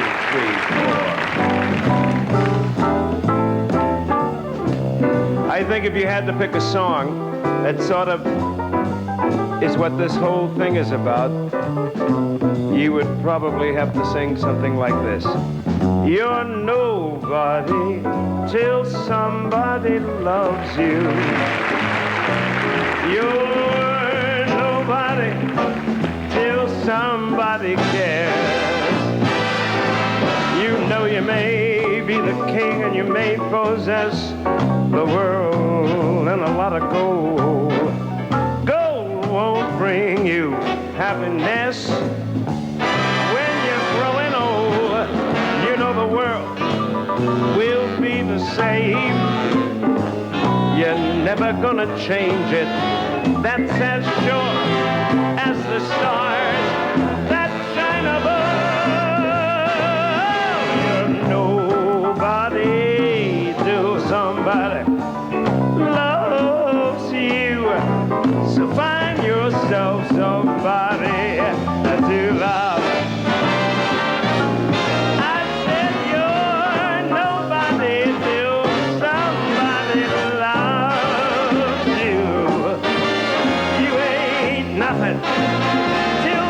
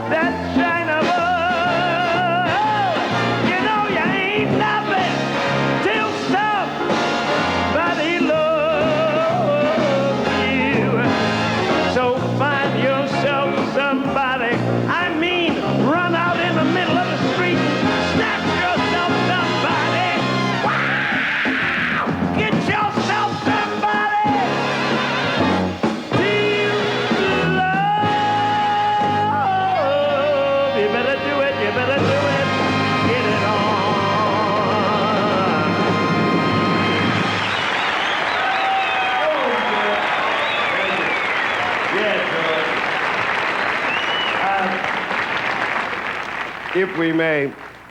Oh, I got something for you, Jerry. Yeah. Before I do the next number. I got a golf ball, because I know you're back into golf. I got a golf ball for you, and it's got your name on it. And that's all. Thank you. You had that made for me? I had that made for you. Just One for cock the bull? Why That ain't- couldn't you trade that in and get me a dozen? Charlie, would you do me a favor, please? I knew he was going to get smart. I knew you were going to be smart. And I set you up for it. You went right for it, didn't you?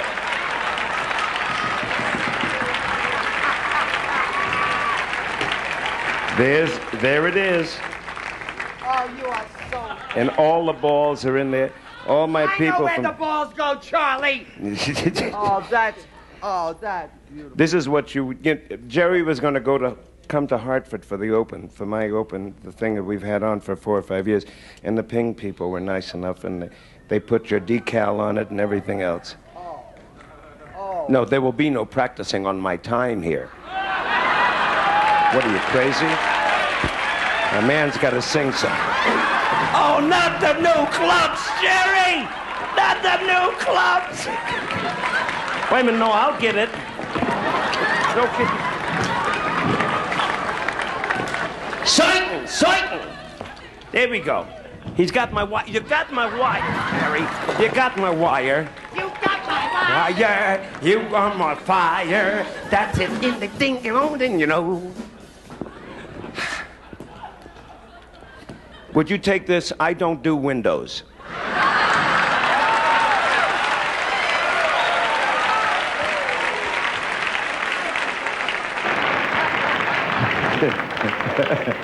Notice the covers weren't Jewish. We would like to do a number for you, ladies and gentlemen, that I was very happy to say that gave me my 4th gold record. And I got a gold record here in America and a gold record in Europe on this number. And I'm so pleased because I did the theme for a friend of mine. And the show was on for a long time. His show lasted longer than my 3 series that I had on television. Look out. The theme from Beretta. Don't go to bed with no price on your head. Don't do it. Don't walk the beat if you can't stand the heat. No, don't do it. Keep your eye on the sparrow. When the going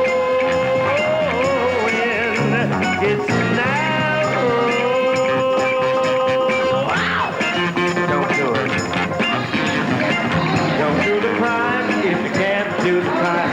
Don't do it.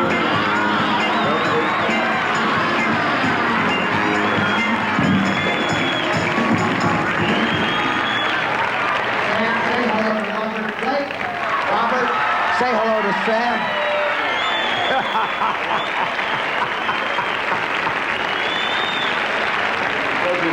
You got even with me. It's a setup, and you got even with me.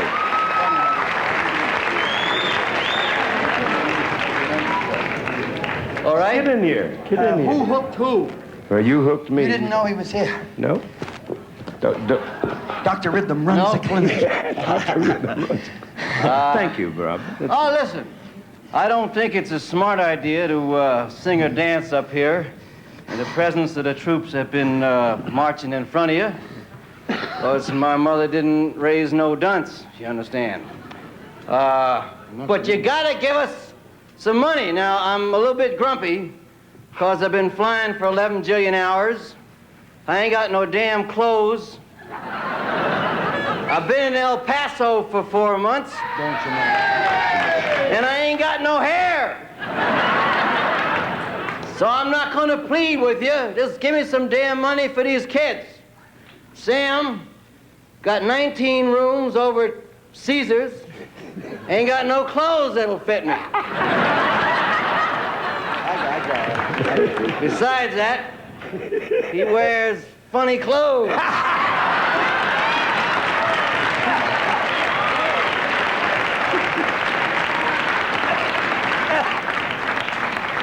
If I wore them clothes, I'd be expecting to lay in a box with somebody putting some daisies on it, but it's all right. Now, where do I take all this? I know where we take it. I'm glad that I'm here. And I'm glad I put in my time in show business. And I'm glad I did Beretta for 4 years. Now I know, listen here, don't applaud, because it ain't gonna work out that way. What I'm saying is, you all watched Beretta for 4 years. And it didn't cost you a plug nickel. And I was up there putting on them old ladies' clothes and getting up at 3 o'clock in the morning, running around doing all that stuff. Now, I got paid for it, that's true. But what I want you to do, all of you who watch the show, just get up off of one thin bean so I get some credibility in show business, because I don't sing and I don't dance, I don't do none of them things. But if you pledge $1, then I'll feel like I've done something in the world beside, you know, steal your money and fool you. And when I go back to El Paso, I'm going on the tube down there, and you guys are going to cough up some money too, please. Please. And that's about all I got to say. Thank you very much. Thank you, Bob.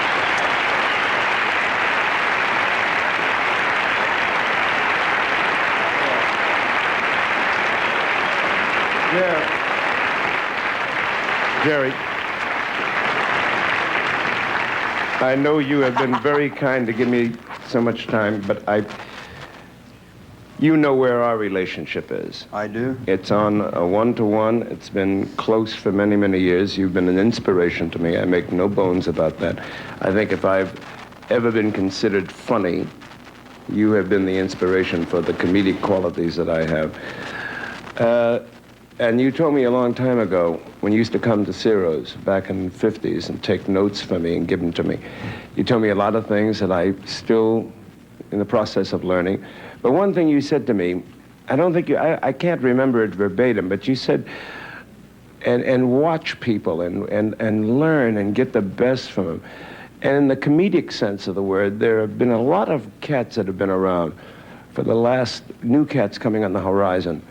And I know how you feel about the new young talents of today. There's a man who's busted into stardom in the last 5 years that is a very special friend of mine. He truly is, in the moral sense and the physical sense, I feel my brother, spiritually as well. His name is Richard Pryor. Funny man. Funny man. And Richard wanted me to say in my own words, representing him, in the following. He's in Washington, D.C. He could not be here. He said, you love that man.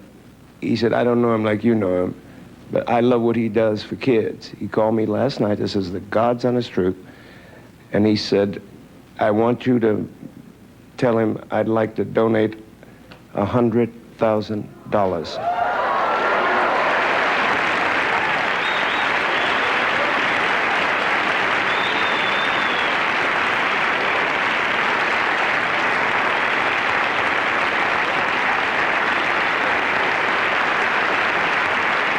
I ain't never heard of nothing like that before in my life.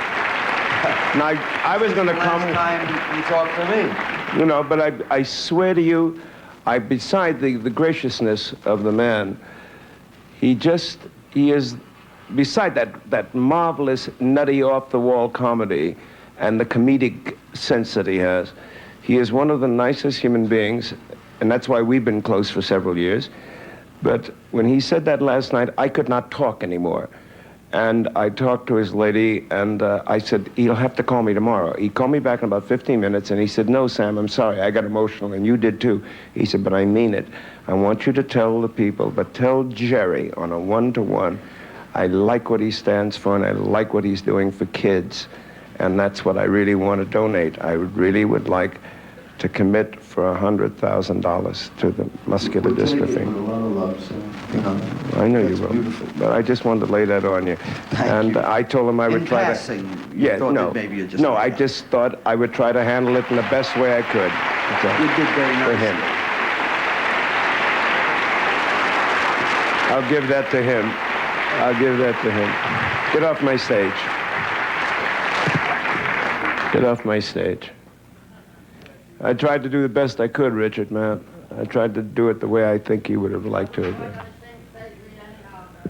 Well, that's how I did it. And I was doing you before Hey, you Sam. did you. What is it? See if you can do me and say to them pimpany and then hit it. All right. Yell pimpany. Listen, it is not what I wanted to do at this time. But nonetheless, hit it. Do it, do it, do it, yeah!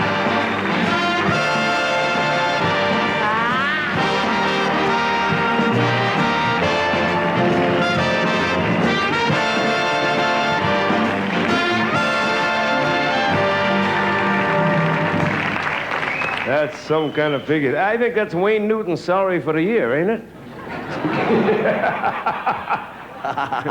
That's my man. I'm only joking. Let me do this. Let me do one song for you, and then I'll get off your podium. But I think that what I brought you, beside George and my talent, the thing from Richard and Bobby coming out was kind of an extra surprise. But again, I'm so proud of my man, because I was going to give like $1.98 in a prune Danish. You never seen. I was going to auction off one of my rings, you know. The man just wiped me away. Let's do the closing number and Stop the World.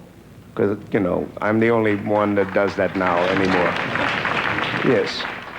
Can we just do that? Of course. Who's going to stop you? All right. All right. What kind of fool am I? You never fell in love. You see that I'm the only one that I have been thinking of. What kind of man is this? An empty shell, a lonely cell in which an empty heart must dwell. What kind of clown am I? What do I know of life? Why can't I cast away the mask of play and live my life? Why can't I fall in love like any other man? And maybe then I'll know what kind of fool I am.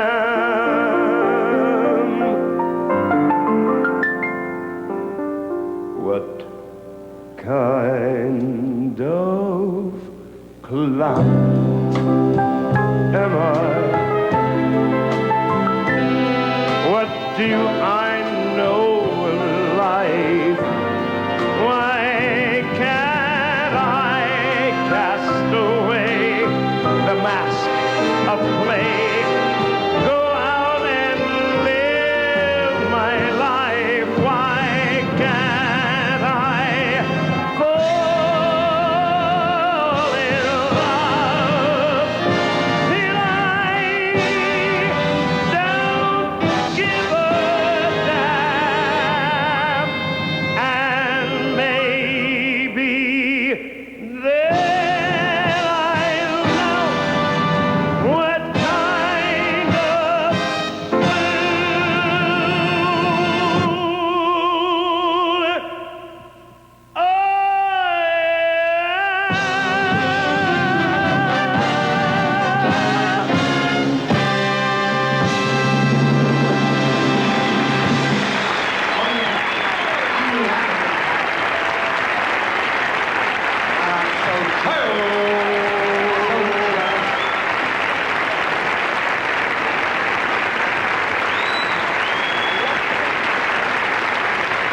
George Rhodes, Lou Brown's orchestra, all my guys. Thank you. Thank you all. Thank you. I'm talking about a giant.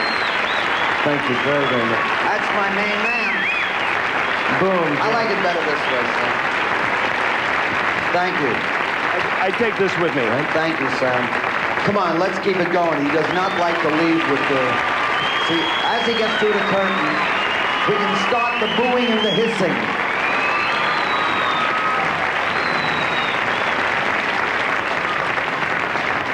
I think that he's getting a little sensitive about age because Sammy and I are of the same age.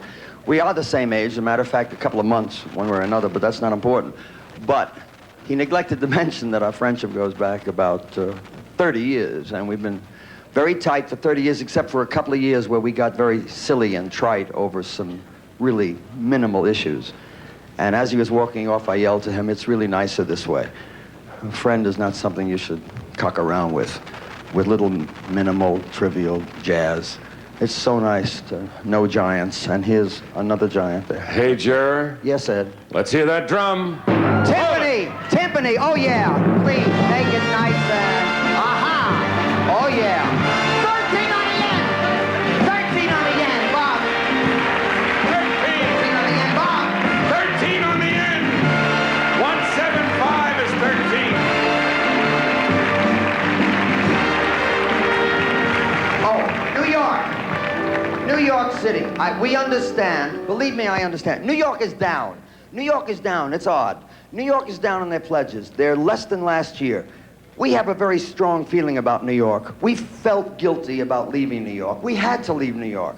Maybe New York is somewhat, maybe their nose is out of joint, and it should be. I would feel badly if there was a loyalty conflict. It had nothing to do with loyalty. It had to do with this is where the action was. I told you that last year. If you want to keep the phones down and remain less this year than last year, I can't do anything about that. I can only implore you, don't punish my kids for a judgment that I had to make that I thought was in the best interest of why we're here. But call and make New York work for us. I'd appreciate that. Okay, Ed. Jerry, I'd like to have you say hello to the host for our telethon, the president of Del Webb Hotels International, Doyle Mathia, vice president, general manager of the Hotel Sahara, Ed Nigro. Hello, Ed. These are my two, this is part of my family, I told you that. Jerry, I have here, on behalf of Del Webb Hotels, a check from the Sahara Nevada Foundation in the amount of $10,000. That's an awful lot of money. After what they've done for us, thank you, Doyle. Jerry, you know, we at the Sahara and all the staff are fortunate because we get to work with you all year long, not only in preparing for the telethon, but when you perform here. And you know, ladies and gentlemen, Jerry Lewis personifies the word superstar. And from your employees who love you, we dug a little bit in our pockets, and here's $3,157 from them. $3,157. Well, we appreciate everything. You know that. Okay. Jerry from Brunswick Corporation, here's Bernie Rudo. Oh, that's my man. Hello, Bernie. Thank Hi, you. Jerry. Nice How are to see you? Okay, give me something. Jerry, Say something. Say something. As you know, this is our 4th year of participation, and I'm very proud on behalf of the Brunswick family to present you a check for $473,000. Jerry, and we're proud of those comments you made in retort to your contribution. That's great. Thank you, Bernie. We'll see you again next year. That makes it all worthwhile. You're a Thank great you. guy. You're a nifty man yourself. Thank you, Bernie. Here from Warner Lambert, your pal, Al Pizzillo. Hello again, Al. Jerry, how you doing? I'm rushing, Al. Great. Great news for you. $150,000. Apologize for my sore throat. That's okay. But I wanted to be here with you. This is only the first installment. We've got $2 million coming. Well, we'll take whatever you got. We've got it for you. You publicly, I just want to be sure that we get this on the record. What you're saying is that we have $2 million coming from Warner Lambert. No, that's not what I'm saying. I We have want to $2 hear- million coming from the Schick refund offer and also from the Schick Dance Marathon. I don't particularly care if it comes from the Pony Express, but you're going to get it to me, Yes, right? we are. Wonderful. God Good bless luck to you. you, Jerry. Wait in the car. Thank you. Bye-bye. Thank you, Al. Look at that gratitude. From Reynolds Metals, representing David Reynolds, here is Randy Reynolds. Hi, Randy. Oh, that's Joey. Hi, Randy. Hello, Jerry. Speak right up, Randy. Jerry, I have a check here for you for $251,750. I can't. Each year, the recycling continues to grow for your kids. Thank you. We appreciate it. Thank you. God bless you, Randy. Thank you. And from the Rouse Company, here's Larry Traeger, the Setting Free program. Hello, Larry. Hi, Jerry. I'm gonna The get- shopping center industry is proud to be with you again this year. We'd like to dedicate this year's effort to a guy from New Jersey by the name of Joey Canonico. This terrible disease may have robbed his physical strength, but it'll never rob his spirit. So, Joey, this one's for you. $1,773,000.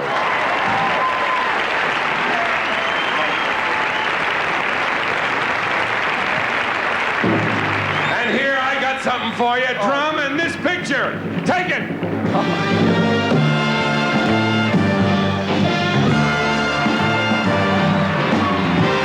26-106.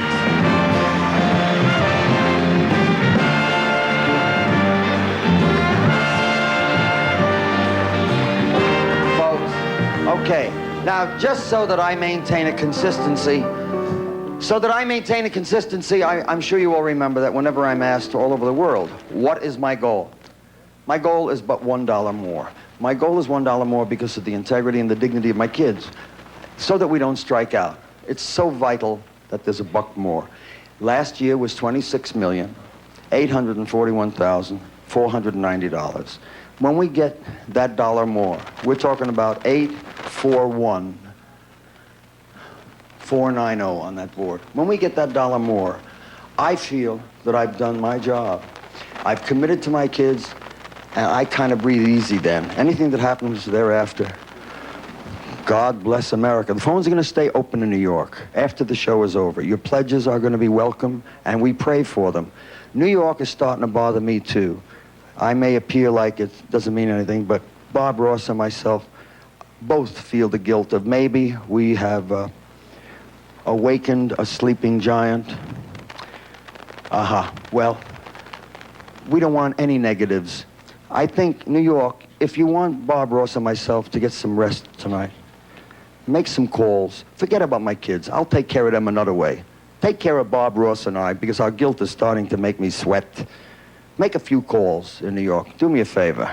Hey, Chico, Bolore, I just covered about 17 blocks in New York, so we're going to be okay. All right. Representing the 1,100 franchisees from McDonald's, here is Mike Haley. Mike, tell us something. Jerry, I know that you're pushed for time, but I would like to just say one special word for our employees this year. Like the 24 young people that you saw throughout the telethon, thousands of other crew people gave their best this year for your kids. Jerry, we're proud of what they've done, and we're grateful to our customers for making this presentation possible. We're going to go directly to the total. The total is $1,741,513.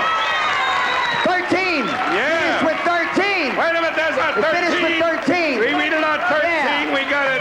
Beautiful!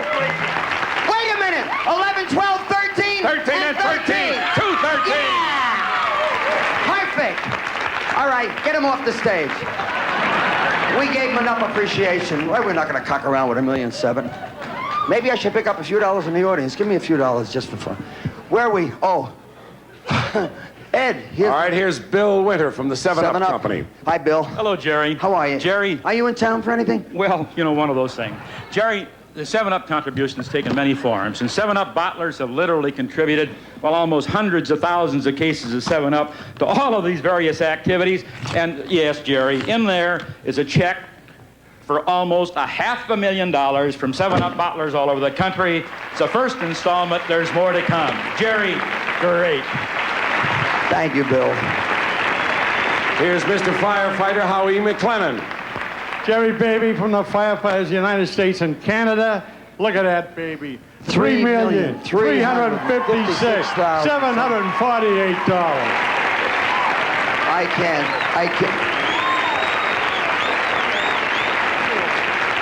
I don't know. Where the hell were they in the wee small hours of the morning? Howie, where the hell were you in the wee hours of the morning? Eddie. And from the Skating Rink Association, Bud Van Rokel. Hello, Bud. Hi, Jerry. Skate-a-thons are still going on. Speak to me. Let me thank the rink operators that are holding these. Thank them fast, the skaters, Let me thank the people that come up with the dollar. $2 million bucks. We got about 300,000 more, I'm sure. $2 million. $2 million now, and about 300,000 more to come from the skaters. Thank you, brother. God bless you. Okay, Ed, we have John and Jerry Thompson, 7-Eleven, the Southland Corporation. I'm not singing this time. I'm just saying hello, Jerry. Hello, Okay, John. Jerry, before I give it back to Johnny to give you our final tour, I just want you to know we're looking forward to seeing you Saturday night at the Jerry Lewis Bowl with SMU Jerry and Lewis Bowl TCU. in Dallas. Jerry, our total, $4,213,000. Oh, yeah. Oh, yeah. 13, you worked that out, you sneaky Pete's. They did that on purpose. They put the 13 bucks in. That's beautiful.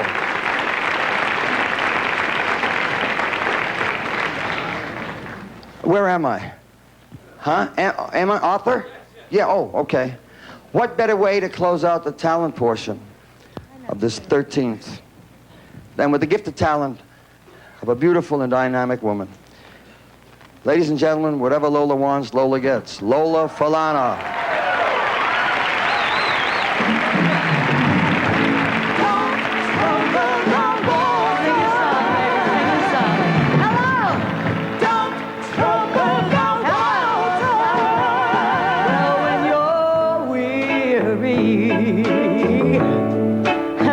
Are you feeling small? And when tears are in your eyes, I will try to know. I'll take your blood if times get rough.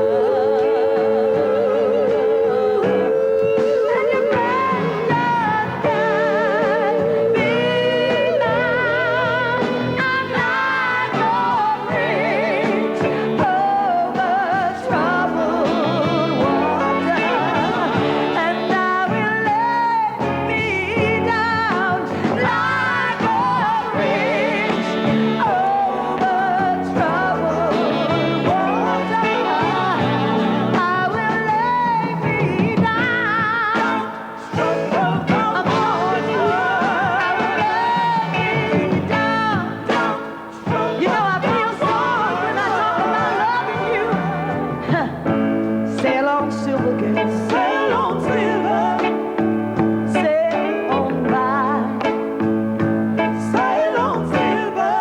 The time has come to shine, and all your dreams are on their way. See how they shine. Have you ever seen your dreams shining? Well, if you need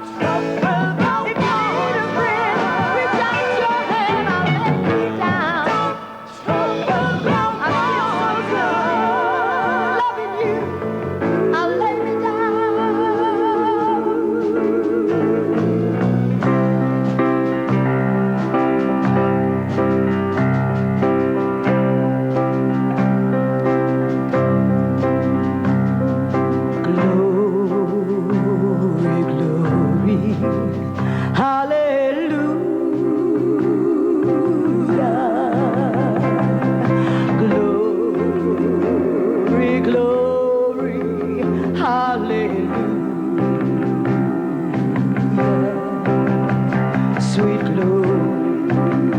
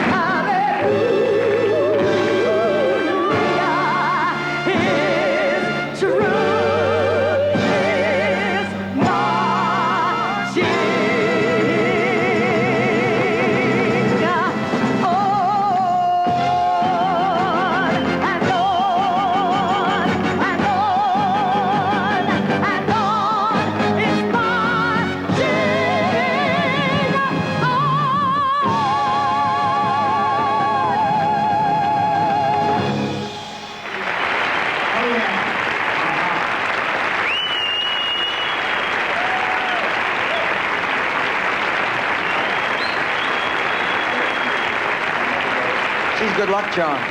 Lola Falana. Thank you, ladies. Thank you.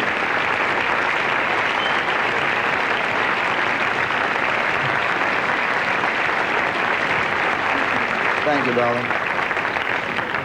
That's a pretty good way to close the talent portion of our program. And she's always there for us to show people. Super nifty people. Can I have... Jerry, just before you do that, I know you always like to make $1 more than you did before. I never give up till the very last minute. We still have 20 minutes. Yeah, right. But I thought you might like to hear the drum one more time. Yeah, timpani. He won't call it a timpani. I never saw such a crazy thing. Do it! Oh.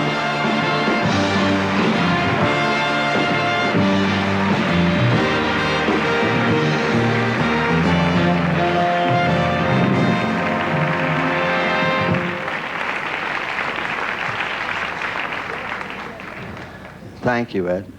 Oh, yeah, we got the buck. Okay. Oh, yeah. The phones are going to be open. It's going to go better than that. But we got the buck. Wherever you're going to sit, Bob. I thought, aren't you going to sit there? Oh, okay. I want you to know that this is a very meaningful day for us. Very meaningful because we've done some good work. If we didn't do anything more than to bring you the people that were treated with the plasmapheresis, if we didn't do anything more than that, I think that's going to make some inroads for my kids and for a lot of people that are in lots of trouble. That's terrific. My thanks to the Sahara Hotel, Doyle, Mathea, Ed Nigro, our love boy, Jack Eglash, Mary Larkin, who without Mary Larkin, you know, PBX telephones were dead, George Rojas, there's nobody better than that. My staff, Ruth Elnick and Elsie, Jerry Skidmore, Bob Harvey, Jack Flanders, Penny Rice, hardworking people. My manager, Joey Stabile, who is also our executive producer, West. Arthur Forrest, if you will please light that booth for me, Bud Keys. Light it up for me, please. And will you please punch up on the item for, there is my producer-director, Arthur Forrest. Hardest working, most talented. Love you, Artie. You should be very proud. You do better each year. You work harder every year. And it's amazing how much can be learned by listening to a Jew in the dressing room. To the entire staff, our television staff, cue cards, Larry, Harry, Stan, and Keith, crew, Marcy Forrest and her whole talent staff, my TAV crew. I mean, we got cameramen and lighting men. I mean, we got guys that get involved. I mean, they shoot the show on all the cameras and lights and sound like it's really the Academy Awards, and nobody really recognizes or knows the work they do. And we've got hundreds of people involved that care desperately, that work harder than any people I know. Maury Stevens and Robin, God bless them. My MDA staff, Bob Ross, Jerry Weinberg, Janet Friedlander, Bob Considine, that's my love family in New York, Mac Brewer, Skip Gladstone. I'm sorry to say that one of our family is gone.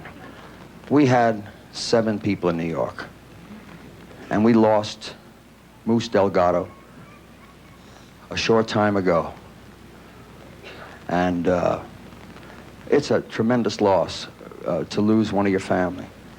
And I think Moose is looking, because where he's at, he knows that we're hurting bad without him.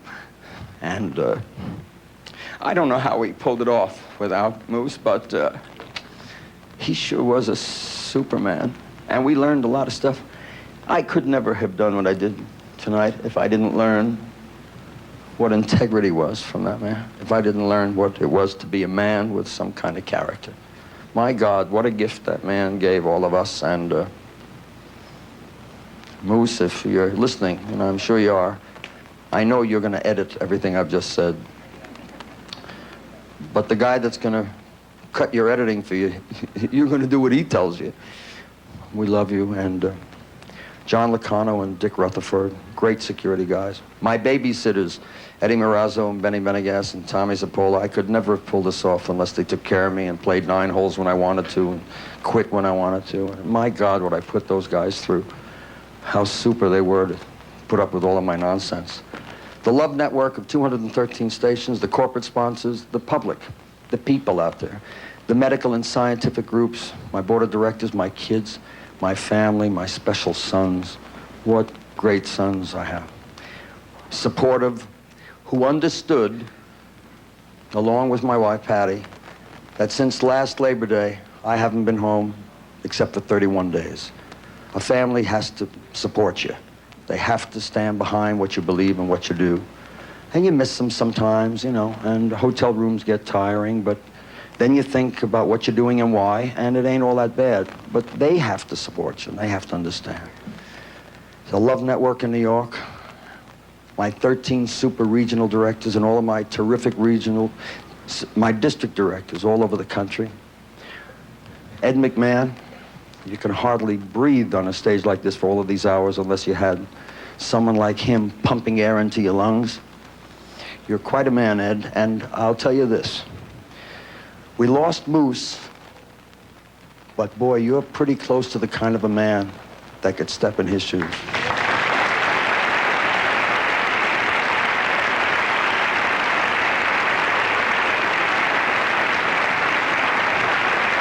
I didn't even know I was going to say that. But I'll tell you. Since you mentioned my name. Yeah. Now a Tim. Oh, yeah. Oh, I'd like that. Oh, yeah. I'd like. Oh, yeah. 13! 13! 13! Look at that. 13 at the end. It's not over yet. Oh, he's really vicious. I could never breathe here either without my floorman. Okay. And I'm going to have to ask the lady to stand up, because if you ever had strength, you know, the lady behind the man and all that you hear about? Well, for 34 years, she's taken an awful lot of nonsense from me. And once a year, she gets a pat on the head if I have the time. I have to pat that head because without it, I really would be drained empty. My wife, Patty.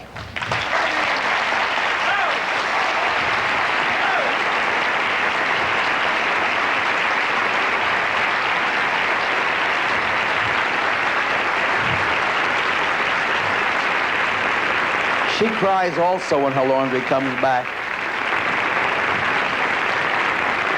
You're a nice broad. Nice broad. Now, I saved this for last because I don't want to finish on this depressing note, a man and a wife with all of that, you know, saccharine stuff. For 30 years, I have been arguing with a man.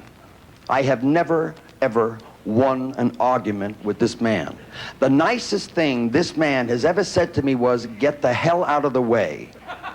And I want you to meet a man who for 30 years has been there for me, not only supportive with his talent and his love, but with the kind of criticism, a man who says, "You got enough people telling you how swell you are. You need more like me telling you you're a schmuck." And he does it all the time. But he's my musical director and the closest friend I have in the world, Lou Brown.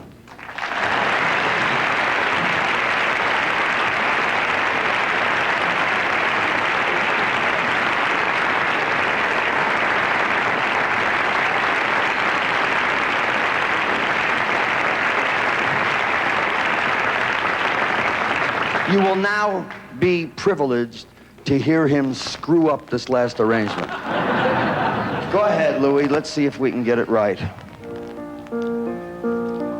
To the DJ in New York, I'm going to try desperately to make it.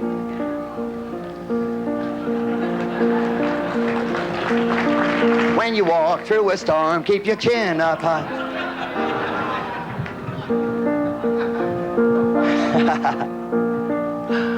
Please remember that my moment of irreverence is only because I really need to do that, but my kids chose this a lot of years ago. It was theirs. They like it. They believe in it, and they make me believe it. And we go for it one more time. When you walk through a storm, keep your chin up high, and don't be afraid of the dark. At the end the storm. Hold the note right there because I haven't choked up yet. All right, if you haven't choked up and you've stopped, I wouldn't intrude on a moment like that. Tim, but I gotta hear the I knew it. Look at I this. swear I knew it. Look at this. I knew it. Oh, gee. I knew it. I knew it. I stopped. I knew what he had in his mind.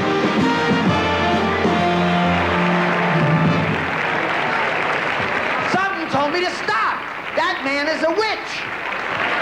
I ain't gonna get through that damn thing. Let's just stand here and watch it. Can we get 20 more minutes on the air? He's gonna be right. I'm telling you, Bob. That witch, he's Bridie Murphy in slacks. Slacks? Where's David? Where's my little brother? I mentioned everybody but David Hartman. and Chad. Where are they? David. Chad. There's Chad, right here. That's my other brother. Chad Everett. How could I forget? And there's my little brother. How could I forget my little brother? And Julie LaRosa.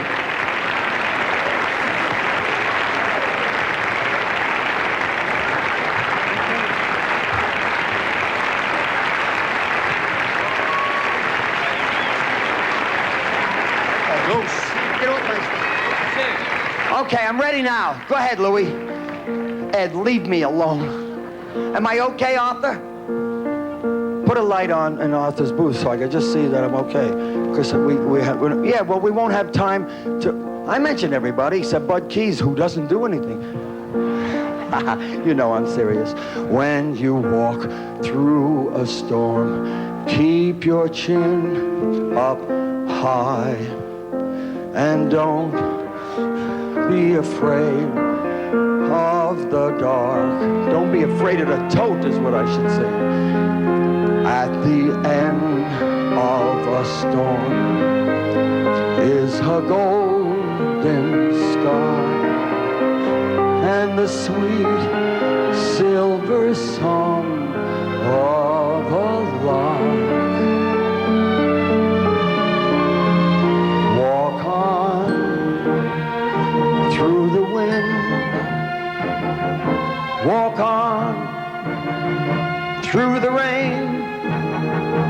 Though your dreams be tossed and blown, walk on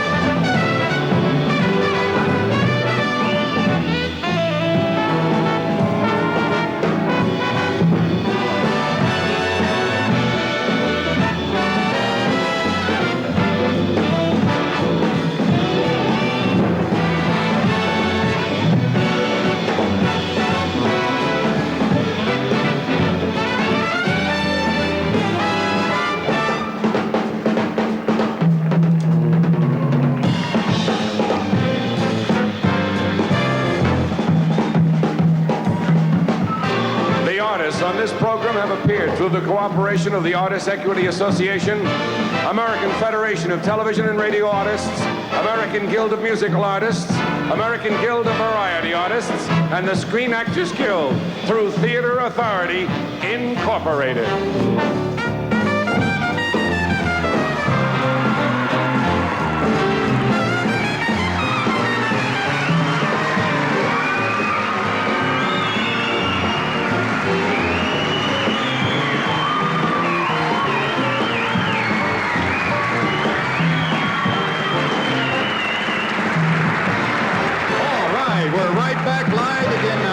Scottish Rite Tavern in San Francisco at 19th and Sloat. I think that a little speech that Jerry made just a few minutes ago pretty well sums up his position. I said it a little while ago. Jerry just said it again. For those doubtful willies, Jerry makes no money on the telethon. As a matter of fact, usually it costs him money out of his own pocket, and without Jerry Lewis, we would have no masthead, as it were, in the fight against muscular dystrophy. Let's see what we have here in the Bay Area as far as a total. Frank, you're over there. Okay, and I want you to remember, we're going to be here from now until 5 o'clock. So it isn't over for us yet. We've still got a lot of chances to get more pledges, but here's how we're doing. As of right now... Whoa! Not too bad. Not too bad.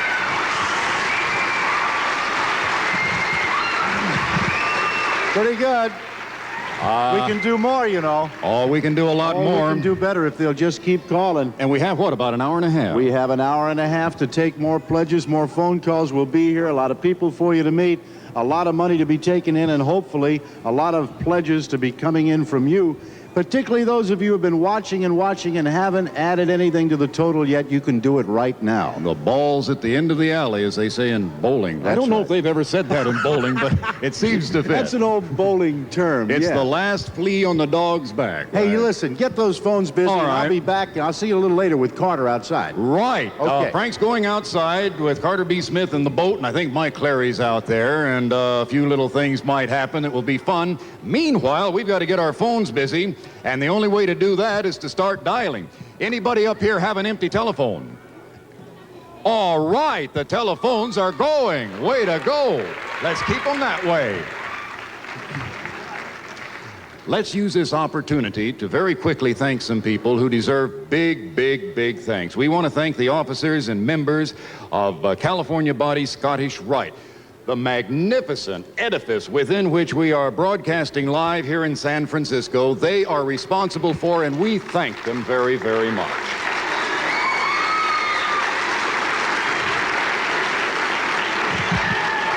In addition to some thank yous, we also have some sorries. A lot of folks, literally hundreds of folks, have called up to make their pledges, and they've had personal requests. Now, I'm talking to you folks at home now who didn't hear your personal request for family names and business names, and you made your pledges. If we didn't get to your name, we apologize, but I think you understand. It's a mass of confusion here right now. It has been for the last 20-some-odd hours. We have hundreds, well, maybe not hundreds. We have over 100 volunteers on the telephones alone, and there's where we come to a big, big thank you. The volunteers, not only who are manning the telephones here, where you can see them, and the folks at home can see them on the television screen, but down in the bowels of the building, there are many, many, many volunteers who are tabulating these pledges, checking the pledges, confirming the pledges, and generally doing all the unsung work. Down there, let's give them a big thank you.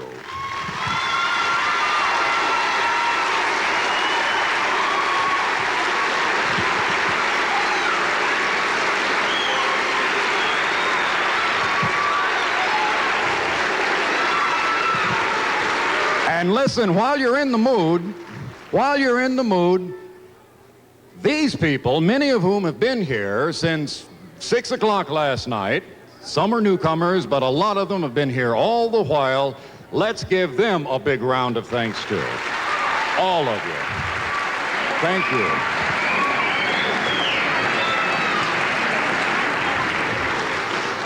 Hey, if I can just impose upon your good graces for just a moment for a little corporate nepotism. The people who are making this possible technically, the technical crew from KTVU Channel 2, easily the finest technical crew in this city or any other city, have come up with $205 along with their excellent services to make this possible. Thank you, fellas.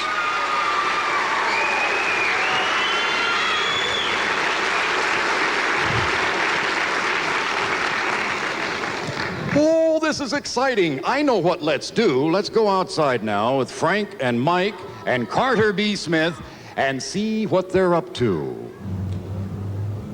Well, this is a rare treat because unless Frank Dill takes an extended lunch hour, the three of us never really get a chance to be around. This is a good time to talk about the boss. Now's the time to plot. Guys. No, this is serious business here, It certainly was. Listen, what have you got left? It's coming up on 2.5 hours and you're out of here. 2.5 hours of life left. and this is it for this. Never again. I've said that. Carter's been out here now 22.5 hours. 22.5 hours. He's headed for 26. People can still drop money in your bucket, right? I have the metabolic rate of a hummingbird right now. Yeah. I'll tell you, it's incredible. Have you made any money out here for the Muscular Dystrophy Association? In currency, that's negotiable, greenbacks, and checks, 4,000. Oh, wait, there's a storm coming. Oh, my gosh. Oh, hold it. Oh, there's a storm. Oh, my gosh. Oh, my Lord. A tidal wave. It was a tidal wave. What? That's Ben Davidson. He's old. I would beat him to a pulp were it not for the fact that he's retired. I'd beat him to a pulp, but he's retired. Just for that. A tidal wave hit. Gee, we better go back inside. This tidal wave is fierce out here. Let's go back to Pat McCormick. All right. Up until about 2 minutes ago, there was only one person in the whole world that said CB was all wet. And now he really is. Let's find out who some of our celebrities are here on the celebrity telephones while the rest of the gang are getting back in here so we can get the phones going again. We have Dave Murphy down here. How you doing, Dave? Fine, fine. How you doing? Any money? Yeah, we just got a contribution for $10. Way to go. And here's a peach of a pair. Mr. and Mrs. Joe Carcione, Mr. and Mrs. Greengrocer, lovely people, love them both. How are you doing, dear? Good. It looks like Joe's working on $10. Say, hello, Joe. God bless you, Pat. Doing a wonderful job. Joe, would you do me a personal, and Sneezer a personal favor? Absolutely. Would you say vegetables? Vegetables, how's that? I love it, doggone. Here we have Shirley Hamada. And Shirley's got something going there, and it looks like it's going to turn into good money. Joe Michaels. Hey, we've got some brass here today. Earlier, we were talking to the president and the chief executive officer of the Ampex Corporation, and now we have none other than Mr. Andrew, I guess it would be Captain Andrew Casper. And did I demote you again? I've done that about 20 years in a row. Chief, how are you? And we're very pleased that you're here. And Joe Michaels. Yes, sir. Firefighters from the San Francisco Fire Department have been here on the scene since 3 o'clock yesterday afternoon. We've had 10 firefighters around the clock, off-duty, volunteering off-duty time, and I, as chief, would like to thank them for it. You heard that from the finest fire chief in this here country. Dick Crest, are you making any money? We sure are. It's going great. How's the band business? Beautiful. Where are you now? Well, I just finished a show for Barry Ashton Review, the Viv show at Bimbo's 365, conducting that. Okay, great. Good work. Gloria Smith, how you doing? I see you got a $5 one going from the Green Room. And the Holiday Inn, they're our host hotel, and we want to thank them. This is Abe Gadpar. Did I get that right? Director of Catering. And Ron Vale, Executive Assistant Manager. Foley. All right. And what is this? The Diet Workshop, and this is Elise. Is it Gender or Gender? Gender. And are you making some money today? Yes, I got a whole pile of money here for you. Bless your heart. And Lee Dolson, San Francisco Supervisor Lee Dolson. I'll make $50 if you'll talk to this lady on the line right now. That's the condition. Oh boy, let me work on that one. Kai Maxwell, how are you? Can you see Kai all right? very good. And I'm really hoping that everybody, especially those people that are not working today from Channel 5, are going to start calling in here and let's get some money. All right. Kai Maxwell from KPIX, home of Joel Bartlett. And here we have Sonny and Cher and Patches, the magical clown. That comes awful. Which? No, you're Sonny. You're Shunny and Sarah. And you're the clown. All right. I don't know whether we've made any money during all this time or not, Frank. You want to find out?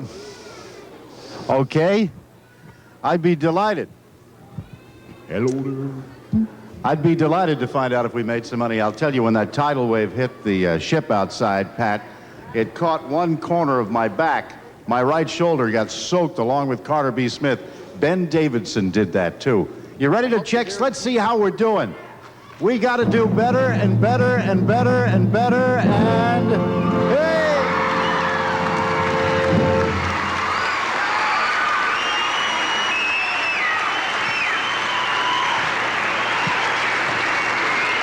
What do you think? Can we do more than 700,000 before we go off?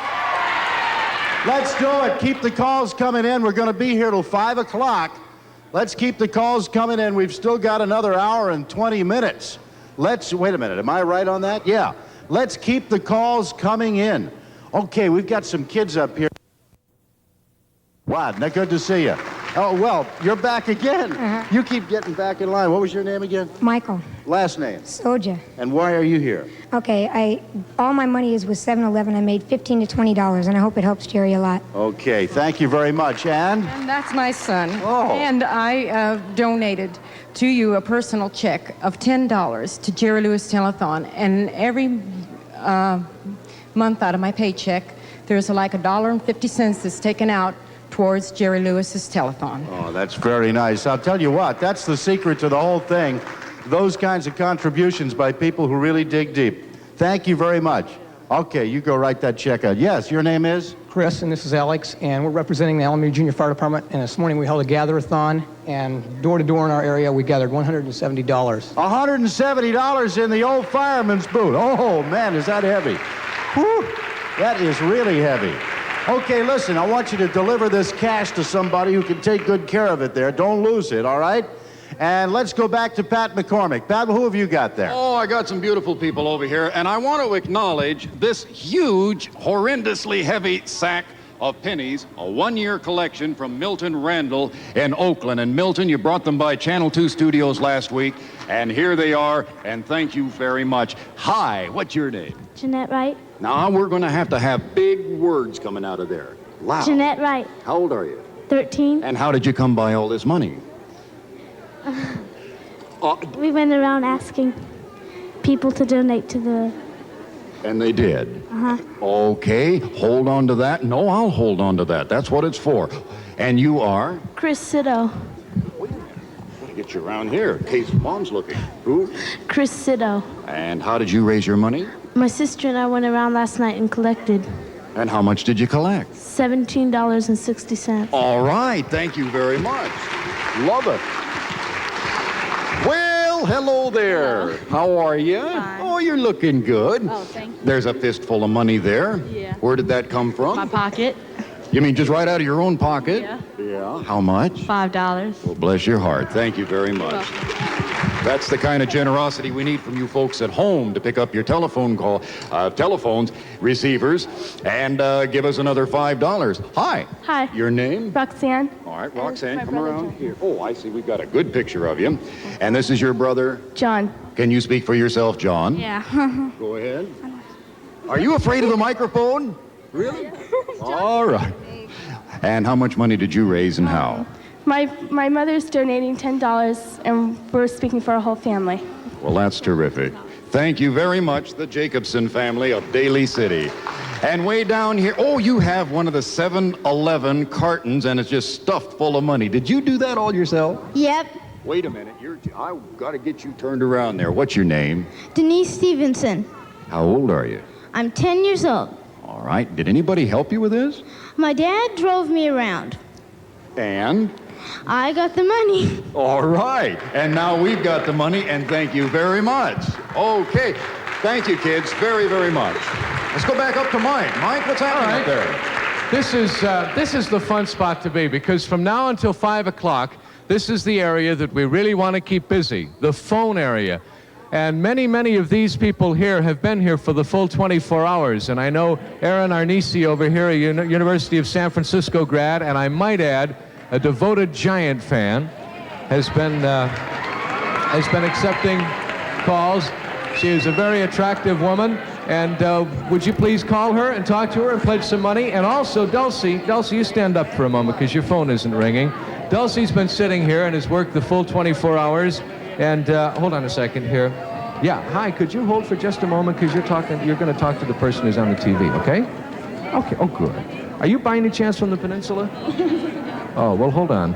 Okay, don't hang up. All right, tell them. I want everyone from Burlingame and Millbrae and all over the peninsula to please call in, because I haven't gotten anybody out there. And I assume you live there. I live in Millbrae. All right, that's a good incentive to call and talk to Dulcie. And that one isn't from the peninsula. We have a variety of good people up here, and we would like these phones to keep busy now until 5 o'clock, or in fact, keep busy until as long as you want to call. The numbers come up at the bottom of the screen. They're there. We have numbers covering just every part of the Bay Area. So give us a call and keep Olivia Newton-John and Sonny and Cher and John Travolta busy. Are we going back to the John Travolta look-alike over there and Frank Dill, or are we going back to Pat? Pat?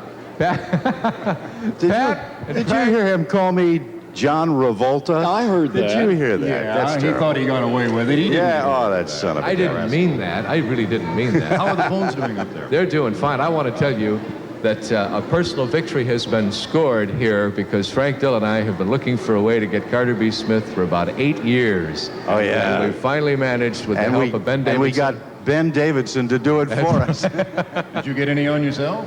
No, I'm dry. Got a good duck out of it. Yeah. Okay, is that yes? Mm-hmm. We just have the word now that we're going to see a very special film. Much of the money that's pledged and donated and collected goes for research to fight muscular dystrophy.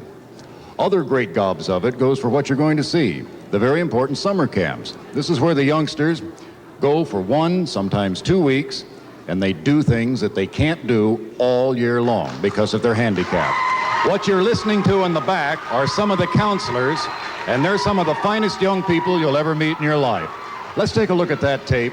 And the counselors, let's yell us in. Whoa! All kinds of people should get together with small kind of people should get together and talk to each other. All kinds of people should reach out and help one another. All kind of people should try to listen to young kind of people should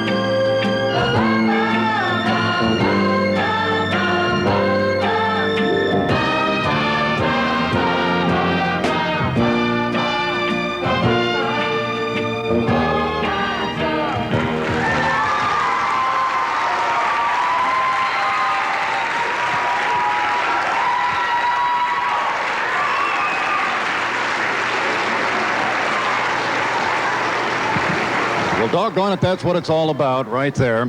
That and all the research that this money is used for. And so keep those phones going. Let's go down. Let's see. Who shall we go to, Mike or Frank? Let's go to Frank first. You have some great-looking people there. Okay, Pat. Got a bunch of kids who are coming by to see if they can't help out Jerry's kids. We're still aiming to hit that $700,000 mark at least before we go off the air, around $660,000 now. What's your name? Dora Saka, And what do you got there? $2. Where'd you get that? My spending money. Oh, it is your spending money. Aren't you nice to come by and do that? And what's your name? Here. Tish Price. Hi, Tish. What do you have for us? Anything? $50. $50? Oh, the four of you. Okay, what's your name? Christy. And down here is? Scott. Hi, Scott and? Lori. All right, and you got $50 in there? How'd you get that? Huh? How did you get it? From our neighborhood. Oh, you went door to door? Yeah. Okay, kids, thank you. I'll just put the other $2 in there, okay? All right. You can move right off this way, I guess. What's your name? Kirk Bramachim. And you with him? Uh-huh. What's your name? Greg. Okay, what do you have there? I think it's $20. Inside Snoopy? Did you go around your neighborhood? Yeah, and we have this tree Wait a minute, I just realized we can't see you. What are we looking at? Oh, we're looking at Snoopy, okay. You have this tree house. And it cost a penny, and we got 50 cents. Oh, yeah? To go up into your tree house. Okay, hey, can I take care of Snoopy and the money inside? Thank you, all right. Let's see, who have we got here? My name is Gina, and I just got back from Reno, and I had won on the silver dollar machines, and I decided I'd give it to Jerry and his is kids. that right? Yes. You hit the jackpot up there? It was $20. Hey, well, $20 on the silver dollar machine. Thank you. And Lisa. Hello there, Lisa. How are you? I'm fine. I'm a little tired. I've been here 24 hours. Oh, you've been answering phones I've been answering and things? phones and doing all that. And what do you have, Lisa? I have from the phone banks and from our great audience $104.29. And that was just for 30 minutes. Thank you. Yeah, put that in there. Okay. And I'll take that. Thank you, Lisa. Let's go over to Mike Cleary. Hey, Mike. Oh, I Hey, see listen, that- Frank, I got to tell you something. Let me put this in a I just found out bucket. that my group had 27% fewer cavities than your group. Oh, yeah? Okay. And I want you to meet some nice-looking people. And Joe Stefanelli here is a gentleman who, along with Dan, your name? Stern. Dan Stern, and your sister? Gina. Gina Stefanelli. Now, what'd you guys do? You just... We were eating lunch, watching this telethon here. We thought we lived down the street, and we thought we'd walk up here and give us what we had in our pockets. We'd have given more, except the banks are closed today. So. Listen, thank you very... Well, that's it. Thank you very much. Thank you, Dan.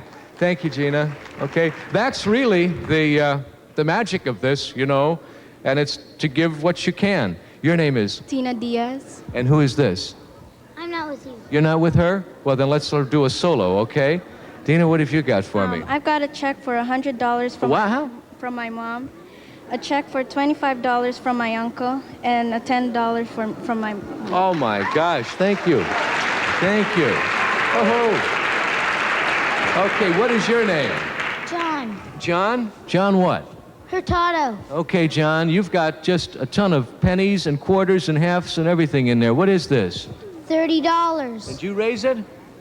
Thank you very much. Should we dump it in here? You want the pleasure of making a big noise with it?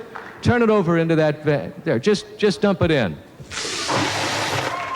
Thank you. Thank you, Jen. What is your name? Barbara Langford. Barbara, what have you got for us? We have $150. All 5 of us went and collected it. You went out and collected it? Where? Door to door, around our houses. Where is you around your houses? What area? Game. In Burlingame? Okay, Dulcie, I got some Peninsula people, and they've collected 150. What is your name? Thomas Knapp. And you? Carmel McDonough. And you? Lisa Johnson.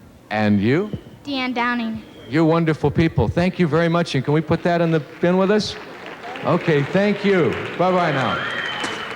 That's it. And they're great kids. Pat McCormick, what have you got in front of you? Let's see. Let's find out. Kathy? Dunham. All right, and who's this gentleman with you? Cooper. Cooper who? Norman Cooper. Norman Cooper. All right. I don't know whether you can see this or not, but we have 2 bank bags of money here. What does that say? $200 U.S. Mint, Philadelphia. Kathy, I understand over the last 5 or 6 years. 6. 6 years, you've collected how much money? Over about $3,000. And that was for muscular dystrophy? Yeah. And how much do you estimate in coins and bills are right here? $400 to $600. You are a sweetheart. Thank you very much. Thank you. Thank you very much. All right. The $400 to $600 is absolutely fantastic, but we need your $1 and your $2 and your $5. And look at those telephone numbers down at the bottom of your screen. Let's go over to Frank. Let's go over to Frank. Let's go up to Frank and see what Frank's up to. Frank? Well, I'm just up here trying to find out if everybody's busy. We've got some empty phone lines, and we're still trying to get to that $700,000 mark. So pick out that number. Look at all these people who are still available for your phone calls. Pick out the number on the bottom of your screen. Make the pledge that you've been trying to make. Perhaps you've been trying to call for the last 10, 15 minutes and been getting busy signals. Well, here's your chance to get through. We've got Cisco Zavaleta back here. He'll talk a little Espanol to you, if you would like. And you can see John. Oh, you want a good look at John? Or you get a good look? Hello there, John. Hello. Yeah. How you doing? All right. Hey, I hope this turns out to be a big success. Oh, it'll be a big success, all right. Ever since John walked in and Olivia, and now Sonny and Cher. I'm a big fan of Jerry Lewis's. Yeah? I think he's probably one of the greatest people that I've ever known. Well, I don't think anybody here will quarrel with that today. Not at all. He's absolutely tremendous. Okay. Are you going to call? We got all the lines busy? No, not quite. Still got some open lines, so give us a call. Make that pledge right now. Don't forget, those of you in Oakland and in San Mateo and in Marin and Sonoma and Petaluma, wherever, you can look at the bottom of your screen and pick out your local number. Now, the people in Oakland, let me remind you of your number over there. We've got 40 operators just to take your calls.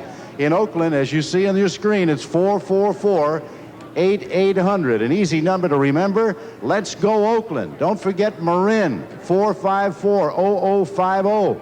Hey, I'm so anxious to hit that 700,000 mark. Let's go to Pat McCormick, see if we have any new information. There are few things worse than Frank being terribly over anxious, so let's see if we've made it this time. With a drum roll, the tote to date, 681. Getting there. Just that far away. It's all but over. Let's go over to Mike. Mike, you got some great-looking kids over there.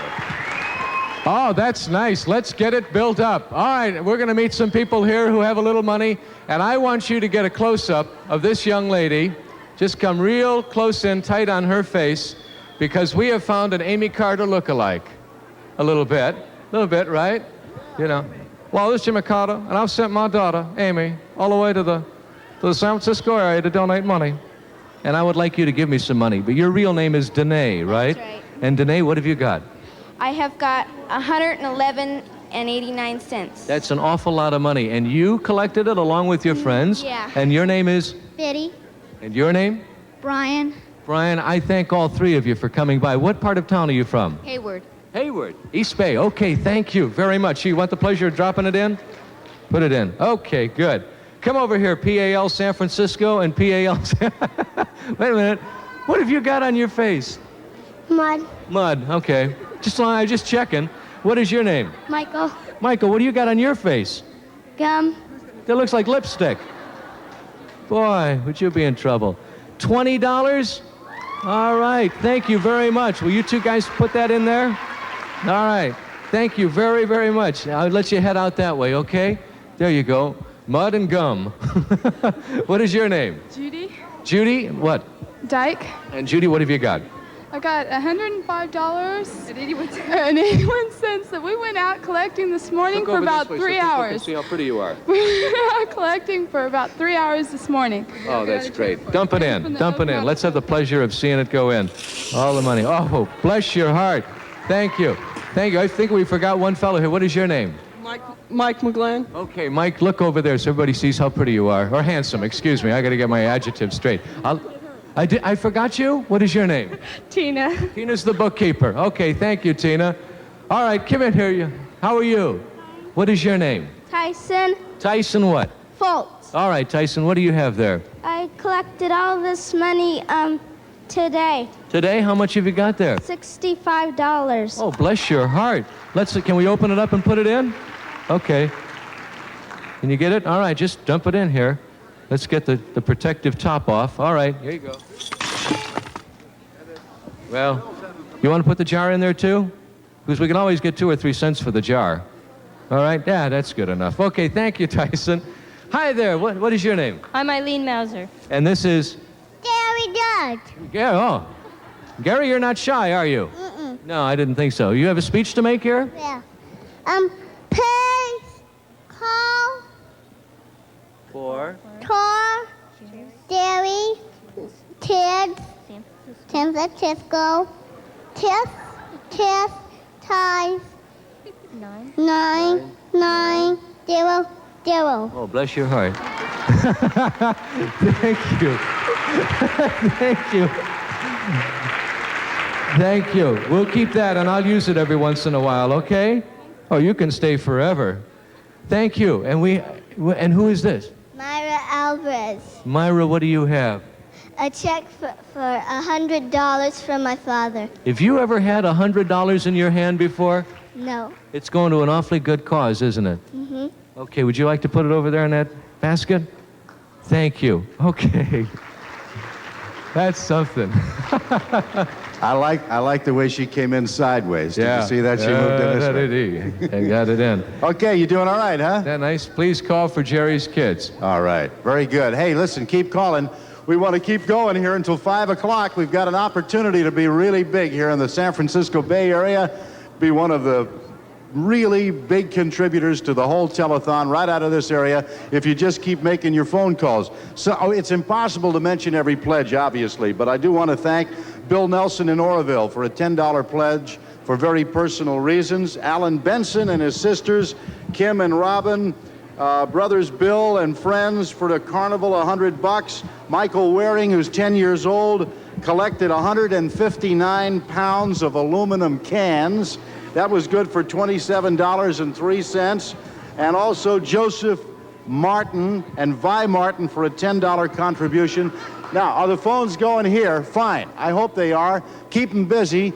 But don't forget the outlying areas where we have special phone banks ready to serve you to save you a toll charge. It's easy. So keep the phone numbers busy and going in Sonoma, in Petaluma, San Mateo, Oakland, Santa Clara, Solano and Napa counties, in the Fremont area, Contra Costa County, and of course in Marin County and San Francisco as well. So pick out that phone number and you'll have a chance to contribute to what I hope will be a great total here in the Bay Area. Let's see what Pat McCormick's got. Some more money coming in. Yeah, I've got some great little friends. In fact, here are 3 friends. Your name? Sean. Sean what? Singleton. Vicky. Vicky what? McKeever. Wayne Singleton. All right. And you went out and you collected how much money? About $7. That's good. Dump it right in the bucket. And thank you. Next up here, your name? Danny McCarty. Is this your sister? Yes. What's your name? Jennifer McCarty. Got to get a picture of you. What is it again? Jennifer McCarty. How old are you? 7. 7. All right. Got to get that right. How much money did you collect? $1. Well, dump it in there, and we appreciate it, both of you. We already got $60. You already got $60? Turn around there where that camera is and tell us that again. We already collected $60. So this makes a total of $61. You're a sweetheart, and I'm proud of you. Thank you. Bye.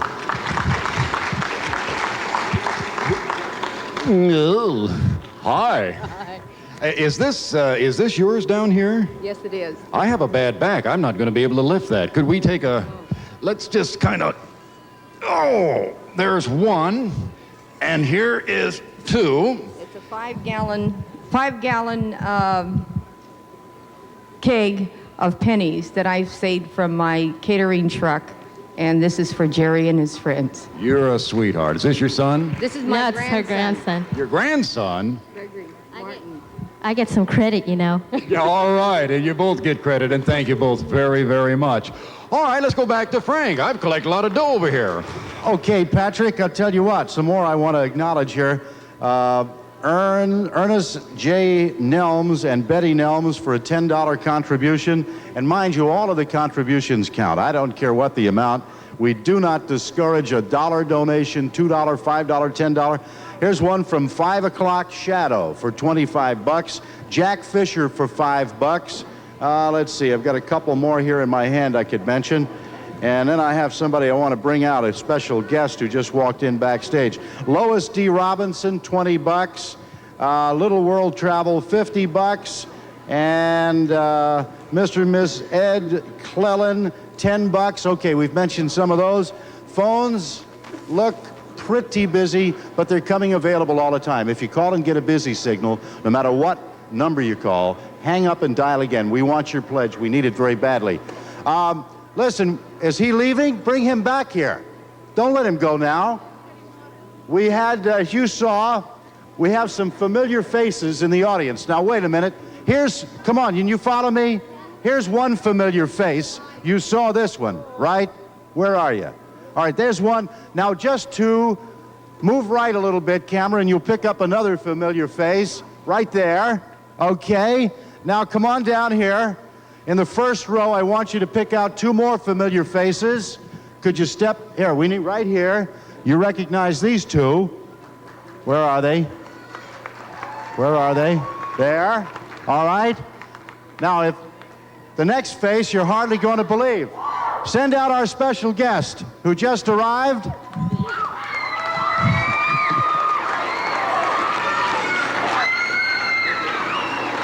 Now, are we delivering an all-star cast or not? I'm telling you, it's incredible. I'm dazzled by it myself. In fact, I'm dazzled by this whole outfit. Thank you. You're welcome. Unbelievable. Okay, while you're making the phone calls and taking a look at some of our interesting guests, let's go back to Mike Cleary. All right, we've got some exciting news because the dollar amounts, and they range from many to few, but they're all important. It really that's irrelevant. But on the telethon so hard for the last 24 hours, I have a nice surprise for all of the workers here from the St. Francis Hotel, and Mary Fitzpatrick is now rolling it out. You want to give her a hand, Pat? Yeah. Don't let that thing fall. Okay. Isn't that lovely? Look at that. Is that a cake? Mary Fitzpatrick. Ask her who did this, Pat. Who did this, Mary Fitzpatrick? This cake was made by our pastry chef at the Hotel St. Francis, Otto Eckstein. As you can see, he is really a master. We're very lucky to have our own pastry chef, and we just wanted to thank all of the volunteers at the telethon from the St. Francis. You are beautiful people. Isn't that nice? Look at the very delicate work done here. Hey. Don't you have the urge with a cake like this to just stick your finger in like that? Could we get one little No, piece? you can't. If we pledged? No, you can't touch it. Let's look at it for a while. Did. Look, you did. Oh, here's a little bump down there in the bottom. Carter B's. Yeah, that's already gone. You probably, if you were going to touch anywhere, you'd want to touch. But that's kind of the firm part. See? Well, we'll admire it, and then we'll devour it a little bit later. But make sure it doesn't get away from here without all of us getting a slice of it, too. Well, Mary Fitzpatrick, thank you, in the St. Francis Hotel. Thank you very much. Thank you. Well, now here we are with a cake. Listen, let's get those phone calls going. You know what? In the meantime, you want me to go over there or handle this? Hey, wait a minute. I think I'm taking the cake and you take the cake. Don't you spill that thing. Come on over here, though. I tell you what. Pat, Mike, I want you to see this. All right. Pat, Mike, I want you to see this because we've got a new total with still about 40 minutes to go. Are you ready?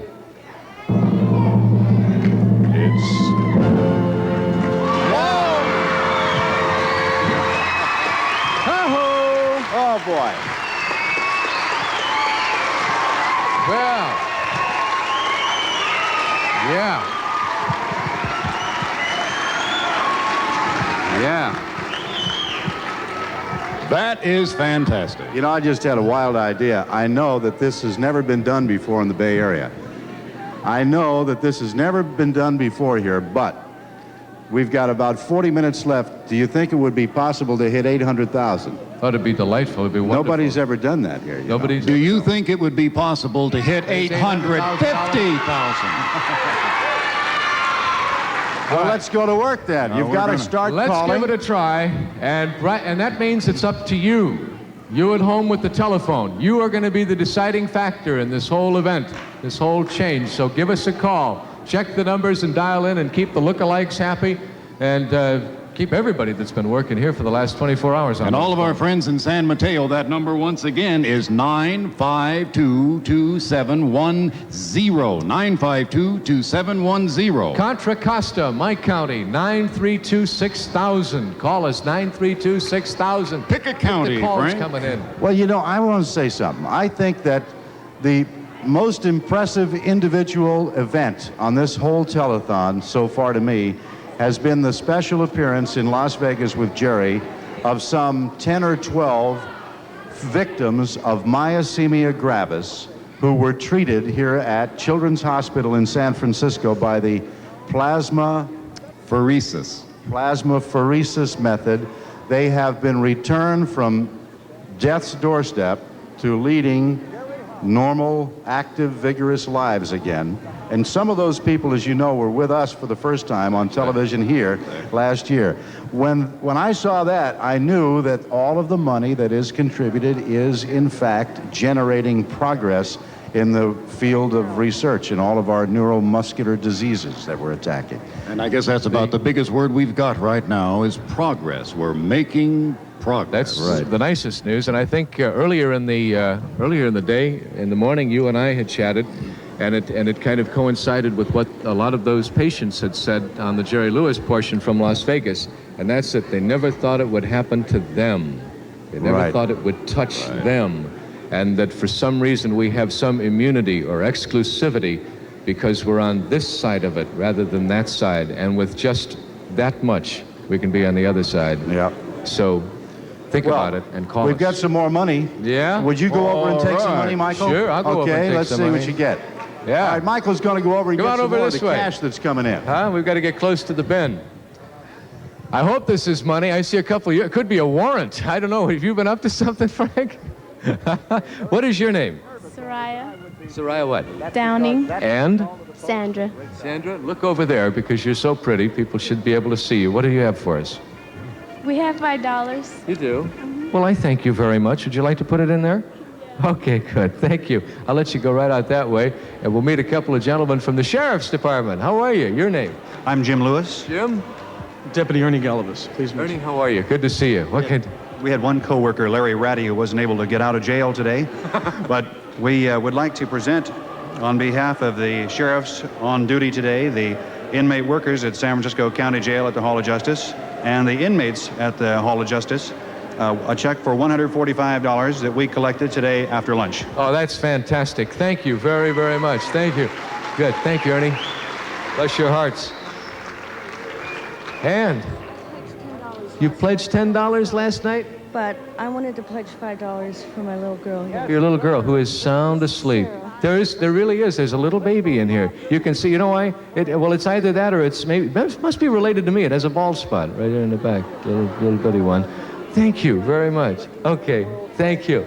Hi, how are you? What is your name? Nyan. What is it? Nyan. And Nyan, what do you have for me? $5. Thank you. Thank you very much. Okay. All right, I've got nice people over here. Frank Dill, who are you going to introduce us to? I'm going to introduce you to two of Jerry's kids. And it so happens that they are brothers. Two brothers, Andy and Ed Donahoe, right? Right. Hi, Andy. How you doing? All right. I understand you just added $20 to that hatful. Yeah.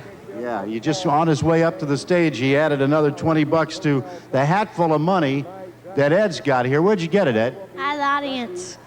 He went around the audience himself, right here at the Scottish Rite Temple. And how much is in there? I don't know. We didn't count I don't know either, but I'll tell you, there's a hat full of money there. Why don't you dump it in here, Ed? Dump it in there. All right. Wait a minute. There's another dollar stuck in there. And there's a dime in there. Okay. Thank you, guys. Thanks a lot. Okay. What's your name? Mike. And who are you with here? My sister. Your sister? Kathy McGuire. What? Kathy McGuire. Okay. And what have you got? $25. 25 bucks? All right. We appreciate it very much. Thank you. Thank you. Is it okay if I get an autograph from John Travolta? Oh, you want an autograph from John? Why? You think he's neat? Yeah. Yeah. Okay. I'll tell you what. I can't make any promises, but stand over there and I'll see what I can do for you, okay? Go on right over